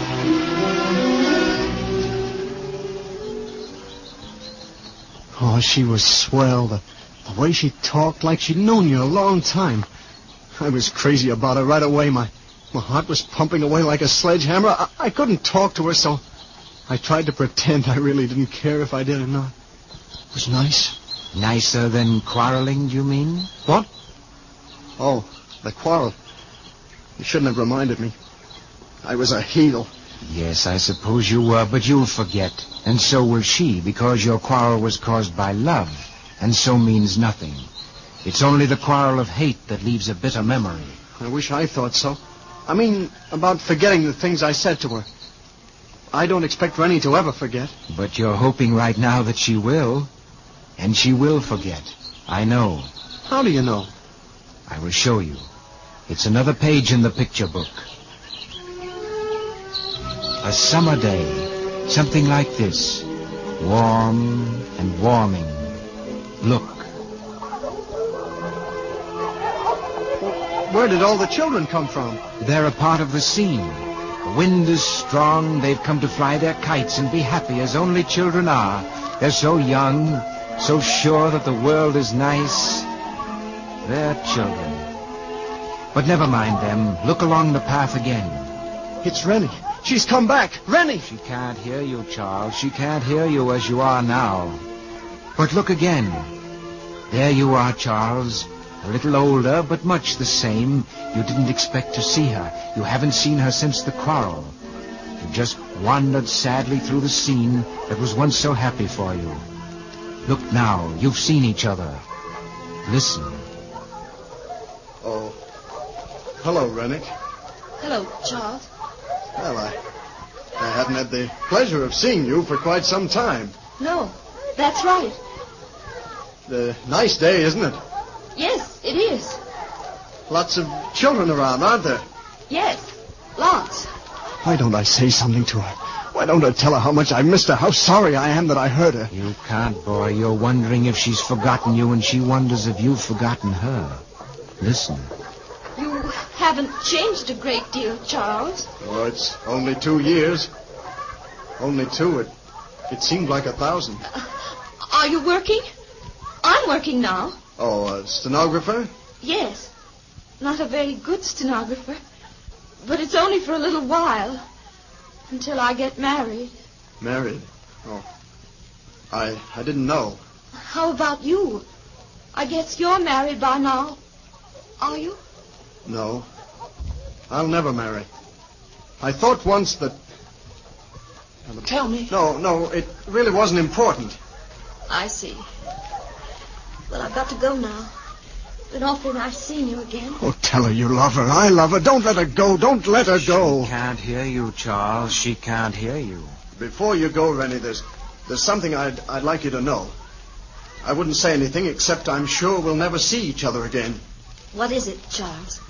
You remember that day, the last time we were here in the park? I've never forgotten it, Charles. Well, I just wanted you to know that I was sorry afterwards. I hated myself for speaking to you that way. It's all right, Charles. I understood even then. I was hurt for a while, but when you never came to see me again, I knew you really weren't in love with me. But I was. You were? Of course, I was as much in love with you then as I am now. I am, you know. Charles. Oh, Charles, I'm glad. I'm glad. Shortly after that scene, you and Rennie were married. How do you know all these things? I am tomorrow. I know everything there is to be known. I know, for instance, that you and Rennie were very happy. Very happy indeed. Why do you speak in the past tense of things that haven't happened yet? Why? You will know very soon now. You said that before when I was 21. Now I'm 25, but I still don't understand. I said 25. I said that I'm 25 years old. I was 21 before you came. What's happened to me? I feel older. I am older than when I first met you. What have you... No, don't be frightened. It is true that you're 25. However, let me show you a picture that was your tomorrow then. No, I don't want to see any more. I won't look. I won't listen. Yes, you will. You must. This time the park is somewhat changed. The trees are bare and bleak. It's cold, and there's a wind blowing. It is late at night. And there you are, Charles, walking up and down, up and down. You're alone, Charles. All alone. Hello? What are you doing here at this hour? Huh? What? Oh, hello, Gateman. Oh, it's you, sir. Well, what are you doing here? Praying, I guess. Whatever it is, I'm finding it difficult. What's the matter? Some kind of trouble? Oh, it's my wife. She's in the hospital across the street. Oh, is that so? Sick? No. Oh, now I get you. Well, that's different, that is. What do you know about that? Well, sit down now, son, and tell me all about it. When's she expecting? Tonight. Oh, I can't stand it. It's my fault, all my fault. If she gets through all right, I swear that never as long as I live... That's what they all say. That's what I said the first time. But I've got 3 now. You have? 3, eh? Well, Was it bad the first time? Sure it was bad. For me. The old lady didn't mind much. Neither will yours, son. She'll be all right. Now, don't you worry. Oh, do you think so? Do you really think it'll be all right? Sure it will. Now, come on now. Sit down and take it easy, Daddy.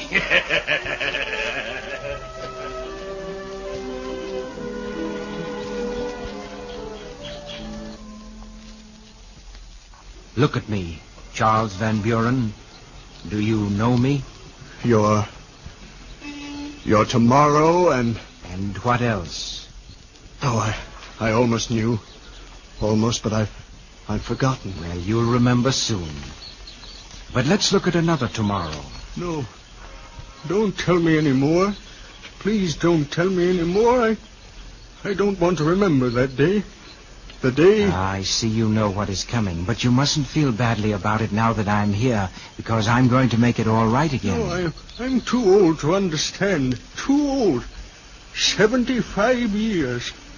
It's a long time tomorrow. Yes, but it's made you very wise. Let me show you that tomorrow that you fear, Charles. No, Yes, it's only a second.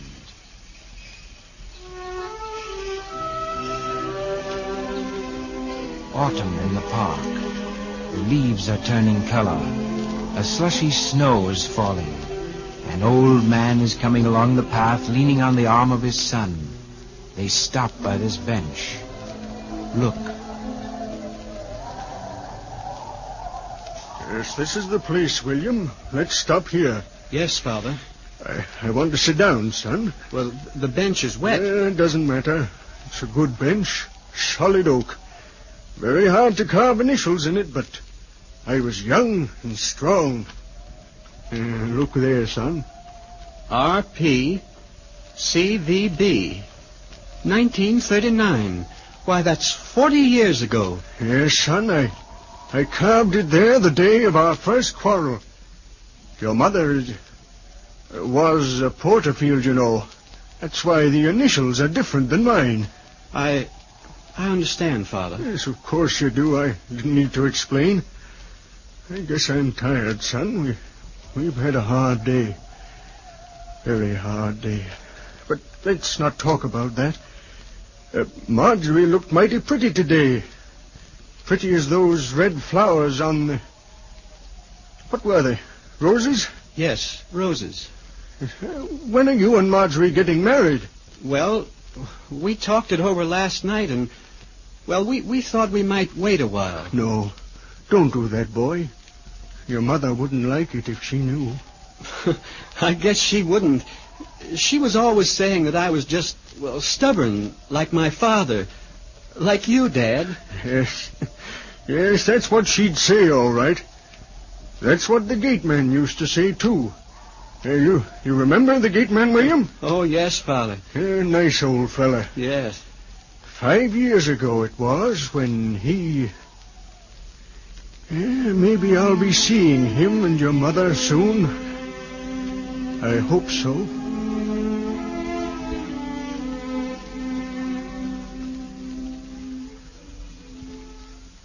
That was 15 years ago, Charles. Now you're 75. You've been lonely, haven't you? Yes, I have been lonely. And very tired since Rennie went. Very tired. I've just been waiting for tomorrow, I guess. Now you're beginning to understand. Now do you know me, Charles Van Buren? Yes, I know you now, tomorrow. I'm glad you're here. I'm especially glad you came today. I waited 15 years for you. Yes, I was waiting for you, Charles. I wanted to meet you here, but you never came until today. This is the first time you've been in the park in 15 years. Since the picture I just showed you. There's one more picture, isn't there? Let me see it. You mean the picture of yesterday's tomorrow? The picture of today? This morning? Here it is. Look.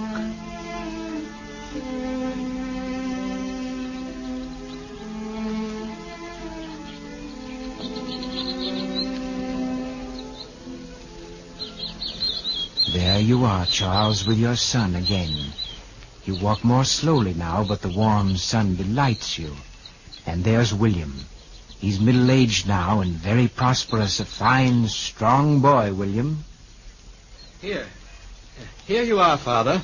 Your old bench. It hasn't changed a bit. No. Help me sit down. Can't see so well, seems like. There now, sit there. That's it. Now, you run along, boy. You've got work to do. Well, I don't like to leave you here all alone, Father. It might start to rain. Nonsense. I can tell when it's going to rain. It won't rain today. Well, maybe not, but I still don't understand why you were so dead set on coming here. Why, this is the first time you've been in the park for 15 years. I've got to meet somebody. Who, Father? Never you mind. Just leave me be. I'll take care of myself. All right, Father, if that's the way you want it. Boy, don't go away. Come back here. Come, I want to speak to you. Yes, Father? Don't be angry with me, William. I didn't mean to be so harsh. You understand? Oh, I think so, Father. Yes, I just want to think about things, you know. Of course. Your mother and I, our young days. You understand, boy? Yes, Father. I'll come back for you at 12 o'clock. All right, 12 o'clock. 12 o'clock. Was just about that when Rennie and I started our first quarrel. I was sitting right here, and she was next to me. Yes, I was about 21, I guess. But I was young and foolish. I turned around and said... And that's when I came to meet you, while you were dreaming of your first quarrel. Yes, I was young for a little while. Now I'm old again. Tomorrow has come. Yes, tomorrow has come. But not the ultimate tomorrow, Charles, not the last tomorrow. That is not to be found here in the park. But before we go, I'd like to show it to you. Look, Charles, and understand tomorrow. Look.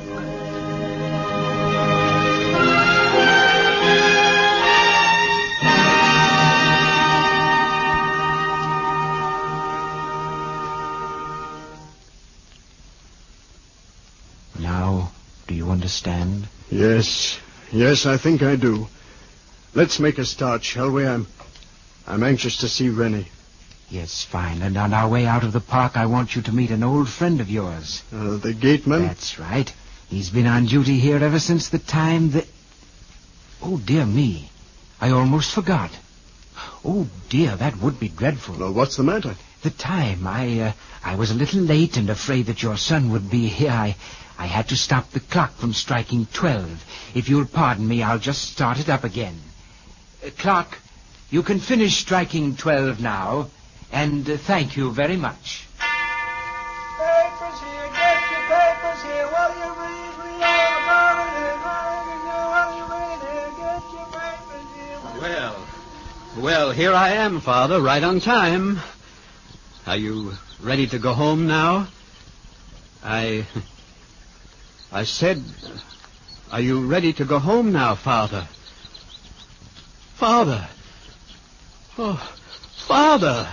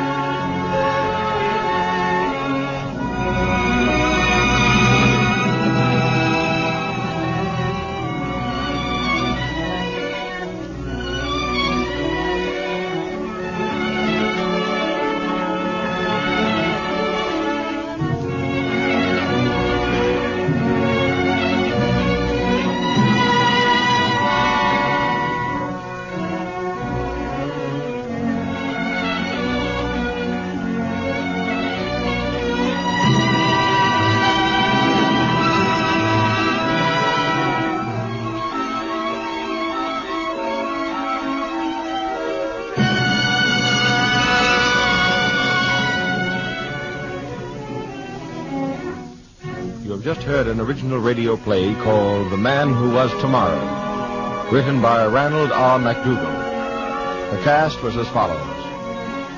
The part of Tomorrow was played by Eric Dressler. Charles, Peter Donald. Rennie, Barbara Weeks. The gateman, Alan McAteer. William Thornton.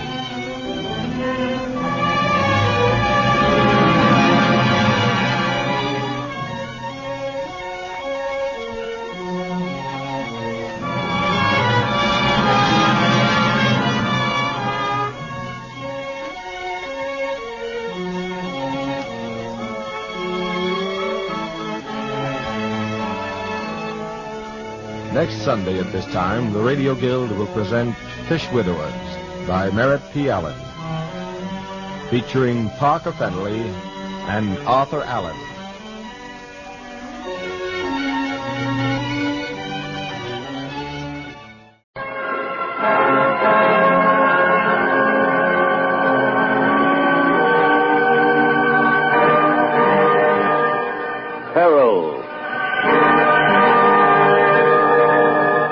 Stories of suspense.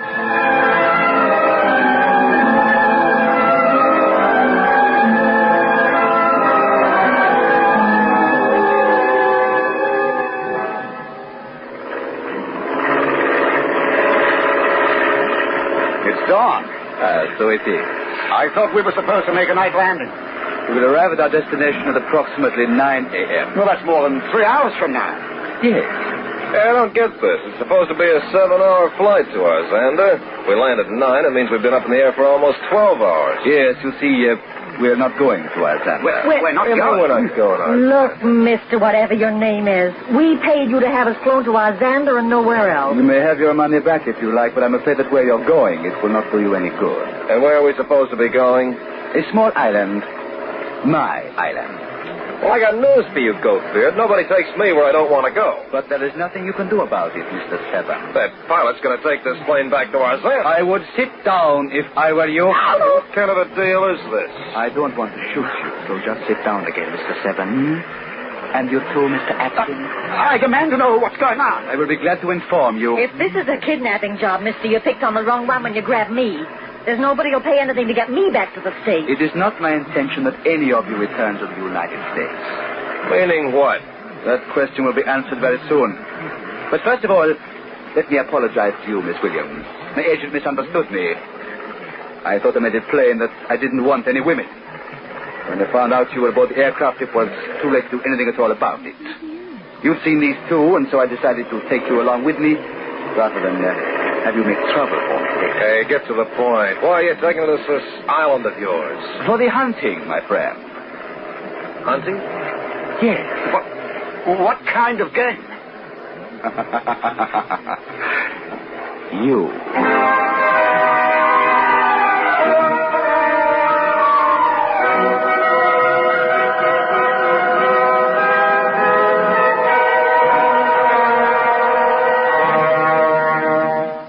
I'll be back in just a minute to tell you more of tonight's story, The Ultimate.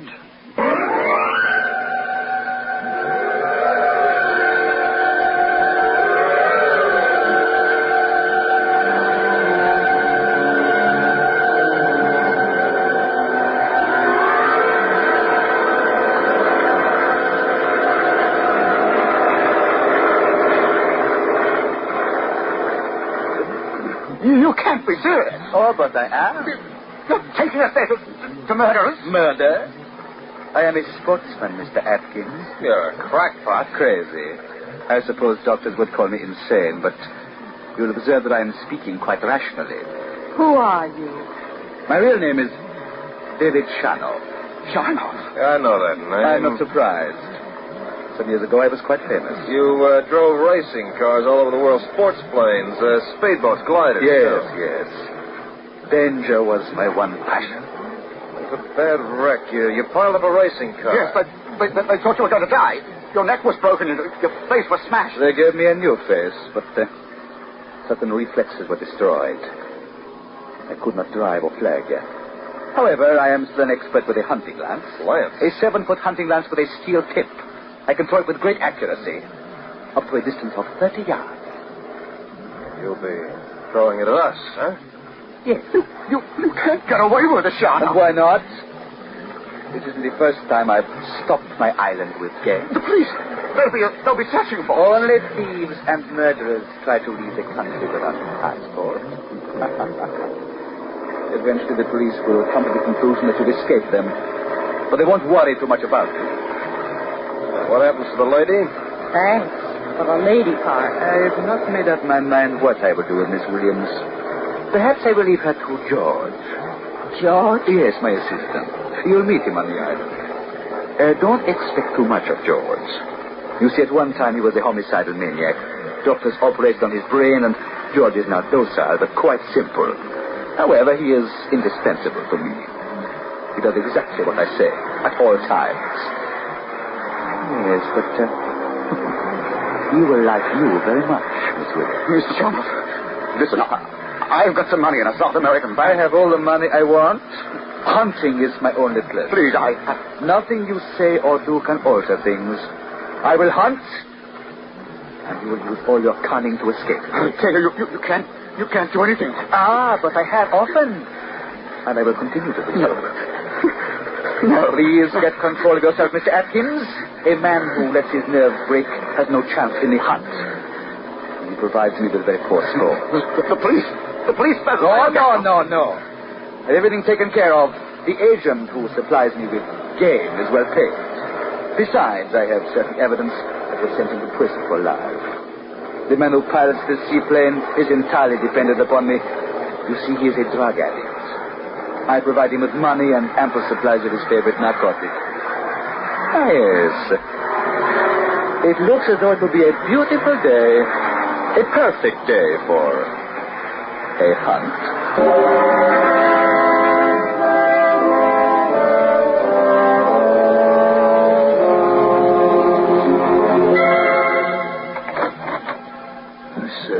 Ah, George, it is so good to see you again. Please step back into the house so our guests may enter. Yes, sir. Well, I hope you approve of my island home. All the furnishings came from Europe. Pretty lady. Get him away from me. Nice lady. Shut up. Get him away. Such shining hair. Please. Shut up. Pretty lady. Touch me. No, George. Please. Do not touch the lady's hair. It's so nice. It shines. Oh, yes, George. But you must leave the lady alone. Nice lady. Later, perhaps, George. Later? Yes, George. If you please me. I will please you, sir. Fine. Now, lead us down to the cell.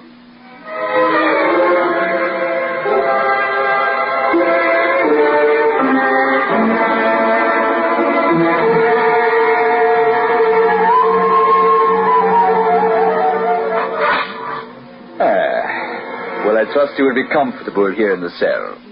How does this game of yours work, Sharnoff? Oh, it's quite simple. You will leave this house just one at a time, of course. You will be armed with a long knife. And I will have 3 hunting lances. Yeah. What are the rules of this game? There are never any rules to a hunt. It is a game to the death, my friend. Now, here's a map of the island. It is perfectly accurate. I will give you some time to study it.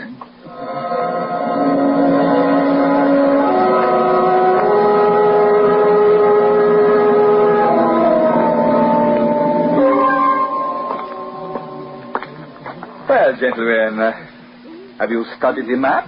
Well, there's not very much to study. The island's only half a mile wide, less than a mile long. It's big enough for my purposes. But now, let us begin. No, please, no. Get control of yourself, Mr. Atkins. I won't take part in this. I won't. I warn you. If you refuse to provide my sport... I can't. Very well. Then I will give you to George. George has some rather strange ideas of amusement. For instance, he catches houseflies. First the wings, and then the legs. He is amused to see how long they can live. Yes, I will get you. No. Then you will take part in the hunt. I can't. George! No, please.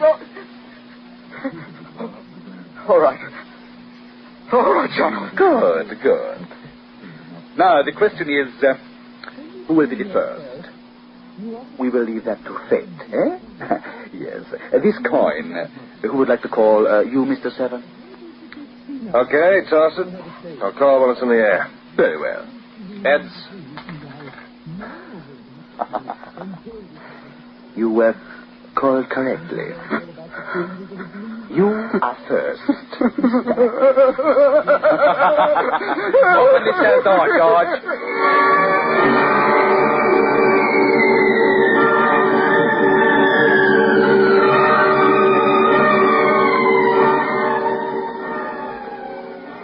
They've been gone for an hour. Mr. Seven. Sam. Sam. But please, don't let George... I'll do my best for you. See, I've been thinking about you, and I've got a deal to offer Sharnoff. He won't let me live. Maybe not, but... Well, if he accepts my deal, there won't be George. You can't make a deal with a man like Sharnoff. But I got it figured out. So have I. Kill me. What? Knock me unconscious and then finish me. You don't talk like No, that. please. It's the only way. I can't stand the thought of... Hey, easy there. Take it easy. Come here. That's better. I never got your first name. Peggy. Well, I'm going to stick with you, Peggy. I promise you that it won't be George. But I can't promise you that you'll live. As long as it's not George. No, it won't be. Listen, all my life I've been a gambler. Got so I could read a guy's mind at a poker table. With some men, poker is their passions. Mistress, food, and drink. Well, this game of death is Sharnoff's passion. He wants me out there so he can hunt me down. Well, he can have me. There's going to be a string attached. Poison for you. Poison? Before I'll leave this cell for the hunt, he'll have to present you with it. What if he refuses? No, he won't. But if he does? If he refuses, it'll take a while to unlock that cell door and get in here. I'll be quick. George won't get you. Just trust me, Peggy. I won't let you down. Thanks, Sam. Now let's talk about something else, huh? Anything that comes to your mind. All right, but keep holding me. Sure. Funny, I forgot that a man could be gentle. You've been knocked around, haven't you? Yeah, I've been knocked around. Why'd you leave the States? There are oil wells in Ozanda. Plenty of men. Lots of money. No women. You get the picture? Yeah, I think so. Not a very pretty one, is it? You're okay, Peggy. You're okay. Easy now, easy. I'm not scared now, Sam. That isn't what's making me cry. It's when you said, I'm okay. You sounded like you meant it. I do mean it. I'm no choir boy, Peggy. With all the wrong things I've done, I could fill a telephone book.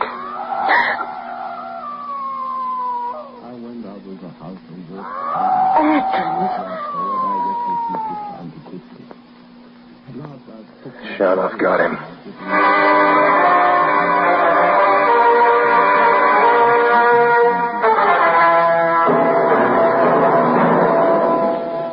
In just a moment, we return with our story, The Ultimate.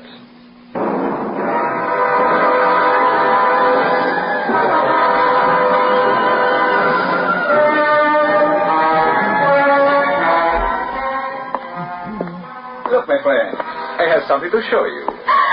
Mr. Atkins' shirt, Complete with bloodstain. A trophy, Sharnoff? Yes. One must keep a reminder of the hunt, you know. You notice where my lance struck him? He was cringing near the water's edge. It was 70 feet away. The lance went through his heart. I was rather proud of myself. It was a quick death. Much better than he deserved. He was a swindler, you know. But enough of Mr. Atkins. Now it will be you, Mr. Seven. Ready? First, I've got a deal for you, Sharno. I make no deals. You want me to play my part in your little game, don't you? I make no deals. The proposition I have in mind doesn't concern myself. The girl? Yeah. It is impossible for me to set her free. This island must remain my secret. Even if you said you'd let her go, I wouldn't believe you. That isn't part of my proposition. Then? I just want to make sure that George doesn't get her. Do you expect me to keep her a prisoner here in the cell? Is that it? I couldn't trust you to keep to that either. I want you to give her some poison. A quick-acting, fatal poison that she can take whenever she wants. And if I do not keep poison on my island? Oh, you've got it. It's a quick, easy way out if you're caught. And you wouldn't like being caught. You know quite a lot about people, don't you, Mr. Seven? Enough. Why should I agree to your request? It's not a request. It's a condition. I can give you to George, remember? Then you'll miss playing your charming little game. And you want to play badly, don't you, Sharno? If I give you to George, it will not be nice. I promise you that. You won't give me to George. You want my shirt as a trophy of the hunt. You are taking a big chance, Mr. Seven. Yeah. But you call yourself a sportsman, don't you, Sharno? I am. In these hunts, I take a risk, too. But a sportsman has a code of decency. I don't expect the same rules in your code, but the least you can do is give this woman an easy way out. But George is a faithful servant. He deserves to be rewarded. I told you he wouldn't agree to it, Sam. No poison, no game of death for you, Sharno. Our cards are on the table. It's your play. I don't like ultimatums. No one can tell me what I must do. Bet on your cards, Sharno. Sam, I don't want you Why? You're just watching the game. Well, still your play, Sharno.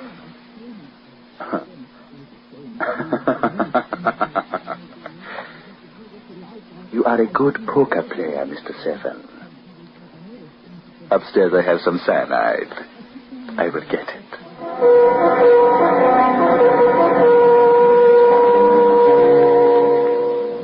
Cyanide. Won't be tough, Peggy. Be over with very quickly. I'm not afraid. Not now. That's a girl. Why didn't I meet you a long time ago? Yeah, you wouldn't have liked me very much. All I lived for was gambling. It was my whole life. I wouldn't have cared. I might even have talked you into marrying me. Pawn shop on the corner would have had your wedding ring inside of a week. I'd have worked to pay the pawn ticket. And I'd have grabbed your pay envelope before you reached the pawn shop. Oh, Sam. How touching. I'm not going to let you out of the cell, Mr. Seven. If you try anything foolish, I will shoot you in the stomach. Before we do anything else, Sharnoff, that's cyanide. Here it is. I want to be sure it's cyanide. I am a man of my word. Even so, I want to be sure. The only way I can be sure is to taste it. Very well. I'll make a small hole in the plastic container with my knife. There. But a warning. Yeah? This container holds a fatal dose for one person.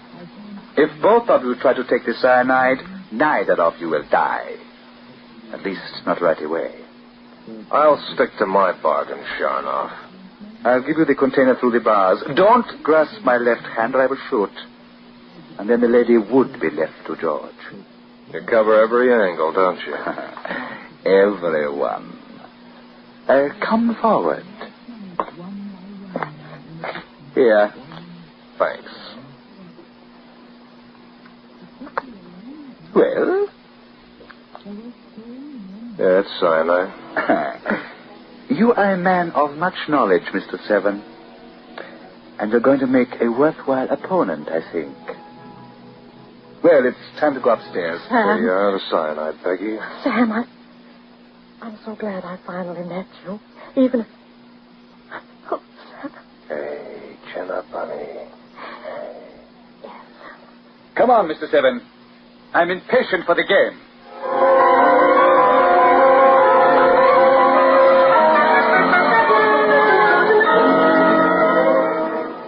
We'll be back in a minute to Peril and our story, The Ultimate. Well, open the door for Mr. Seven, George. Yes, sir. You have 10 minutes, Mr. Seven. And then I will come after you armed with 3 hunting lances. You said I'd have a knife. Yes. Well? 100 yards from the house is a large pine tree that stands by itself. You will find the knife embedded in the tree. You don't take any chances, do you? With a man like you, it does not pay to take foolish risks. Good luck, Mr. Seven. I think we shall have thrilling sport together. Maybe I'll be giving that knife back to you, Shawno. Well, we have 10 minutes, George. Let us go down to the cell and look at the pretty lady. Pretty lady? Yes, come, George.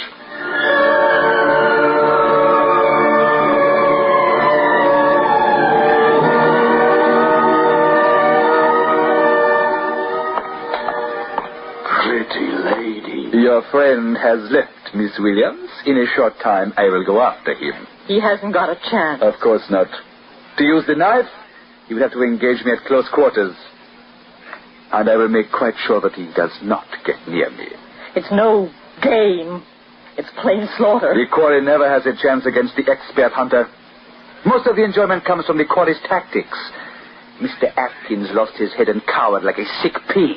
I wonder what Mr. Seven will do. Perhaps he too will lose his nerve. He won't. You can never tell, Miss You've already taken the poison? Yes, Oh, the pretty lady. Yes, she is dead, George. Dead? You would not understand. George, I want you to come upstairs and see that I leave the house safely. The other man is clever. He may be waiting for me just outside the door. One man did try that once, but you used your knife. Remember, George, when you used your knife? Outside? A sharp knife. Yes. Let us go upstairs, George. The pretty lady? After I have gone, you can come down here again. You can go into the cell and look at the pretty lady. Here, I will open the cell door for you.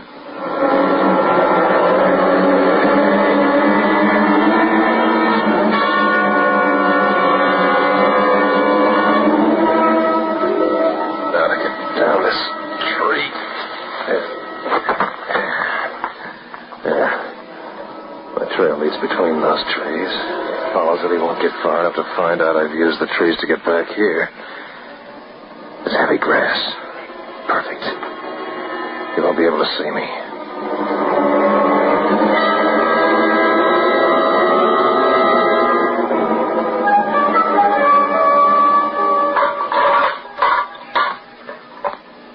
Pretty lady. So pretty. You do not move. Your hair, it shines so. It would be nice to touch your hair. It's so nice to hold your shining hair in my hands. My knife, you have my knife.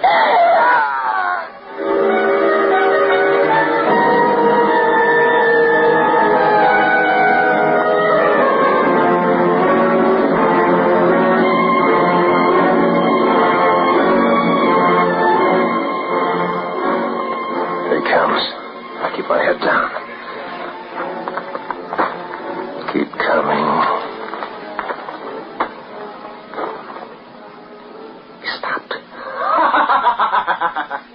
Very clever, Mr. Seven. No one here. But you made one mistake. There's a freshly broken branch in that tree.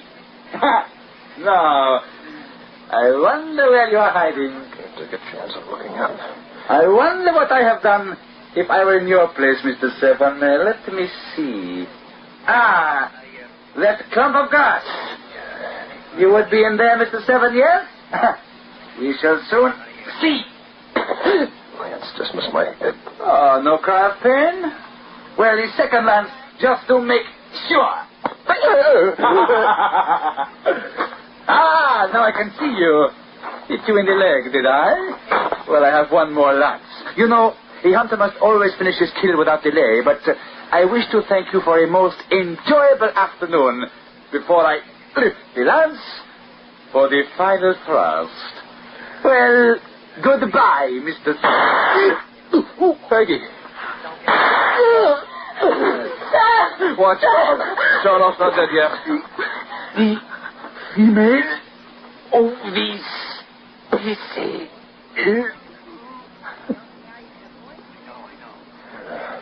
Now he is. Your leg, Sam. Oh, it's not that bad. But the rifle, how? I found the rifle in the house. But George. I pretended to take the poison. He came into the cell.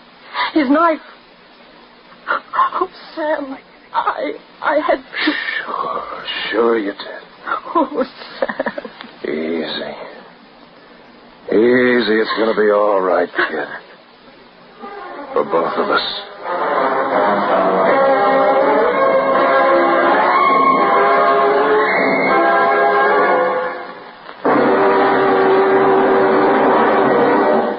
And that concludes tonight's peril story, The Ultimate. Edwards, the coffee with the extra flavor lift, brings you Night Editor.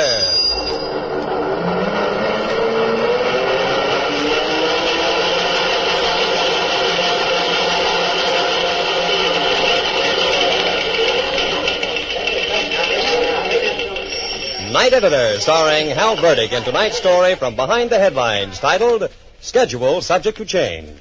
Down the mountain grade in the big truck, Condera's mind was far from dinner and girls. His big hands gripped the wheel until they almost bit into it. His face was white, his body tense. And sometimes he took his eyes from the winding road to dart swift glances at the man beside him in the cab, the man who sat watching him. An automatic cradled lightly in one hand. Well, it's the hour between editions in the newsroom, and things have quieted down for a few minutes. Some of the desk men and reporters have gone out for a late evening snack, but Bobby has left his desk and strolled over to the night editor's office in the far corner. And there he walked. Just locking up the late mail edition, Hal. Oh, all right, Bobby. Now, as soon as the press run starts and we give the paper a quick once-over, let's see what our friend Charlie down at the corner lunchroom can do by way of some of that good Edwards coffee he deals out. Okay, boss. Though I should feel guilty. Guilty? Well, about what in particular and for instance? Well, I took an extra hour for dinner at the girl's house tonight. Oh. Well, the way to a man's heart, so they say. Oh, boy. Hell, what a dinner. I'm telling you, fried chicken that was out of this world, French fries, salad. And an apple pie that she baked with her own little hand. How did you know? Well, it's partly guesswork, Bobby. And partly because I saw a little item in the proofs tonight about the state planning improvement work on Highway 48 over the mountain. Huh?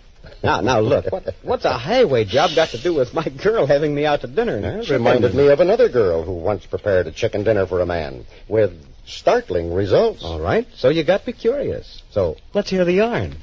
Well, you may recall that just over the summit on the east side, there's a nice little eating place and service station. Used to be operated by a chap named Bill Donovan and his sister Kathleen. Bill left to join the Army in 1942, but Kathleen stayed there to keep the place going. It was about a year later that this incident took place. The purple darkness of a summer night had slipped down across the ridge and into the valley to the east, faintly silvered by a rising moon, and the world was as right as a girl could wish for. Standing by the window of the lunchroom, Kathleen could see the beam of headlights far below, Condera's truck, making the slow, tortuous climb to the summit. As always on these trips over the mountains, he'd stop for supper. But this night it was to be no hamburger affair at the counter. In the kitchen, a great pan of fried chicken awaited the final heating. The strips of potato were ready to be popped into the kettle of deep fat. And on the table was the apple pie she'd baked that afternoon. They would have dinner together in the little garden back of the kitchen, with the full moon for their only light. And maybe Con would put into words the things he'd been hinting more and more in these past few meetings. True, other drivers sometimes kidded her boisterously about Con's interest in a certain black-haired girl named Camilla who lived in the valley city of Corbin to the west. And it could be. But Kathleen smiled and thought of dinner in the garden under the full moon, and cared not a toss of her red gold hair for all the Camillas in the world. But down the grade in the big covered truck, Condara's mind was far from dinner and girls. His big hands gripped the wheel until they almost bit into it. His face was white, his body tense, and sometimes he took his eyes from the road to dart swift glances at the man beside him in the cab, an automatic cradled lightly in one hand. Con had heard the news coming through Granville to the east. Bank robbery, cashier fatally wounded. Later, stopping to check on a nervous carburetor, there was the guy slipping out of the brush, forcing him back into the truck, taking his place beside him. They'd been driving for some time in silence when the man beside Con spoke with easy confidence. "Yeah, what's the matter, Pusher? You nervous?" No answer from Con. "You should be proud. You're helping a smart guy to make his getaway. Riding all safe and cozy in a truck after getting rid of a hot car. Of course, somewhere on the far side of the hump we'll be parking company, and that'll suit me. Oh, don't get the wrong slant. I'll be driving on alone, and I won't be leaving any truck drivers to tip off the cops. Meaning, you'll get the idea, chum. So, relax and enjoy what's left of your last ride. We'll be making one stop before we get over the hump. Take a look at that gas gauge. Huh? Hey, you're right. How come you're so low? Because I always stop at a place near the summit that... His voice choked to silence. Kathy. He'd been thinking only of the moment when he could bring the truck to a stop. In the narrow confines of the cab, he'd take the risk of going for that gun. But Kathy, she'd be waiting for him, standing beside the cab. There might be a wild shot or two. She might... The voice cut through his confusion. Okay, we stop there. But get this. I'll be back in the truck out of sight. I'll have the gun on you. You sit right where you are while we fill up. Then get rolling. Con's fear-rounded eyes stabbed at the man beside him. This guy was a killer. Suppose Kathy said or did something to make him suspicious. A slip of the tongue, the least mistake. Hey, listen, you. Yeah? At the station. There's a girl there. I always stop there for a bite to eat. She won't understand. She's going to ask questions. But whatever happens, I promise you, there'll be no tip-off. And no harm is to come to her. It may take me a few minutes, but you're not to get nervous. You're not to start shooting. Just be sure about that tip-off stuff, guy, and the dame won't get hurt. Now, keep pushing this heap up the grade. I'm getting in the back. Con kept his eyes straight ahead as the truck rolled to a stop beside the pumps, and Kathy opened the door on the far side of the cab. Oh, good evening, Con. Hello, Kathy. Well, why are you sitting there? Come on. He felt the pressure of the gun muzzle against his back. I won't be stopping for supper tonight, Kathy. What? Oh, of course you will, Con. I fixed something special for you. We're going to eat together out in the garden. No, not tonight. Fill up the tank. I gotta get rolling. But, Con, for a few minutes at least. I'll hurry up and get things ready while you fill the tank, and then I tell you. I've got some special war freight that's got to be in Corbin as fast as I can get it there. I've not even time to talk. Now, please, hurry it up. She stood looking up at him wonderingly. This wasn't like Condara. What could have happened? For sure, something had changed him from their last meeting completely. Con, what's wrong? Do I have to keep telling you over and over that I'm in a hurry? I know. Of course you don't. Choke in her throat was pushing a hot dampness into her eyes. She blinked to hold it back. Then she was stepping back to the door of the cabin, looking up at him. Reddish gold hair glistening in the light, firm little chin raised defiantly. It couldn't be your important war freight has something to do with a date you have in Corbin. A date with a certain black-haired girl by the name of Camilla. He grabbed at that excuse to get started, grimly. Well, it might be, and that could be my affair. Naturally. Bitter disappointment and sheer, clean-cut anger made her chin tremble a little. She concealed it with a toss of her head. And never let it be said that I delayed you. Sit right where you are, Mr. Dara. I'll fill the tank so you can get started. She moved along the side of the truck to the tank inlet. Con heard the rattle of the cap being removed, the hose nozzle inserted.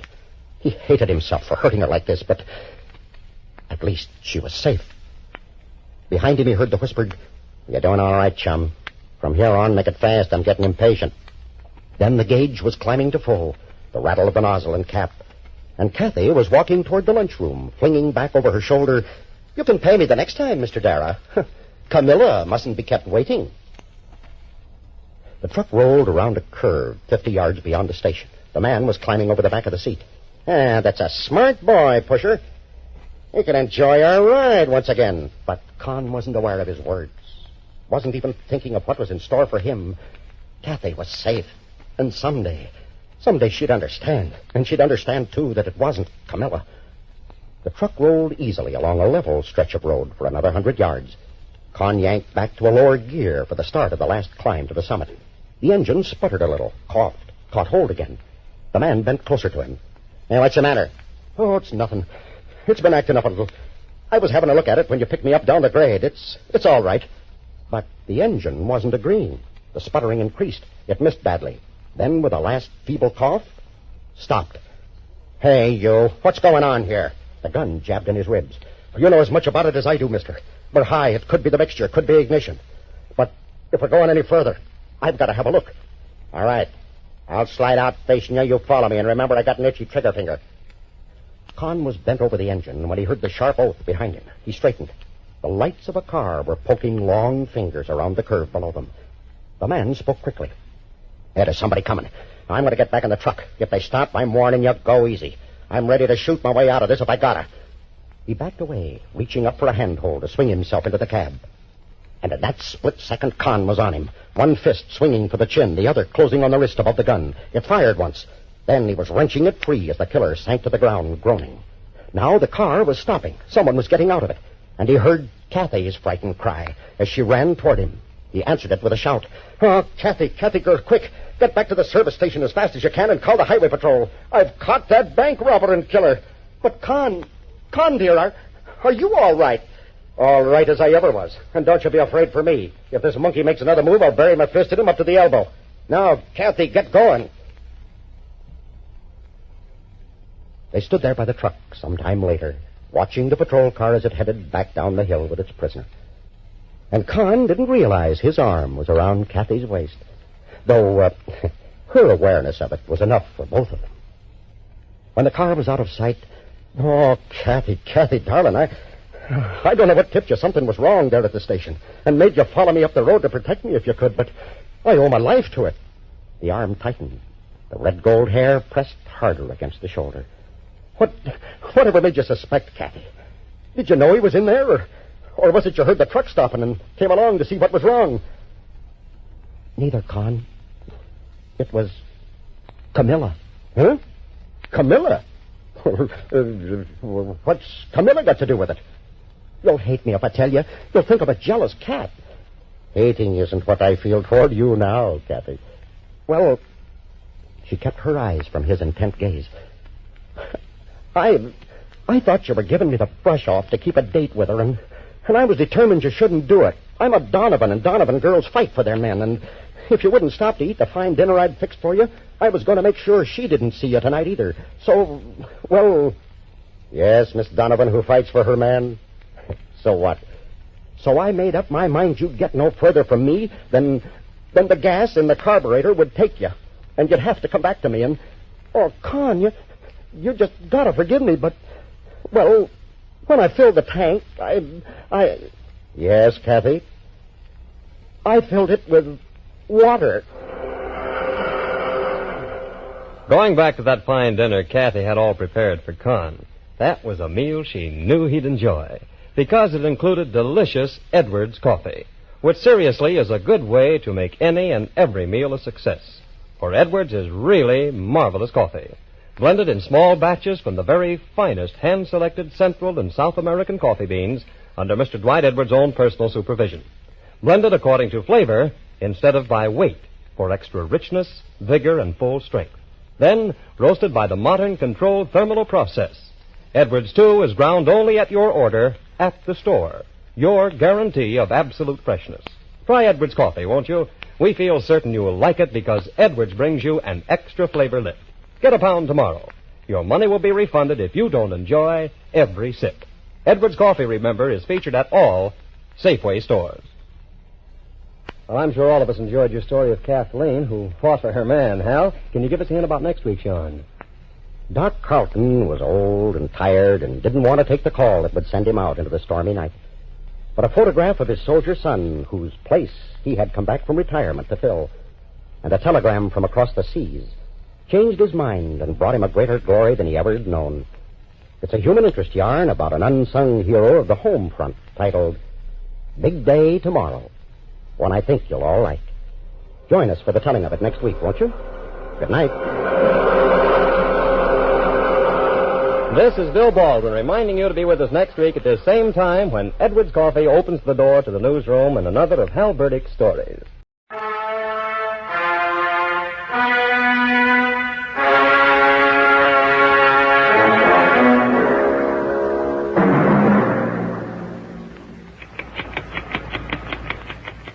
Time, the silent herald of life and death, success or failure.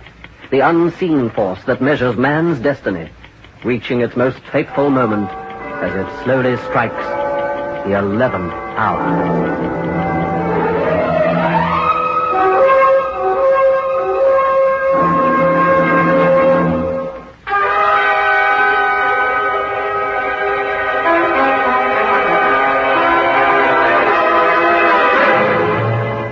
Chance played a big part in the whole business. At any rate, it was chance that began it all. For if I hadn't gone into that particular cafe on the banks of the Seine at that particular time... Oh, but then I'm getting ahead of my story. There were tables outside with gaily striped little umbrellas over them, and I sat at one and ordered a cafe au lait. The man at the next table glanced idly in my direction and then continued to gaze with an odd mixture of astonishment and something else. After the waiter had brought my coffee, he picked up his drink and crossed to my table. Monsieur permits? Oh, I'm always glad of a little company. You are a stranger in Paris, perhaps? On holiday. I arrived yesterday evening. Ah, yes, Paris in the spring. Very charming. May I introduce myself? Honoré Leston. Oh, Geoffrey Parfit. I'm happy to know you, Monsieur Parfit. As we sat there, chatting idly, I began to wonder why this Frenchman should be so interested in me. In spite of his air of polished charm, there was a certain cold wariness about him. And he seemed to be showing an abnormal curiosity in the details of my life. I must have shown that I was getting a little rested. 1,000 pardons. Not that you are wondering what is the reason for my sudden interest in you, Monsieur Parfit. Well, that was, more or less, the trend of my thoughts. And very natural. Allow me to explain. I am secretary to Georges Patourian. You know who he is? Well, vaguely. He's a big financier, isn't he? One of the biggest in Europe. You have doubtless read something of the activities of Monsieur Patourian, but you have never seen his photograph. No, I don't think I have. I merely ask you because if you had, you would have thought you were looking in a mirror. Oh, you mean we're so much alike? So much so that you could pass for Monsieur Patourian quite easily. Well, they say everyone has a double. Now, this is very interesting, Monsieur Lestock, but... A moment, Monsieur. It is possible we may be able to turn this likeness to some account. It occurs to me that you might be of considerable assistance to Monsieur Patourian in certain transactions he is negotiating at present. What kind of transaction? Oh, everything is perfectly legal, and Monsieur Patourian is a generous man. Anyway, I'm sure he would be most interested to meet you. Perhaps you would be good enough to spare now, huh? Well, I am on holidays, but I'm not promising anything yet. Naturally. Now, if you will excuse me for a few moments, I will telephone Monsieur Patourian. There is no harm in a little friendly discussion, is there?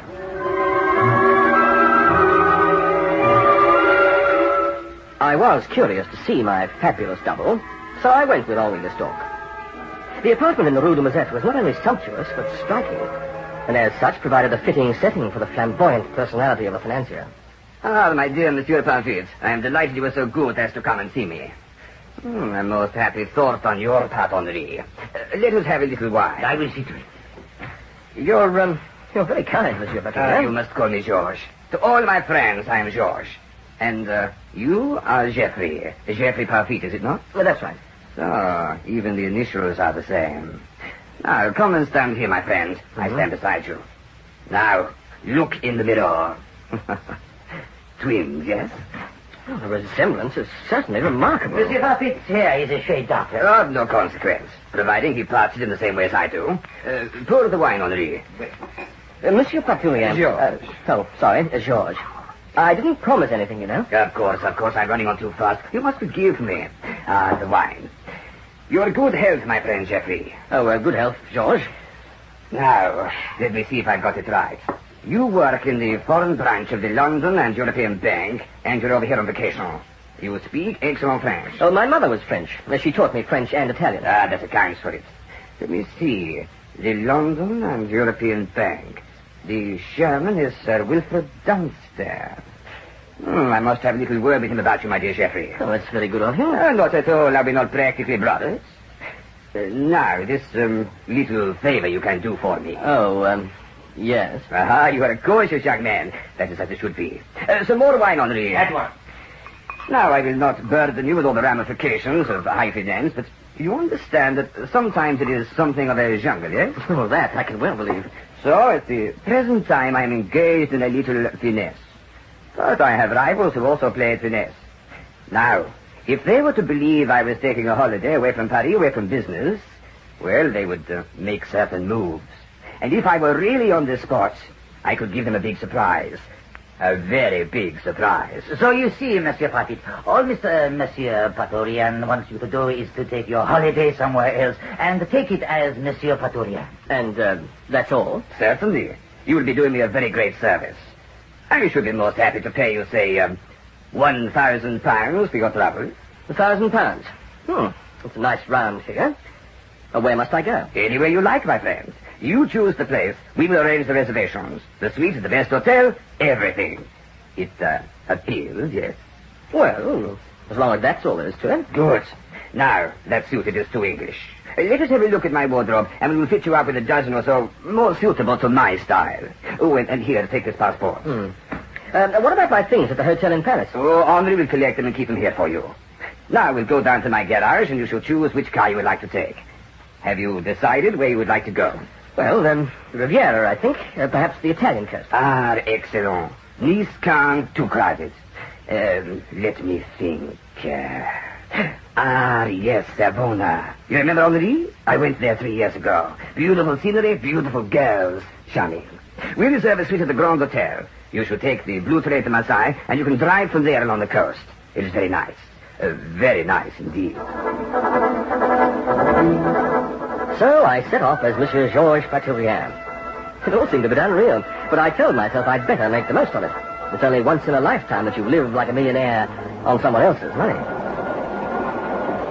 I sat in the dining car of the Blue Train that evening, watching the platform of the Gare de Lyon slide away from the window. I was finishing my soup as the chef de train came along. Monsieur Paturien? Oh, yes? Monsieur, please accept my most humble apologies. I'm desolate that you should be inconvenienced in any small way. Oh, well, what is it? The sleeping compartment, monsieur. There's been a stupid error. The wrong number has been placed on your ticket. That compartment is already taken. Oh, you mean I haven't got one? Oh, no, monsieur. It is merely that you were given the wrong number. Your compartment is 31, not 21. Oh, well, that's all right. There's no difference in the compartments, is there? Oh, none at all, monsieur. It is just that the number is wrong. I regret that. Oh, that's all right. What about my luggage? Oh, it is in number 31 now. Everything is ready anytime you wish to retire, Monsieur Paturien.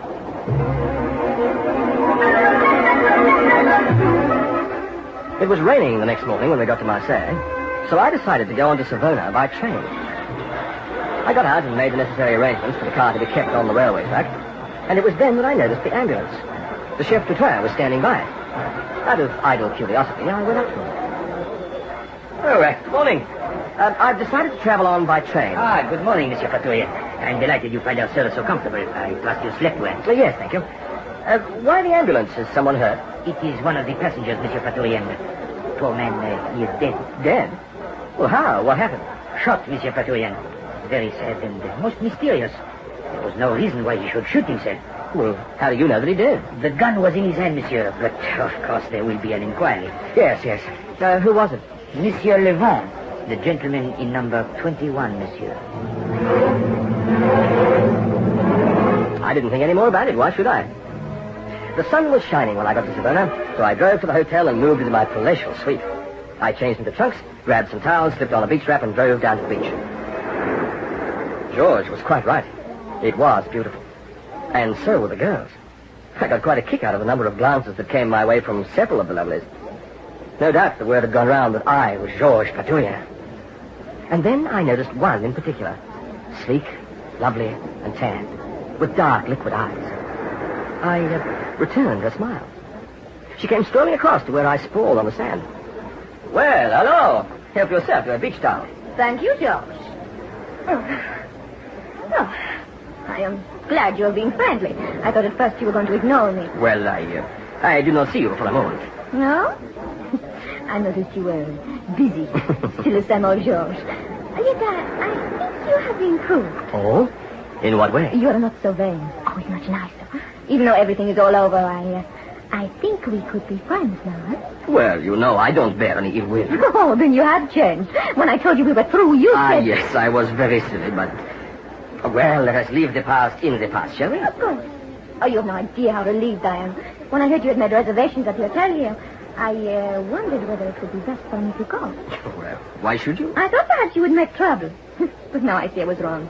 Oh, I am so glad you're sensitive. Now we can be friends. Yes, of course. Here, you will get your back burned. Turn around and I will put some oil on for you. Oh, thank you. Oh, you men, you are all the same. But... This is strange. Yeah, what's the matter? You are not Georges Paturian. Who are you? What are you talking about? Oh, don't try to deny it, my friend. Georges Paturian had a 3-inch scar across the back of his ribs. A bayonet wound in the war, he said. More likely a knife for all Marseille. You have no such scar. Well? All right, I am not Georges Paturian, but he knows I'm here. Look, suppose I drive you back to the hotel and we have a drink. It's rather a long story. All right. But first tell me this. Who are you? Geoffrey Parfit. And, come to that, I don't know who you are. I am Anna Mescali. I knew George 3 years ago. So I gathered. Now, here's the car. Hop in. Thank you. I see you are also using George's car. Yes, with his permission. I couldn't resist this one. I'm not surprised. Look out!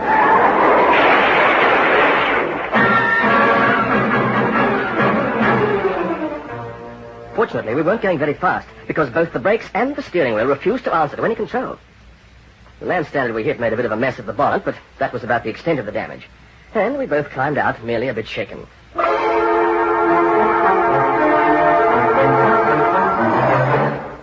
Then I thought of the roads on the Alpes Maritimes, and what would have happened if I'd carried out my original intention of driving along the coast to Savona.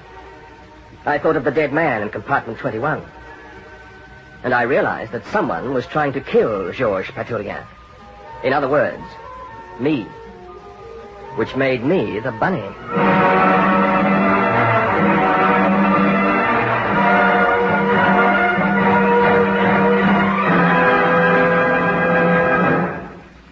When sudden disaster strikes, most people fall into two classifications, the quick and the dead. Such was the case at Pearl Harbor on December 7th, 1941.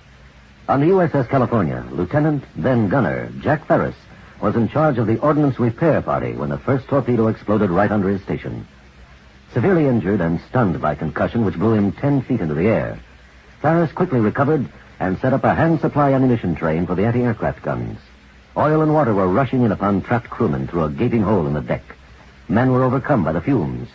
When a second torpedo struck, Ferris ordered counter-flooding. Although twice rendered unconscious by nauseous fumes and badly injured, Ferris gallantly risked his life in rescuing many shipmates who were about to drown in oil. By his inspiring leadership, he kept the ammunition flowing and was largely responsible for keeping the USS California in action during the attack. Gunner Jack Ferris's heroic actions throughout the fighting exemplified the values and ideals inherent in the code of conduct of American fighting men. Men who put their trust in the United States of America.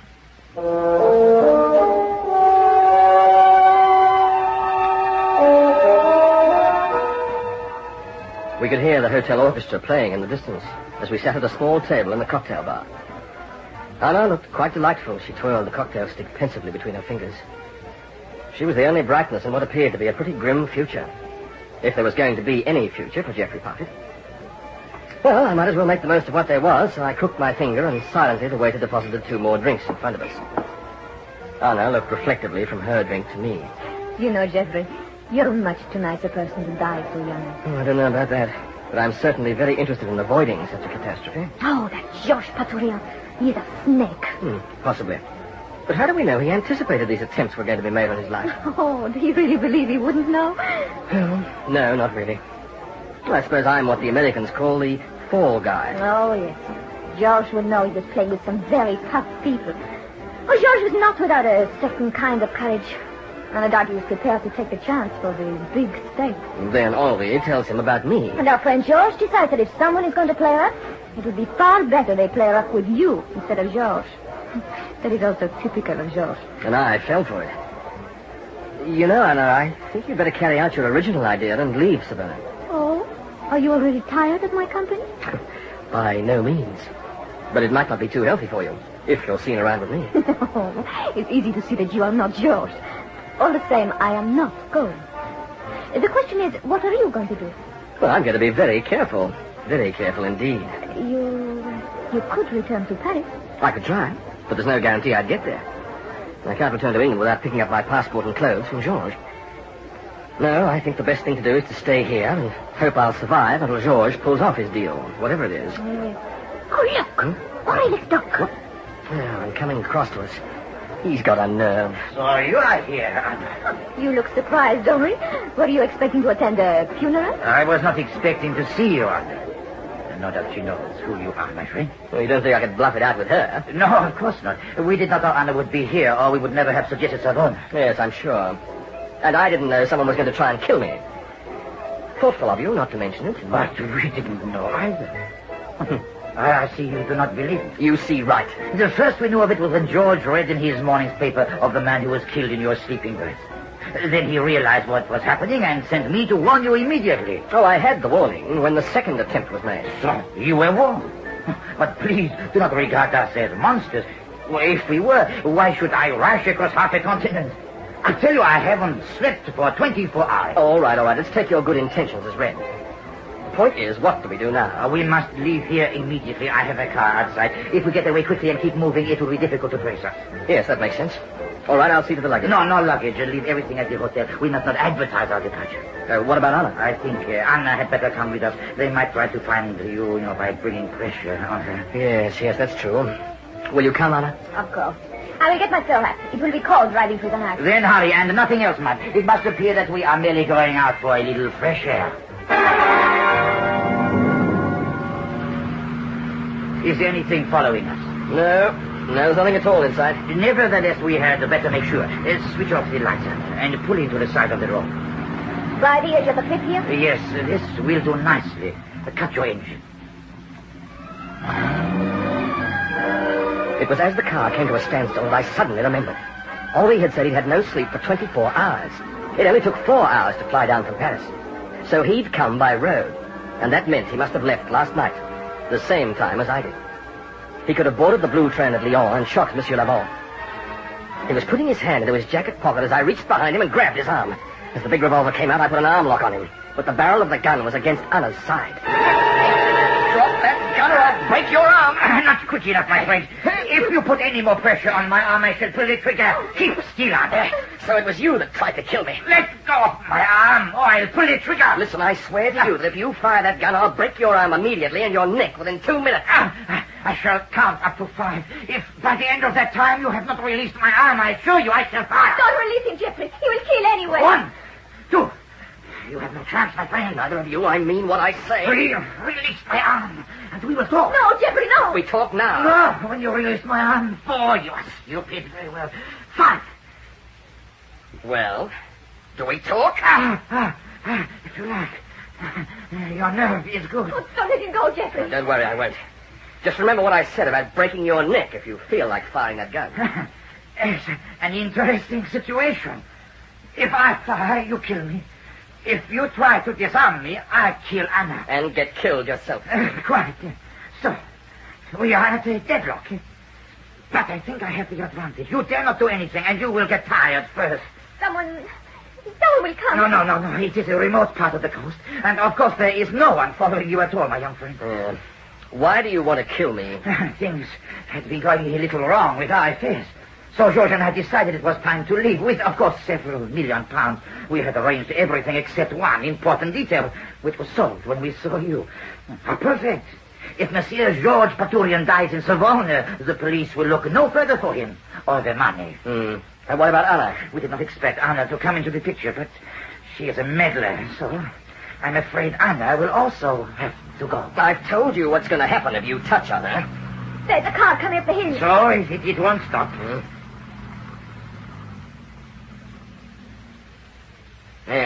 It has stopped. Yes, but it has stopped at the foot of the hill. Courting couples do not bother to come out this far. Not your lucky night, my friend.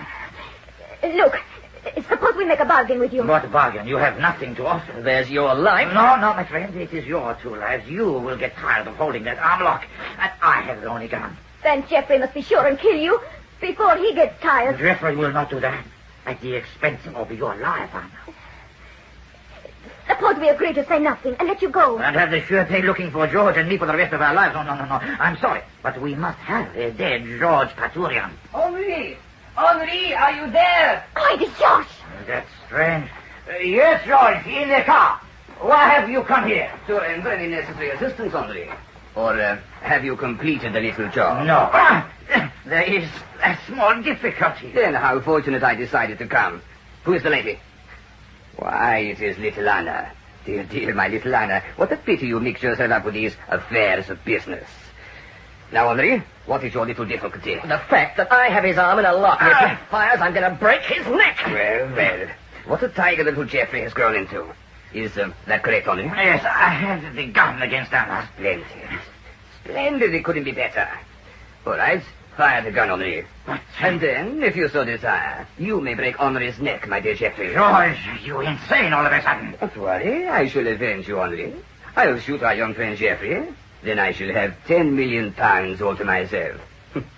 I think it is an excellent solution. You will be sorry if you try to double-cross me. My dear Henri, why do you think I make this tedious journey all the way to Savona? You cannot think of any reason why I should share the spoils with you. You have served your purpose. Now, are you going to shoot Anna, or shall I start the firing?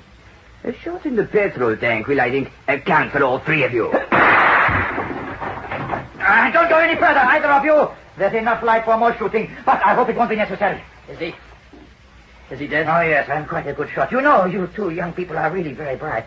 The way Anna leaned forward and you released my arm to allow me to alter my aim, it showed a very high measure of intelligence. Well, that seems to have cleared up the little matter of George Paturian, so I think we'd better start moving. Now, where to? What's your idea now? That, my friend, depends on you. We will go up into the hills and talk about it. We don't want to be found here, so start walking, both of you. Jeffrey, will you pass me my handbag from the car seat, please? Oh, yes. We mustn't leave that behind. We don't want any traces. That's right.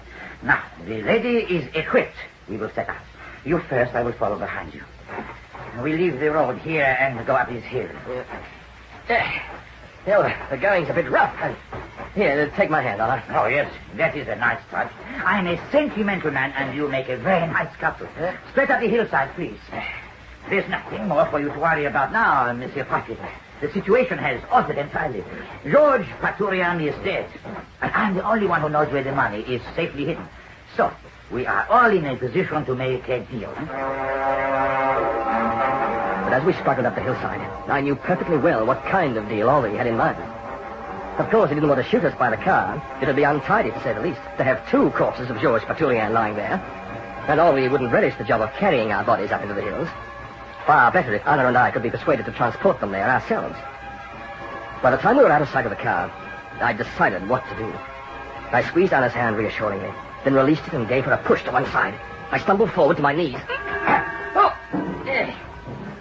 What's the matter? Why have you fallen down? I caught my foot in a rabbit hole. I think I twisted my ankle. Can't you walk? Well, I don't know.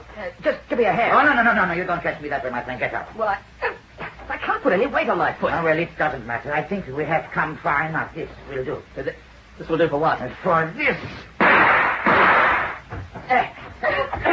It's all right. I've got his gun now. Oh, that was a tricky moment. Please, it's my shoulder. Oh, I was so frightened I would leave. Please. Pipe down, Henri.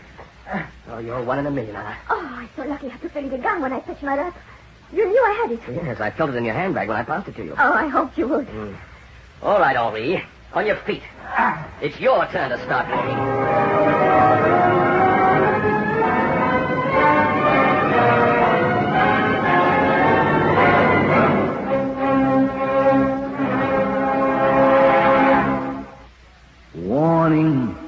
Warning.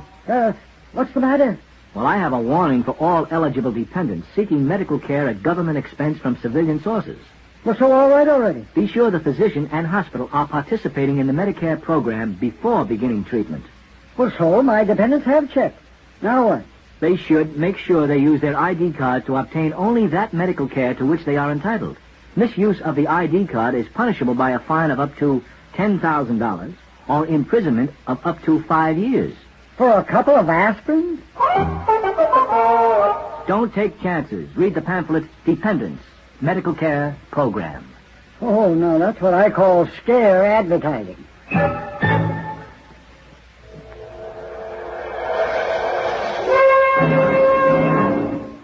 Be listening for another melting drama of action and suspense when we again bring you The 11th Hour.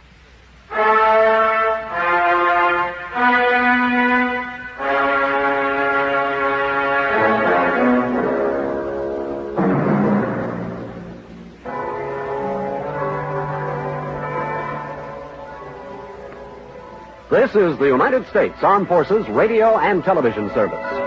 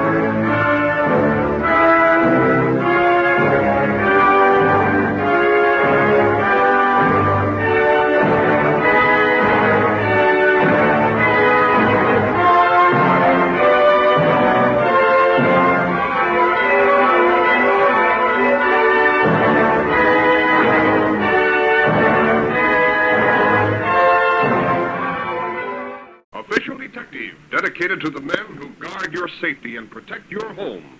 Your police department.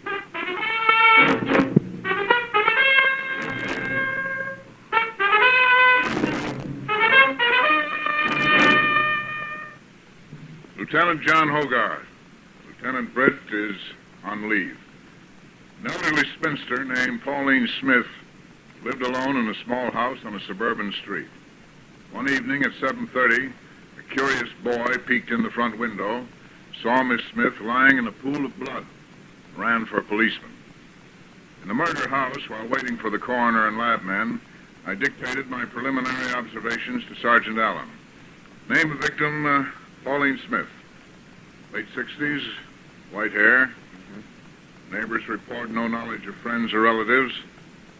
Say that she seldom spoke to anyone. Kind of like a lady hermit, eh, Lieutenant? Yes. Corpse lying on the living room floor, skull crushed. Apparent murder weapon, iron skillet lying near body. Skillet stained with blood. Rigor mortis condition indicates victim dead at least 2 or 3 hours. Got that, Alan? What about the motive? $62 in victim's purse indicates motive not robbery. Neighbor reports seeing man, medium height, wearing light gray hat, wide brim, descending victim's front steps between 3 and 5 p.m. She couldn't come any closer to the time than that? We're lucky she could give us even that much. Let's keep going, Alan. Shoot. Visible fingerprints on greasy handle of skillet. Bloody prints on inside of outside knobs of front door. Assailant apparently went to kitchen after crime for snack and drink of water. Bloody prints on water glass and refrigerator door. Found on drain board an unfinished wedge of cheese. Bite marks of teeth plainly visible in cheese. Boy, this guy must have had no nerves at all. Imagine killing the old lady, then stopping to bite into a hunk of cheese. Well, let's hope that they are the killer's teeth marks. Yeah. Any more notes? Couple. Cigar butt in kitchen sink. Half-used book of paper matches on drain board.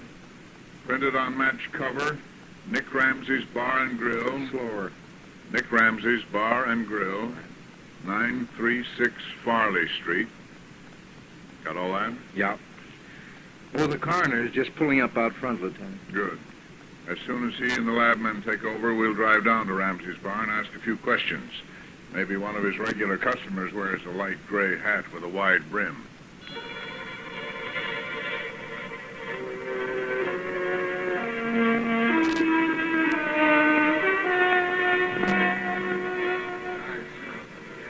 Yeah, I do have a customer that wears a hat like that. Comes in here every night and drinks at the bar for about an hour. You know his name, Ramsey? No. You see, he's a real quiet guy. Never talks much to nobody. You think some of your other customers might know something about this man? Well, Lieutenant, Miss Bell might. You see that young girl eating dinner over there in that booth? She eats here regular. Thanks, Ramsey. We'll ask her. Okay. I'll be right here back at the bar. Excuse me, please. You're Miss Bell, I believe? Yes, Lucy Bell. This is Lieutenant Hogarth from Police Headquarters. I'm Sergeant Allen. Police headquarters. Oh, dear. Sit down, please. Thanks. We're investigating a murder, Miss Bell. Nick Ramsey said you might help us out. Nick said I might help? How? We're trying to get some information on one of Nick's bar customers, one of the regulars. Wears a light gray hat with a wide brim. Oh, what about it? You've noticed him at the bar? No, yes. Almost every time I've eaten here. Do you know his name? No. When did you see him here last, Miss Bell? Last night. You sure? Oh, absolutely. He's the man who stared. Stared at you? No, at the woman who sat across from me, right here in this booth.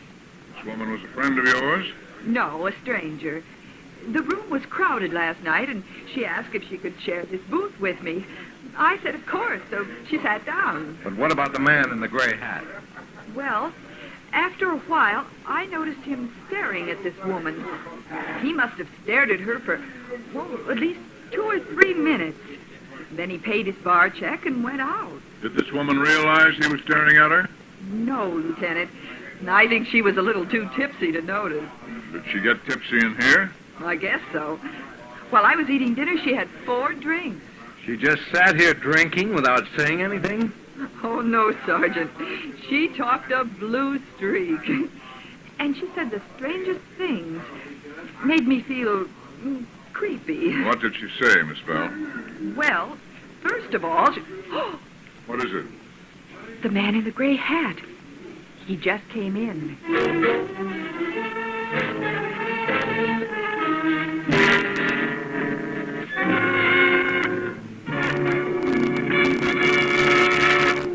Seated with Miss Bell in the tavern booth, the sergeant and I were questioning the man in the gray hat.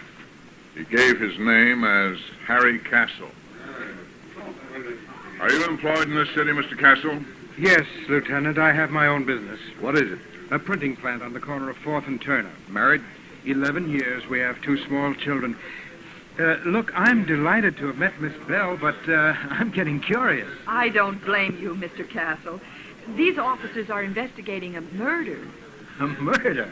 You're kidding. No, I'm not. Ask them. Well?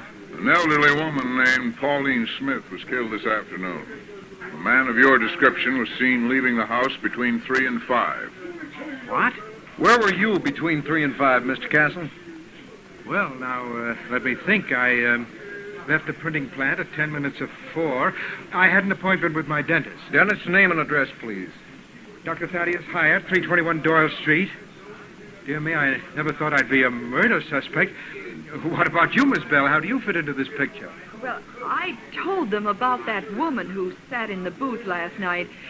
You stared at her for a long time, remember? A woman who's...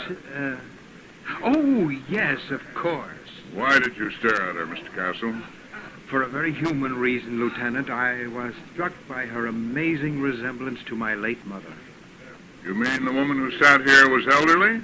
I'd say she was in her late 60s, wouldn't you, Miss Bell? Yes. Did she have white hair? Oh, pure white. Why do you men seem so surprised? Well, Miss Smith fits that description, too. What?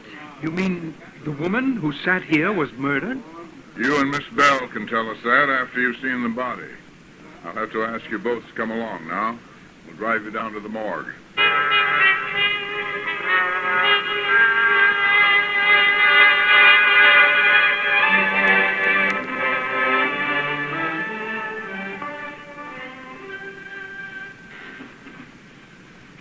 All right. right. You both identified the body of Pauline Smith. There's no doubt in your minds. No, sir, I'm positive. Miss Bell? I'm positive, too. That's the poor woman who sat with me last night. You were telling us about her before Mr. Castle came into the tavern. You said she got tipsy last night and talked a lot and said the strangest things. What did you mean? Well, she talked about crime. Most of it didn't make any sense, but, well, somehow I got the idea she'd been in prison. In prison? That nice-looking old lady? Alan, when we're through here, get one of the lab men to go to the morgue and take her fingerprints. Okay. It'd be funny if she had a police record. We'll need your prints, too, Mr. Castle. What for? To compare with bloody prints found at the scene of the crime. What, but... Very well.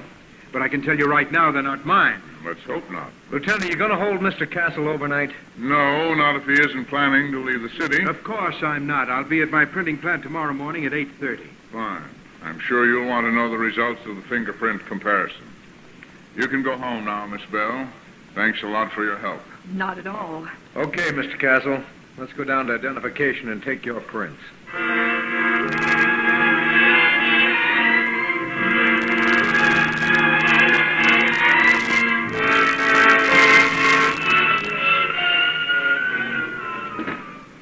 Oh, good morning, Mr. Castle.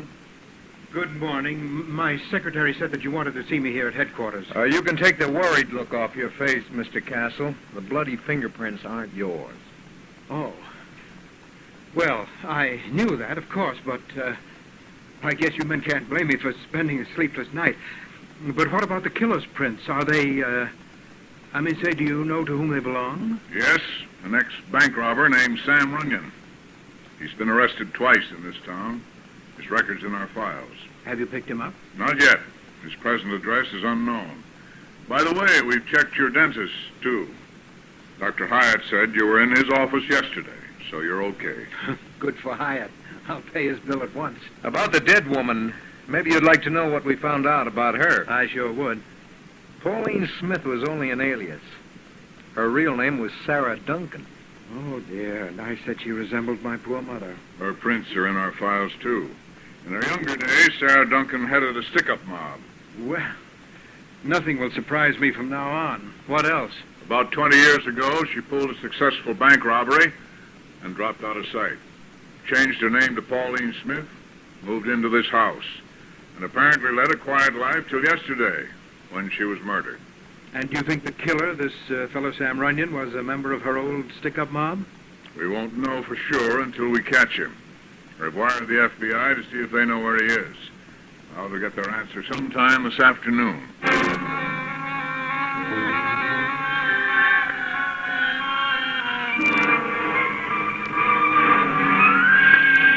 Alan? Yeah, Lieutenant. Hold on to your hat. I just heard from the FBI. They know where Sam Runyon is? They sure do. In the cemetery. What? He was killed in a Michigan gun battle 14 months ago. 14? Hey, but look. If he's been dead that long, how the heck did his bloody fingerprints get in the murder house? That's what I want to know. Get the crime lab on the phone. I want them to make a big photographic blow-up of those prints so they can be studied further.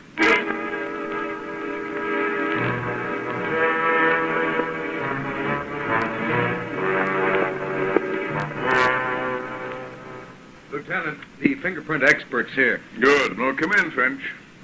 I've got news for you, Lieutenant. Those bloody prints were forged. Forged? You mean they're not Sam Runyon's? Oh, yes, originally. Explain that, will you, Finch? Well, when Runyon was alive, somebody got his fingerprints. They were reproduced, and the killer planted them yesterday after he committed the murder. Well, how were they reproduced? I'd say on a rubber stamp. You're absolutely sure the prints were forged? No doubt about it. Alan, get the phone book and look up Harry Castle in the yellow pages. Okay. Now, Finch, how could you tell that those prints were forged? By studying the enlargements. The ridges in a forged print don't have the same fine arrangement of the pores that you find in the natural print process. And what makes you think they were planted by means of a rubber stamp?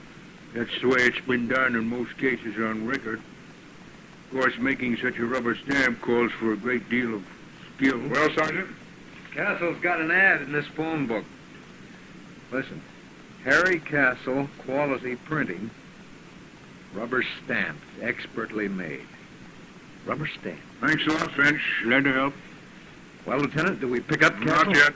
I want one more proof. Let's hope that can be furnished by Castle's dentist.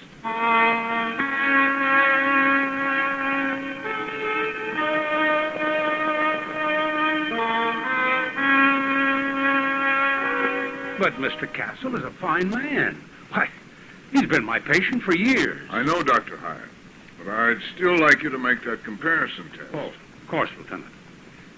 I have a cast of Mr. Castle's teeth. Right here in the cabinet. Exactly what time was it when Castle was here in your office yesterday, Doctor? Oh, he arrived at 4:15. What time did he leave? About 4:30. It was just a short appointment for a gum treatment. But I can't imagine how you could suspect him of committing murder. He would have had plenty of time to get from here to the woman's house. The coroner couldn't tell the exact moment she was killed. Suppose not. Well, here's the plastic mold of Mr. Castle's teeth. Okay, now here's the piece of cheese that the killer bit into. I'd like you to compare the mold of Mr. Castle's bite to the teeth marks in the cheese. Very well. Of course, these marks in the cheese are only from the anterior surface of the incisors. But Mr. Castle's cutting teeth are peculiarly shaped, and they're... Oh, dear. Well, Doctor? I'm sorry for Mr. Castle. In my opinion, it was he who bit into the cheese. Thank you, Doctor. All right, Alan, let's pick him up.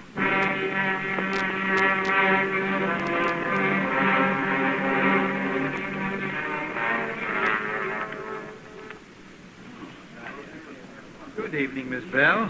May I share your booth with you? Oh, Mr. Castle. Of course.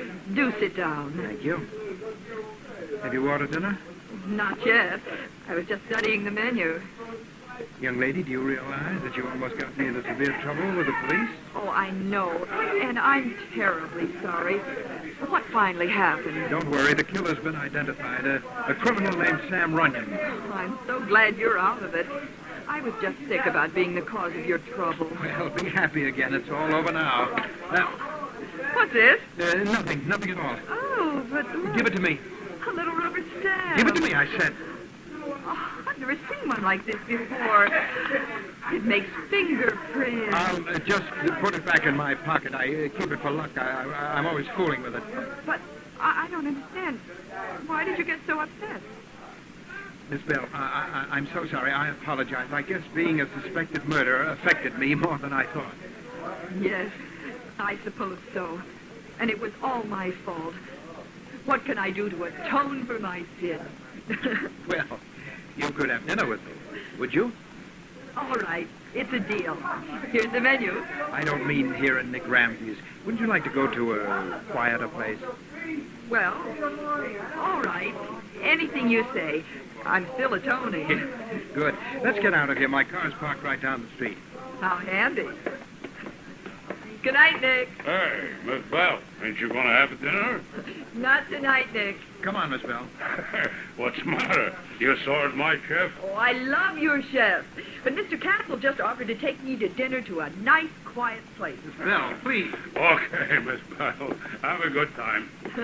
Thanks, Nick. I will. I'm sorry, Mr. Castle. I didn't realize you were in a hurry. Well, that's all right. And my nerves again, I guess. My car's down here to the left. Where are you taking me? To some place that's just oozing with glamour and soft music? I don't know about the glamour and soft music, Miss Bell, but I assure you, it's a quiet place.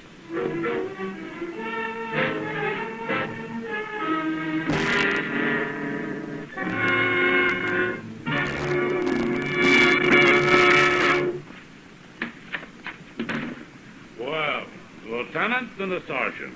Ramsey, we're looking for Mr. Castle. You're a couple of minutes too late. They just left. They? Who do you mean? Castle and Miss Bell. Do you know where they went? No. Did the girl go willingly? Sure. She hollered at me and said they were going to dinner in a quiet place. How long were they here together? Just a couple of minutes. They sat over there in that booth talking. What about, do you know? No, but Well, I seem to have a little argument about something. Castle was real sore. Then he laughed, and then they went out. Any idea what they argued about? No, but he dropped something on the table. When Miss Bell picked it up and looked at it, that's when he got sore. Well, what was it, Ramsey? Was it a rubber stamp? Yeah. One of them little rubber stamps. How'd you know? Hey, where you going? Tell you later. Come on, Alan. Let's get out to the car in a hurry. I got Castle's home address. He wouldn't take the girl there. He's got a family. Get behind the wheel. Sure. Where are we heading? Castle's printing plant, 4th and Turner.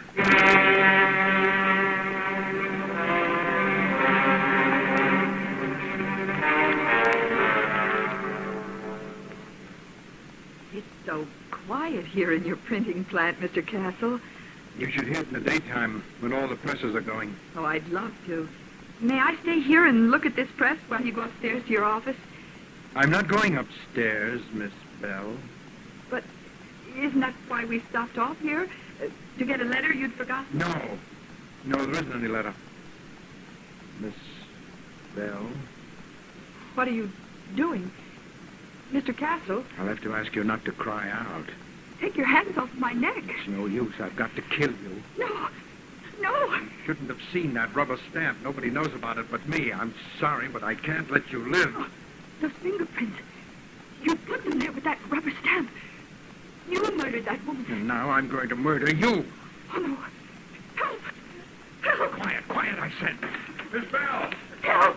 It's killing me. Let go. Hurt. Take your hands away. I've got to get out of here. You'll get out all right. Put the cuffs on him. Hold your arms out. He killed that old woman. We know that. Sergeant, drive Miss Bell to a doctor and come back for us. Sure. Come on, Miss Bell. Take it easy. You'll be okay now. He was going to murder me, too. He was choking me. I didn't kill that old woman. You told me yourself those bloody fingerprints belonged to a man named Runyon. That was your mistake, Castle. Runyon's been dead for more than a year. Dead? Sam Runyon? I didn't know Sam was dead. You do now. Why did you kill Sarah Duncan? Come on. Why did you kill her? I had to. Years ago, I was one of a hold-up gang. But I was never arrested. I went straight. And I married and started this printing business. And then Sarah found me. She blackmailed me for 15 years. She bled me white. When did you decide to kill her? Night before last, in the tavern. She was drunk and talking about crime. I knew that someday she'd give me away. So yesterday I killed her and planted Runyon's fingerprints in the house. Where is the rubber stamp? It's in my right-hand pocket. Mm-hmm. I've got it. How did you manage to get Runyon's prints in the first place? Sam was in the hold-up gang when I was. One day I got his prints from a whiskey glass and made the rubber stamp. Why? Oh, no reason. I was good at it, that's all. I just made the stamp for practice. Yesterday I used it for the first time. I'd kept it all those years as a good luck piece. Some good luck piece. It finally trapped you in a murder. Come on, Castle. We'll go out front and wait for Sergeant Allen.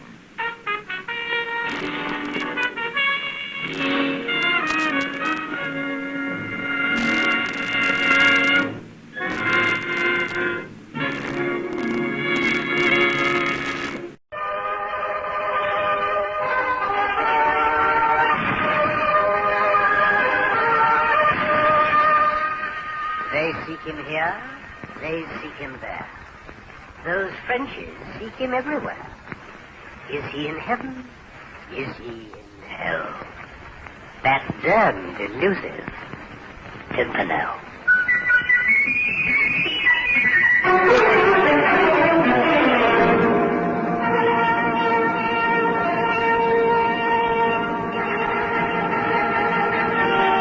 Presenting Marius Goring, star of the motion picture Red Shoes, as Baroness Orksey's immortal character, the Scarlet Pimpernel.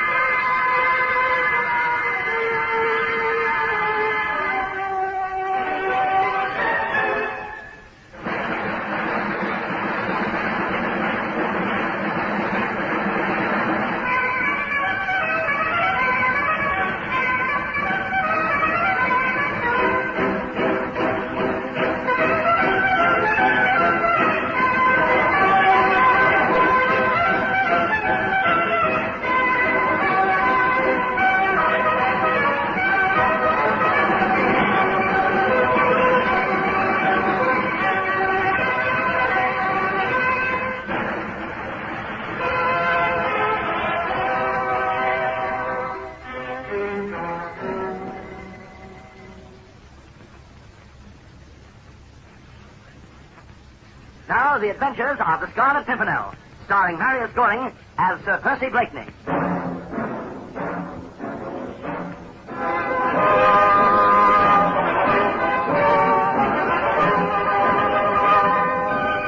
When wise men are dying, it is sometimes expedient to become a fool.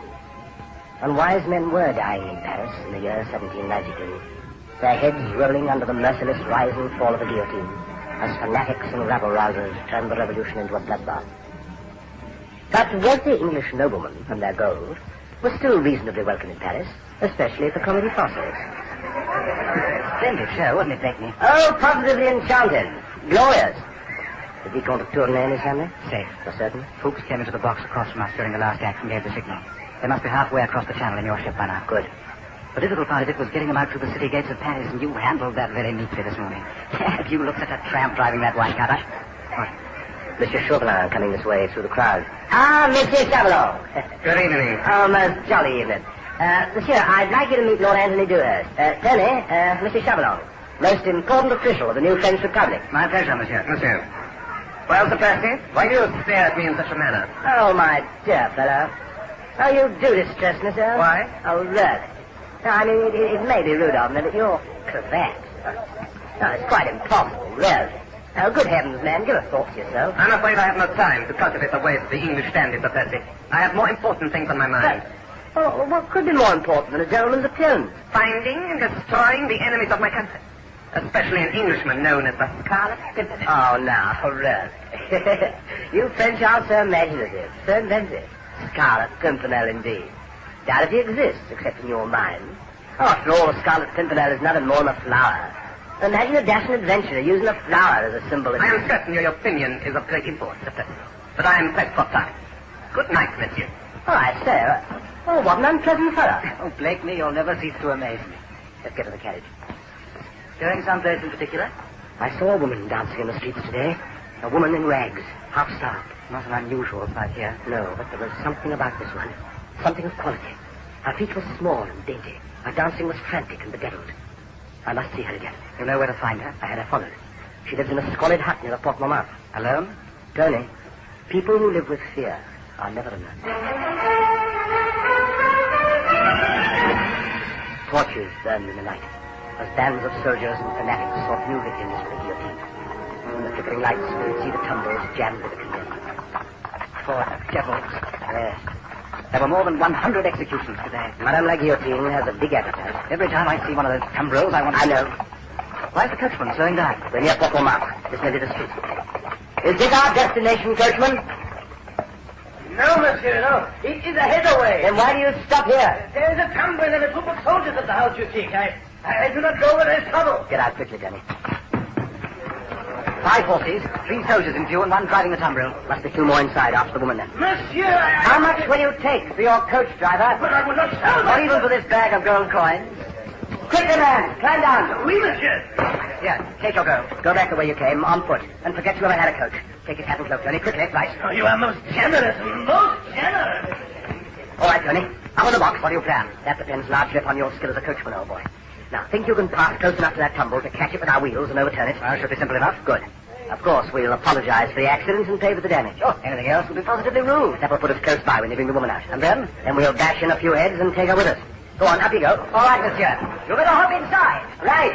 But once you get the girl, don't spare the horses. No fear of that. Ready? Go ahead. Right. Come on, get up, get up, get up, get up, get up. Go on. Cutting close. Now, don't worry. I won't miss. Look out! You're too close, fool! Look out there! Turn!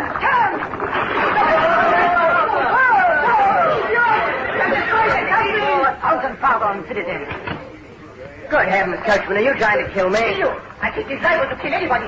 I believe it is so. Oh, it was an accident. Well, since I engaged this fool in his coach, I suppose I'm responsible for the damage. Well, how much? Oh, well, if the English citizen insists upon paying... just let me see what damage has been done. I stalled for time, examining the tumbril. Tony had slipped down from the box, and I saw him circle where the soldiers had their horses tied. Good old Tony. He was cutting the saddle cinches. I repressed the laugh, just as the door of the house opened, when 2 soldiers came out dragging a woman between them. I beg of you! Let me go! Let you go, eh? Did you gentlemen hear what the lady said? What do you mean? She said let her go. Quickly, out of into the carriage. We'll have you out of here in a jiffy. Hurry, put those chaps away quickly. The others are going for their guns. Right. That does it. Let's get out of here.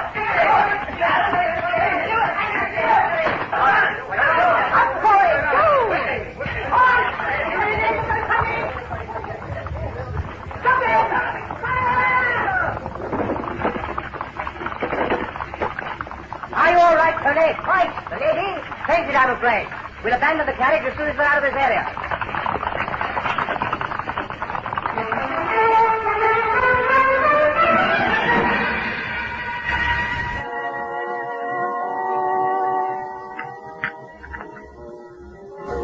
Better, madame? Infinitely better. Why do you seem in shadows as this? A woman likes to look into the eyes of a man who has once forgotten. Not now, madame. Perhaps some evening in the future, in my own country, when we get you there safely. I cannot go to your country. You choose to remain. I am without a choice here. It would not seem that way. There is an 8-year-old child. My son. I saw no child when we took you from the soldiers. He was not with me. Then tell me where he is. I'll send someone after him. I do not know. He was taken from me months ago. Taken by whom? Citizen Chauvelin. Why? You don't miss me. I was trying to tell you.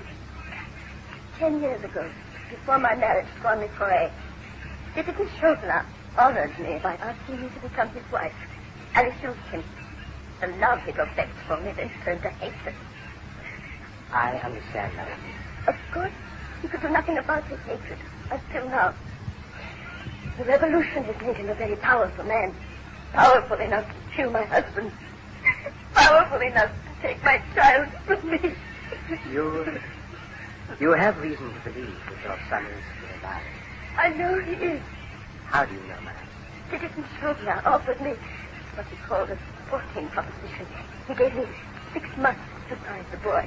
He said if I could find him, he'd let us both go free. And if you did not find him? If I failed, he said he would have me peace and give me the pleasure of seeing my son die on the guillotine. 6 months ended tonight. I am grateful to you, mister, that I cannot escape. If my child must die, I will be close enough to comfort him. Then I shall die with him. Madame, neither you nor your child will die. If you expect a change of heart from Citizen Chauvelin, I have no such expectation. He will try to keep his word to the letter. He wants you to see the boy die, madame. But that cannot happen until you are in his hands. You believe that? With all my heart, madame. My friends will see you to Calais, where I have a ship waiting. Wait there. I promise you, on my honor as a gentleman, I will see to it that your son is delivered to you alive and well. Monsieur, I have heard tales of a man of your country who is credited with achieving things such as you have just promised me. Do your friends call you the Scarlet Pimpernel, monsieur? My friends call me a friend, madame. The other name is for my enemies. Adieu, madame. Adieu. And God walk with you.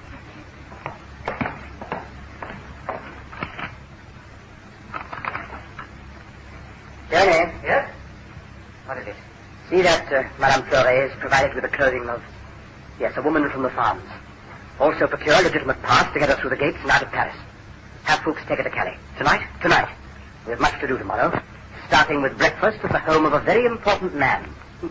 Citizen Chauvelin. Are you sure we're invited, old boy? Oh, don't be an ass, Tony. Of course we're invited. I just invited us.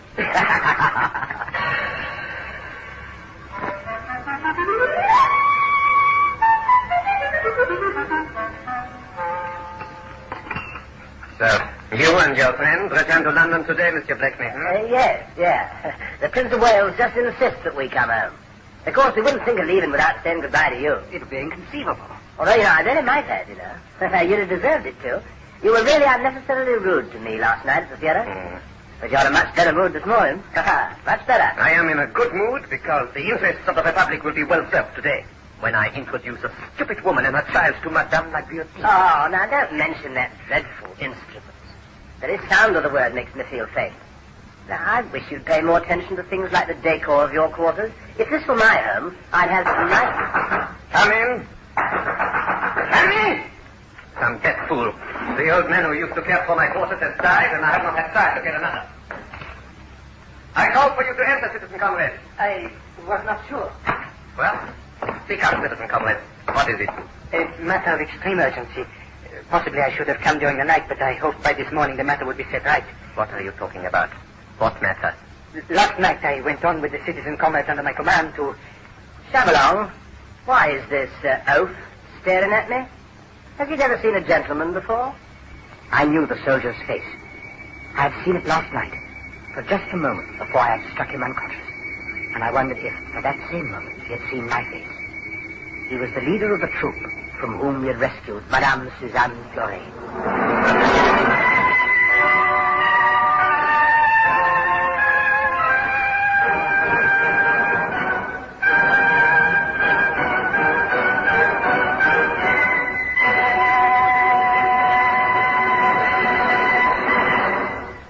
In a moment, Marius Goring returns as the Scarlet Pimpernel.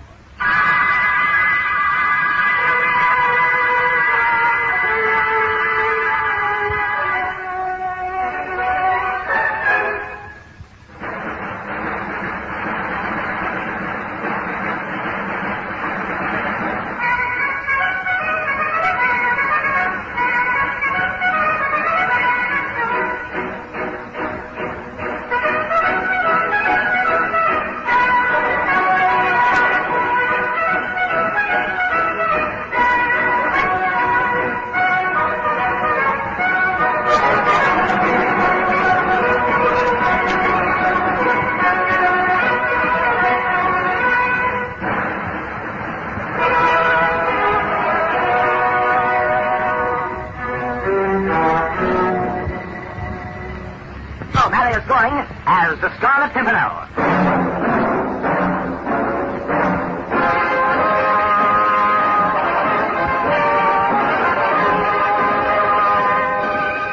For a long moment, the soldier stared at me, but I studied his eyes and found no recognition there.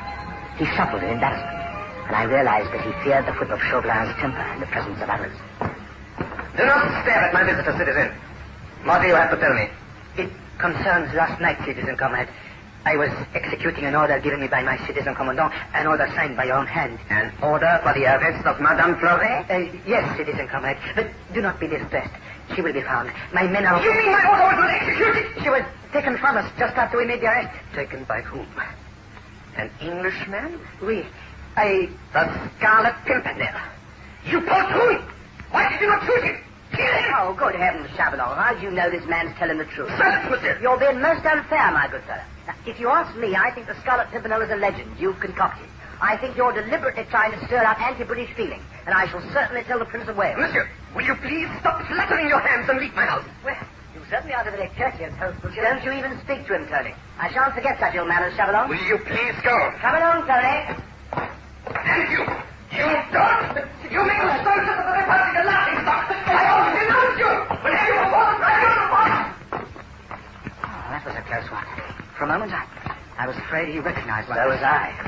The chance worked in our favor. Now I'll be able to watch Chauvelin's every move, right within the home we've just left. Well, how do you propose to do that? Well, you heard him say his old man-servant died. He opens the door himself. Oh, that was rather a foul breakfast he served, wasn't it?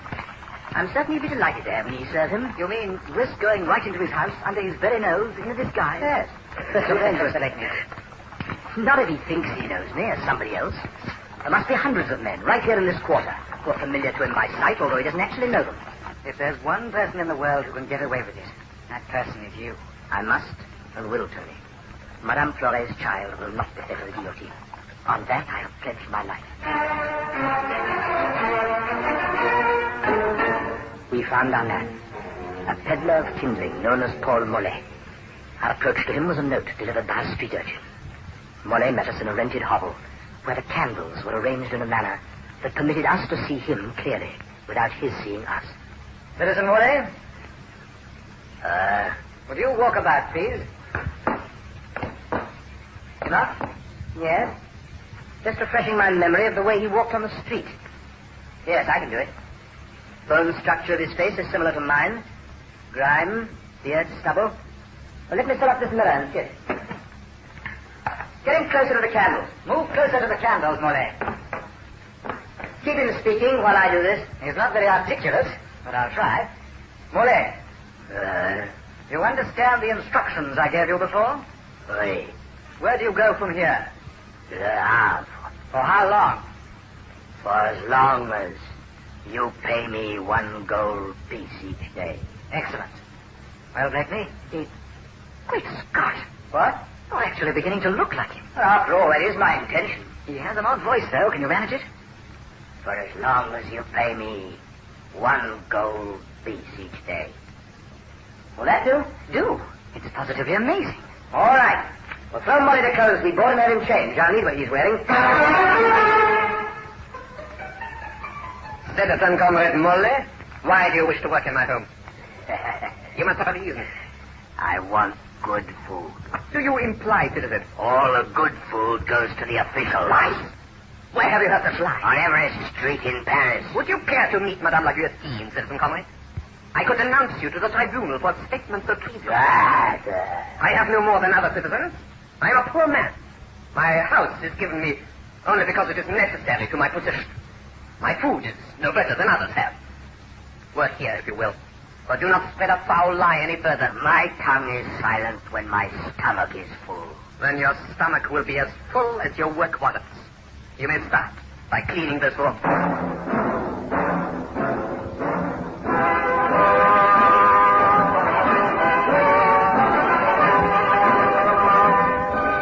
For more than 2 weeks, I lived at the beck and call of Chauvelin.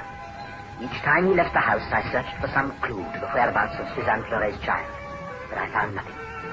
Chauvelin's patience was wearing thin, and the possibility that he might execute his revenge on the hidden boy grew with each passing day. It was time for me to force a revelation. I contacted Tony and set our plan, and put it into operation that same night when Chauvelin came home for his dinner. Molly! What has happened here? Citizen, help me. Molly, who is responsible for this? My desk has been ransacked. My papers scattered about. I was struck down by the tall one, English. Then he leaned over me and he gave this paper into my hand. Let me see it. They seek him here. The Scarlet Pimpernel. Whatever they sought in your papers, they did not find. How do you know?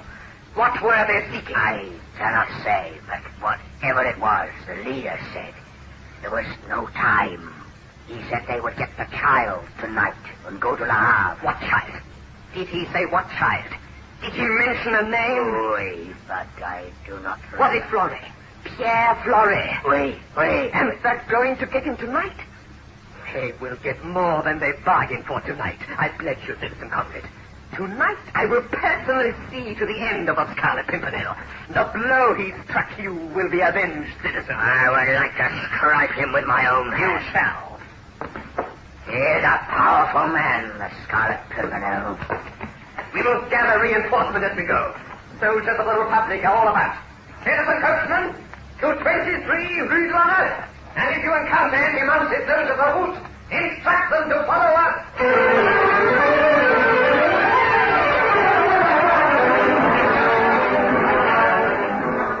Monsieur Chauvelin has bad luck on to 23 Rue de la Meuse. Worse luck than he thought. Only 2 mounted soldiers of the Republic joined our cortege. And they were 2 soldiers I approved of most heartily, because under their French uniforms, they were members of the League of the Scarlet Pimpernel. It was very considerate of Chauvelin to invite them inside with us.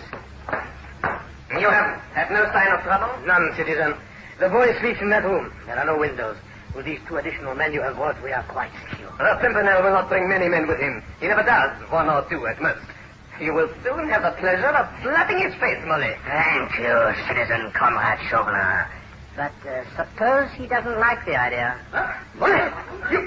You are not Molly! Your voice is English. You're quite right. Scarlet Pimpernel. Seize him! Soldier, seize him! We scatter up these ones, come on. You are that. And we're dead. Draw your swords. Kill the three of them. Draw!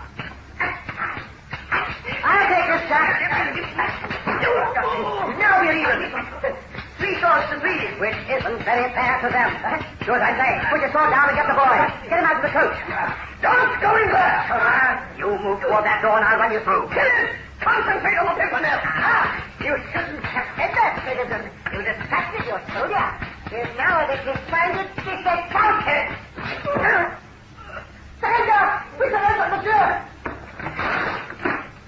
Ah, that's better. This room has become so cluttered it was impossible to carry the child through. What's wrong with him? Oh, just sleeping. He's only a boy, can't sleep. He isn't very plump, though. I'd say he hasn't fed too well. Wouldn't you, Monsieur Chauvelin? He'll fare better in the future. Take him out of the carriage. I wish I knew your face. I wish I knew your own true face, monsieur. Someday I will. Possibly, monsieur. But until that day, the Scarlet Pimpernel can be recognized as only a small and plentiful flower decorating the English countryside. All right, gentlemen. Let's get that child to his mother.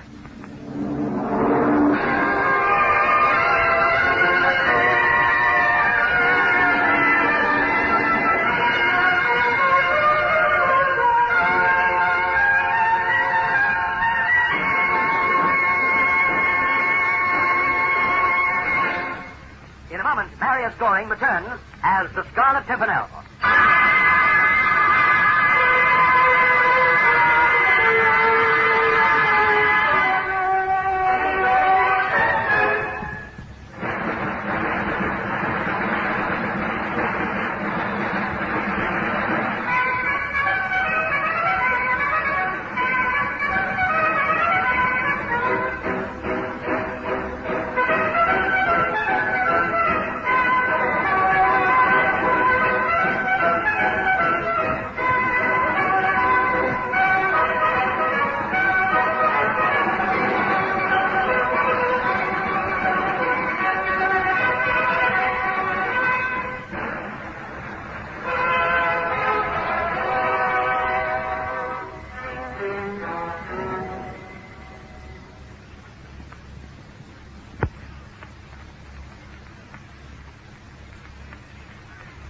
And now, Marius Goring as the Scarlet Pimpernel.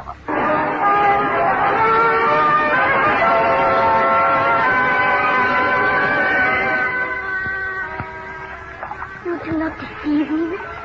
I do not deceive you, madame. Your son is aboard my ship out there, sleeping soundly. Oh. I had him taken there at once. And now my men are rowing in to take you to him. And to take both of you to England. Oh, monsieur, if foolish small things like words could tell you... It has been my pleasure to serve you, madame. I could not see your face when first we met. And tonight there is no moon, and I still do not see you. But if we ever meet again, I think that I shall certainly know you. Many people have thought so, madame. But it is better that things remain as they are. I am going to make a request. The lady is not supposed to meet. Will you give me a kiss? I'd be honored.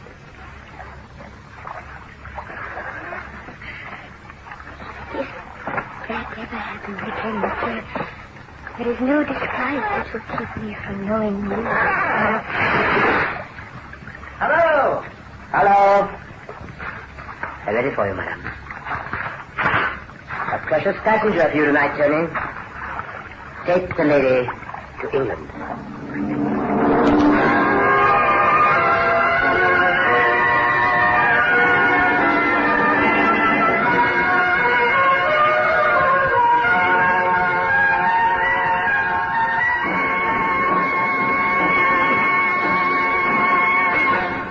The Adventures of the Scarlet Pimpernel, starring Marius Goring, is written by Joel Murcutt, with music composed and conducted by Sidney Torch. Produced by Harry Allen Towers.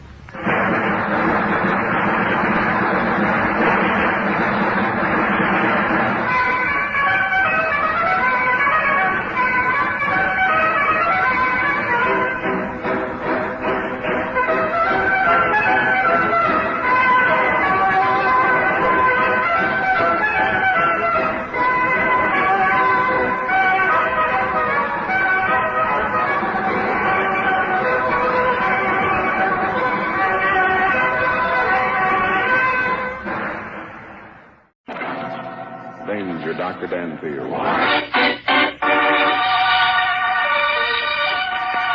The human mind is like a cave. Beyond the light, there are dark passageways and mysterious recesses. I, Dr. Daniel Danfield, have explored those unknown retreats and know their secrets.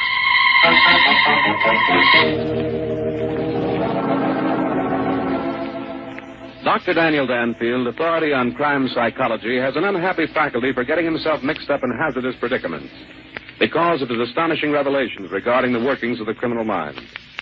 As our story opens, we find Dr. Danfield in his office dictating to his pretty young secretary, Rusty Fairfax. Period, paragraph. And therefore, I feel that the following experience will conclusively prove that in the field of crime, the amateur, as in all other fields, is less likely to succeed than the professional. The incident began on Monday of last week. I was sitting in my office dictating to my secretary when the telephone rang.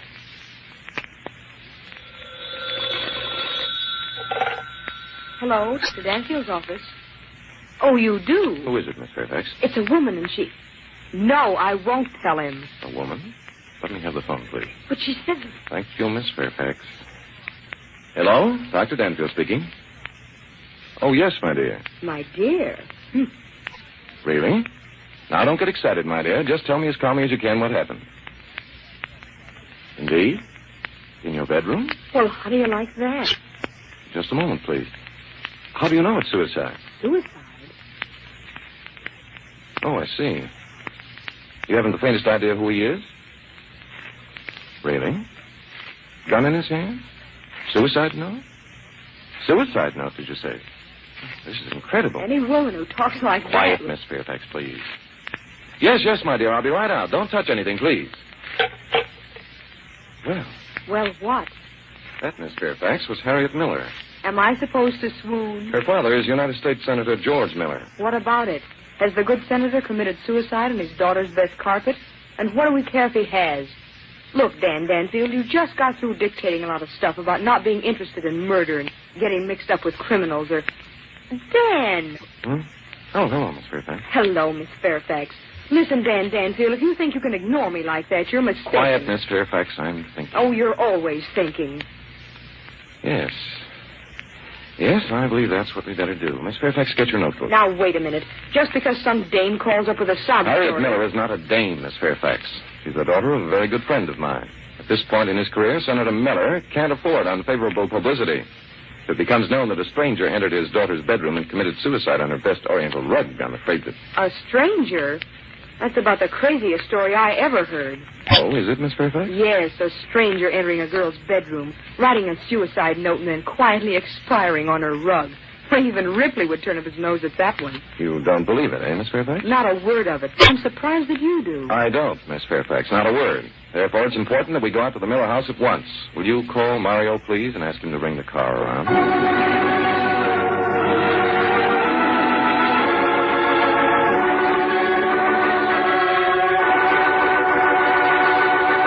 In a moment, we'll return for the second act of Danger, Dr. Danfield, but first...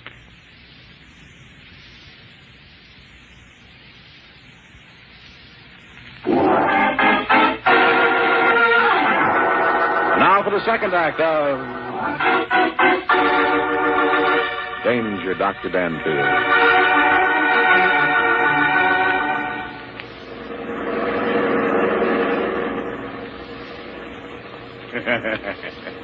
That's a very funny story, Doctor. It make Mario laugh. And this girl, she's worried about the whole rug, eh? Miss Miller is worried about more than her rug, Mario. Miss Fairfax, did you bring a notebook? Of course I brought it. Miss Fairfax, do you suppose it would be possible for you to work yourself into a more pleasant frame of mind? But Mr. Fairfax always is jealous of the doctor. Mario! Well, don't you worry, Mr. Fairfax. Maybe this signorina is very fat with the eyes that look both ways at one time, eh? Dan, are you going to let That's him enough, talk? Mario. Miss Fairfax is not amused. Excuse me, boss. Can turn here, Mario. This is the Miller place. Okay. Well, summer place, eh? This Mr. Miller must be very rich man, no? Senator Miller's home is quite a showplace, Mario. Oh, I see. Well, here we are. Come along, Miss Fairfax. Let's go in. What do you want I should do, Doc? You better stick around the outside, Mario, and keep your eye out for anything suspicious. Come along, Miss Fairfax. Maybe somebody else decides to commit the suicide on the lawn, eh, Doc? I don't see why you have to let Mario talk the way he does. Sometimes I could choke him. Here, I'll ring the bell. Mario, my dear, is very important to me. He's known as what... Dan. Oh, Dan, I'm so glad you've come. This is horrible. There, my dear. We got here as soon as we could. Perhaps I shouldn't have called you, but I didn't know what else to do. Well, right now you can take your arms from around his neck. Oh, I didn't see you. Dan? This is my secretary, Harriet. This is my secretary, Harriet, Miss Rusty Fairfax. Miss Fairfax, Miss Miller. How do you do? Hello. Come in, please, both of you. Dan, I know I should have called the police, but... Yes, I understand. The police will have to be notified, but, suppose we look at the suicide. Yes. He's upstairs. I'll show you the way. Come along, Miss Fairfax. Are you living alone in the house, Harriet? Yes. Dad went to Washington a month ago. I'm taking my meals at the club, so I gave the servants a holiday. And, Sam? My brother? Well, he's not at home just now. This is my room here. Do you mind if I don't? Oh, of course not. I'll go in alone. You two girls stay here and, get acquainted. I'm well enough acquainted. I'm going with you. As you will, Miss Fairfax. Well, that's indeed amazing. What's amazing about a dead man lying on the floor with a gun in his hand? The name of the dead man, Miss Fairfax, is Muggs Berendo. Muggs Berendo, the gambler?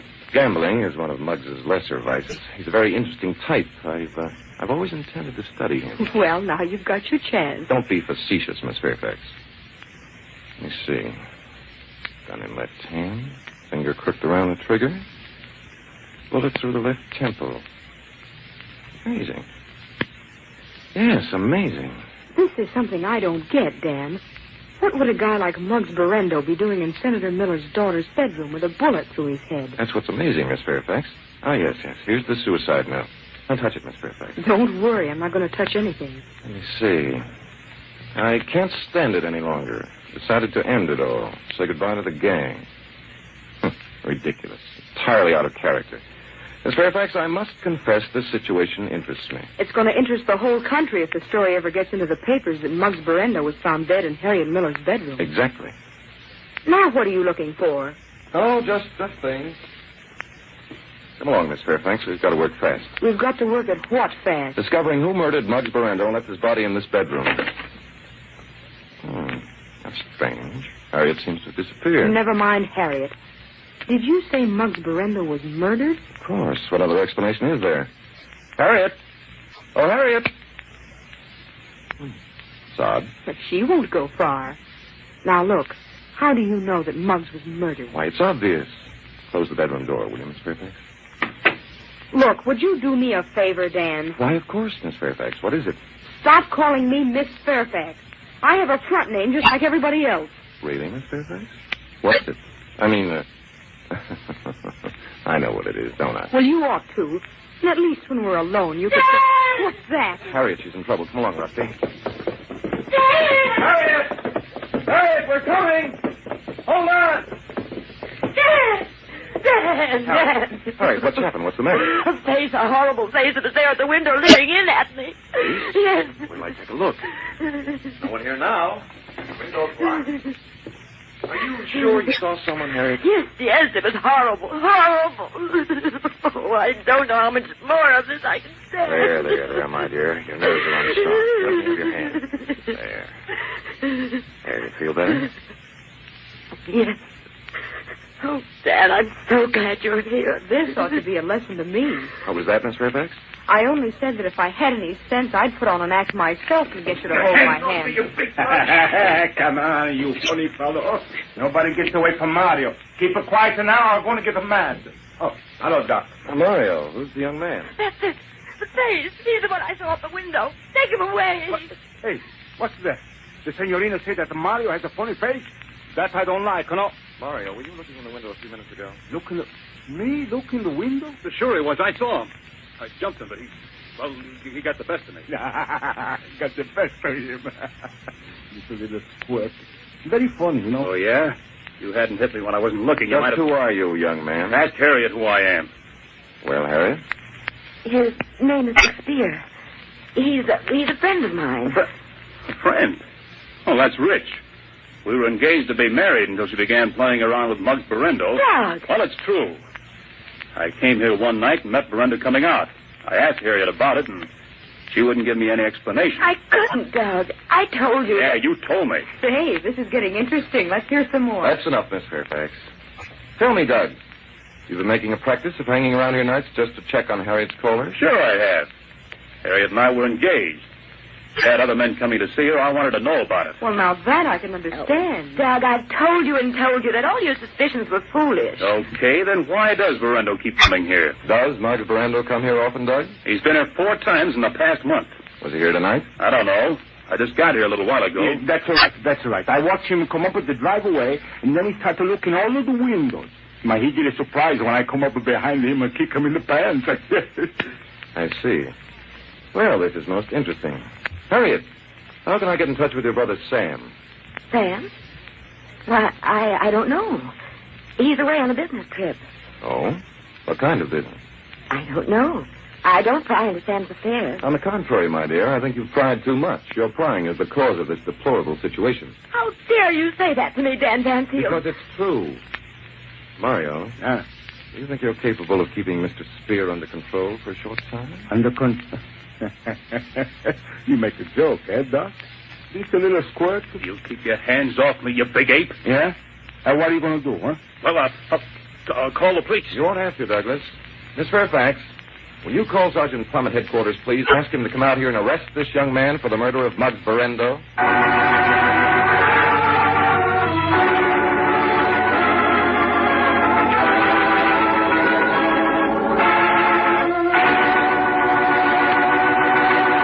In a moment, we return for the third act of Danger, Dr. Danfield, but first...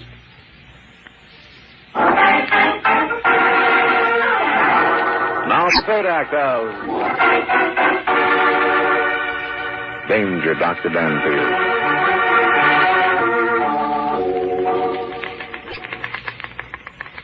The facts of this case were now becoming surprisingly clear, although there was one element which had me baffled. Unless a solution were reached before Senator Miller returned from Washington, the results would be tragic. I felt that the answer to the problem could be found at the Marble Fawn, a nightclub formerly owned by Muggs Barrendo. Later I learned that at the moment I was reaching this conclusion, a tense drama was taking place in an office behind the nightclub's dance floor between Sam Miller and a man named Enrico. Yeah, what's up? Oh, that's you, Sammy boy. Yeah, it's me, Enrico. You can put away the gun. Kid, shouldn't have come busting in on me like that. You might get hurt. Might I? Okay, Enrico, I'll take the notes. Notes? Yeah, the notes. Come on, give them to me. Why, Sammy boy, I don't know what you mean. Look, Enrico, I was promised those notes if I played ball, and I'm going to have them if I have to tear this place apart. Is that a fact, Sammy boy? And who made you this promise? Barrendo, you heard him. Did I? That's funny. I don't remember a thing about it. Why, you dirty little... Take it easy, Sammy boy. You wouldn't want the same thing to happen to you that happened to Muggs now, would you? You're not scaring me, Enrico. You're not fool enough to shoot the son of the United States Senator. No? Kid, you've got a surprise coming for you. The old man isn't going to be a United States Senator after the next election. You're crazy. You'll win hands down. So? Look, kid, you're in this thing over your head, only you don't know it. Muggs Barrendo is dead. That means I'm running this organization. I got things set up so you nor anybody else ain't got a chance of shoving me around. Now get out, I'm busy. I'm not getting out till you give me those notes. Kid, you're making me mad. Do you think I give you those notes when you know as much as you do? Yes, I do. Because if you don't, I'll... Hey, what's that? What's happened out there? Maybe some of Muggs' boys have come back to square accounts. Better take a look through the wall panel, Enrico. Look, Tony, to keep that gang out of here. Don't be too rough, Mario. Just clear a passage. That's all that's necessary. That's all that's necessary. I clear a passage when I can come from there. Oh, the devil is that? Good gosh, it's Doc Danfield. He's a friend of Dad's. I gotta get out of here. You stay right here. What's the matter, Enrico? You're scared? No, I ain't scared. So this Dr. Danfield is a friend of your old man, huh? Well, that's fine. Maybe this is the break I've been waiting for. Yes, maybe it is. Enrico's a fool. This Danfield is bad medicine. If you're smart, you'll get... Well. Hello, Sam. It's fortunate finding you here. Close the door, Mario, and don't let anyone in. Don't you worry about anyone getting in, Doc. What's the idea, Dunfield? If that's what your name is? You've got a nerve busting in here. Suppose it did seem rather abrupt. Sam, would you mind introducing me to a friend? His name's Enrico Caterin. Look, Doc, who sent you down here? Nobody, Sam. I came of my own accord. Enrico, I suppose you're the new owner of the Marble Fawn now that Muggs Berendo has, resigned, shall we say? Yes, that's right. What about it? Oh, a great deal about it. Sam, did you know your sister was in trouble? Harriet? What kind of trouble? Very bad trouble, my boy. It seems that she'd been seeing a good deal of the late Muggs Berendo. Harriet has been seeing Muggs Berendo? Oh, you're nuts. Harriet wouldn't have any part of him. Indeed? And why do you suppose he's been calling on her at your house? He hasn't. I'd have known it if he had. Would you? Unfortunately, Sam, you've been spending entirely too much time away from home lately to appreciate what's been going on. For example, had you been home this evening, you would have known about Muggs Berendo committing suicide in Harriet's bedroom. What the devil are you talking about? Oh, yes, it's quite true. Muggs is there, all right, and quite dead. Well, now, ain't that a shame? Why, when that story hits the newspaper... That story isn't going to hit the newspapers, Enrico. Well, that is, when it does, there'll be certain alterations. Now, suppose we all get into my car and return to the Miller home. It'll be necessary to identify the body, and then we can... How do you like that? Danfield, I could use you in my organization. Yes, sir. You're just so dumb you don't know what the score is. My God, like... Do I understand that you're refusing to accompany us to the Miller home, Enrico? Danfield, you catch on quick. Yes, that's it. I'm refusing to accompany you. As a matter of fact... Mario... You wanted me for something, Doc? Yes. I wonder if you might persuade Mr. Caterin to take a short automobile ride with us. Doc, you sure are a funny one. Sure, I think I can persuade. I'll fix it up, all right. Keep away from me, you big gorilla. I got a gun here. Ah, you hear that, Doc? He got a gun here. Funny fellow. Now, wait a minute, Mario. I got something to say. Oh, you got something to say? Yes, so this... Oh, you want to play, huh? Why, you...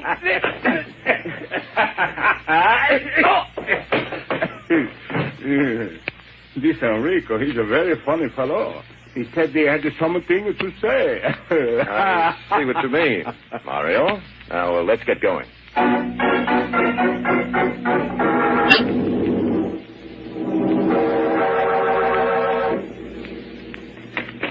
This way, gentlemen. Yeah, this way. You get inside, and Mr. Enrico and Mario will help you. This way. You think you're going to get away with this, you mug? Why, one of my boys find out. Shut up. Sam. Oh, Sam, are you all right? Sure, I'm all right. Why shouldn't I be? Say, what's this stuff about a guy committing suicide in your bedroom? It's true, Sam. He did. I found him there. He'd written a suicide note, and then Dan said it was murder, and had the police arrest Doug. Doug? Well, what did he have to do with it? He didn't have a thing to do with it, not a thing. Sam Danfield, I'm going to wire Dad tonight and ask him to demand Doug's release at once. I think it's terrible that you've had Doug arrested. Do you, Harriet? Well, that's a healthy sign. Ah, Miss Fairfax. Come in. Did you and Sergeant Plum get Douglas safely installed in jail? Yes, he's there all right. But Sergeant Plum is pretty mad. Mad? Why? He says he can't arrest a man without evidence, and there isn't any evidence against Doug Spear. If he didn't know you so well, he'd be Good pretty old mad. Plum. Fortunately, we can depend on him. I hope you followed my further instructions, Miss Fairfax? Yes. Sergeant Plum was glad of the chance. The police are raiding the Marble Fawn nightclub right now. Ready to... Say, what is this? Danfield, what kind of a gag do you think you're pulling? You. Shut up. I hope the gag will prove successful, Enrico. Unless Sergeant Plum finds certain papers with Sam's name signed to them, I shall be greatly disappointed. Why, you... Shut up. Certain papers with Sam's name signed to them? Well, Dan, then you know about... Yes, indeed. I know all about the notes that Sam signed. Well, why didn't you tell me? Because I've been waiting for the real murderer of Muggs Berendo to confess. The real murderer? But I thought you said that Doug... No. I merely asked Sergeant Plum to take Douglas into protective custody. You see, he knew too much. Doug knew too much. About what? About Muggs Berendo coming here to call on you, my dear. I'm afraid that if Enrico, for example, knew of the information Doug had acquired, it would be bad for Doug. You're not kidding, brother. Shut up, please. That's a lie. Muggs never came here to call on Harriet. Didn't he, Sam? Ask your sister. Tell him, Harriet. Tell him it's a lie. Well, my dear? Well, Dan, if Douglas didn't shoot Muggs Berendo, who did? Well, the answer to that is obvious, my dear. You did. I didn't. Oh, Dan, how can you think me capable of such a thing? The facts, my dear, prove quite conclusively The facts don't prove a thing. Harriet couldn't shoot anybody. Oh, couldn't she, Sam? Let's review the facts. To begin with, Harriet was obviously lying when she called me and said that a strange man had committed suicide in her bedroom. Why? Because when I examined the gun, I found that the safety catch was on. Obviously, a man couldn't shoot himself and then snap the safety catch on his gun, could he? Why does that prove that Harriet was lying? Secondly, the suicide note read, I can't stand it any longer. I've decided to end it all. Say goodbye to the gang. Well? Muggs Berendo wouldn't write a note like that. What was it he couldn't stand? Whom did he want to say goodbye to, and to what gang? What's that got to do with Harriet? A great deal. She'd read that type of suicide note in newspapers and books. It's quite standard. Instinctively, she'd written down what she'd read. That's crazy. Oh, is it? Thirdly, the suicide note was written in pencil. Miss Fairfax and I searched the room and found no pencil, yet Harriet said she had touched nothing. Hey, Doc, maybe this Muggs fellow, he swallowed the pencil after he wrote the note, eh? Right of your mind. No, Mario. I hardly think that could have happened. Lastly, we found the pencil which Harriet used in her handbag, checked her fingerprints, and discovered it was she who had written the alleged suicide note. You couldn't have. Harriet isn't capable of shooting anyone. She just wouldn't. Unfortunately, Sam, people who seem incapable of murder are the very ones who are most frequently guilty. You see, in the study of the human mind... You nuts. If you spent more time studying human beings and forgot their minds for a while, you might get somewhere. Harriet, for heaven's sake, tell this guy that you didn't. I can't, Sam. It was I who wrote the note. What? They can prove I wrote it. It won't do any good to lie. Thank you for saving us a lot of trouble, Harriet. Miss Fairfax, is Sergeant Plum waiting outside? Yes, shall I get him? I think you'd better. Tell him that Miss Miller has confessed to the murder of Muggs Berendo. All right. No, wait. Well, Sam? It wasn't Harriet. I can prove it. Come, Sam. We've already proven Listen to me. Let me finish. Harriet is trying to protect someone. Who, Sam? Me. She thinks I murdered Muggs. No, Sam, no. Well, did you, Sam? I don't know. There was a fight at the Marble Fawn. I was there. I had a gun. Take it easy. Shut up. I'm going to tell it all, Enrico. I don't care what happens to me. I'm not going to arrest my sister for something I did. You open your mouth and close to yours, so I'll put my foot in it. Go on, Sam. There were 5 of us mixed up in the fight. I had a gun. When the lights came back on, Muggs was dead. They said that I'd killed him. They told me not to worry, that they'd take care of everything. I didn't know what they'd done with the body. And then when Harriet said it was suicide... I call you. Come back here. Look out, Mario. He's got a gun. I don't care who's got a gun.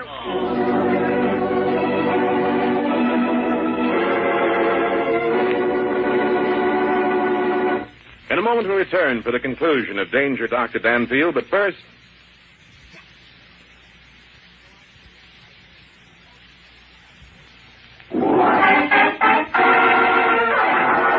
Now for the conclusion of Danger, Dr. Danfield. It was Sam who prevented Enrico from causing anyone bodily harm. Fortunately, later investigation plus a bit of questioning from Sergeant Plum revealed the fact that it was actually Enrico who had shot Muggs Berendo. In closing, I'd like to make mention of the fact that it was my knowledge of the workings of the human mind that actually made this... Yes, Miss Rusty? Stop bragging. What do you know about the human mind had nothing at all to do with the apprehension of Enrico. I beg to differ, Rusty. Had I not been a student of human nature, it would have been impossible to force Sam into a confession. Force him into a confession? Of course. It was necessary to apprehend Muggs' murderer before the press got hold of the matter and Senator Miller's name was brought into the picture. There was absolutely no evidence against Enrico. And there was plenty against Harriet. Precisely. Sam had been gambling heavily at the Marble Fawn. He signed notes in lieu of payment. Muggs had been using those notes to blackmail Harriet, threatening to create a scandal. For a time, Harriet paid. Finally realizing there would be no end to the blackmailing, she threatened to go to the police. That's the reason why Muggs' body was deposited in her bedroom. I see. And the only thing she could think of to do was to try and make Muggs' death look like suicide. Quite. All right. Now, what made you so sure that Enrico was involved in the murder? Why, Rusty, that was ridiculously easy. When I suggested to Enrico that he was now the boss of the Marble Fawn, since Muggs had expired, he nodded quite casually and went on with the conversation. Well? Oh, Rusty, I'm surprised. How did Enrico know of Muggs' demise unless he were somehow involved in it? No one knew about it except you and me, Harriet and Mario. Dan, I've got to break down and admit it. You're clever. No, my dear, not clever. I merely work hard in understanding human nature. Well, shall we get on with our dictation? No. No. Mm-hmm. I'd much rather have you work hard at understanding human nature. I see what you mean, Miss Fairfax. I mean, Rusty. Would you mind stepping this way a moment?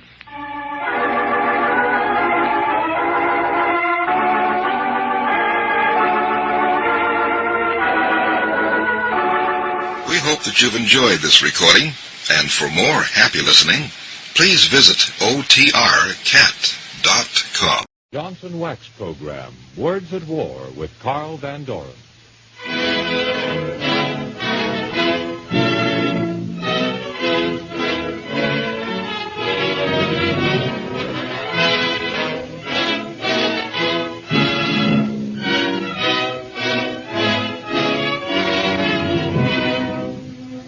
The makers of Johnson's Wax for Home and Industry, in cooperation with the Council on Books in Wartime, proudly presents one of the most widely discussed programs in America, Words at War, dramatizations of the most representative books to come out of this great world conflict. And with us again tonight is one of the keenest judges of good books in America, the eminent author, biographer, and Pulitzer Prize winner, Mr. Carl Van Doren.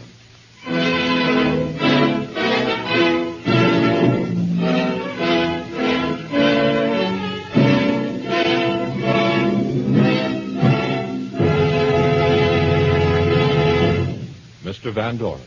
If I may judge, tonight's program will stick in your minds for a long time to come, but it's based on one of the most shock-filled books of our day.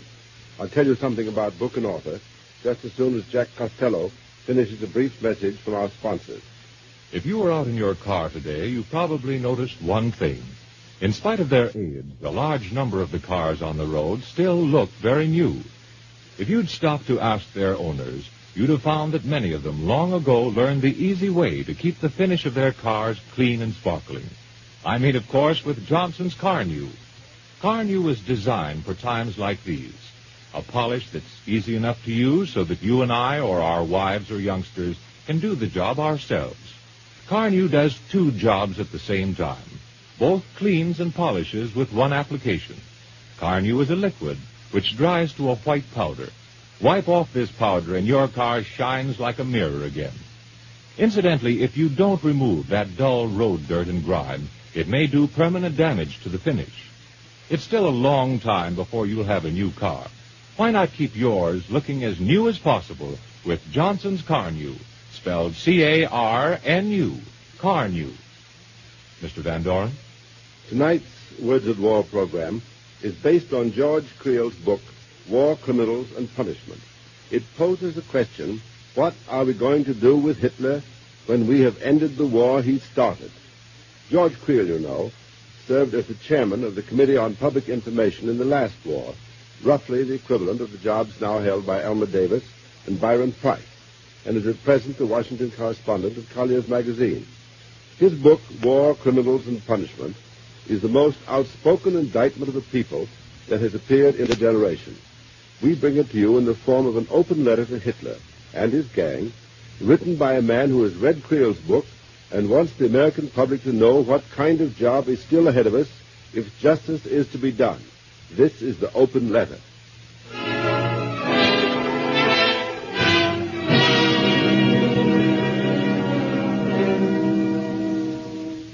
My dear Adolf, this letter is addressed not only to you, but to the others in your Axis gang. This letter is addressed to all the crooks and perverts.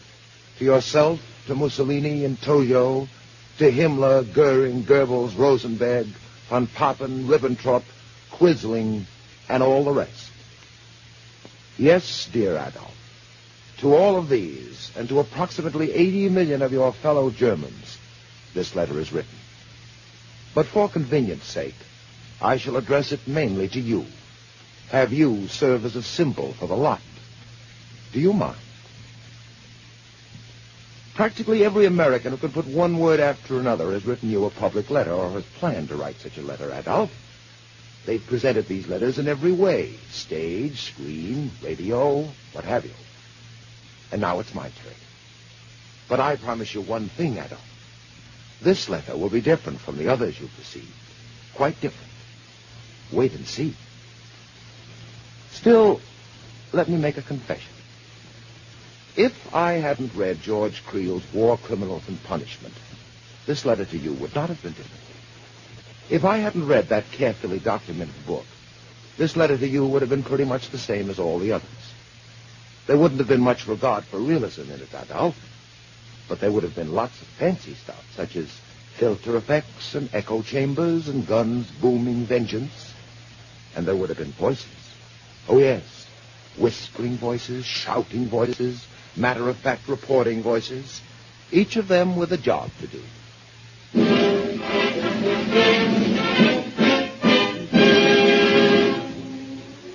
I should have been voice number one. In clipped reporting tones, I should have traced your early history. The beer hall putsch, the intimidation of the German people by the Nazi hoodlums, the rise to power of Adolf Hitler. Next, we should have had our say. The whispering, half-frightened voices of the people of Europe. Why don't Britain and France stop him? He has taken over the Tsar. He has marched his troops into the Rhineland in defiance of the Treaty of Versailles. He has murdered Dollfuss, marched into Austria. Can nothing stop him? Now it's the Sudetenland he wants. That's Czechoslovak territory. But we Czechs are not afraid. Britain and France will not let him take our country. And then? The meeting of Munich has guaranteed peace in our time.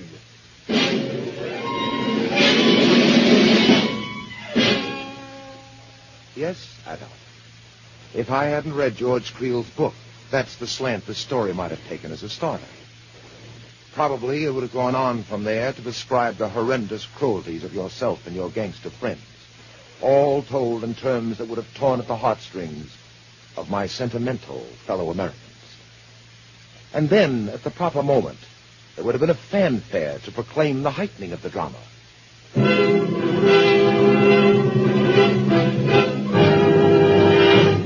And after the fanfare, a giant roll of the thunder drum.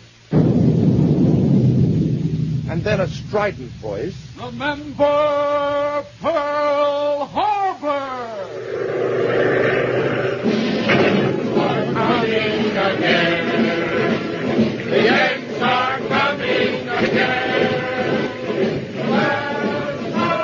And thus, Adolf, I would have shown the Yanks on the march again. And inevitably, once more, would have come the voices, all of them symbolically striking terror into your black heart. Voices with all the brisk self-confidence of an H.V. Cottonborn. Our troops drive Rommel out of Africa. We take Sicily. We invade Italy. Rome falls. Eisenhower launches invasion of France.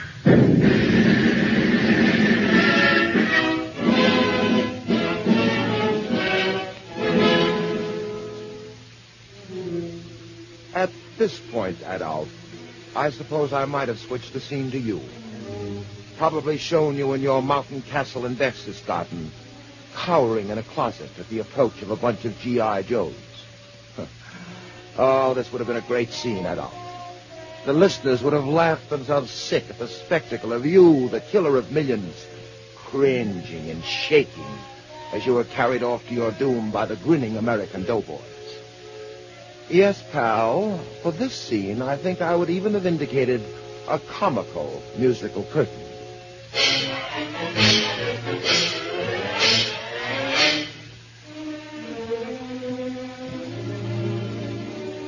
But soon, Adolf, the music would change to another theme. A dignified, somber, yet hopeful theme. A theme one might use to describe the majesty of world law and order making ready to try him who had sinned against it. And the carefully spaced raps of the gavel would tell the listeners that here at last was the moment of high drama for which they had waited. The trial of Adolf Hitler.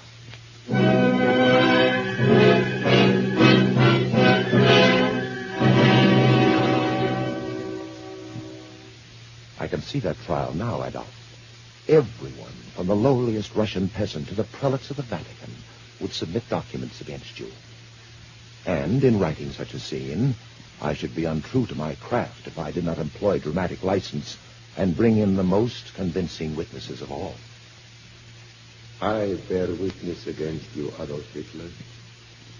I am one of those who know full well the horrors and inexcusable excesses of Nazi brutality. Because firing squads and bayonets were too slow for Nazi hate, you squeezed thousands of little people into pens and blew them up with hand grenades. I was one of those thousands. I bear witness against you, Adolf Hitler. You herded us into freight cars, their floors inches deep in wet quicklime, and packed to the suffocation point with barefooted wretches.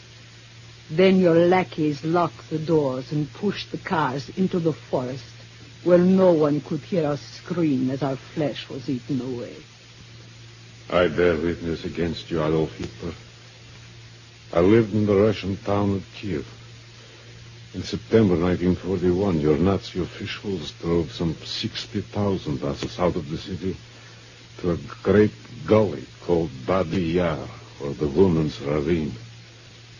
After being stripped bare, all of us, men, women, and children, were lined up on the edge and machine-gunned, our bodies toppling down into the gully. It was the most clever device to save the labor of burial. I can add to that testimony against you, Adolf Hitler. I was a Russian soldier, a prisoner of yours when you killed and buried those 60,000 citizens of Kiev in one scientific operation. But in August 1942, when the swift advance of the Russian armies made Kiev's recapture fairly certain, your Germans decided that it would be wise to destroy all evidence of their crime. Accordingly, they dispatched 100 of us Russian prisoners to the Women's Ravine for the purpose of uncovering and burning the corpses. I alone dug up 5,000 or 6,000 bodies. Most of them were old people, children, and babies. We dragged the bodies with iron hooks 30 or 40 yards to incinerators. They were made of iron fences of the Jewish cemetery. The bodies were put on iron grates, one layer of bodies alternating with a layer of kerosene-soaked wood. Each contained almost 4,000 bodies. During the operation, Gestapo officers arrived frequently with trucks full of Russian prisoners whom they had murdered. They also brought some prisoners who were conscious, unconscious, but alive and still breathing. These, too, were thrown in to be burned. Prisoners who weakened while working on the incinerators were shot on the spot and thrown into the fires. I, Adolf Hitler, was one of those who weakened. I, too, bear witness against you, Adolf Hitler. I also bear witness against you, Adolf Hitler.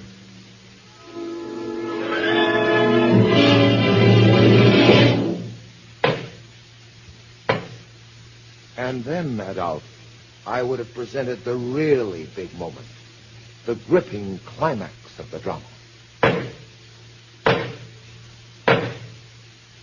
Adolf Hitler, rise and face your judges.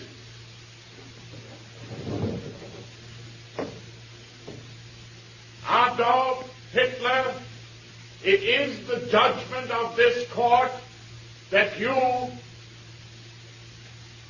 Well, what fate would I have given you, Adolf?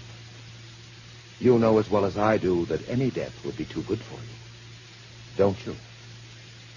But that's not the point. You also know as well as I do that you're going to make suckers of us all, Adolf.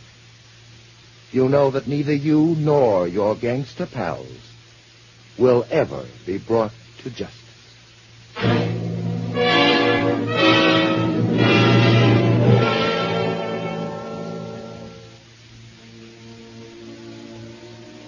On the other hand, if the American people listen hard enough during the next few minutes, and if they get mad enough as they listen, who knows?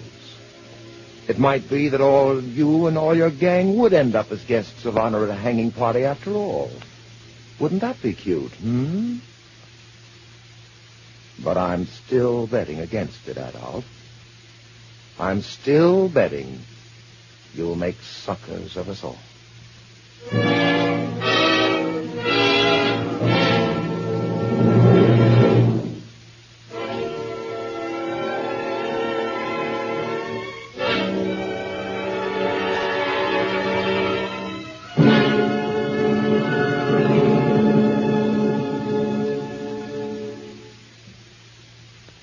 For the benefit of late comers, this is Carl Van Doren bringing you a dramatization based upon George Creel's searching book, War, Criminals, and Punishment, another of the Words at War series presented each week by the makers of Johnson's Wax. We have seen this letter, written to all the Axis gangsters, but for simplicity's sake addressed to Adolf Hitler. We have seen it document page by page the terrible crimes of Hitler and company. And then when the documentation was complete, when all the incontrovertible proof was presented, we have heard the writer of the letter make the flat statement that Hitler and gang would get away with their crimes. Were you startled by this? Have you come to the conclusion that the writer of the letter doesn't know what he's talking about? Do you want proof?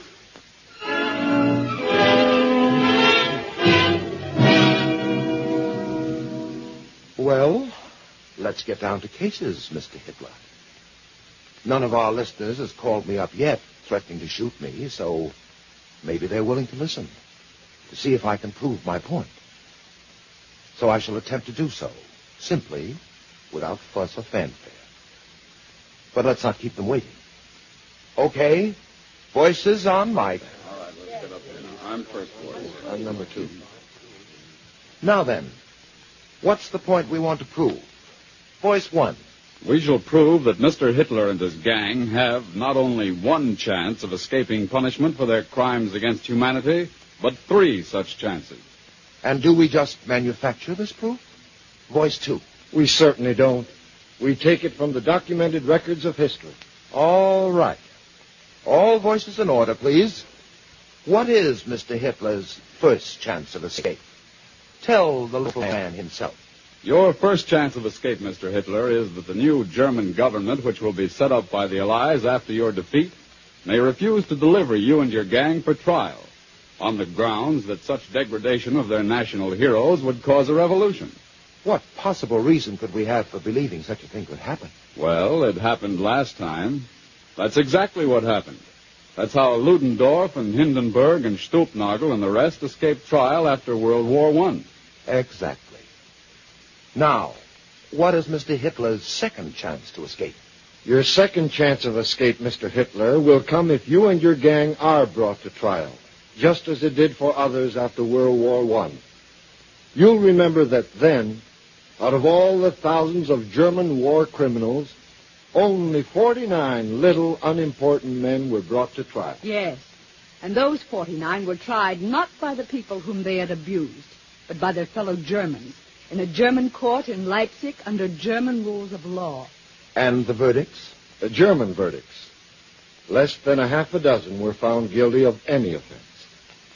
Men who had butchered helpless children, men who had split the windpipes and broken the backs of defenseless Allied prisoners of war were either applauded by the German court and the German crowd or were merely reprimanded for being too enthusiastic in the performance of their duty. Yes. And none of those few found guilty served more than a few weeks in jail. You see, Mr. Hitler? All right. Tell him what his third chance of escape is. Your third chance of escape, Mr. Hitler, is to fly to a neutral country. You and all your criminal colleagues can always do that. Will it work? Oh, why not? It worked last time. That's what Kaiser Bill did. He escaped into neutral Holland, set himself up on a beautiful estate in Dawn, and lived on the millions sent to him by an admiring German people. And Holland refused to give him up to the Allies. Now, let me be naive for a minute. Surely that can't happen this time. Oh, can't it? Have the neutral nations been approached on the matter? They certainly have. But their replies have either been cold to the point of rebuff or else so cautious as to be meaningless. What did Spain and Portugal answer? Spain and Portugal were non-committal. How about Argentina and Turkey? Well, they stated that they would, quote, conform to the principles of international law, unquote. A distinct evasion. And Sweden? Sweden merely took note of the request without giving an answer. And Switzerland... Oh, yes. What about Switzerland? Switzerland tartly replied that she would be guided by due regard for her own sovereignty. That, brother, is the cooperation we're getting from the neutrals. See what I mean, Mr. Hitler? There isn't a chance they'll get you unless... But let me return to my naivete for another minute. Let's scare the pants off of Adolf, fellas. Let's remind him that regardless of difficulties, with all of us allies being united on this matter, we can bring enough pressure to bear to see that justice has its day. Save your breath, brother. United? The heck we are. Why, already the sentimentalists and the lawyers in love with the sterility of their profession are insisting on, quote, proper judicial procedure, unquote. Listen to... Oh, no, wait up. What's wrong with, quote, proper judicial procedure, unquote? Well, nothing, except who is to say what is proper judicial procedure? Watch a couple of lawyers battling in a traffic court about what the law is or is not, and I tell you that by the time the lawyers get it settled, dear Adolf and his gang will have died of old age. And in addition, lend an ear to some of our best pulpits, all the way from the Archbishop of Canterbury down the line. What do you hear? Horror at the thought of bombing German cities. Sermons for a policy of loving kindness. Turn the other cheek. Whatever else we are in our treatment of war criminals, please, let's be conservative. See what I mean, Mr. Hitler? And we're not making it up. Oh, no. It's all in George Creel's book. Documented. Proved.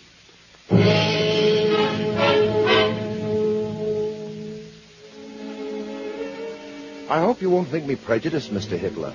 I'm not. I just want to see you hanging from the highest gibbet in Christendom. So do most of my fellow Americans. And why? Not because we're vengeful. No. Merely because we know that if you get away with it, someday another Hitler will come along to bring disaster to the world. And please don't let me hear that bull about the democratic, decent Germans making another dictator impossible over there. You've killed or banished most of the decent Germans. And democracy has never stood a chance in Germany anyway. 3 times in 70 years, the German people have banded like robots under a dictator and have marched out to ravage the world. 3 times in 70 years. Decency? Freedom? Democracy? Nuts. The German people don't even know what the words mean. Here, voice number 7. Yeah? Read what George Creel says about the German people. Okay.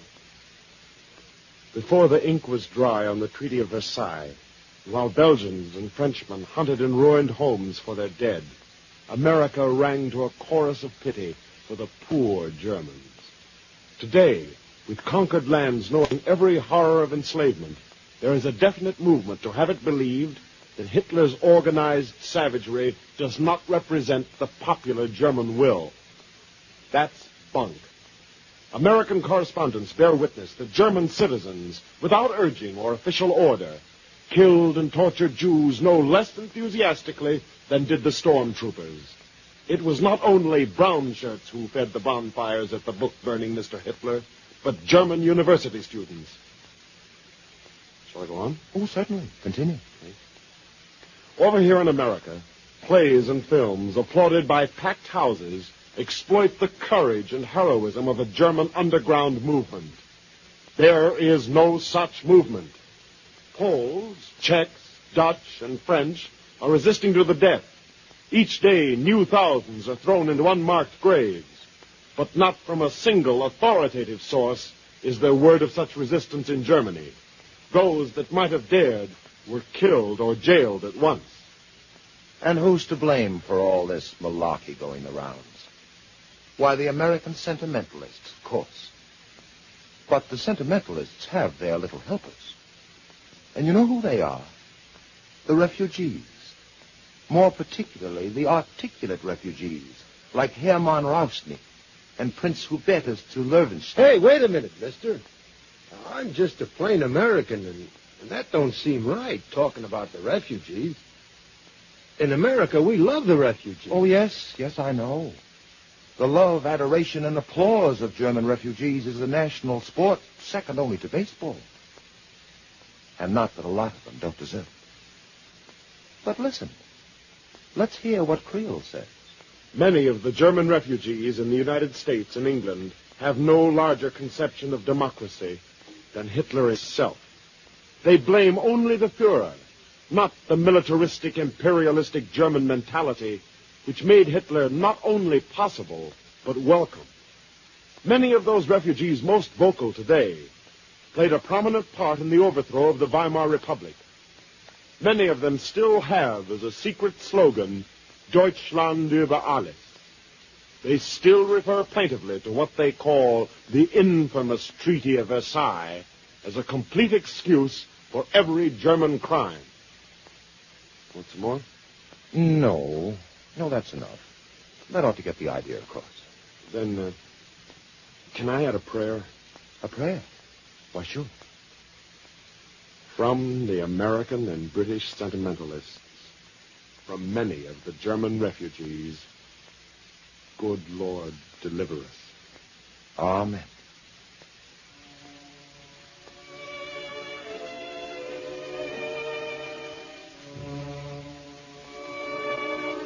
Well, Mr. Hitler, you can see what we're after.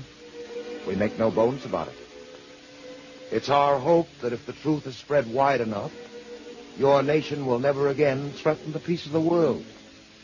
And no nation will ever again spawn devils like yourself and your friends. That's our hope.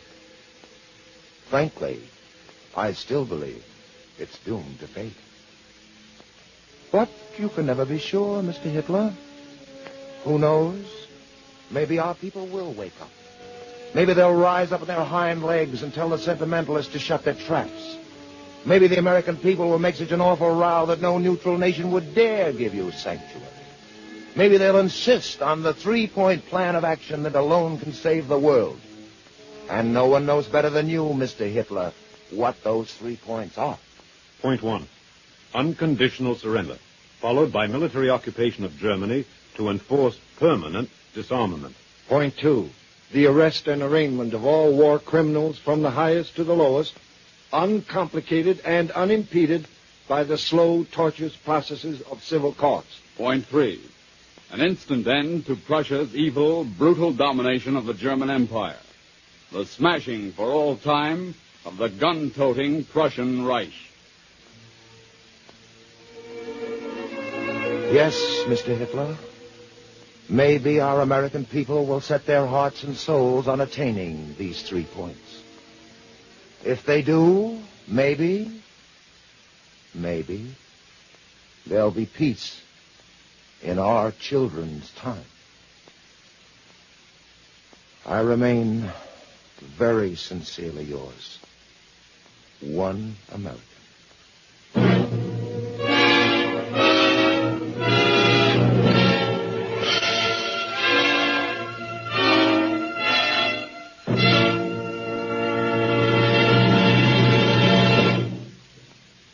I'm going to present a message on behalf of our sponsors, after which Mr. Carl Van Doren will return to tell us about next week's Words at War program. A home where the floors, furniture, and woodwork are regularly waxed does become more and more beautiful. It takes on added refinement and charm, that mellow, richly polished look that good housekeepers so much admire. Yet with all that beauty, the #1 service of Johnson's Wax is protection. When you apply a coat of the paste or liquid wax to your floors or furniture, you're protecting their surfaces with a tough, invisible shield. This wax shield itself takes all the wear, and the surface underneath is safe. And this is just as true for a tabletop or windowsill as it is for a floor that gets hard wear. This protection of surfaces with Johnson's Wax makes them last much longer, saves money on refinishing. And, of course, it saves you work all year, because your daily or weekly cleaning is so much easier. The polished beauty, which is known so well to Johnson's wax users, is really an added advantage, like an extra dividend. Now, Mr. Van Doren, what about next week's program? Next week, our words of war will be taken from a book that made me laugh a lot as I read it, Donald Huff's Captain Retread. A very good story of a World War I soldier who joins up this time and discovers that it's rather different. This is Carl Van Doren, inviting you to be with us again next week, and until then, goodbye.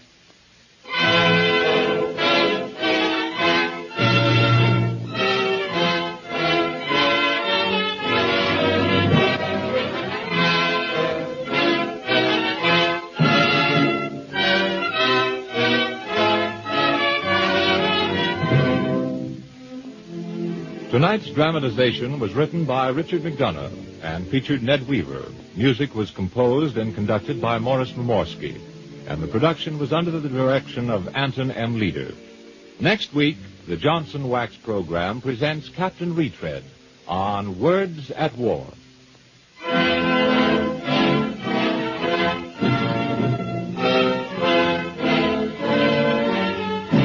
We hope that you've enjoyed this recording. And for more happy listening, please visit otrcat.com. Jack Costello speaking. This is the National Broadcasting Company.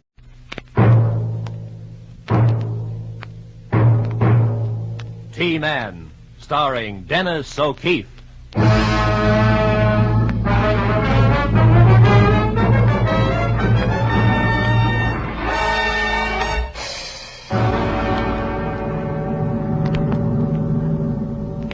There's a guy out in Los Angeles wanted by Uncle Sam, and they told me to go get him. I don't know if this guy's short or tall, fat or thin. I don't know his habits or his pals, don't even know his name. But I'll bet you my badge I'd pick him up, because that's the way Uncle wants it.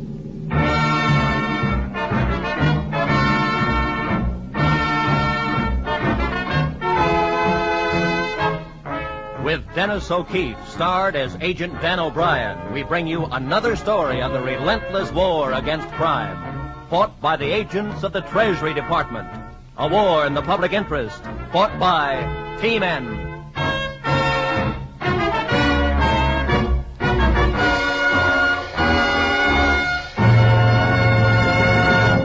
Tonight, the case of the bleeding gold.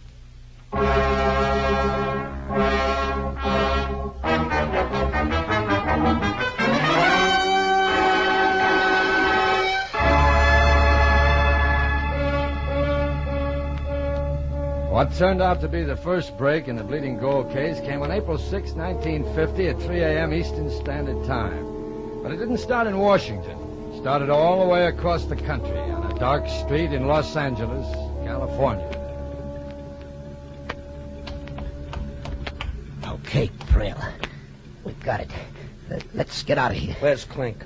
Coming. He got sidetracked back there. He's been warned before about that. Here he comes. Taking candy from a baby. Put the stuff in the back. Okay. Clink, let's see what you've got in your pockets. Huh? Let's get going. Clink, I said let's see what you've got in your pockets. Oh, don't get sore, Prill. Turn out your pockets, Clink. Okay. Yes, I thought so. It's a pretty necklace, Clink. Yeah, that's why I... You know the orders. Gold jewelry. No stones, no diamonds, rubies, sapphires, and no pearls. Stones can be traced. We want gold, just plain gold. But I thought Put that necklace back where you found it. Back? In the store. Now. Okay. I'm taking it back. Shut the door, Brownie. Yeah. Gonna leave Clink here? Yes. But he's taking the stuff back. Yes, but for the last time. And that doorway makes a nice frame.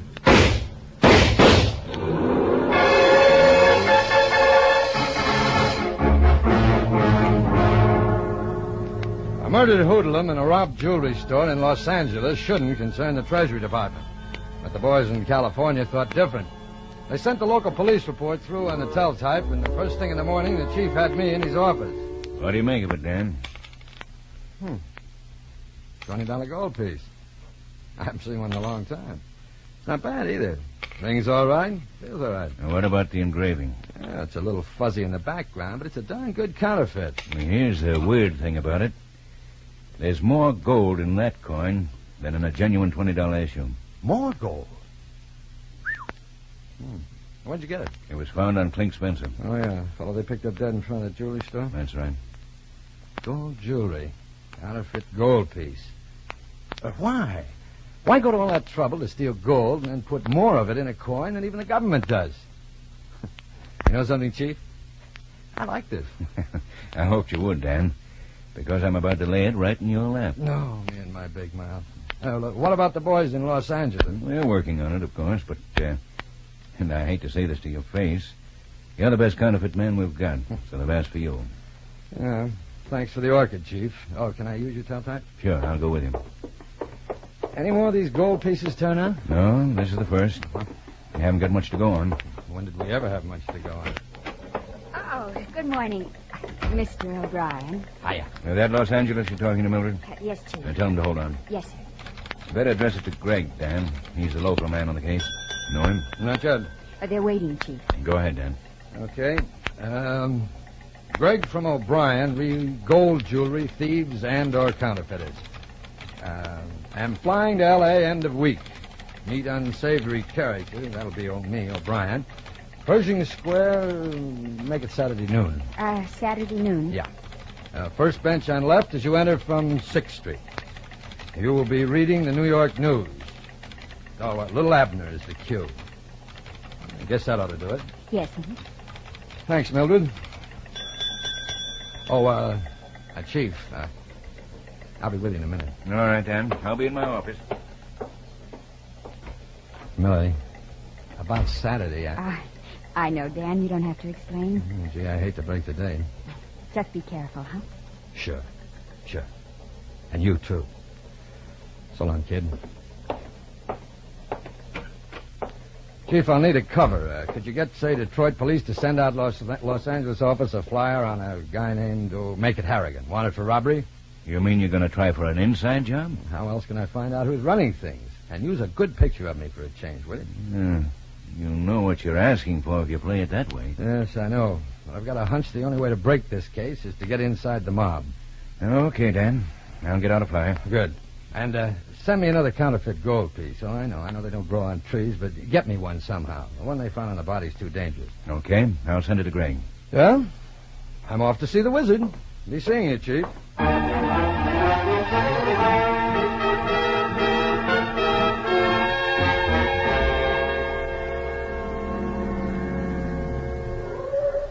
Okay, mister, here's Pershing Square, the 6th Street side. I thought Los Angeles was supposed to be the city of sunshine. Hey, mister, ain't you never heard of the smog? Yeah, thanks. Oh, thank you.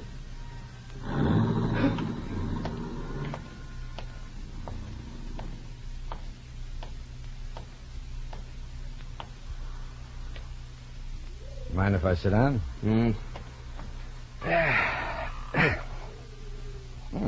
See, you're reading the New York News. Good paper, isn't it? How's little Abner doing today? He's in trouble.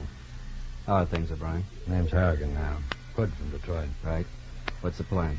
Try to get inside of this thing. Maybe a one-way street. I know, Greg. But I've got to find out who's at the other end. What can you give me? Nothing that we haven't already sent to Washington. Nothing new? No. Where are you staying? I checked in the same hotel the dead hoodlum lived in, the Riverside. Good spot. Might pick up something there. Anything for me to know? Detroit police is sending out a flyer with my face on it. When it comes, you might have the local boys drop a few around here and there. One at the hotel might help. Right. How do I reach you, Greg? Hold on a minute. Okay. We'll try it anyway. Potter's drugstore, Alvarado and Maine. Fountain clerks are our men, narcotics detail. How are you going to contact the gang? I don't know. I was counting on some information from you. You kid? Nothing, huh? This is a tight, tough gang. Must have used some of our methods before they opened up, surveillance and so on. They're convinced they got us all spotted. They run for the barn when they see us coming. Oh, you've been a real big help. Pick up the paper when I leave. The new gold coin the chief sent you's in it. Thanks. I have to go now. Stay put and watch your pigeons till I get clear. Happy landing.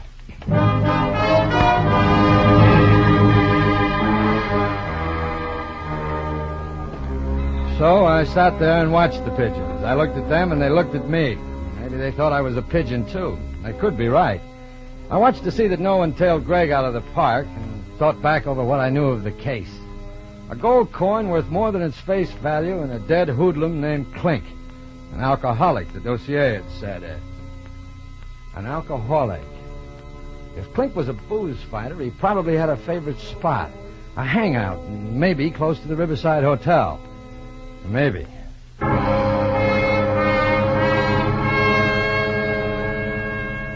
I canvassed an area 4 blocks square around the riverside and found exactly 17 assorted places where a man could get fractured. A real thirsty town. I bought a 4-ounce bottle of olive oil, which I downed in a gulp. I figured I needed a base for my operation. And by the time I hit Mac's Bar and Grill, I had flashed the coin enough times to wear it out and could sing Mule Train backwards. And so far, nothing. I couldn't see any grill in Mac, so I went up to the bar and into my act again. That'll be 20 cents. Here you are. Phew. Hot day. It's only April. Yeah, well, I guess my blood's too thick. I just flew in from Detroit. You don't say. Will you stop playing with that thing? It makes me nervous. Yeah, come on. Have a drink on me. I don't like beer. I'll make it scotch then. But hey, don't take my gold coin. Your what? My coin, see? Yeah. Gold? Finest minute. It's my lucky piece. Mm-hmm. Well, thanks for the drink. He went away and stayed away. I flashed the coin a few more times, then left. I pulled my routine in the 2 remaining bars in the block with the same results. Nello. I'd done everything but roll that coin on the floor. If I didn't get up to bed, I'd be doing just that, with it still in my pocket. As I fought my way up the creaky stairs to my room, I thought of the taxpayers and how I never could convince them that this was what they paid me for.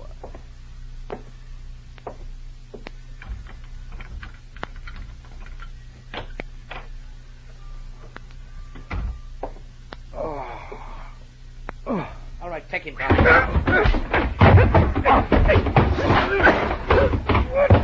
All right, Browning. That's enough. That's enough. You don't have to kill him. Dump him on the bed. Yeah, okay. Yeah, that's fine. Well, there's nothing in the room. There's a suitcase here. Clothes. A very snappy dresser. Detroit labels. He must be a Detroit boy. Don't beat your brains out, Browning. Now, let's help him off with his coat. Yeah. Yes, there's a Detroit label in it, too. Taylor's name and his name. His name's Horgan or Hagen. Hagen. Don't you know how to read? Hold him, Browning, before he gets ideas. Hey, let go. Just rest easily, my friend. Stop it! What do you guys want? Where did you get this coin? My grandmother left it to me in a will. I don't care for that answer. Where did you get it? My grandmother. Oh. Why were you flashing that coin around? Okay, I'll make conversation. The reason I showed the coin was maybe because I'm anxious to get in touch with a guy who knows how to make them. Anxious, huh? Why? The engraving on that one stinks. So? I'm peddling a die. Yeah? That treasury itself couldn't spot it as a phony. The die you've got is that good? Why are you looking for company? I've got to get the gold. Trail. Yes. This could be a T-man trick, a stakeout. I got a patent on stakeouts. I have doubts about you, mister.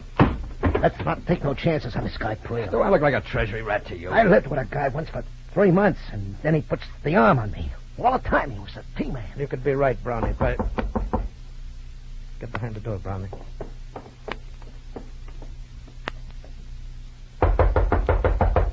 Answer him. Who's there? Pasquale, dead clerk. All right, open the door, Harrigan. And remember, we can see every move. Yeah? There was a cop downstairs just now. I don't say. What about him? He was looking for a man named Harrigan. There you go. My name's Johnson. You know that. I signed the register. This cop, he shows me this official paper with your picture on it. Wants to know if you're here. Let me see. I said nothing, senor. Of course, he may be back. Perhaps, Oh, no, okay.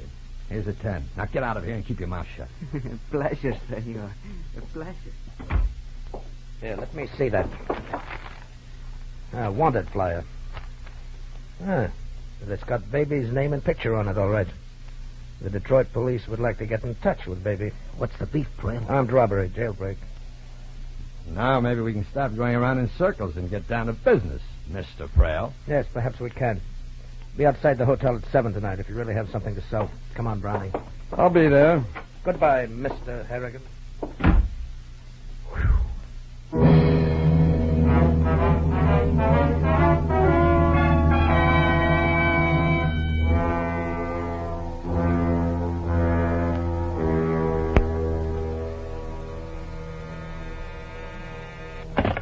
Yes? Los Angeles calling, Chief. Mr. Gregg. Okay. Go ahead, Greg. O'Brien contacted me through the drugstore, Chief. Needs a set of dyes, good ones. Guys, what for? I don't know. He's got some idea or other. Wants them fast. $20 gold? Yes, sir. Also a counterfeit coin made from those dyes. The best set we've got are those made by Anton Bauman. Bauman's been in jail for 10 years. Should be safe enough. You'll get him to O'Brien? Right, but rush him, Chief. You'll have him in the morning. What's the setup?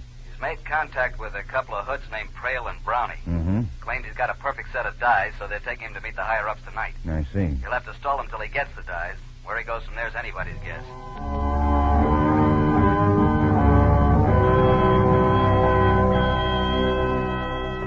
Just after 7 that night, I was going up a flight of stairs in a down-at-the-heel building on Spring Street. Frail and Brownie flanking me.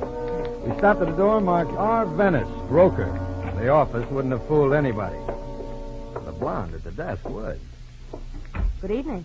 Well, hello. Carla, is Mr. Venice in? He's on the telephone. Be through in a minute. Hey, you boys got a nice layout here. Count in the secretary. Sit down, Harrigan. Thanks.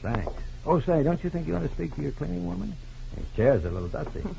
I've been meaning to take care of that. Mm-hmm. At the same time, you might tear a couple of sheets off your calendar. It's April, sweetheart, not February. Some clown. Think it'll be 2 more months before you use this office again? I'll tell Mr. Venice you're here. You talk a lot, Harrigan. Mr. Venice, Mr. Harrigan's here with Mr. Trail and Mr. Brown. Thank you, Carla. Come in, boys. Well, you can stay too, Carla. Oh, after you, Mr. Frail. And, Mr. Brown. Some clown. Sit down, boys. Make yourselves comfortable. All right. Well, now, we don't have to stand on any ceremony, do we, Harrigan? Let's have a look at that gold piece, Prail. Thank you. Mm-hmm. It's not one of ours, but lovely. Fine piece of work. Oh, that gold piece is just experimental. I got a set of dyes that'll beat that one 4 ways from Sunday. Well, now, Harrigan, are we just supposed to take your word that your dyes are good? The Treasury Department itself couldn't spot them. If they're that good, why not use them yourself? You've got a point, Harrigan. Well, why do you want to sell? A set of dyes is one thing. Getting the gold to put into them is something else again. And when do we see the set of dyes? When I see the gold. What happens if when we see them, we don't like them? Well, I'll have to look someplace else for the gold. Oh, Paul Miller will have to locate them first. Miller? Our technician. He's a hard man to please. Okay. Well, where do I find this Miller? Mr. Prail will attend to that. However, for your own sake, Harrigan, I trust those dyes of yours are as good as you say they are. There's only one thing wrong with them, Mr. Venice. Oh? They're hungry. For gold. Oh. And speaking of hunger, I've got a date for dinner. Huh? Goodbye, everybody. I'll see you out, Mr. Harrigan. Thanks. Look, Venice, I don't think... That date I have for dinner with myself. Oh, I could get a reservation for one more.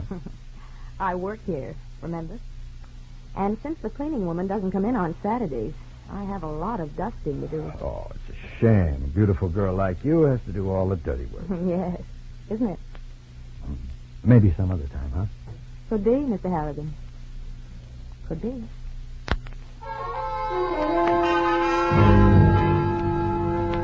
I had to shake my head to clear Carla out of my mind. This was no time to mouse around with a beautiful blonde. I caught a taxi and cruised around the block a couple of times to make sure I wasn't followed. Then had him drop me at the Quatter drugstore. I ordered coffee, and when the clerk brought it, he mopped up the counter with a bar towel. When he lifted the towel, a small package was beside my hand. The chief had them flown out. Those dyes were made by Anton Bauman. They're the best dyes ever captured by the department. Any luck so far? I've met a mug, a college graduate, a super salesman, and a beautiful girl. Maybe they'll lead me to the boss.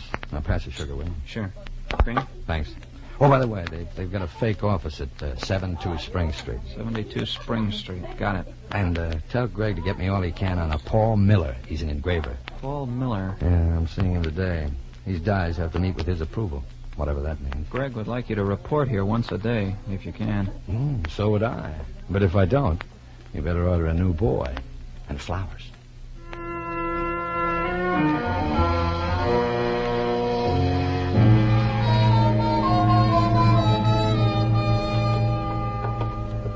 So this is where we meet the famous Miller. In the same tired, dusty office of one R. Venice broker. That's right. Miller, this is Harrigan. Come in, all of you.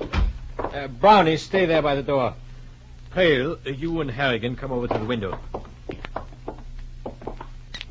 Now, Mr. Harrigan, the dies, if you please. I'm sorry, Mr. Miller, I didn't bring them with me. Then what are you doing here? I told Venice and all of you that you can see the dies when I see the gold. If I know you people have the metal, maybe we can go into business together. In the meantime, here's a sample. Lead. I know, but look at the engraving. Mm-hmm. Not bad. Not bad at all. That's a very cautious appraisal. Whoever did this was very good, Harrigan. But don't you know that the Secret Service has a file on every engraver in the United States? That's what makes this so good. The man who did this isn't in the files. He's a refugee, a Hungarian named Harthy, in this country illegally. How did you get to him? Well, I was overseas a 3 years ago. Met him then. So you were abroad. Why did you tell me this, Pray? He didn't tell me he was overseas. What does it matter to you if I was in Europe? Never mind. I'm satisfied with this engraving, Harrigan. But I'll have to see the dies before the boss will come to any terms. Brownie, you stay here and wait for Mr. Venders and Carla. And Prale, you stick with Harrigan and make sure he delivers the dies to us on the yacht tonight. Okay, Miller. Come on, Harrigan. Real smart boy, Miller. Yes. Now, let me see. I bring the dies to a boat somewhere? We bring the dies. Oh. Prale. Yes. How am I going to get the dies with you hanging on to me all the time? What? Answer, I can't. So?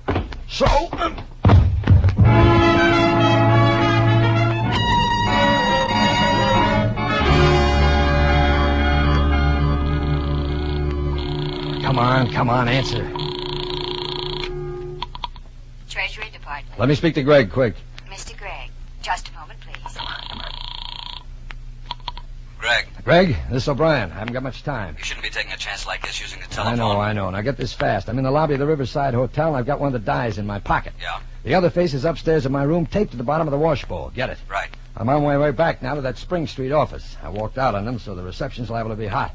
If I can work it, we'll all be heading for the waterfront, a yacht somewhere or other, within an hour. Okay. I haven't got a gun, but I'll try and draw a shot if I can flush the boss. And you have the harbor patrol cover every yacht basin.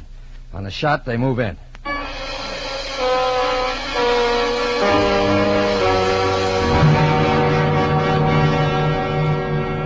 You're an idiot, Prale. Look, Mr. Venice, everybody had a look at him, passed on him. How was I going to know he was planning to hang one on me? He must be a T-man. We're in trouble. Even if he is a T-man, he's got nothing on us. Why worry? He got close. Can't Prale take care of that? Yes. Prale, find us, Harrigan. You won't have far to look.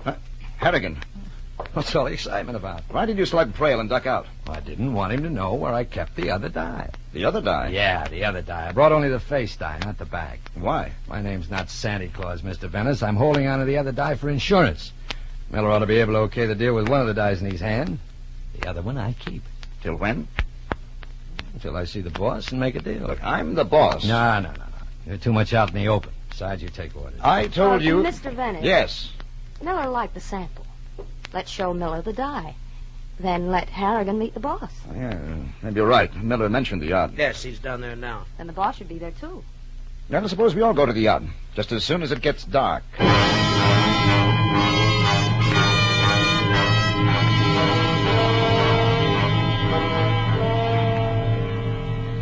I've got Mr. Carlson now, Mr. Gregg. Thanks. Hello, Chief? Yes, Rick. Chief, I've got news. O'Brien got the dies and is meeting the head of the ring tonight aboard a yacht somewhere. Good work. But I've got news for you. The department had a time tracking Miller. No federal record. They finally dug up something in a small town down south. Local indictment. But get this. Miller worked with Bauman. Miller and Bauman? Then that means That means he'd spot O'Brien's die immediately as a Bauman job. Get in touch with O'Brien. He's got to leave Los Angeles right away. He's got to break off contact with the gang. Right, Chief. I'll get right on it. Yeah. Smith, take 2 cars and head for San Pedro waterfront. O'Brien's walking into a trap. If I can't contact him at his hotel, it means he's heading for the beach with that crew right now. If you hear any shooting, head for it. I'm going to try to find O'Brien and stop him before it's too late.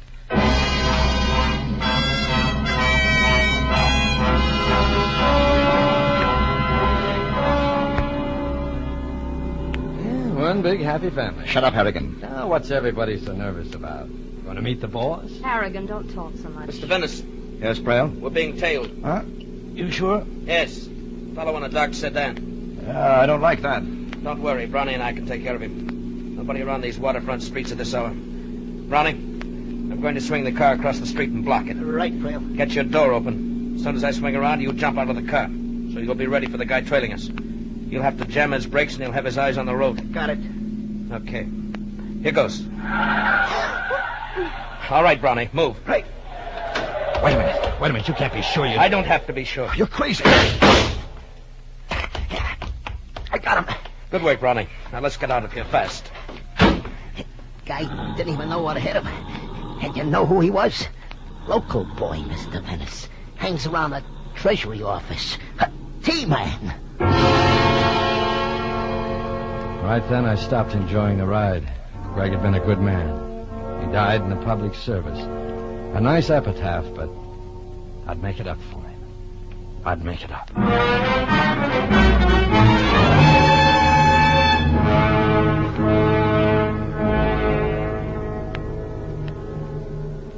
Prale, you and Brownie stay here at the end of the pier and keep a sharp lookout. Harrigan and I are going aboard. Come on, Carlo. Right.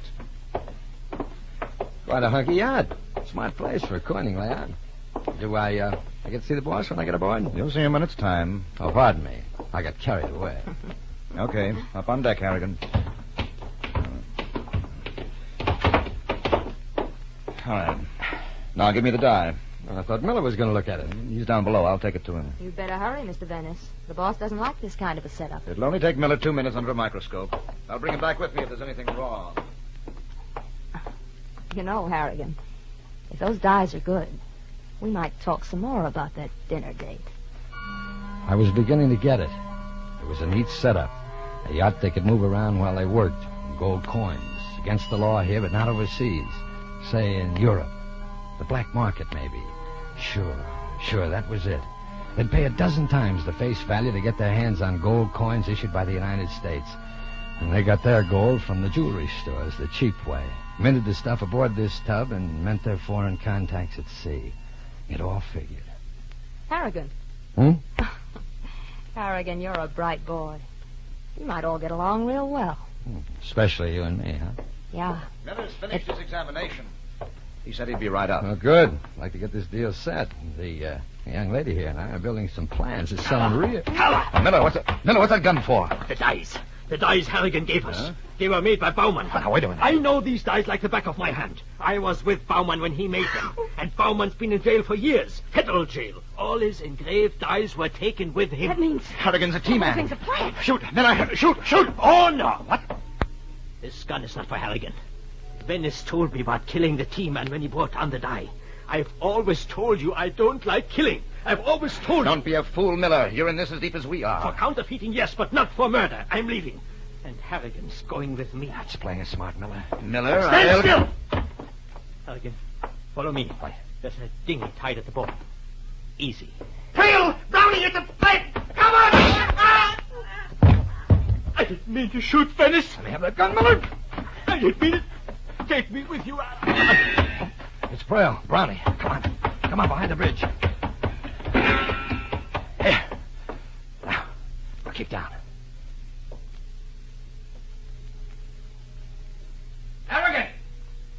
We know you're there. Come on out, and we'll talk. You want me, come and get me. Prale, look, it's the cops. Harrigan, you double-crossing rat! Prale, let's get out of here. It's too late, Prale. Throw your gun overboard and give up. I'll get you first, Harrigan. All right. This one's for Greg, Prale.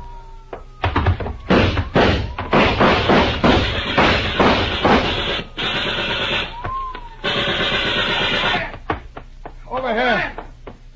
Here. You okay? Yeah. You got here just the right time. Thanks to Greg, poor guy. Before they got him, he told us you'd be aboard a yacht down here. We moved as soon as we could locate the shots. Good work, good. You didn't hit the girl, too, did you? Girl? I didn't see any girl. Tell him about me, Harrigan. You'll tell him about me, won't you? Yeah, I'll tell him about you, Miller. We take this guy, too? Yeah. But Okay. Harrigan, let me explain. But what was this about a girl? She must be down in the cabin. You wait for me.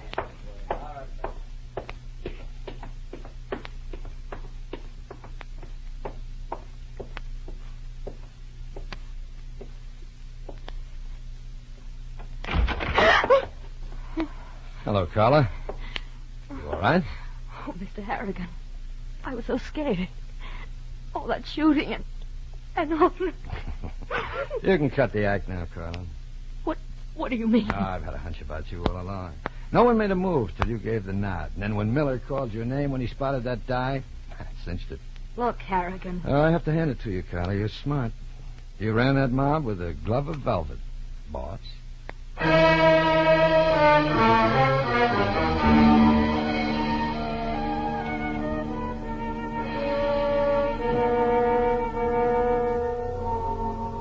I left her with the officer and his men, and as I walked along the now deserted pier, I suddenly thought of an exotic flower I'd once seen in the tropics. A parasitic flower that thrived on death and decay. Beautiful, but rotten clear through. Well, geraniums may not be as pretty, but thank gosh there's a heck of a lot more of them.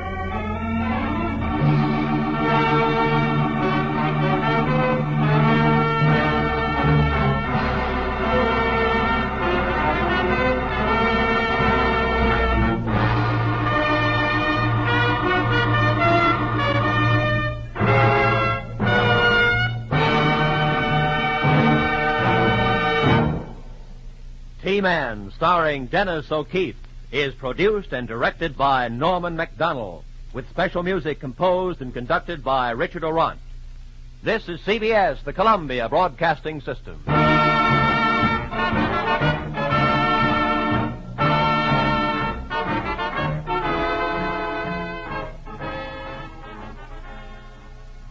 The Man from Homicide. According to Webster's dictionary, homicide is the killing of one human being by another. According to Lieutenant Lou Dana, it's the beginning of a dirty, dangerous job that doesn't end until the killer is found. I don't like killers.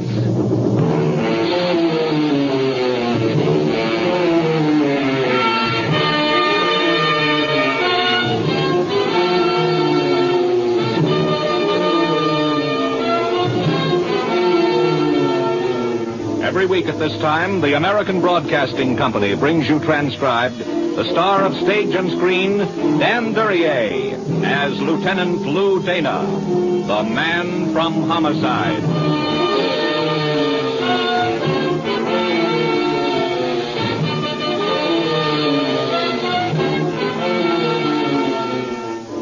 Most men spend their lives building walls around themselves. Money, social position, land. And the man with many walls may seem to be different from the man who sells pencils on the corner. But sudden death knows no walls. And when they look into its face, all men are pretty much alike. I know.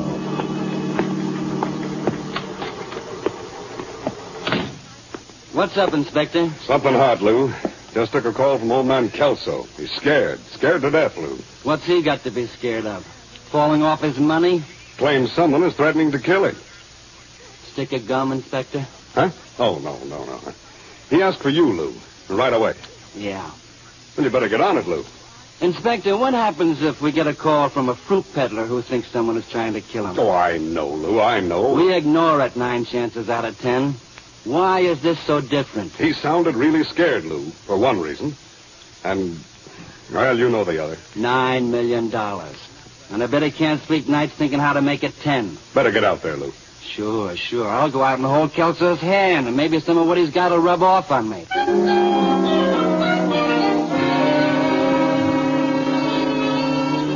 The Kelso butler and I exchanged chilled greetings before he consented to guide me to Mr. Kelso's room. The 50-cent tour through a mausoleum. He announced me, left, and I was face to face with $9 million. Come in, Lieutenant Dana. Come in. Sit down. Thank you for coming so promptly, Dana. I won't forget it. I still have 1 or 2 friends left, you know. I won't forget it. Somebody's been threatening you, Mr. Kelso? Has he been threatening me? Tell me a better word for it, Dana. Tell me a better word for it when a man announces openly, brazenly, over a period of weeks, that he intends to kill me. All right, Mr. Kelso. What's his name? There will be no publicity concerning this, Dana? Not unless he carries out his threat. What? Oh, yes. Well, his name is Farley, Dana. Stephen Farley. The name should be familiar to you? Vaguely. Small-time hood, I think. I haven't heard anything of him in a couple of years. No wonder. I've been supporting him lavishly.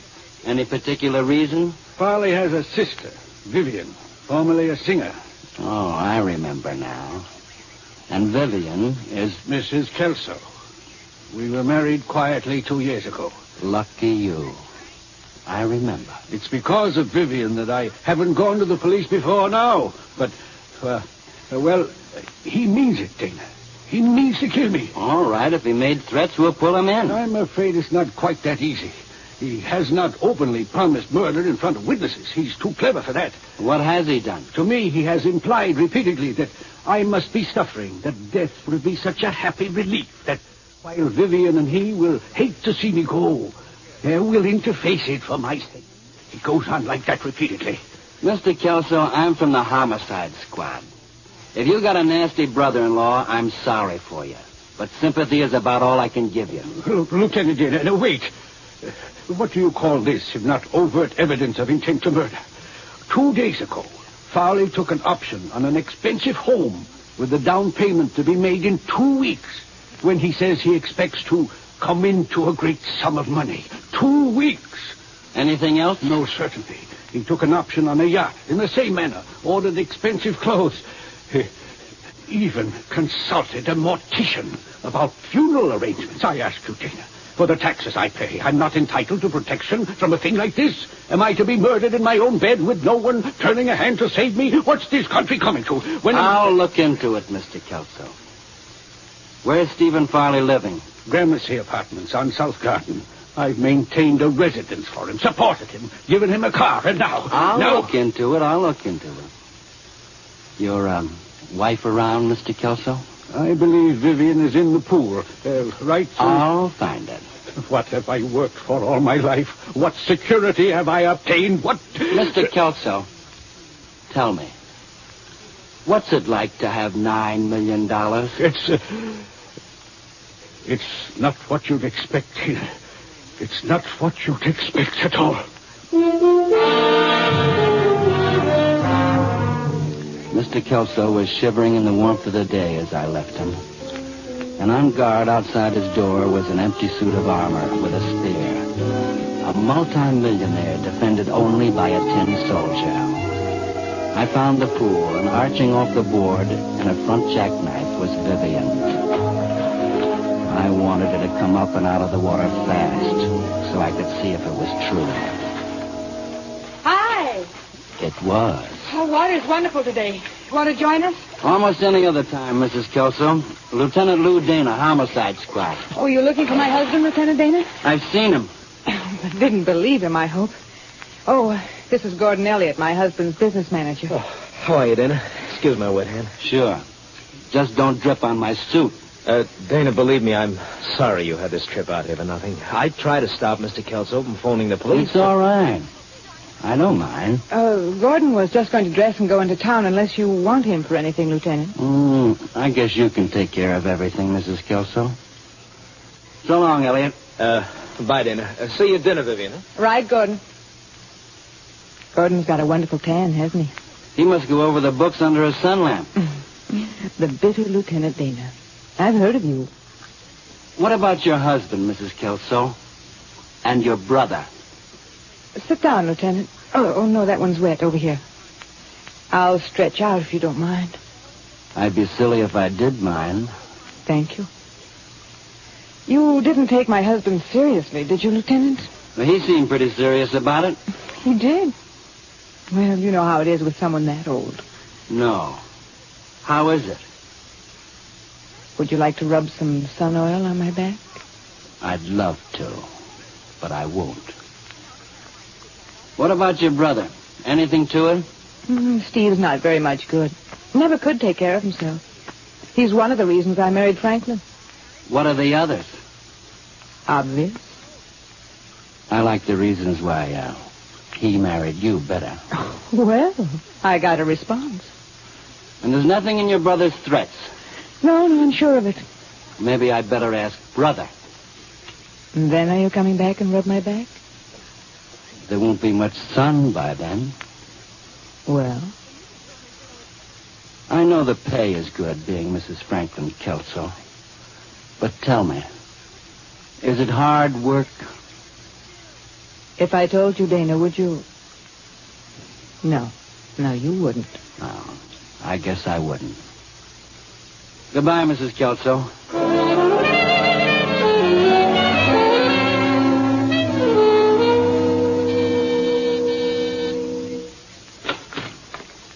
Yeah? You should remember me, Farley. I do. You worked me over about 3 years ago. You didn't get anything out of me, Dana. Well, maybe I'll have more luck the next time. Can I come in, or should we talk for your neighbors? You can come in, Dana. Nice apartment. Thanks. I know your decorator. He does calendars for pool rooms. Same old Dana, same jokes. Sit down. Drink? Not with you. Old man Kelso says you've been shooting off your mouth about killing him, Farley. He's in his second childhood. I saw his second childhood. She says there's nothing to it either. Then why bother me? How about that house you took an option on? I've been looking for a place, yeah. What's with the yacht? Nothing serious. Nothing serious. Come here. Lay off me, Dana. This smells like a game, and I don't like anybody playing games with me. In particular, a cheap hood living off his sister. Here's a string around your finger to remind you. I don't have to take that anymore, Dana. Then don't reach in your pockets when I talk to you. What your sister married don't build you up with me at all, Farley. If you didn't have that badge, you wouldn't be so easy with your hands, tough guy. If I'm tough, it's because crime and guys like you have made me tough. I don't like your apartment, Farley. Don't give me any cause to come back.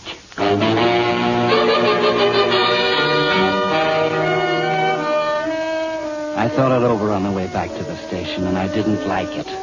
The deal was giving forth a very ripe odor, but I couldn't localize it. The inspector shared the same headache. I don't know, Lou. Use your own judgment, I guess. What do you think? I don't know either. We haven't got enough to be sure. I guess we better put a tail on Farley for a few days. All right. Take Metzger for it. Okay, I'll send him out. And don't take any chances on a thing like this, Lou.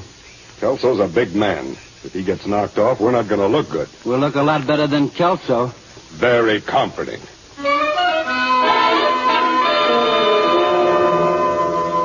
I sent Metzger out to stay with Farley and tried to forget about the Kelso family. The old man was easy. But at midnight that night, in my room, I was still having trouble with Vivian. Yeah? Oh, Metzger. You what? You lost Farley? How long ago? 2 hours?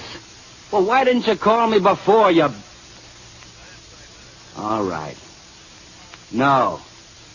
Go on into the station, if you can find it.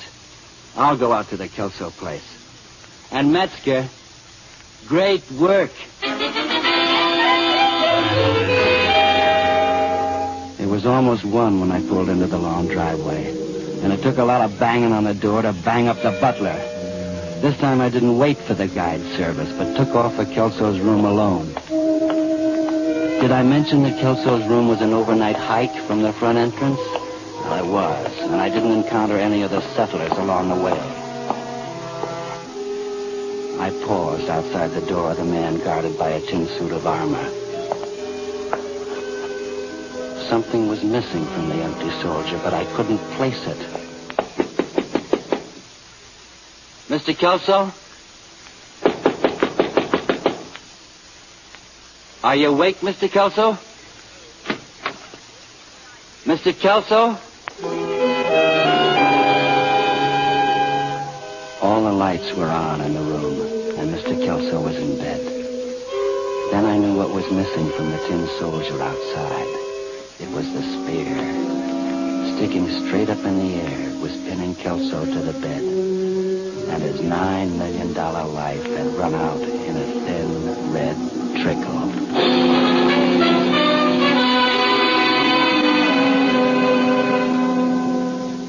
Technicians all through upstairs, Lou? Just about, Inspector. They got some very pretty pictures, but not much else. No prints on the murder weapon? Too smeared to be any good for anything. Get anything out of the butler?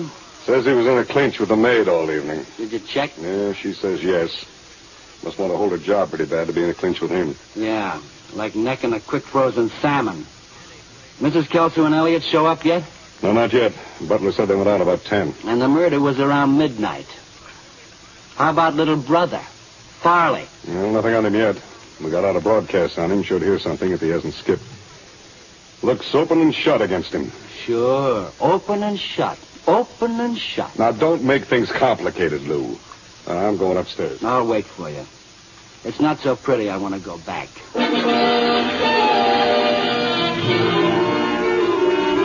I prowled around downstairs. The library with the expensive first editions that Kelso had never read and never would. The dining hall with the Italian masters on the walls that Kelso had never really seen and never would. The whole huge place for entertaining the friends he had never really had and never would. Then I heard someone at the front entrance. Hello? Who's here? What's happened? How are you, Elliot? Oh, Lieutenant. Dana. Kelso? Have a bright and gay evening? We saw the police cars outside. What's wrong? One thing at a time. There's nothing wrong that you can do anything about. Care to tell me where you both were this evening? Oh, of course not. We went to a drive-in movie. Mr. Kelso didn't feel up to it, so I took Vivian. And how long were you there, Elliot? Why, it was a little after 10 when we got there, and after 12 when we left. Isn't that about it, Vivian? Yes. What is this, Dana? Somebody saw you when you drove in and when you left? Well, I think so, yes. The movie is close to here? Well, fairly close. Walking distance? What is this? You can both give me the plot of the movie? Well, I think so. It was the one about the talking mule. Francis goes to the races. You want a resume? It's after 2 now. You left the movie at 12? We had a few drinks. And people saw you having the drink? Yes. Look, Dana... I imagine you both can hazard a guess as to what this concerns. My husband? Somebody threw him a spear. He caught it. You're now the sole possessor of $9 million. So he did do it. Who did do what? Nobody. You'd have trouble convincing the late Mr. Kelso. Can I see him? He's not very nice to look at. How bad do you want to see him? Not very. Dana, can I take her into the study? Well, if that's the best place you can think of, go ahead. Come on, Vivian. Mrs. Kelso. What, Dana? This new job, managing $9 million, it may be tougher than the last one.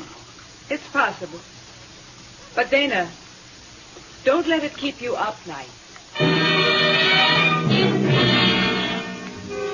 I was standing there wondering how it'd be to have Vivian Kelso keep me up nights when someone came down the stairs on very flat feet. Inspector Eddie Sherman. I got something, Lou. What? One of the prowl cars outside just picked up a flash. They grabbed Steve Farley trying to get on a bus for out of town. That's handy. Makes you look good, Inspector. Yeah. But Lou, if it ever gets out that Farley ventilated his brother-in-law after Kelso asked us for protection... I was just given some sound advice. Yeah? Don't let it keep you up nights. Let's go.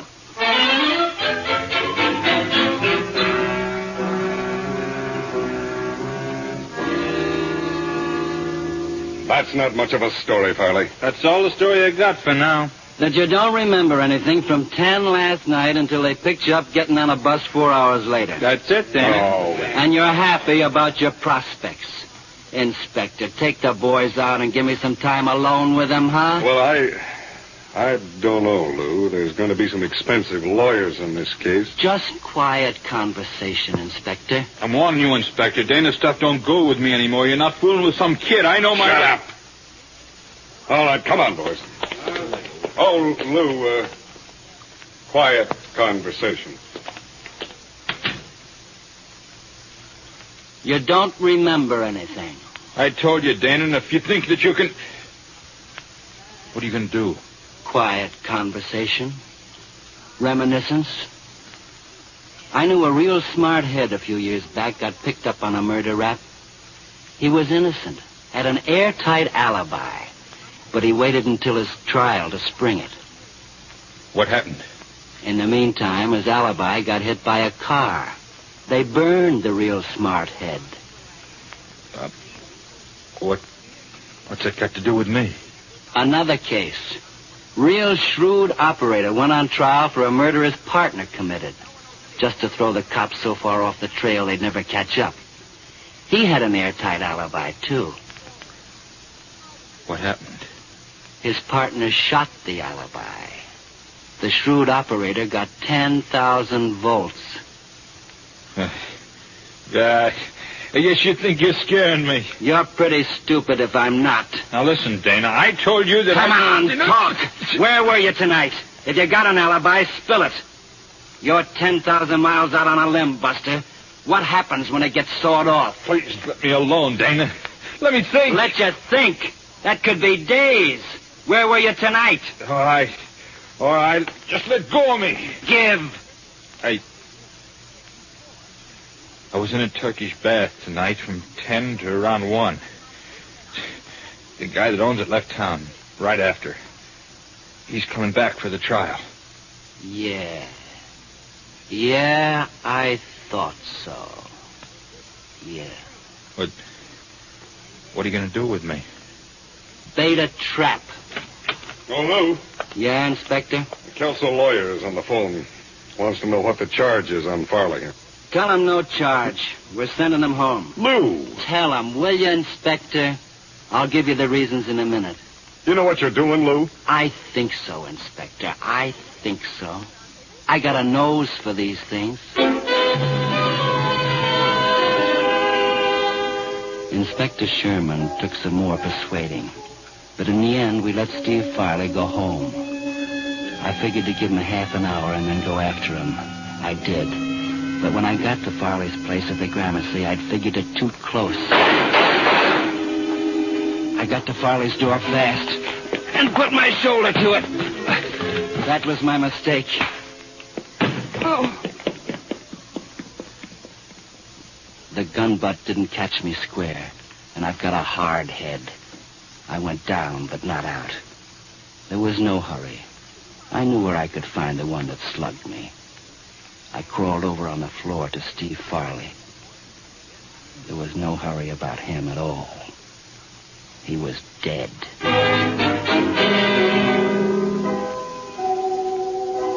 It was around 4 when I arrived for the third time at the Kelso place. It was quiet.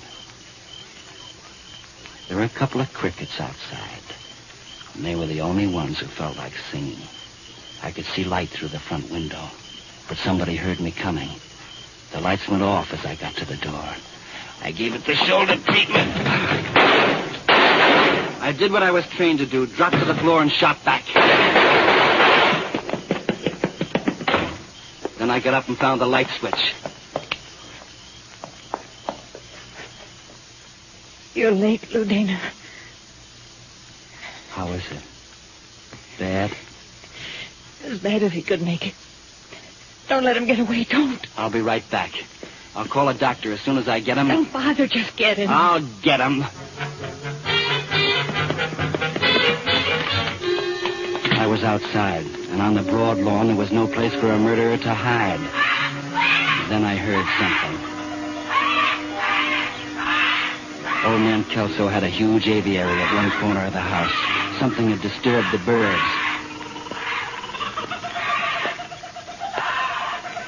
Elliot? Not a very good place to hide, Elliot. Too noisy. There's no home for a killer, Elliot. Not even in a cage. Come on out. Come in and get me. Sure. Only I haven't got much time, Elliot. There's a girl needs a doctor because you shot holes in her. That wasn't very smart, Elliot. You must be about out of bullets. try again. No bullets? I've still got plenty. And there's no one I'd rather use them on. Have one. Close? Maybe I can do better. Now I've got the range. I think this one has your name on it, Elliot. No, don't shoot, Dan. I'm coming out. I changed my mind. I like it better this way, Elliot. I want you to know what Kelso felt like. And Farley. And Vivian. Hold still, Elliot. No, don't say it. You're not going anyplace. You should have stuck to bookkeeping, Elliot. It suits you better. And that'll keep you quiet till I get back. I know. I wouldn't want to share the same cage with him either.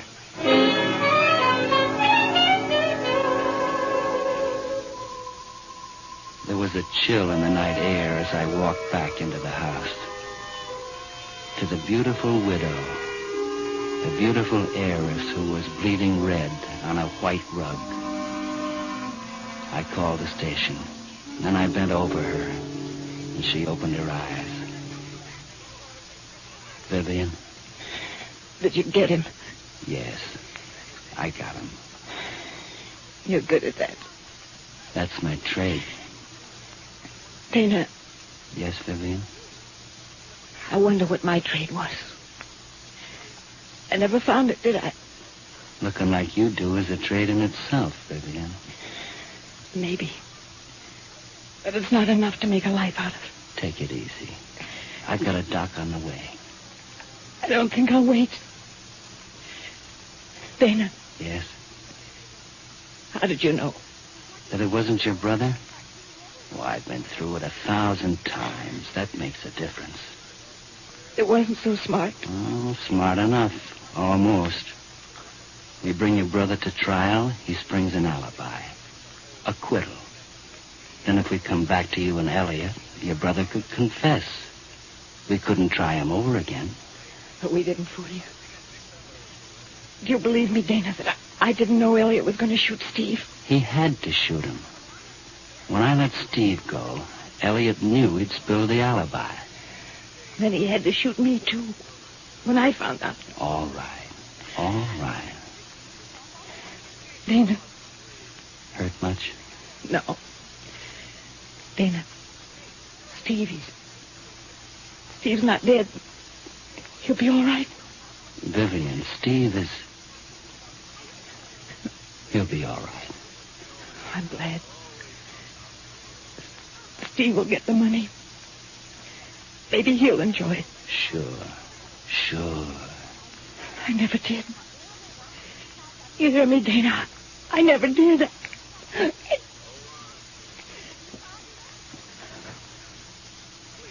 Vivian.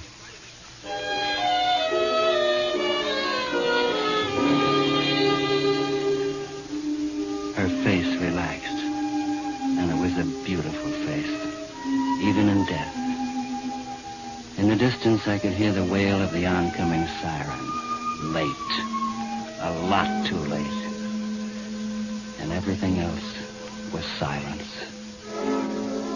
I don't like killers.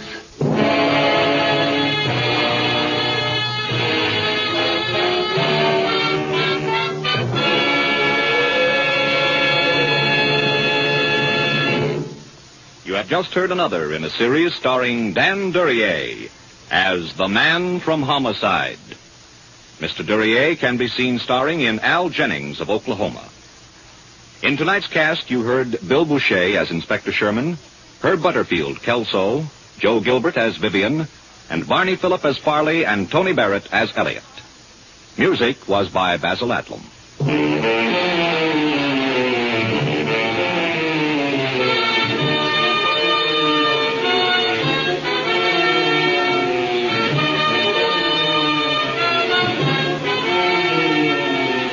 The Man from Homicide is transcribed. Tonight's story was written by Dick Powell, directed by Dwight Hauser.